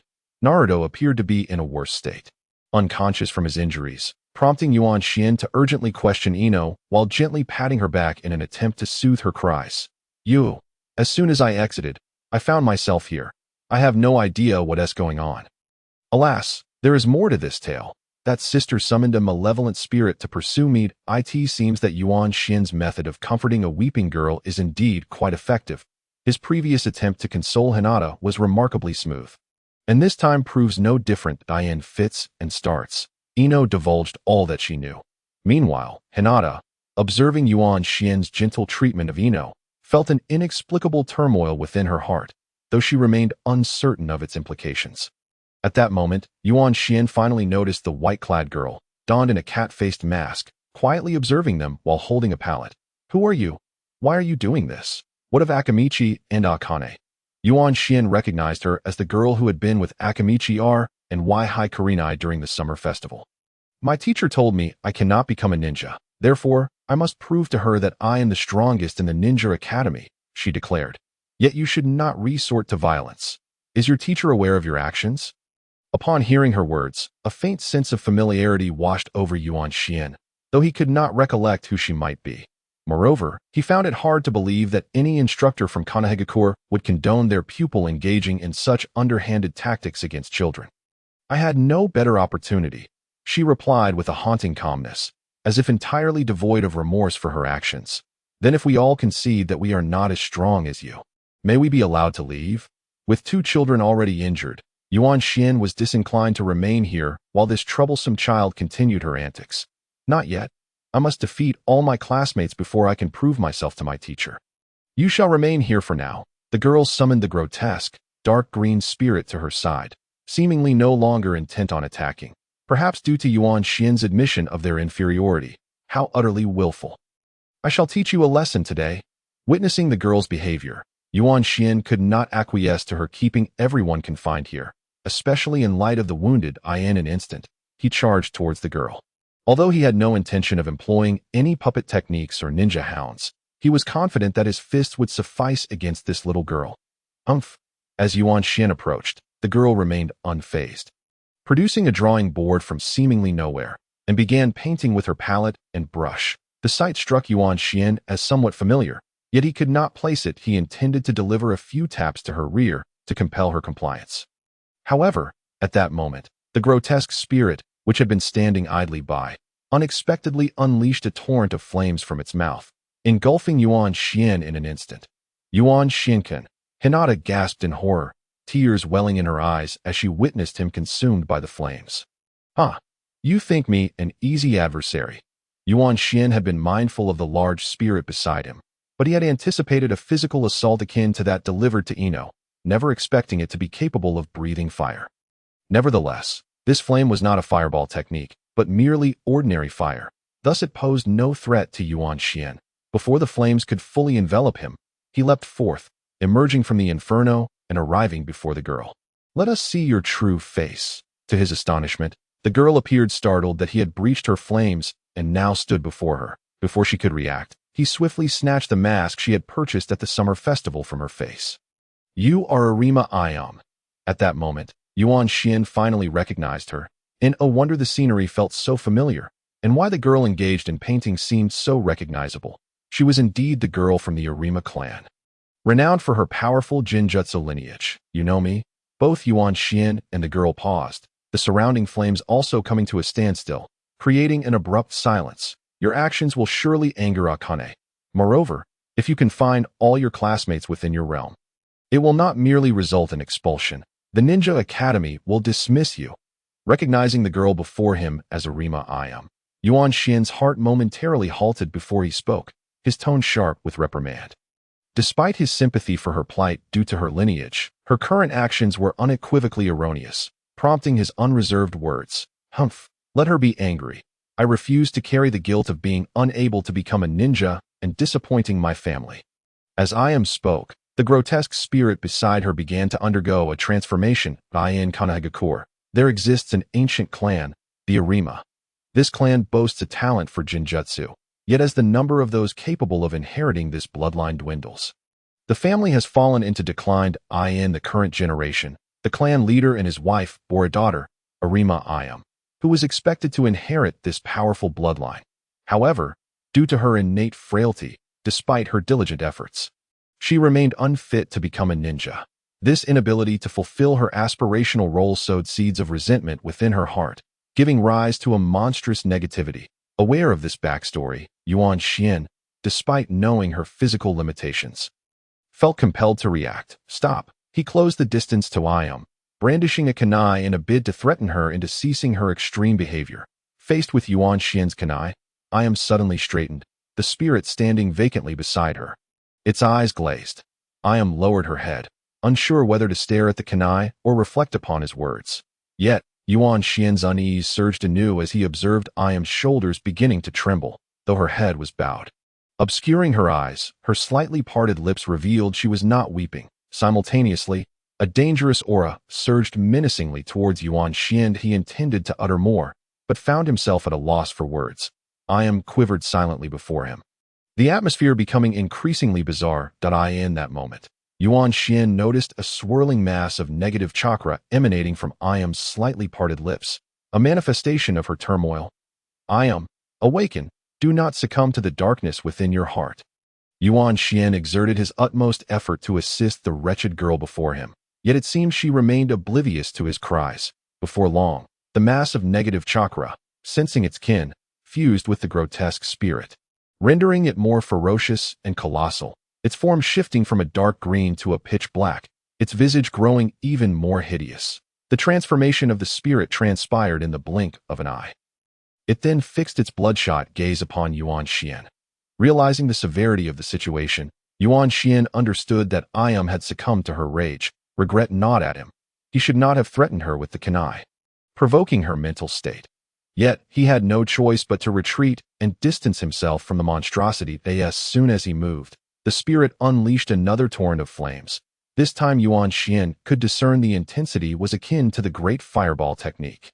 With a series of leaps and dodges, Yuan Xian evaded the flames and returned to Hinata and the injured children. He recognized that this was her bloodline limit.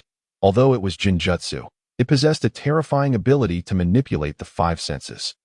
Everything occurring within her Jinjutsu realm could inflict real harm upon the body, and the spirit now was not merely an illusion, but the manifestation of Ayam's inner darkness. "Yuan Xian-kun, what should we do now?"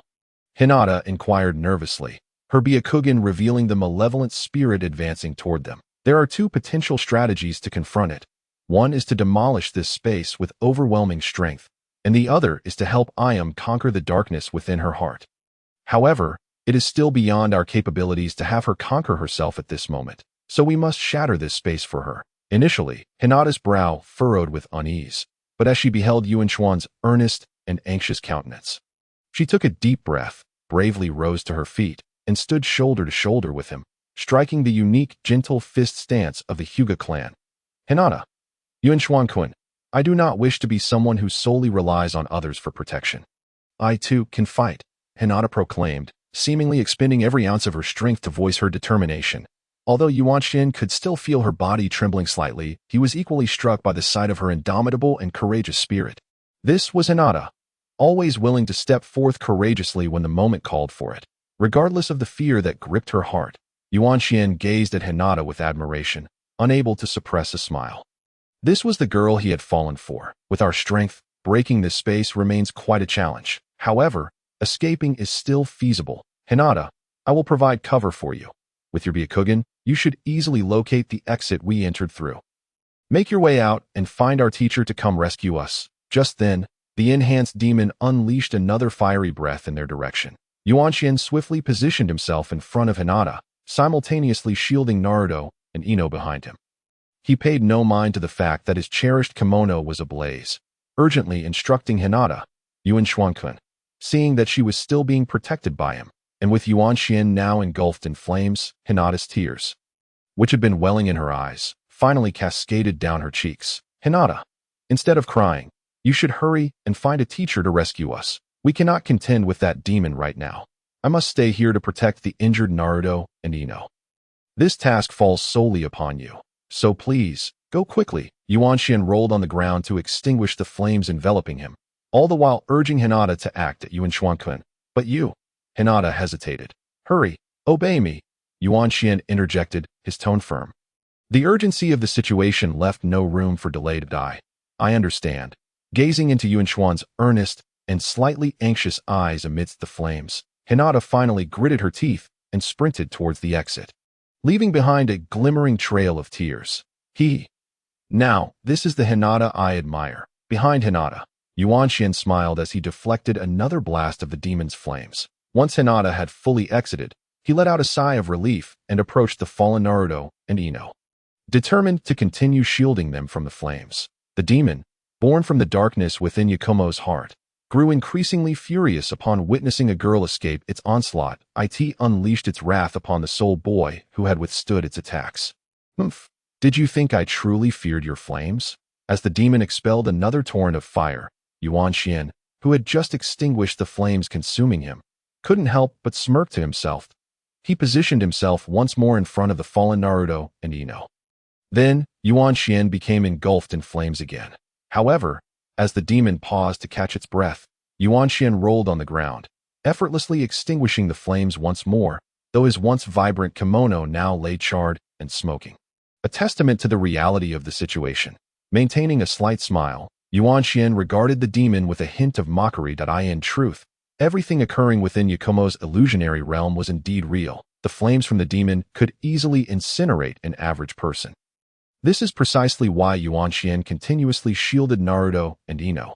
Yet, in this specific situation, Yuan-Shin had devised a unique strategy. He enveloped himself in a layer of yin chakra, which countered the intense heat of the fire with its coldness. This method had been an accidental discovery during his first encounter with the demon's flames. It was not a ninjutsu, but rather a means of chakra consumption, albeit with unexpectedly favorable results. Nevertheless, due to Yuan-Chuan's limited understanding of yin chakra, his injuries continued to accumulate, though he consistently employed his medical ninjutsu to heal himself. Thus, at present, Yuan-Shin had not sustained any substantial harm. This newfound knowledge prompted a series of subsequent actions. Since the demon's flames posed no threat to him, it was unnecessary to reveal his other abilities. Allowing Hinata to escape alleviated some of his concerns, and once she summoned their teacher, the ordeal would be resolved. Alas, what a pity for such a fine kimono of mine, Yuan-Shin lamented, extinguishing another wave of flames while glancing regretfully at his now completely blackened attire. In truth, it was not that his yin chakra was incapable of preserving the kimono. Rather, he feared that the demon, realizing its flames had no effect on him, might resort to different attacks, for which he could not guarantee he had adequate countermeasures. Meanwhile, although Ino was injured, she had not yet succumbed to unconsciousness like Naruto, and was anxiously watching him. If Yuan-Shin were to present himself as excessively powerful, he was unaware of how Ino would interpret it or what she would say to others later. Fortunately, the demon appeared to lack intelligence. Or perhaps Yakumo, who could manipulate the illusion, had lost consciousness due to the overwhelming power within her, rendering her unable to provide the demon with new methods of attack. Thus, the scene persisted, a demon spewing flames and a boy steadfastly shielding against them. Meanwhile, on the other side, Hinata finally emerged from the exit, her heart racing with concern and urgency, returning to the tranquil yet eerie bamboo forest. Hinata struggled to catch her breath, only to realize that although she had escaped the bizarre space, she found herself once again in the bamboo forest, where her fear of the supernatural returned with a vengeance. And this time, Yuan Xian was not by her side. I cannot cry. Did I not resolve this already? I cannot remain as helpless as before. Merely crying. Yuan Xuankuan is still battling that demon in there. I must be strong. I am not afraid. Yuan Xuankuan, I will succeed. Please, do not come to harm. Though tears continued to flow from her eyes, Hinata understood precisely what she needed to do at that moment. She began her true journey toward becoming an exceptional ninja. Suppressing her fear, Hinata activated her Byakugan. Byakugan, open, though she had not yet fully mastered the chakra required to activate her Byakugan. She was capable of scanning a small area for a short duration. She needed to locate their teacher, for she had previously seen Guy and another ninja, whom she did not yet recognize as Kakashi, within the bamboo grove. She dismissed the possibility of encountering more unbelievable sights due to her Byakugan.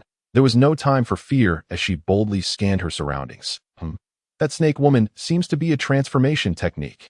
Soon, Hinata spotted her first ghost, but as she scrutinized it with her Byakugan, she uncovered the truth that it's the woman who called Yuan Xuankuan a pervert earlier. Are you affiliated with that Akamaru Yakumo? Realizing it was merely a simple transformation, Hinata boldly approached her.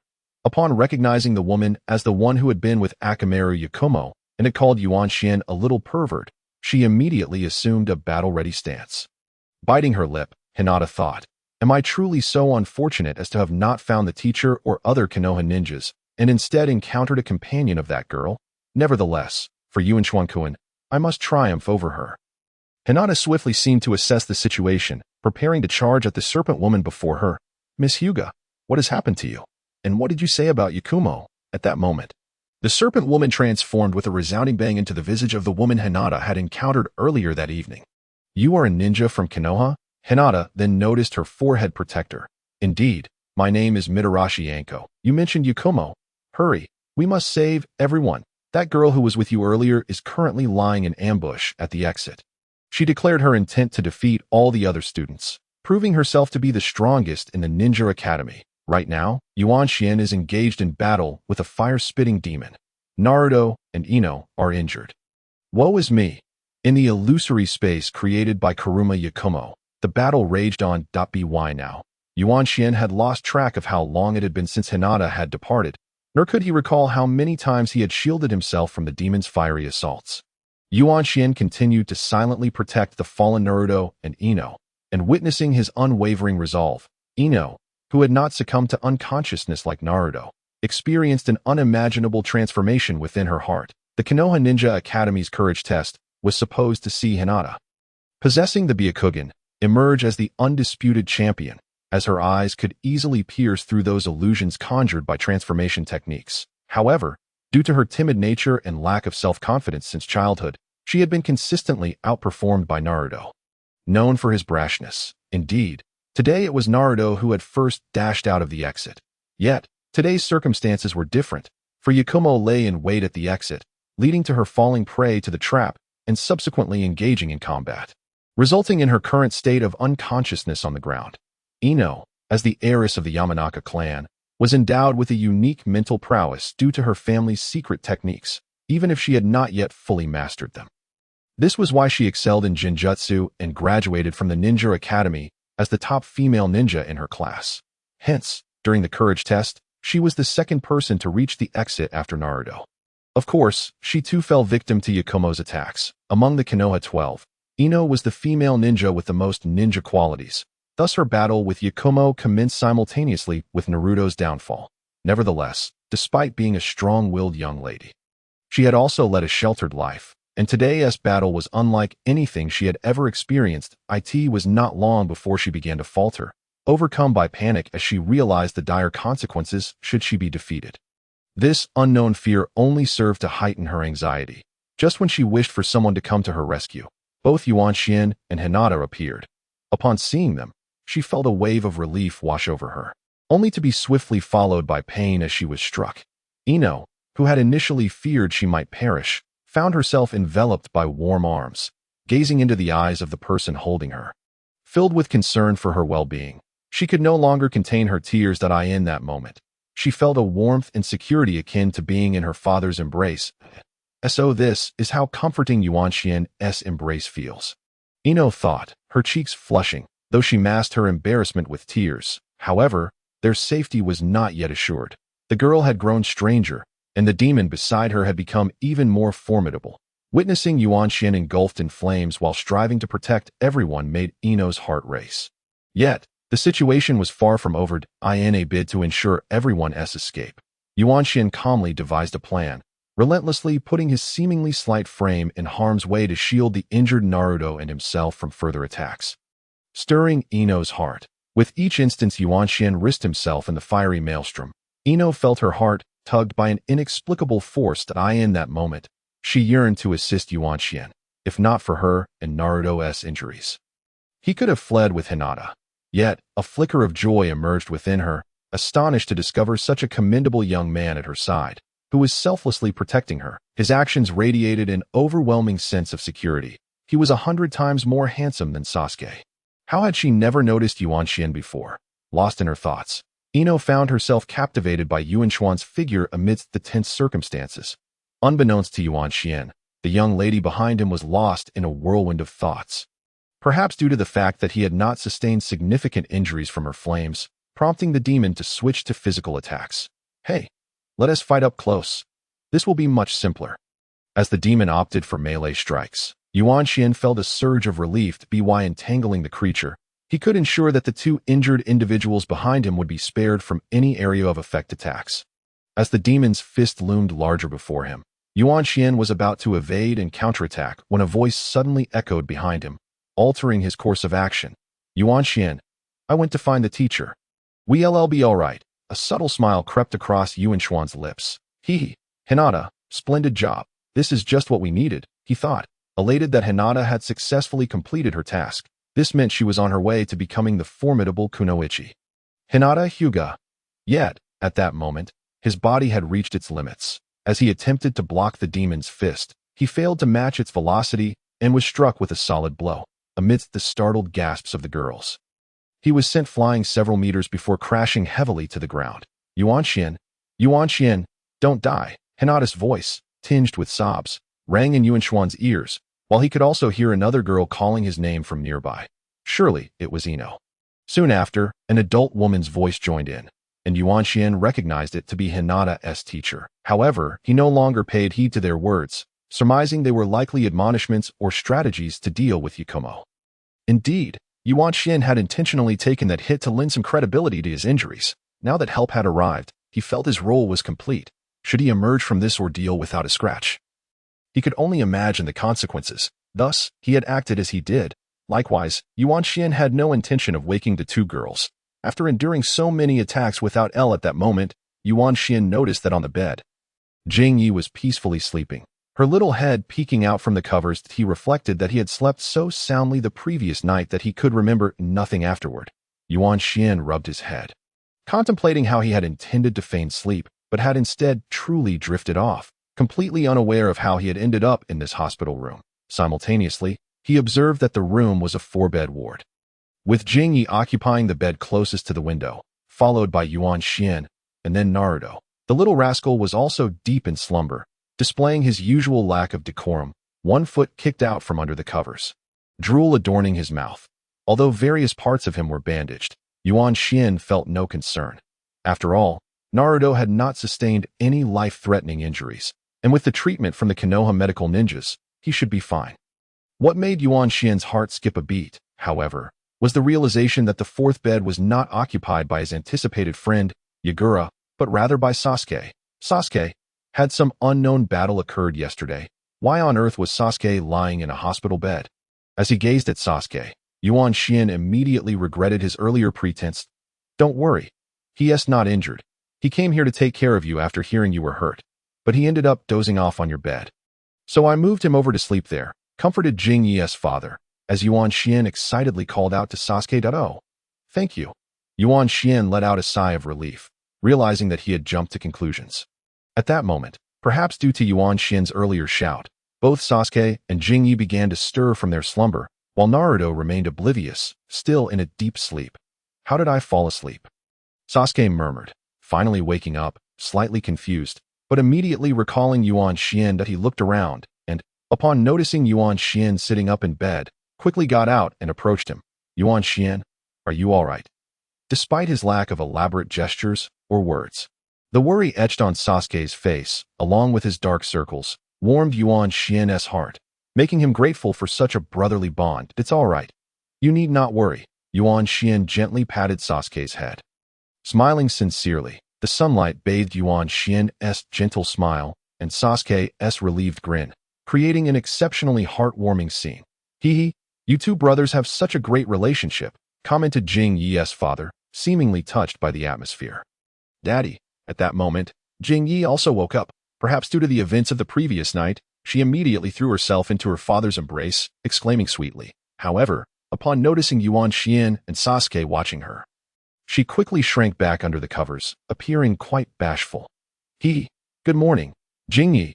Seeing you so lively puts my mind at ease, Yuan Xian naturally greeted her, even though she had buried her head beneath the sheets. Ah, how embarrassing. I can't believe Yuan Xian and Sasuke saw me acting all cutesy. Jing Yi's little face flushed crimson as she thought of both her former crush, Sasuke, who she now favored Yuan Xian a bit more, and her hero, Yuan Xian, whom she now cared for deeply. And no matter how composed Jing Yi usually was, she felt utterly shy in front of these two. Jing Yi's father, observing his daughter's reaction, merely thought it was a typical display of shyness from a little girl caught in a vulnerable moment, and he smiled, shaking his head. Knock, knock. Shortly thereafter, two lovely young girls appeared at the door of the ward. Hinata, you're here. The newcomers were Hinata, who had not sustained any injuries from the previous day's events, and Sakura. Recognizing that Sakura was likely visiting her good friend Jing Yi, Yuan Xian didn't pay her much mind.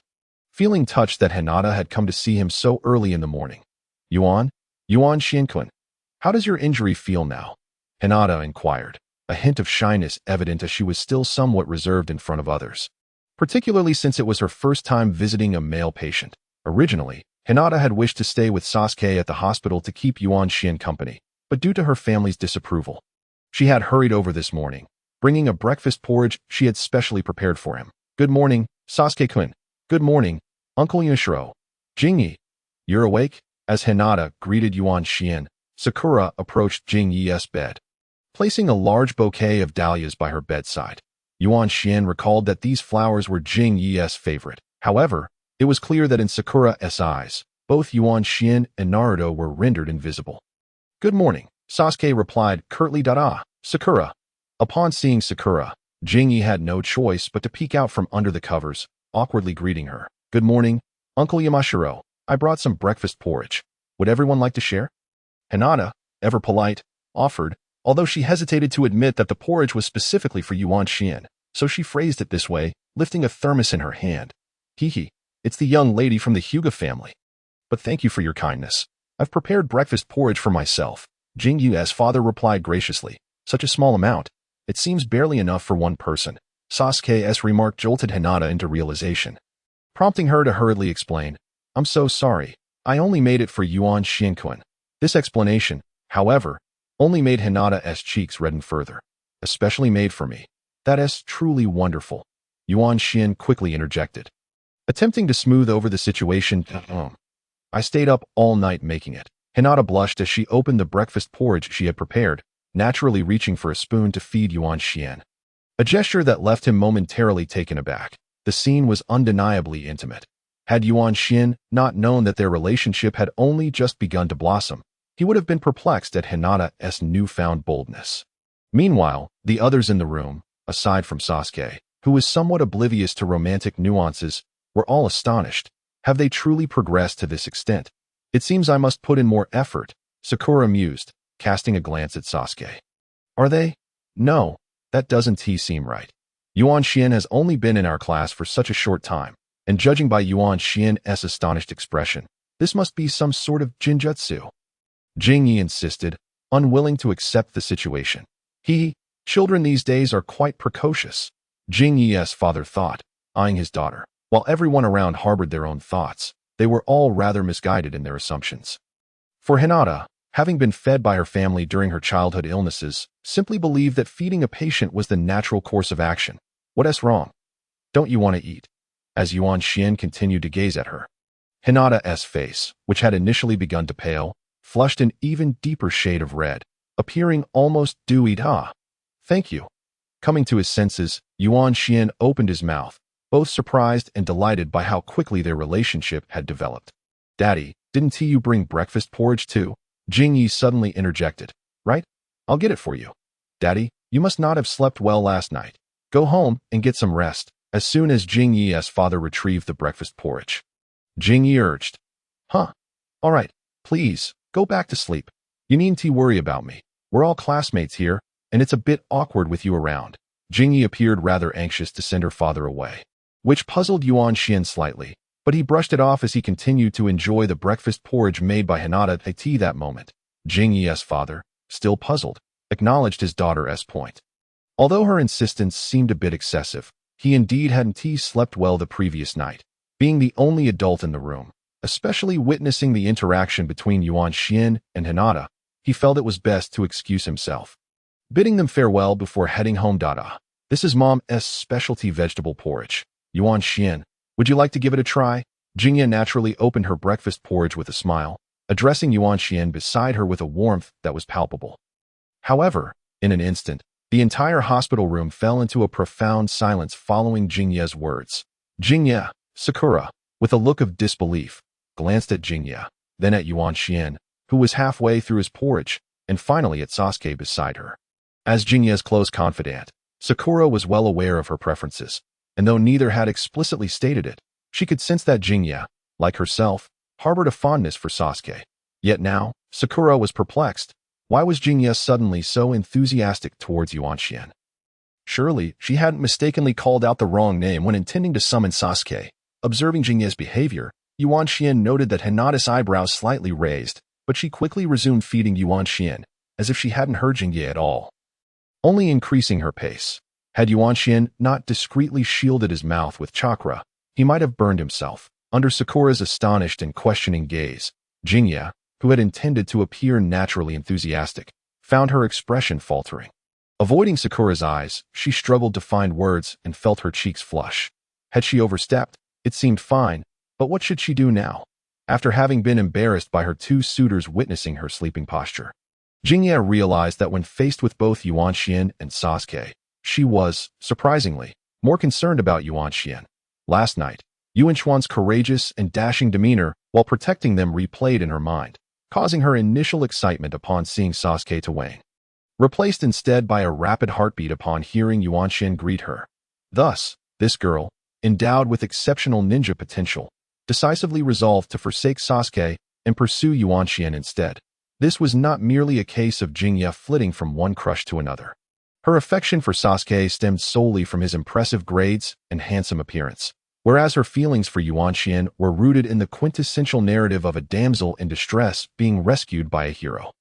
The distinction was clear, yet she had not anticipated that Hinata, who had always presented herself as quite reserved, would seize the opportunity before her. Nevertheless, Jingya, in her feminine intuition, recognized that neither Yuan Xian nor Hinata had reached that stage in their relationship, which explained Hinata's behavior. However, the awkwardness of the moment was overwhelming. Frustrated, Jingya could not devise a means to alleviate the tension, nearly on the verge of tears. Fortunately, at that moment, a languid voice shattered the silence of the room. It smells so good. Wow. Is that breakfast porridge? The delightful aroma from 2 bowls of porridge had finally roused Naruto from his slumber, rubbing his face with the blanket in a disheveled manner. He lunged for the food in Hinata's hands. No, you can't. Naruto-kun, this is specially prepared for you and Chuan-kun. What does it matter? Yuan Xian won't mind. Just let me have a bite. Upon witnessing Naruto attempting to snatch the porridge from Hinata, Jingya's eyes lit up, and she quickly interjected. I have plenty here. Everyone, come and eat. This is my mother's specialty vegetable porridge. It's incredibly delicious. Ah, that's wonderful. Naruto, completely oblivious to the concept of manners, exclaimed, Phew, this should not seem too excessive. Right? Jingya thought to herself, glancing at Yuan Xian. Yuan Xian, you should try some too. It's really tasty. Just then, there was a knock at the door, and a beautiful woman entered, capturing everyone's attention. Wai Kurenai, tall and slender, with fair skin adorned in a ninja outfit accentuated by satin ribbons showcasing her exquisite figure. Entered with long, flowing black hair, bright red eyes, and rosy lips. Hello, everyone. I just heard from Hayashi that you all have awakened. You're the one who was with Karasuma Ayumi that day, Hinata exclaimed in surprise. Although she had learned the previous night that they were all Konoha ninjas, her association with Ayumi left her with little fondness for them. Yes, allow me to formally introduce myself. I am Wai Kurenai, the teacher of Karasuma Ayumi. Kurenai, unfazed by Hinata's reaction, closed the door behind her and approached the group. You are the teacher of the one who attacked us last night. Naruto interjected excitedly, recalling how Ayumi had swiftly taken him down, leaving him feeling quite embarrassed. Indeed, I am here to apologize on behalf of Ayumi for last night's incident. Kurenai sincerely bowed to everyone, revealing her deep affection for Ayumi, as her earnestness was evident. The group's initial irritation began to dissipate due to Kurenai's heartfelt apology. By the way, how are everyone's injuries? Kurenai inquired next. It's nothing. Hee. No matter what kind of injury I sustain, a good night's sleep will have me fully recovered, Naruto declared, his exuberance evident. He believed there was no need to hold a grudge against someone who had apologized, especially since it was a woman. Observing Naruto's spirited demeanor, Yuan Xian couldn't help but smile wryly. Realizing that with the chakra of the nine tails, it was no wonder he could be so resilient. Despite feeling a tinge of envy for Naruto's possession of a tailed beast, Yuan Xian had considered the potential of having one for himself when preparing for his reincarnation. However, given that he was an external soul, he worried about the unforeseen consequences of merging with a tailed beast. Thus, for the sake of safety, he abandoned the idea of becoming a human pillar, content instead with possessing a bloodline limit. Thanks to Naruto's remarks and the fact that everyone had sustained only minor injuries, they all expressed their forgiveness towards Ayumi. By the way, Kurenai-sensei, I noticed that Ayumi seemed a bit out of control at that time. What was wrong with her? And how is she now? Yuan Xian asked, noting Ayumi's absence from their room. He understood she was likely placed in another room due to her potential for violent outbursts, but felt it was polite to inquire. He was also curious about why Ayumi had lost control during the test of courage. This is actually partly my fault. Ayumi has been physically weak since childhood, and the curriculum at the Ninja Academy was too much of a burden for her. Therefore, her family allowed her to return home, where I became her dedicated teacher. However, I soon realized that even the training regimen for an ordinary ninja was too taxing for her. Kurenai explained. So I communicated with her family, indicating that Ayumi was not suited to be a ninja. Not suited to be a ninja? That's truly disheartening. Naruto interjected. Indeed, moreover, as a member of the Karasuma family, she has been endowed with great expectations since childhood due to her rare bloodline limit. To now tell her that she cannot become a ninja is a tremendous blow. And then what? Why did she act out like that? Is it related to her inability to become a ninja? Hinata, being a kind-hearted girl, felt her irritation towards Ayumi fade upon hearing her painful story. Yes, her extreme behavior last night stemmed from her realization that she could not become a ninja. Sigh, Kurenai sighed. Though devoid of reproach, her expression filled with sorrow. Both her family and I told her that her body was unsuitable for the rigors of being a ninja, which led her to feel the need to prove her strength. However, since she was no longer attending classes at the Ninja Academy, she viewed this test of courage as her best opportunity. Initially, I simply wanted to take her to enjoy the summer festival, hoping to lift her spirits. With that, Kurenai paused, seemingly torn between anger and helplessness at the situation. And what about her now? Is she all right? Hinata continued to inquire. Thank you for your concern for her. I believe that when she awakens, she will be immensely pleased to know this. She is currently still in the hospital room with both of you, due to the excessive strain she endured last night. Not only is her physical state compromised, but it appears her mental state has also suffered significantly. Her condition remains unstable, and she is still in a coma. After a brief pause, she added, given the events of today, when she finally regains consciousness, we may have to enforce a prohibition against her becoming a ninja. Hinata spoke these words with a heavy resolve, yet also a profound sadness. Is this truly for the best? It was precisely because she aspired to become a ninja that such an incident transpired last night. If we merely impose restrictions on her, who knows what more severe complications might arise in the future? At that moment, Yuan Xian interjected. He understood that perhaps Yagumo's inner demons had not entirely erupted last night but had merely been revealed at long last. If this continued, it would likely follow the narrative he was familiar with regarding Kurama Yagumo, potentially culminating in the tragic event of her inadvertently causing her parents' demise by fire. This was not a fate Yuan Xian wished to witness, setting aside the troubling implications of such a Yagumo. He was even more averse to the idea of witnessing such a brutal occurrence. If there was a chance to prevent it, why would one sit idly by? However, even if it weren't for her actions, given her physical condition, we would still have to proceed in this manner, Red lamented. Indeed, possessing such remarkable bloodline abilities, Yagumo might one day evolve into Konoha's strongest Jinjutsu user. Red Sensei, is there truly no type of ninja who does not expend excessive physical energy? Yuan Xian pondered aloud that he believed that if Yagumo was determined to become a ninja, a way could be found to facilitate her desire without burdening her body. Without chakra, a ninja cannot even wield the most basic tools effectively. To cultivate chakra, one must draw upon both physical and mental energy, which is precisely where Yagumo's body falters, Red replied with a wry smile, while she was grateful for Yuan Xian and the others' care for Yagumo. As a teacher, she was acutely aware of Yagumo's circumstances. No, Red Sensei, given Yagumo's situation, adhering to conventional paths of ninja development is undoubtedly a dead end. Yet, alternative routes may still exist. What if we were to place her in a specialized class? For instance, a defensive class? With her Jinjutsu, she could create illustrations that embody her abilities for Konoha. While this may be a monumental task, she could approach it gradually, working on it little by little each day without placing undue strain on her body. Right? Yuan Xian proposed, having only vaguely conceptualized the idea but feeling it held merit. Yes, upon hearing Yuan Xian's suggestion, Red realized that he was essentially advocating for an unconventional path to becoming a ninja, one that did not directly engage in combat. With this revelation, Red's mind immediately began to conjure multiple potential developmental pathways for Yagumo.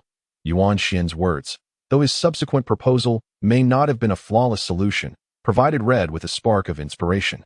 Akin to a key that unlocked alternative avenues when the main route was blocked, Red, deeply concerned for Yagumo's well-being, had always been in search of solutions. Yuan Xian's insight had ignited a flurry of ideas within her, compelling her to delve into research immediately. This was not to say that Red lacked the intellectual capacity of Yuan Xian. In fact, to become a specialized ninja in a unique class, one must possess competent abilities across the board, at least at the level of a chunin. Moreover, as a ninja, the possibility of encountering situations requiring combat could never be discounted, which is why Red had never considered such an approach. This was likely due to the inertia of her over a decade of ninja education. While Yuan Xian, as a newcomer from another world, possessed a more agile mindset. Simultaneously, Red's perception of Yuan Xian began to shift. She had heard that this child from the Uchiha clan was noted for his fearlessness. Much like Naruto. Initially, Red had considered him merely another somewhat rough-around-the-edges individual in Konoha. However, following his courageous stand against Yagumo to protect his classmates, Red found herself increasingly impressed by Yuan Xian's capabilities. In their conversation today, she recognized that Yuan Xian was not only kind but also possessed a keen intellect and an enthusiastic demeanor, quite unlike Naruto. Upon entering the room earlier, Red had sensed that Yuan Xian was indeed the center of attention within the ward, and now she found herself unconsciously paying him more attention. With such qualities, and as a member of the Uchiha clan, he was destined to become a powerful ninja in the future. However, Red's current focus was elsewhere, and she had no time to dwell on Yuan Xian. Thank you very much for your suggestion. I believe this could indeed aid Yagumo, she declared. I will return and contemplate this further, as Red departed. Yuan Xian reflected on his contributions, acknowledging that while he had not exerted his utmost effort, he was not an inherently altruistic individual. He felt satisfied with what he had accomplished. He was willing to assist others as long as it did not become overly burdensome. Yet he did not feel compelled to resolve every difficulty he encountered. Simultaneously, with the mention of last night's events, Yuan Xian found himself contemplating new ideas regarding his own capabilities from the previous day's experiences. He realized that while he was unafraid of opponents, he felt somewhat constrained in situations involving hidden puppet techniques and medical ninjutsu. It was evident that he needed to acquire practical combat skills. Yuan Xian had come to Konoha not only because it was the most affluent village in the ninja world with its charming inhabitants, but also to seek the fabled scrolls of sealing techniques that boasted a myriad of top-tier jutsu. Who wouldn't desire strength, especially in this world of ninjas? However, the time to pursue the scrolls had yet to arrive. Better opportunities would present themselves in due course. Therefore, Yuan Xian's current objective was to cultivate practical combat ninjutsu. He was already aware of several techniques, including the signature jutsu of the future Hokage, the Rasengan. Additionally, he had much to explore regarding the applications of his yin-yang chakra and his bloodline limit. Thus, he resolved to meticulously plan his training in the hospital room. Yuan Xian continued to enjoy the breakfast porridge lovingly prepared by Hinata, lost in thought. Meanwhile, Naruto divided a large portion of Ino's vegetable porridge, only to have it largely commandeered by Sasuke. Ino, albeit slightly awkward, smiled at Yuan Xian and engaged him in conversation, while Sakura, unnoticed by the rest, observed Ino with a peculiar expression. A day later, Yuan Xian and Naruto were discharged from the hospital. Their injuries were largely superficial, while Ino, who appeared to have sustained the least damage, turned out to be the most severely affected. Ino was left reeling from the unexpected turn of events, frequently exclaiming, "This is just too strange." Nevertheless, Yuan Xian, focused on resolving his own issues, paid her little heed on that day. Yuan Xian finally granted Naruto and Sasuke a reprieve and joined them for a class activity known as Ninja Games. Simultaneously, he intended to seek out his target, Nara Shikamaru. The Ninja Games encompassed various forms, but Yuan Xian, lacking interest in the childish games, had little knowledge of them. He was aware that today's activity involved a mock battle resembling a war game, where children were split into two teams and simulated combat to determine who lived and who died. When one side had all its members eliminated, they would be declared the losers of the game, which spanned the entirety of Konoha. Following a whimsical team selection, the children quickly dispersed throughout the village, preparing to ambush or launch coordinated attacks to systematically eliminate their opponents. Yuan Xian, too, had embarked upon his true purpose for the day. Nara Shikamaru, indeed, he was the one. Yuan Xian primarily sought to elevate himself beyond his puppet mastery and medical ninjutsu, wishing to acquire abilities he could wield openly in his current guise. Ideally, such skills should be observable to those from Konoha. Showcasing the process of his learning. It would be rather inappropriate to self-teach a jutsu without any credible source. After all, if someone were to inquire about his newfound abilities, could he honestly claim it was a product of his innate genius? While some might resort to such claims, individuals like Yuan Xian, who harbored ulterior motives, certainly would not. Thus, today he aimed to consult Shikamaru, hoping to glean insights into the utilization of yin-yang chakra. Of course, if he could also learn the secret techniques of the Nara clan, particularly their shadow jutsu, that would be even more advantageous. The choice of Shikamaru was also dictated by the fact that, in his current state, there were no better or more suitable targets. If he wished to learn the Rasengan, he would have to seek out the third Hokage, Jiraiya, or Kakashi, none of whom were particularly easy to approach. Furthermore, in his quest to enhance his bloodline limit, he could not seek assistance from others. His eyes were neither Byakugan nor Sharingan, but rather a novel bloodline limit that required his own exploration. Regarding the two aforementioned techniques, he could at most reference some materials for guidance. Hence, he had no choice but to first investigate the application of his yin-yang chakra. Fortunately, when confronted with Iam's illusionary flames, he had discovered that his yin-yang chakra possessed certain utility, leading him to believe that mastering it would significantly augment his strength. Now, the children had dispersed, hiding in various corners of Konoha, thanks to his dragon eye. Yuan Xian had already pinpointed his target, heading straight for Shikamaru, who was lazily lounging atop a large building, gazing at the clouds. Yuan Xian knew he could not simply extract the information he desired from Shikamaru.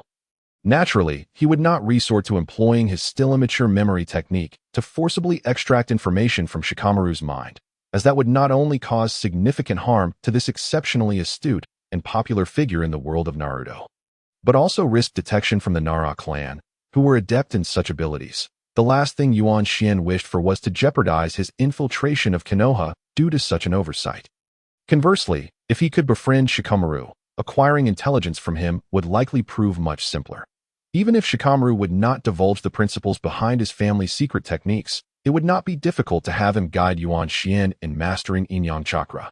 With thoughts of how to initiate conversation, how to engage him in dialogue, and how to steer the discussion toward his desired topics swirling in his mind, Yuan Xian finally arrived at the foot of the large building where Shikamaru resided.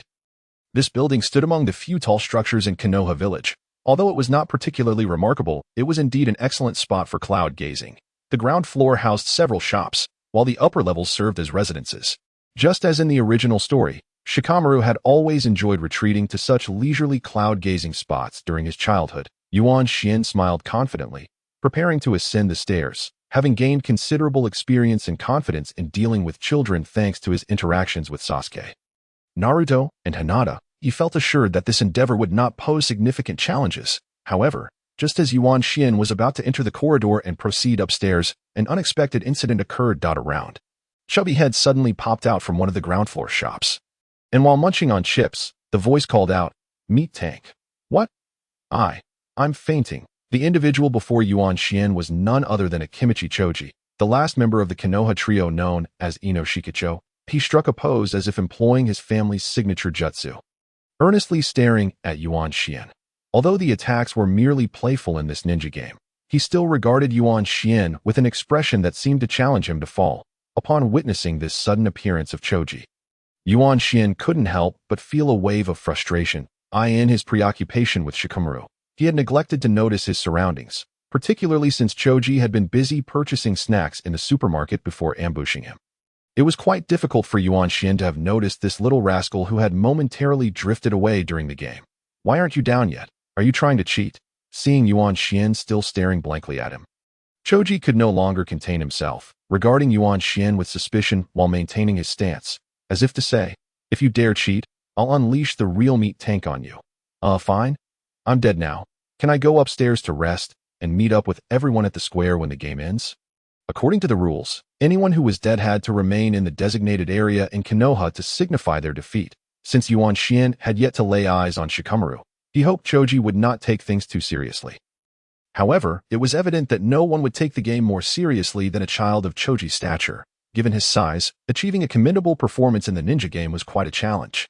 Now that he had finally secured such a glorious victory, it was only natural for him to want to boast about it. There was no way he would allow Yuan Xian to retreat unnoticed. "Of course not. If you try to cheat, nobody will want to play with you anymore," Choji quickly warned, concerned that Yuan Xian might attempt to evade the situation. What should I do now? I haven't made any progress on what I need to accomplish.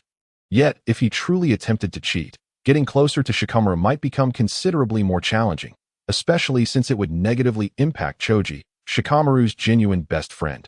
After much contemplation, Yuan Xian ultimately allowed Choji to escort him to Konoha Square. Despite his careful deliberation, he refrained from engaging in any dishonest behavior. As he had thought earlier, any attempt to circumvent the rules for the sake of approaching Shikamaru would be counterproductive. Although he had wasted some time, he had already waited for several days, so he could afford to wait a few more hours, with thoughts of hastening the conclusion of the ninja game, so he could approach Shikamaru. Yuan Xian followed Choji. If I had known, I wouldn't have participated in this children's game. Simply watching from the sidelines would have sufficed to get closer to Shikamaru. Initially, Yuan Xian had agreed to Naruto and Sasuke's invitation to join the game primarily to establish a better reason and favorable impression with Shikamaru. Now, upon arriving at Konoha Square, he resolved that after this ninja game was over, he would no longer participate. The square now stood empty save for a few bustling adults. No children were in sight, indicating that Yuan Xian was the first to be defeated. This was a significant blow to Yuan Xian, who had always maintained a flawless image in front of Naruto, Sasuke, and Hinata. How could this happen? Have these little ninjas improved their skills? I've really embarrassed myself. How will I face Naruto and the others? Yuan Xian grimaced, feeling utterly out of place as he remained in the designated area. Meanwhile, Choji, having successfully taken down an opponent, brimmed with confidence as he prepared to continue his ninja game, visibly more enthusiastic than before. "Haha, my opponent, you cannot escape. Youth guides me. Today, I shall win against you once more." Just as Yuan Xian stood there, feeling bored and uncomfortable in Konoha Square, a figure with white hair suddenly appeared before him, followed closely by a dazzling, shiny watermelon-haired ninja Ts Yuan Xian focused. He recognized them as Kakashi and Guy. Kakashi, let's have a duel. Upon hearing Guy's challenge to Kakashi, Yuan Xian's spirits lifted slightly. Although his day had been quite tumultuous, it seemed he was about to witness an exciting spectacle. What shall we compete in this time? Kakashi, having been cornered by Guy, accepted the challenge with an air of nonchalance that, I haven't decided yet. If you have something in mind, just say it. I'm ready for anything. Today, unlike during the previous courage test event, Yuan Xian observed Guy in his true form, the embodiment of youthful enthusiasm, reminiscent of the legendary Bruce Lee. However, at the same time, he exhibited a certain degree of foolishness, and his taste in self-adornment further showcased his extraordinary nature. Yuan Xian pondered to himself, wondering how Kakashi could possibly tolerate him. If you haven't decided, then wait until you have, Kakashi coolly remarked, preparing to turn and leave in another direction. Wait. Seeing Kakashi about to depart, Kai hastily exclaimed. Yet, when Kakashi turned to look at him, Kai found himself momentarily speechless, clearly lacking a follow-up. I'm leaving now. Wait, I've thought of something. Whether Kai genuinely had an idea or was simply eager to keep Kakashi from leaving, he once again blocked Kakashi's path. They then engaged in a hushed exchange, but Yuan Xian paid little attention, merely curious to see what they planned to compete over, hence he did not strain to listen. However, as Yuan Xian awaited the spectacle they were about to unfold, he was taken aback when their discussion concluded and they began to scan the surroundings randomly, ultimately fixing their gaze upon him. No way me! Yuan Xian was astonished. Having been focused on the two, their three pairs of eyes locked in an instant. Yet Yuan Xian felt an unsettling sense that they harbored some scheme. You're the one from the last courage test. Who was with the young lady from the Hyuga clan? What was your name again? This uncle here must have mistaken you for someone else. Although Yuan Xian's true age and spirit warranted being called uncle by Kai, his current youthful appearance allowed him to chuckle at such a title. No, how could I be mistaken? Right, Kakashi? Kai confidently asserted, flashing Yuan Xian a signature toothy grin, his gleaming white teeth sharply catching Yuan Xian's eye. No, you must be mistaken. Yuan Xian quickly interjected before Kakashi could confirm. What sudden notion had crossed their minds? Yuan Xian had no intention of forging any rapport with them. Moreover, soon he would seek out Shikamaru to pursue his ambitions of strengthening his abilities. And he certainly did not wish to waste any time with them. I think it was Shinichi, but later it changed to Yuan Xian. He is a child of the Uchiha clan. However, Kakashi, standing nearby, seemed unconcerned by Yuan Xian's worries and finally confirmed that it was unclear whether he had learned Yuan Xian's name during the last courage test or if Kakashi had maintained connections with the Uchiha clan all along. That's right. It's you? Kai exclaimed, though Yuan Xian suspected whether Kai truly remembered him. Kid? Come, we have a favor to ask of you. It appeared that neither of these two realized they were intruding upon someone else. As Kai continued, last time you were with the young lady from the Hyuga clan, you should already know my name. Allow me to formally introduce myself. I am Iron-Blooded Kai, and this fellow is Hitaki Kakashi. We are lifelong rivals, having engaged in nearly 40 matches of various kinds. However, we can't seem to think of anything new to compete over, so we'd like your help in coming up with a challenge. Anything will do. Is that all? Yuan Xian inquired uncertainly. Could there be anything else? Kai continued to bestow upon Yuan Xian a radiant smile, seemingly eager to cultivate a favorable impression with the individual who was to propose their challenge. No, that's it. I can't believe I was subjected to such an unsettling gaze for such a trivial reason. However, if that was all, Yuan Xian suddenly found himself inspired with a novel idea. In that case, I shall assist you. Let us compete over who is more handsome. Upon receiving the invitation from Kai and Kakashi for Yuan Xian to propose a challenge, Yuan Xian did not believe it would consume much of his time. Since they sought his assistance, the initiative lay in his hands. A simple game of rock, paper, scissors would suffice, and he assumed that would not pose a problem. Moreover, Yuan Xian was currently the first to be eliminated in the ninja game, and he was troubled by the notion of maintaining his admirable image without being recognized as the first to fall. Thus, he hoped that during the time he spent helping Kai and Kakashi with their competition, he might avoid being discovered by those who would soon be eliminated.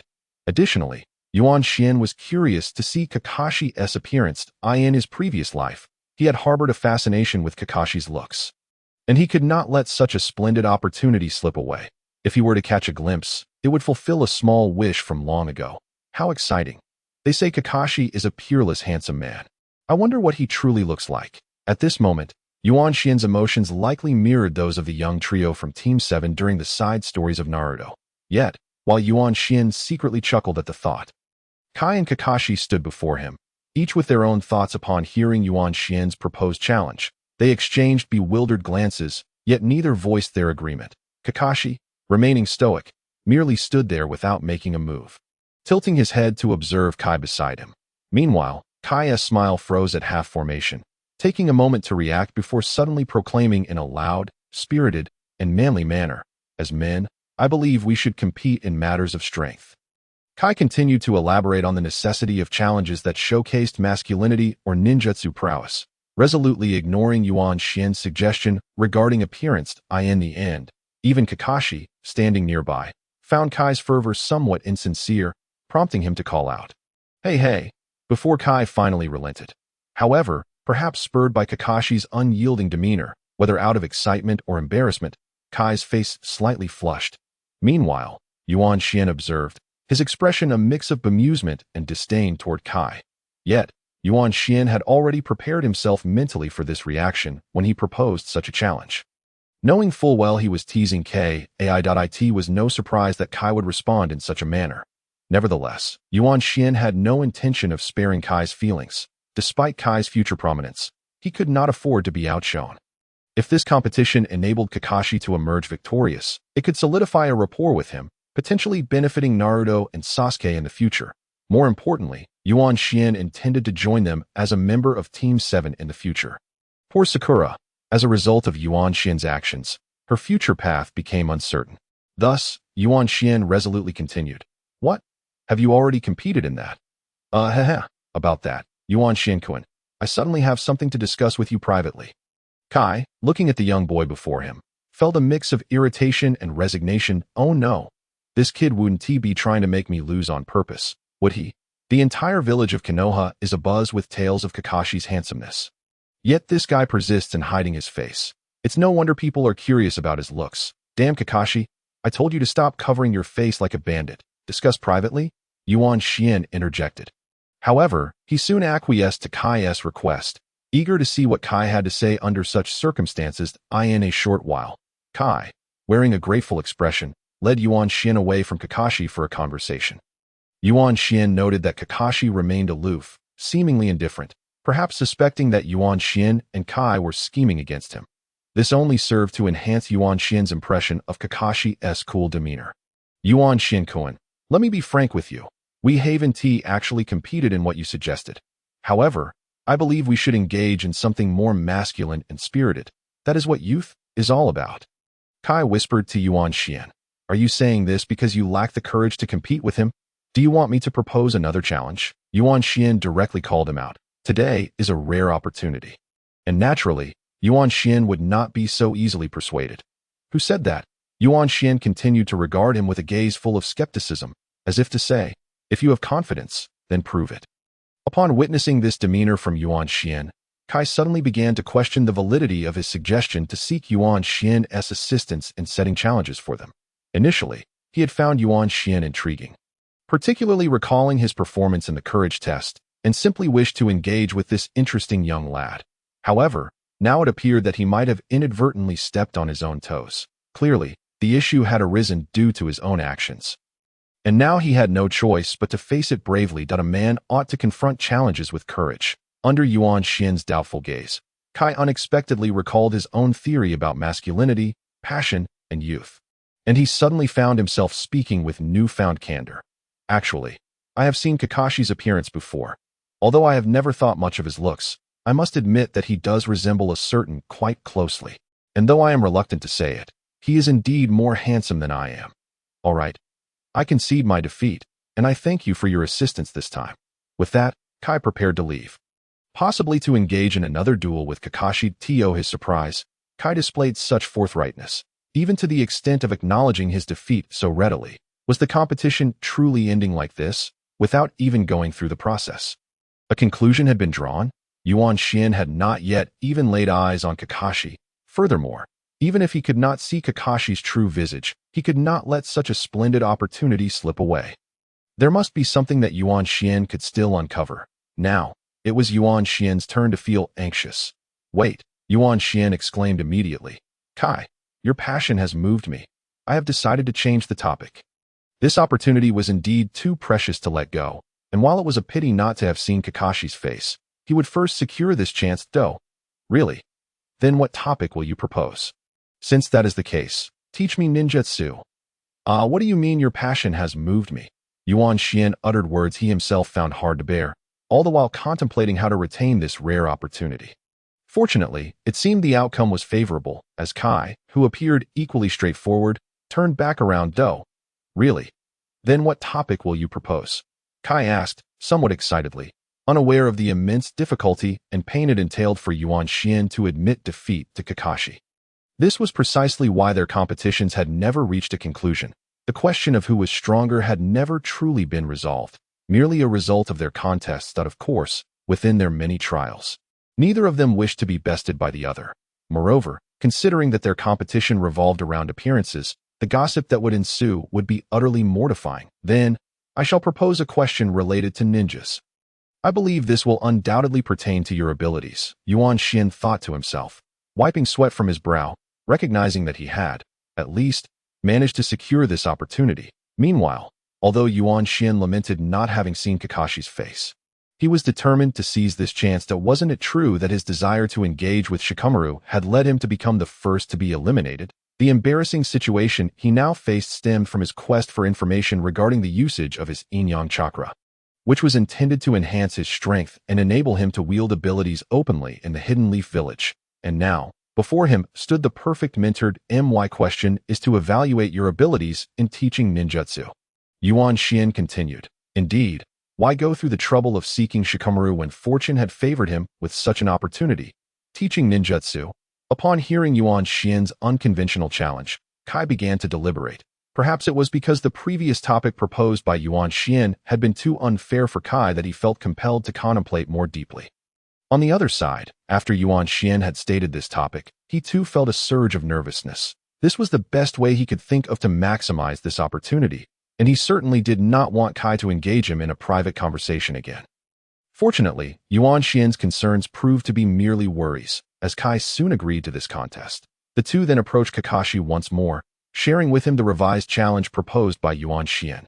Yuan Xian did not feel the need to provide a specific reason. He simply stated that he had suddenly decided to change the topic. When Kakashi learned that the contest would involve teaching ninjutsu, he merely regarded Yuan Xian with a few more glances before readily agreeing. Observing Kakashi's cool demeanor, which suggested that, to him, no issue was truly an issue, Yuan Xian felt an irresistible urge to engage with him further. Subsequently, the three entered the specifics of the contest. Due to the nature of the topic proposed by Yuan Xian, it was only natural that he would assume the dual role of referee and student. As for the ninjutsu they would teach Yuan Xian, that became the primary topic of discussion. Clearly, neither Kai nor Kakashi could impart the same teachings to Yuan Xian. First, their individual specialties differed, and they certainly would not want to use their weaknesses against each other in this contest. For instance, it would be unreasonable to expect Kai to teach Yuan Xian Jinjutsu during this trial. Second, if they were to teach the same technique, the absence of multiple students would render the competition ineffective. Otherwise, it would become unclear who had contributed to Yuan Xian's level of expertise.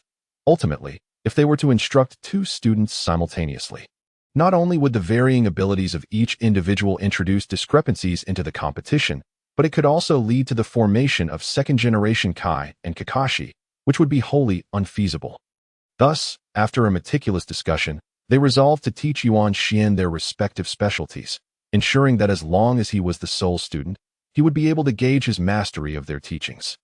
Of course, Yuan Xian's enthusiasm played a significant role in this process, as it directly impacted his own aspirations to my forte lies in taijutsu. So I have decided to teach you true leaf taijutsu.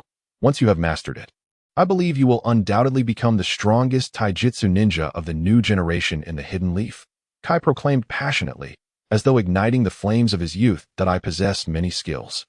But my greatest strength lies in the copy ninja technique. However, you are not yet ready to learn it, and additionally, teaching you about your own bloodline limit would be unfair for this contest. Yet Kakashi did not immediately disclose what he intended to teach Yuan Xian. From Kakashi's words, Yuan Xian understood that, indeed, if Kakashi were to teach him how to use the Sharingan, it would not be solely Kakashi's ability. It would also incorporate Yuan Xian's inherent strength. Although it was unfortunate not to learn about the Sharingan's capabilities, there was little Yuan Xian could do about it. However, upon hearing this, Yuan Xian abruptly recognized a significant concern. They seemed to have no intention of teaching him any advanced, powerful ninjutsu. For instance, Kai's mention of true leaf taijutsu was quite basic.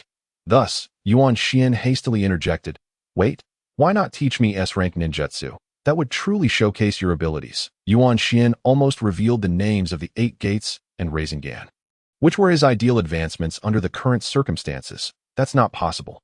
You are still too young, and S-rank ninjutsu is not suitable for you at this stage. Moreover, you must at least become a genin and earn our recognition before you can even think of such techniques." Kai responded, casting a meaningful glance at Kakashi. Goodness, it turned out they had no intention of revealing their signature ninjutsu. No wonder they had so readily agreed to his proposal, Yuan Xian thought, feeling somewhat dejected. If S rank is off the table, then A rank will suffice. Yuan Xian, ever resilient, continued to push for his request. "Don't even think about it. You are such a little brat. Don't be so greedy. Do you think your little schemes can outsmart us? If it weren't for our prior agreement to let you propose a topic, and you even helped me change the question, I wouldn't have been so accommodating." Kai laughed, reveling in his own cleverness as he flashed his dazzling smile at Yuan Xian. Fine. Kakashi, what ninjutsu do you intend to use against Guy?" Upon hearing Guy's words, Yuan Xian realized that they had long since formed their own plans. After all, if a ninja from Konoha could be so easily manipulated, there would be no need for them to continue in this line of work. Seeing that they had already made up their minds, Yuan Xian resigned himself to the situation. Fortunately, he could still learn ninjutsu from both of them. But what he was truly curious about was what kind of ninjutsu Kakashi would wish to teach him. Additionally, I have a strong proficiency in various kinds of ninjutsu, especially those of different elemental attributes.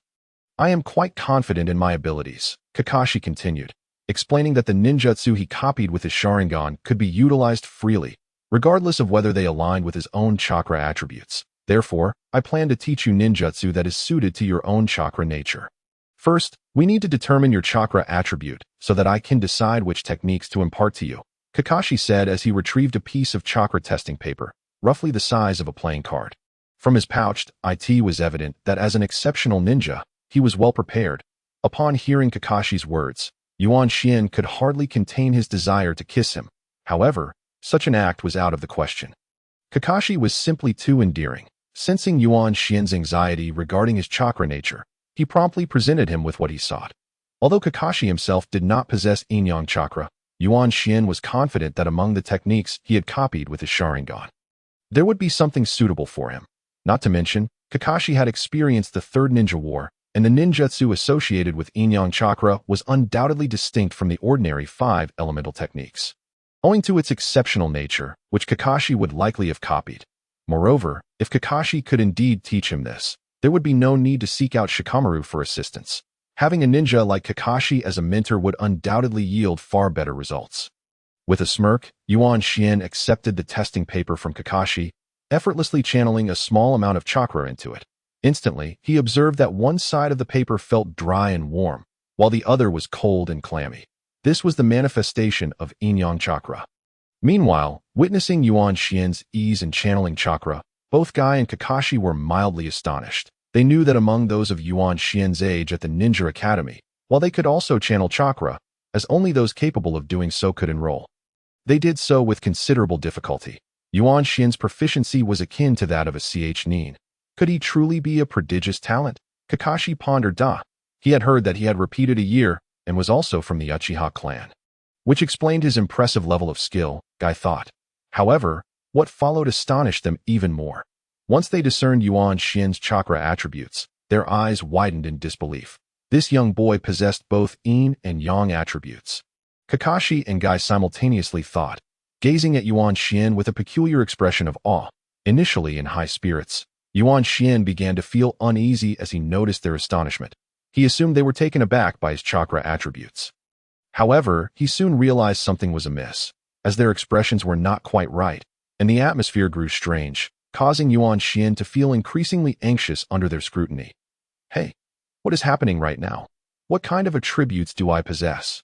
Yuan Xian feigned ignorance, inquiring while feeling perplexed. Although he knew that yin-yang chakra was indeed rare, he did not expect such extreme reactions from them. However, Yuan Xian was mistaken. He was unaware of just how rare such attributes were in the entire ninja world. Possessing both yin and yang attributes was exceedingly uncommon among ninjas today, aside from a few special clans. In terms of individual practitioners, one could count them on a single hand. Naturally, rarity begets value. And such unique chakra attributes were highly coveted, ensuring that any ninja possessing them would carve out their own niche in the ninja world. The most notable examples of this were the Hyuga and Nara clans from Konoha. However, precisely because of the rarity of such chakra attributes, their development was often exceedingly slow. Additionally, possessing dual attributes implied the existence of bloodline limits, and upon learning that such special chakra could be inherited by future generations, the use of this chakra type became a closely guarded secret. Consequently, these techniques were nearly impossible to pass on outside of their clans, and those who did not inherit them found it challenging to develop their skills. Yuan Xian, I have both good news and bad news to share with you. At that moment, Kakashi interjected, responding to Yuan Xian's discontent. Huh? What is it? Yuan Xian was aware that his attributes were quite remarkable, so he anticipated the good news. However, he could not fathom what bad news could accompany such exceptional attributes. Was there something he was oblivious to or had overlooked? Well, let's start with the good news. First and foremost, congratulations on possessing one of the rarest and most precious chakra attributes in the world, dual yin-yang attributes. One of the most notable advantages of this attribute, as far as I know, is that it is not susceptible to any of the 5 basic elemental attributes, while also possessing a degree of countering ability against other attributes. Although this countering ability may not be the most effective, it is still incredibly formidable, Kakashi elaborated, fearing that Yuan Xian might not grasp the significance of such an attribute as rarity. However, Yuan Xian was already aware of this information and did not react particularly strongly. He was eager to hear what bad news Kakashi had to share. Observing Yuan Xian's lack of reaction, both Kakashi and Guy were momentarily taken aback. This young lad seemed either remarkably composed or entirely oblivious to the situation. Yet, from the clarity and brilliance of his black and white eyes, they concluded it was the former. The bad news is that due to the extreme rarity of your chakra attribute, the ninjutsu associated with it is even scarcer. Therefore, I cannot teach you techniques that utilize this attribute, and in the future, if you wish to learn ninjutsu of this nature, opportunities will be few and far between unless you can develop new techniques on your own. Kakashi continued, feeling regretful for such a promising talent possessing such limitations. From this brief interaction, he was already captivated by Yuan Xian's agile mind, novel ideas, steady demeanor, and exceptional talent, expressing genuine interest in him. He believed that Guy, standing beside him, shared similar sentiments. It was evident that although he possessed remarkable potential, his development space was severely constrained. If he could not harness the power of his unique chakra attributes, he would never reach the level of J-Nin that moment. Both Kakashi and Guy fell silent, gazing at Yuan Xian with a mixture of regret and concern, uncertain of what would come next for him. 5 years, that seems a bit lengthy. It turned out that the bad news was just this. Upon receiving this information from Kakashi, Yuan Xian felt a slight pang of disappointment. Why just a slight disappointment? Because Yuan Xian was aware that the Nara clan possessed techniques related to this type of chakra. Thus, while he had not anticipated that his attributes would be this rare, he considered it merely a scarcity of ninjutsu in this area. After all, Yuan Xian did not intend to learn every possible technique. He had other skills, such as puppet techniques and medical ninjutsu, and having too many techniques could overwhelm him. Therefore, he merely exhibited a slight sense of discontent. However, Yuan Xian's demeanor only served to further astonish the two before him. In their eyes, a person capable of maintaining composure whether in joy or sorrow would possess an exceptionally high level of emotional fortitude. This child is destined for greatness. At this moment, both Kakashi and Guy had already begun to acknowledge Yuan Xian. Despite their brief interaction in the world of ninjas, if someone recognized you, it meant that you would likely become very close friends in the future, with mutual assistance, guidance, and benefits in both tasks and daily life. This is precisely why Naruto longed for the recognition of others. Yuan Xian's interactions with Sasuke, Naruto, and Hinata were similarly rooted in his gaining their acknowledgement, which was also the case for his desire to resolve matters with Shikamaru. Thus, Yuan Xian was unaware that his unintentional actions had garnered the recognition of two prominent figures within Konoha, marking him as fortunate today. Regrettably, both Kakashi and Guy are currently occupied with missions, which will inevitably limit the future potential of Yuan Xian. Although his potential is exceptionally promising, he is yet to reach the level of being formally accepted as a disciple. This situation evokes a sense of pity for Yuan Xian. So, what do you plan to use to compete with Guy? Yuan Xian promptly inquired of Kakashi after a brief moment of disappointment. The present circumstances suggest that Kakashi lacks suitable ninjutsu to teach him, a development that Yuan Xian is not inclined to witness. Previously, the issues surrounding Guy prevented Yuan Xian from seeing the full picture of Kakashi's abilities, and he is reluctant to experience a similar situation with Kakashi again. What do you wish to learn? Kakashi seemed genuinely at a loss this time, as his areas of expertise could not be applied to this upcoming competition. After pondering for a moment, he countered with a question directed at Yuan Xian. How unfair. Isn't that a breach of the rules? Yuan Xian mused internally upon hearing Kakashi's counter. It was unclear whether Kakashi's move was intentional or accidental. He had just laid bare his own strengths, only to request that Yuan Xian make a selection. This would mean that Kakashi would end up teaching Yuan Xian what he wished to learn, which would undoubtedly yield a markedly different learning outcome compared to what Guy would impart. It is akin to a typical student excelling in subjects that pique their interest. Upon hearing Kakashi's words, Guy's eyes widened in astonishment, undoubtedly contemplating that he had once again fallen victim to Kakashi's cunning. Yuan Xian, while feeling a mix of admiration and exasperation towards Kakashi's maneuver, chose to remain silent about it. For this would ultimately serve his interests. As for me.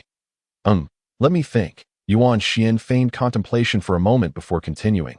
Since you cannot teach me my own bloodline limit and my chakra nature is rather unique, I suppose we shall abandon the ninjutsu aspect. By the way, I've always envied Inuzuka Kiba for having his own pet. So how about you teach me that? Ninja dogs. That's it. Yuan Xian's 9 ninja dogs had been placed in a remote mountain in the land of fire for the sake of convenience. But this was merely a temporary solution. It wouldn't suffice in the long run, and Yuan Xian had been troubled by this. Now, however, the opportunity had arisen. The reason Yuan Xian had previously deduced that he should forego ninjutsu was to lead Kakashi and the others to consider other ninja capabilities, such as taijutsu, ninja tools, genjutsu, and bloodline limits. Since Guy had already taught him taijutsu, and ninja tools were not Kakashi's strong suit, genjutsu, which often required the Sharingan, was also out of the question, leaving only bloodline limits. Although this was indeed a form of bloodline limit, it was unrelated to one's lineage and was accessible to all ninjas. The summoning technique. Oh, you wish to learn the summoning technique. You want ninja dogs?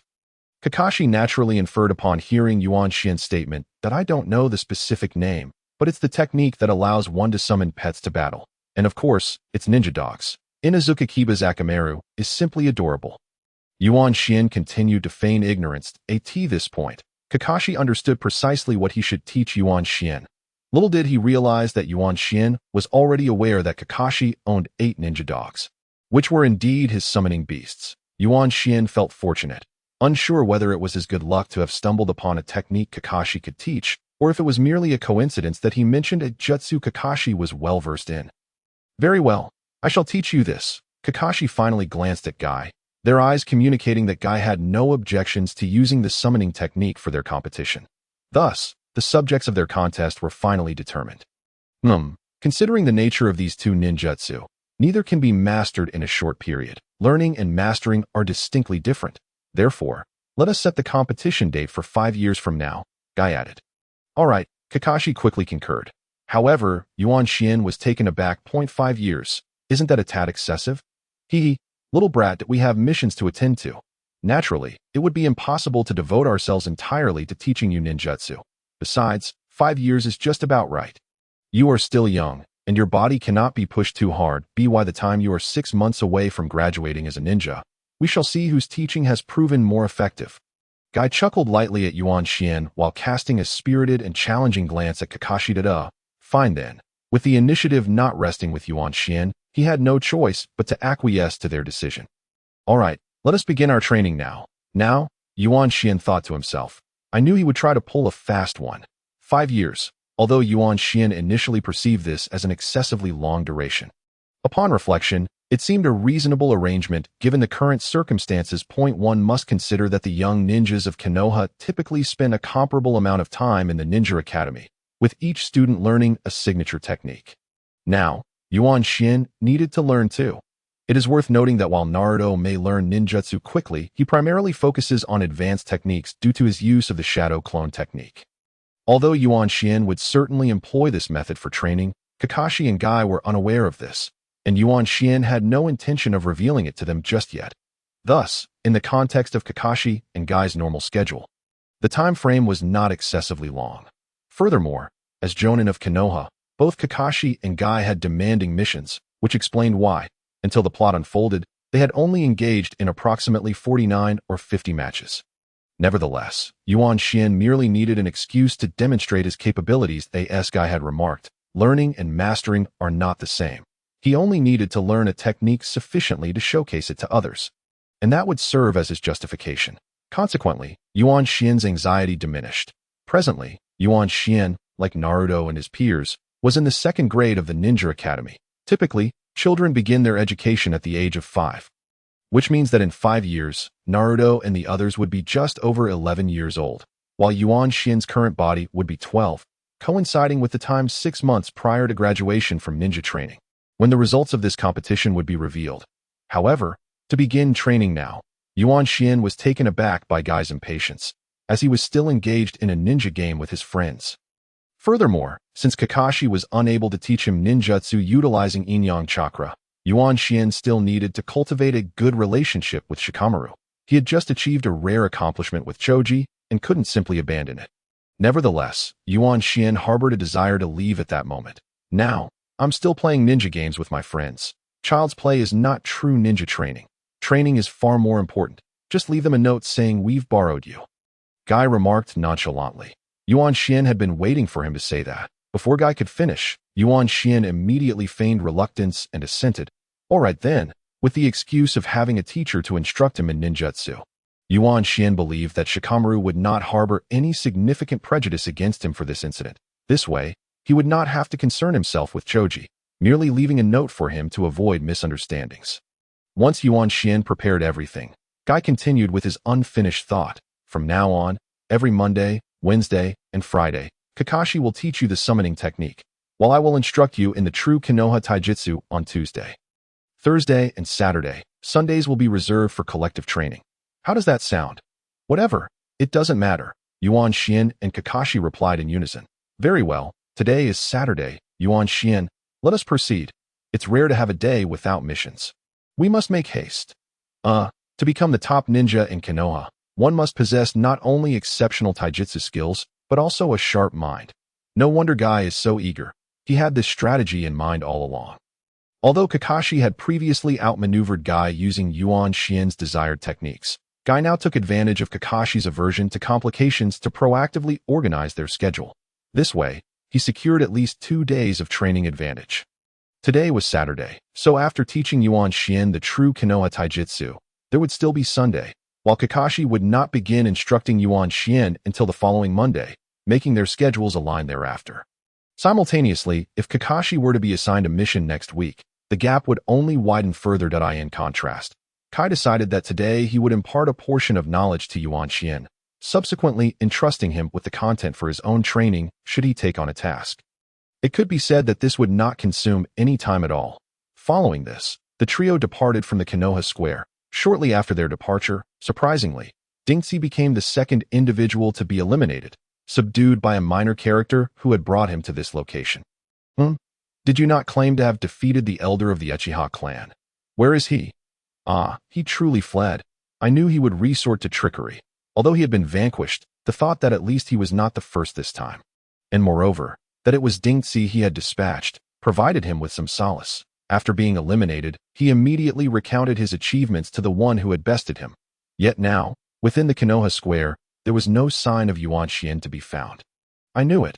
His gaze was unmistakably off. I should have bound him with rope first, Dinxi lamented in his mind. His cheeks flushed as he dared not look at the classmate who had him pinned down. Such a situation would likely lead others to believe he was boasting, wouldn't it? Ah, there is a line of writing on the ground. It was left by the elder of the Uchiha clan. At this moment, the child finally noticed the message inscribed on the ground, which Yuan Xian had deliberately written there to ensure it would not go unnoticed. Upon hearing this news, Dingxi felt as though he had received a divine revelation. Ah, there's that kid's note. Perhaps he merely went to the restroom.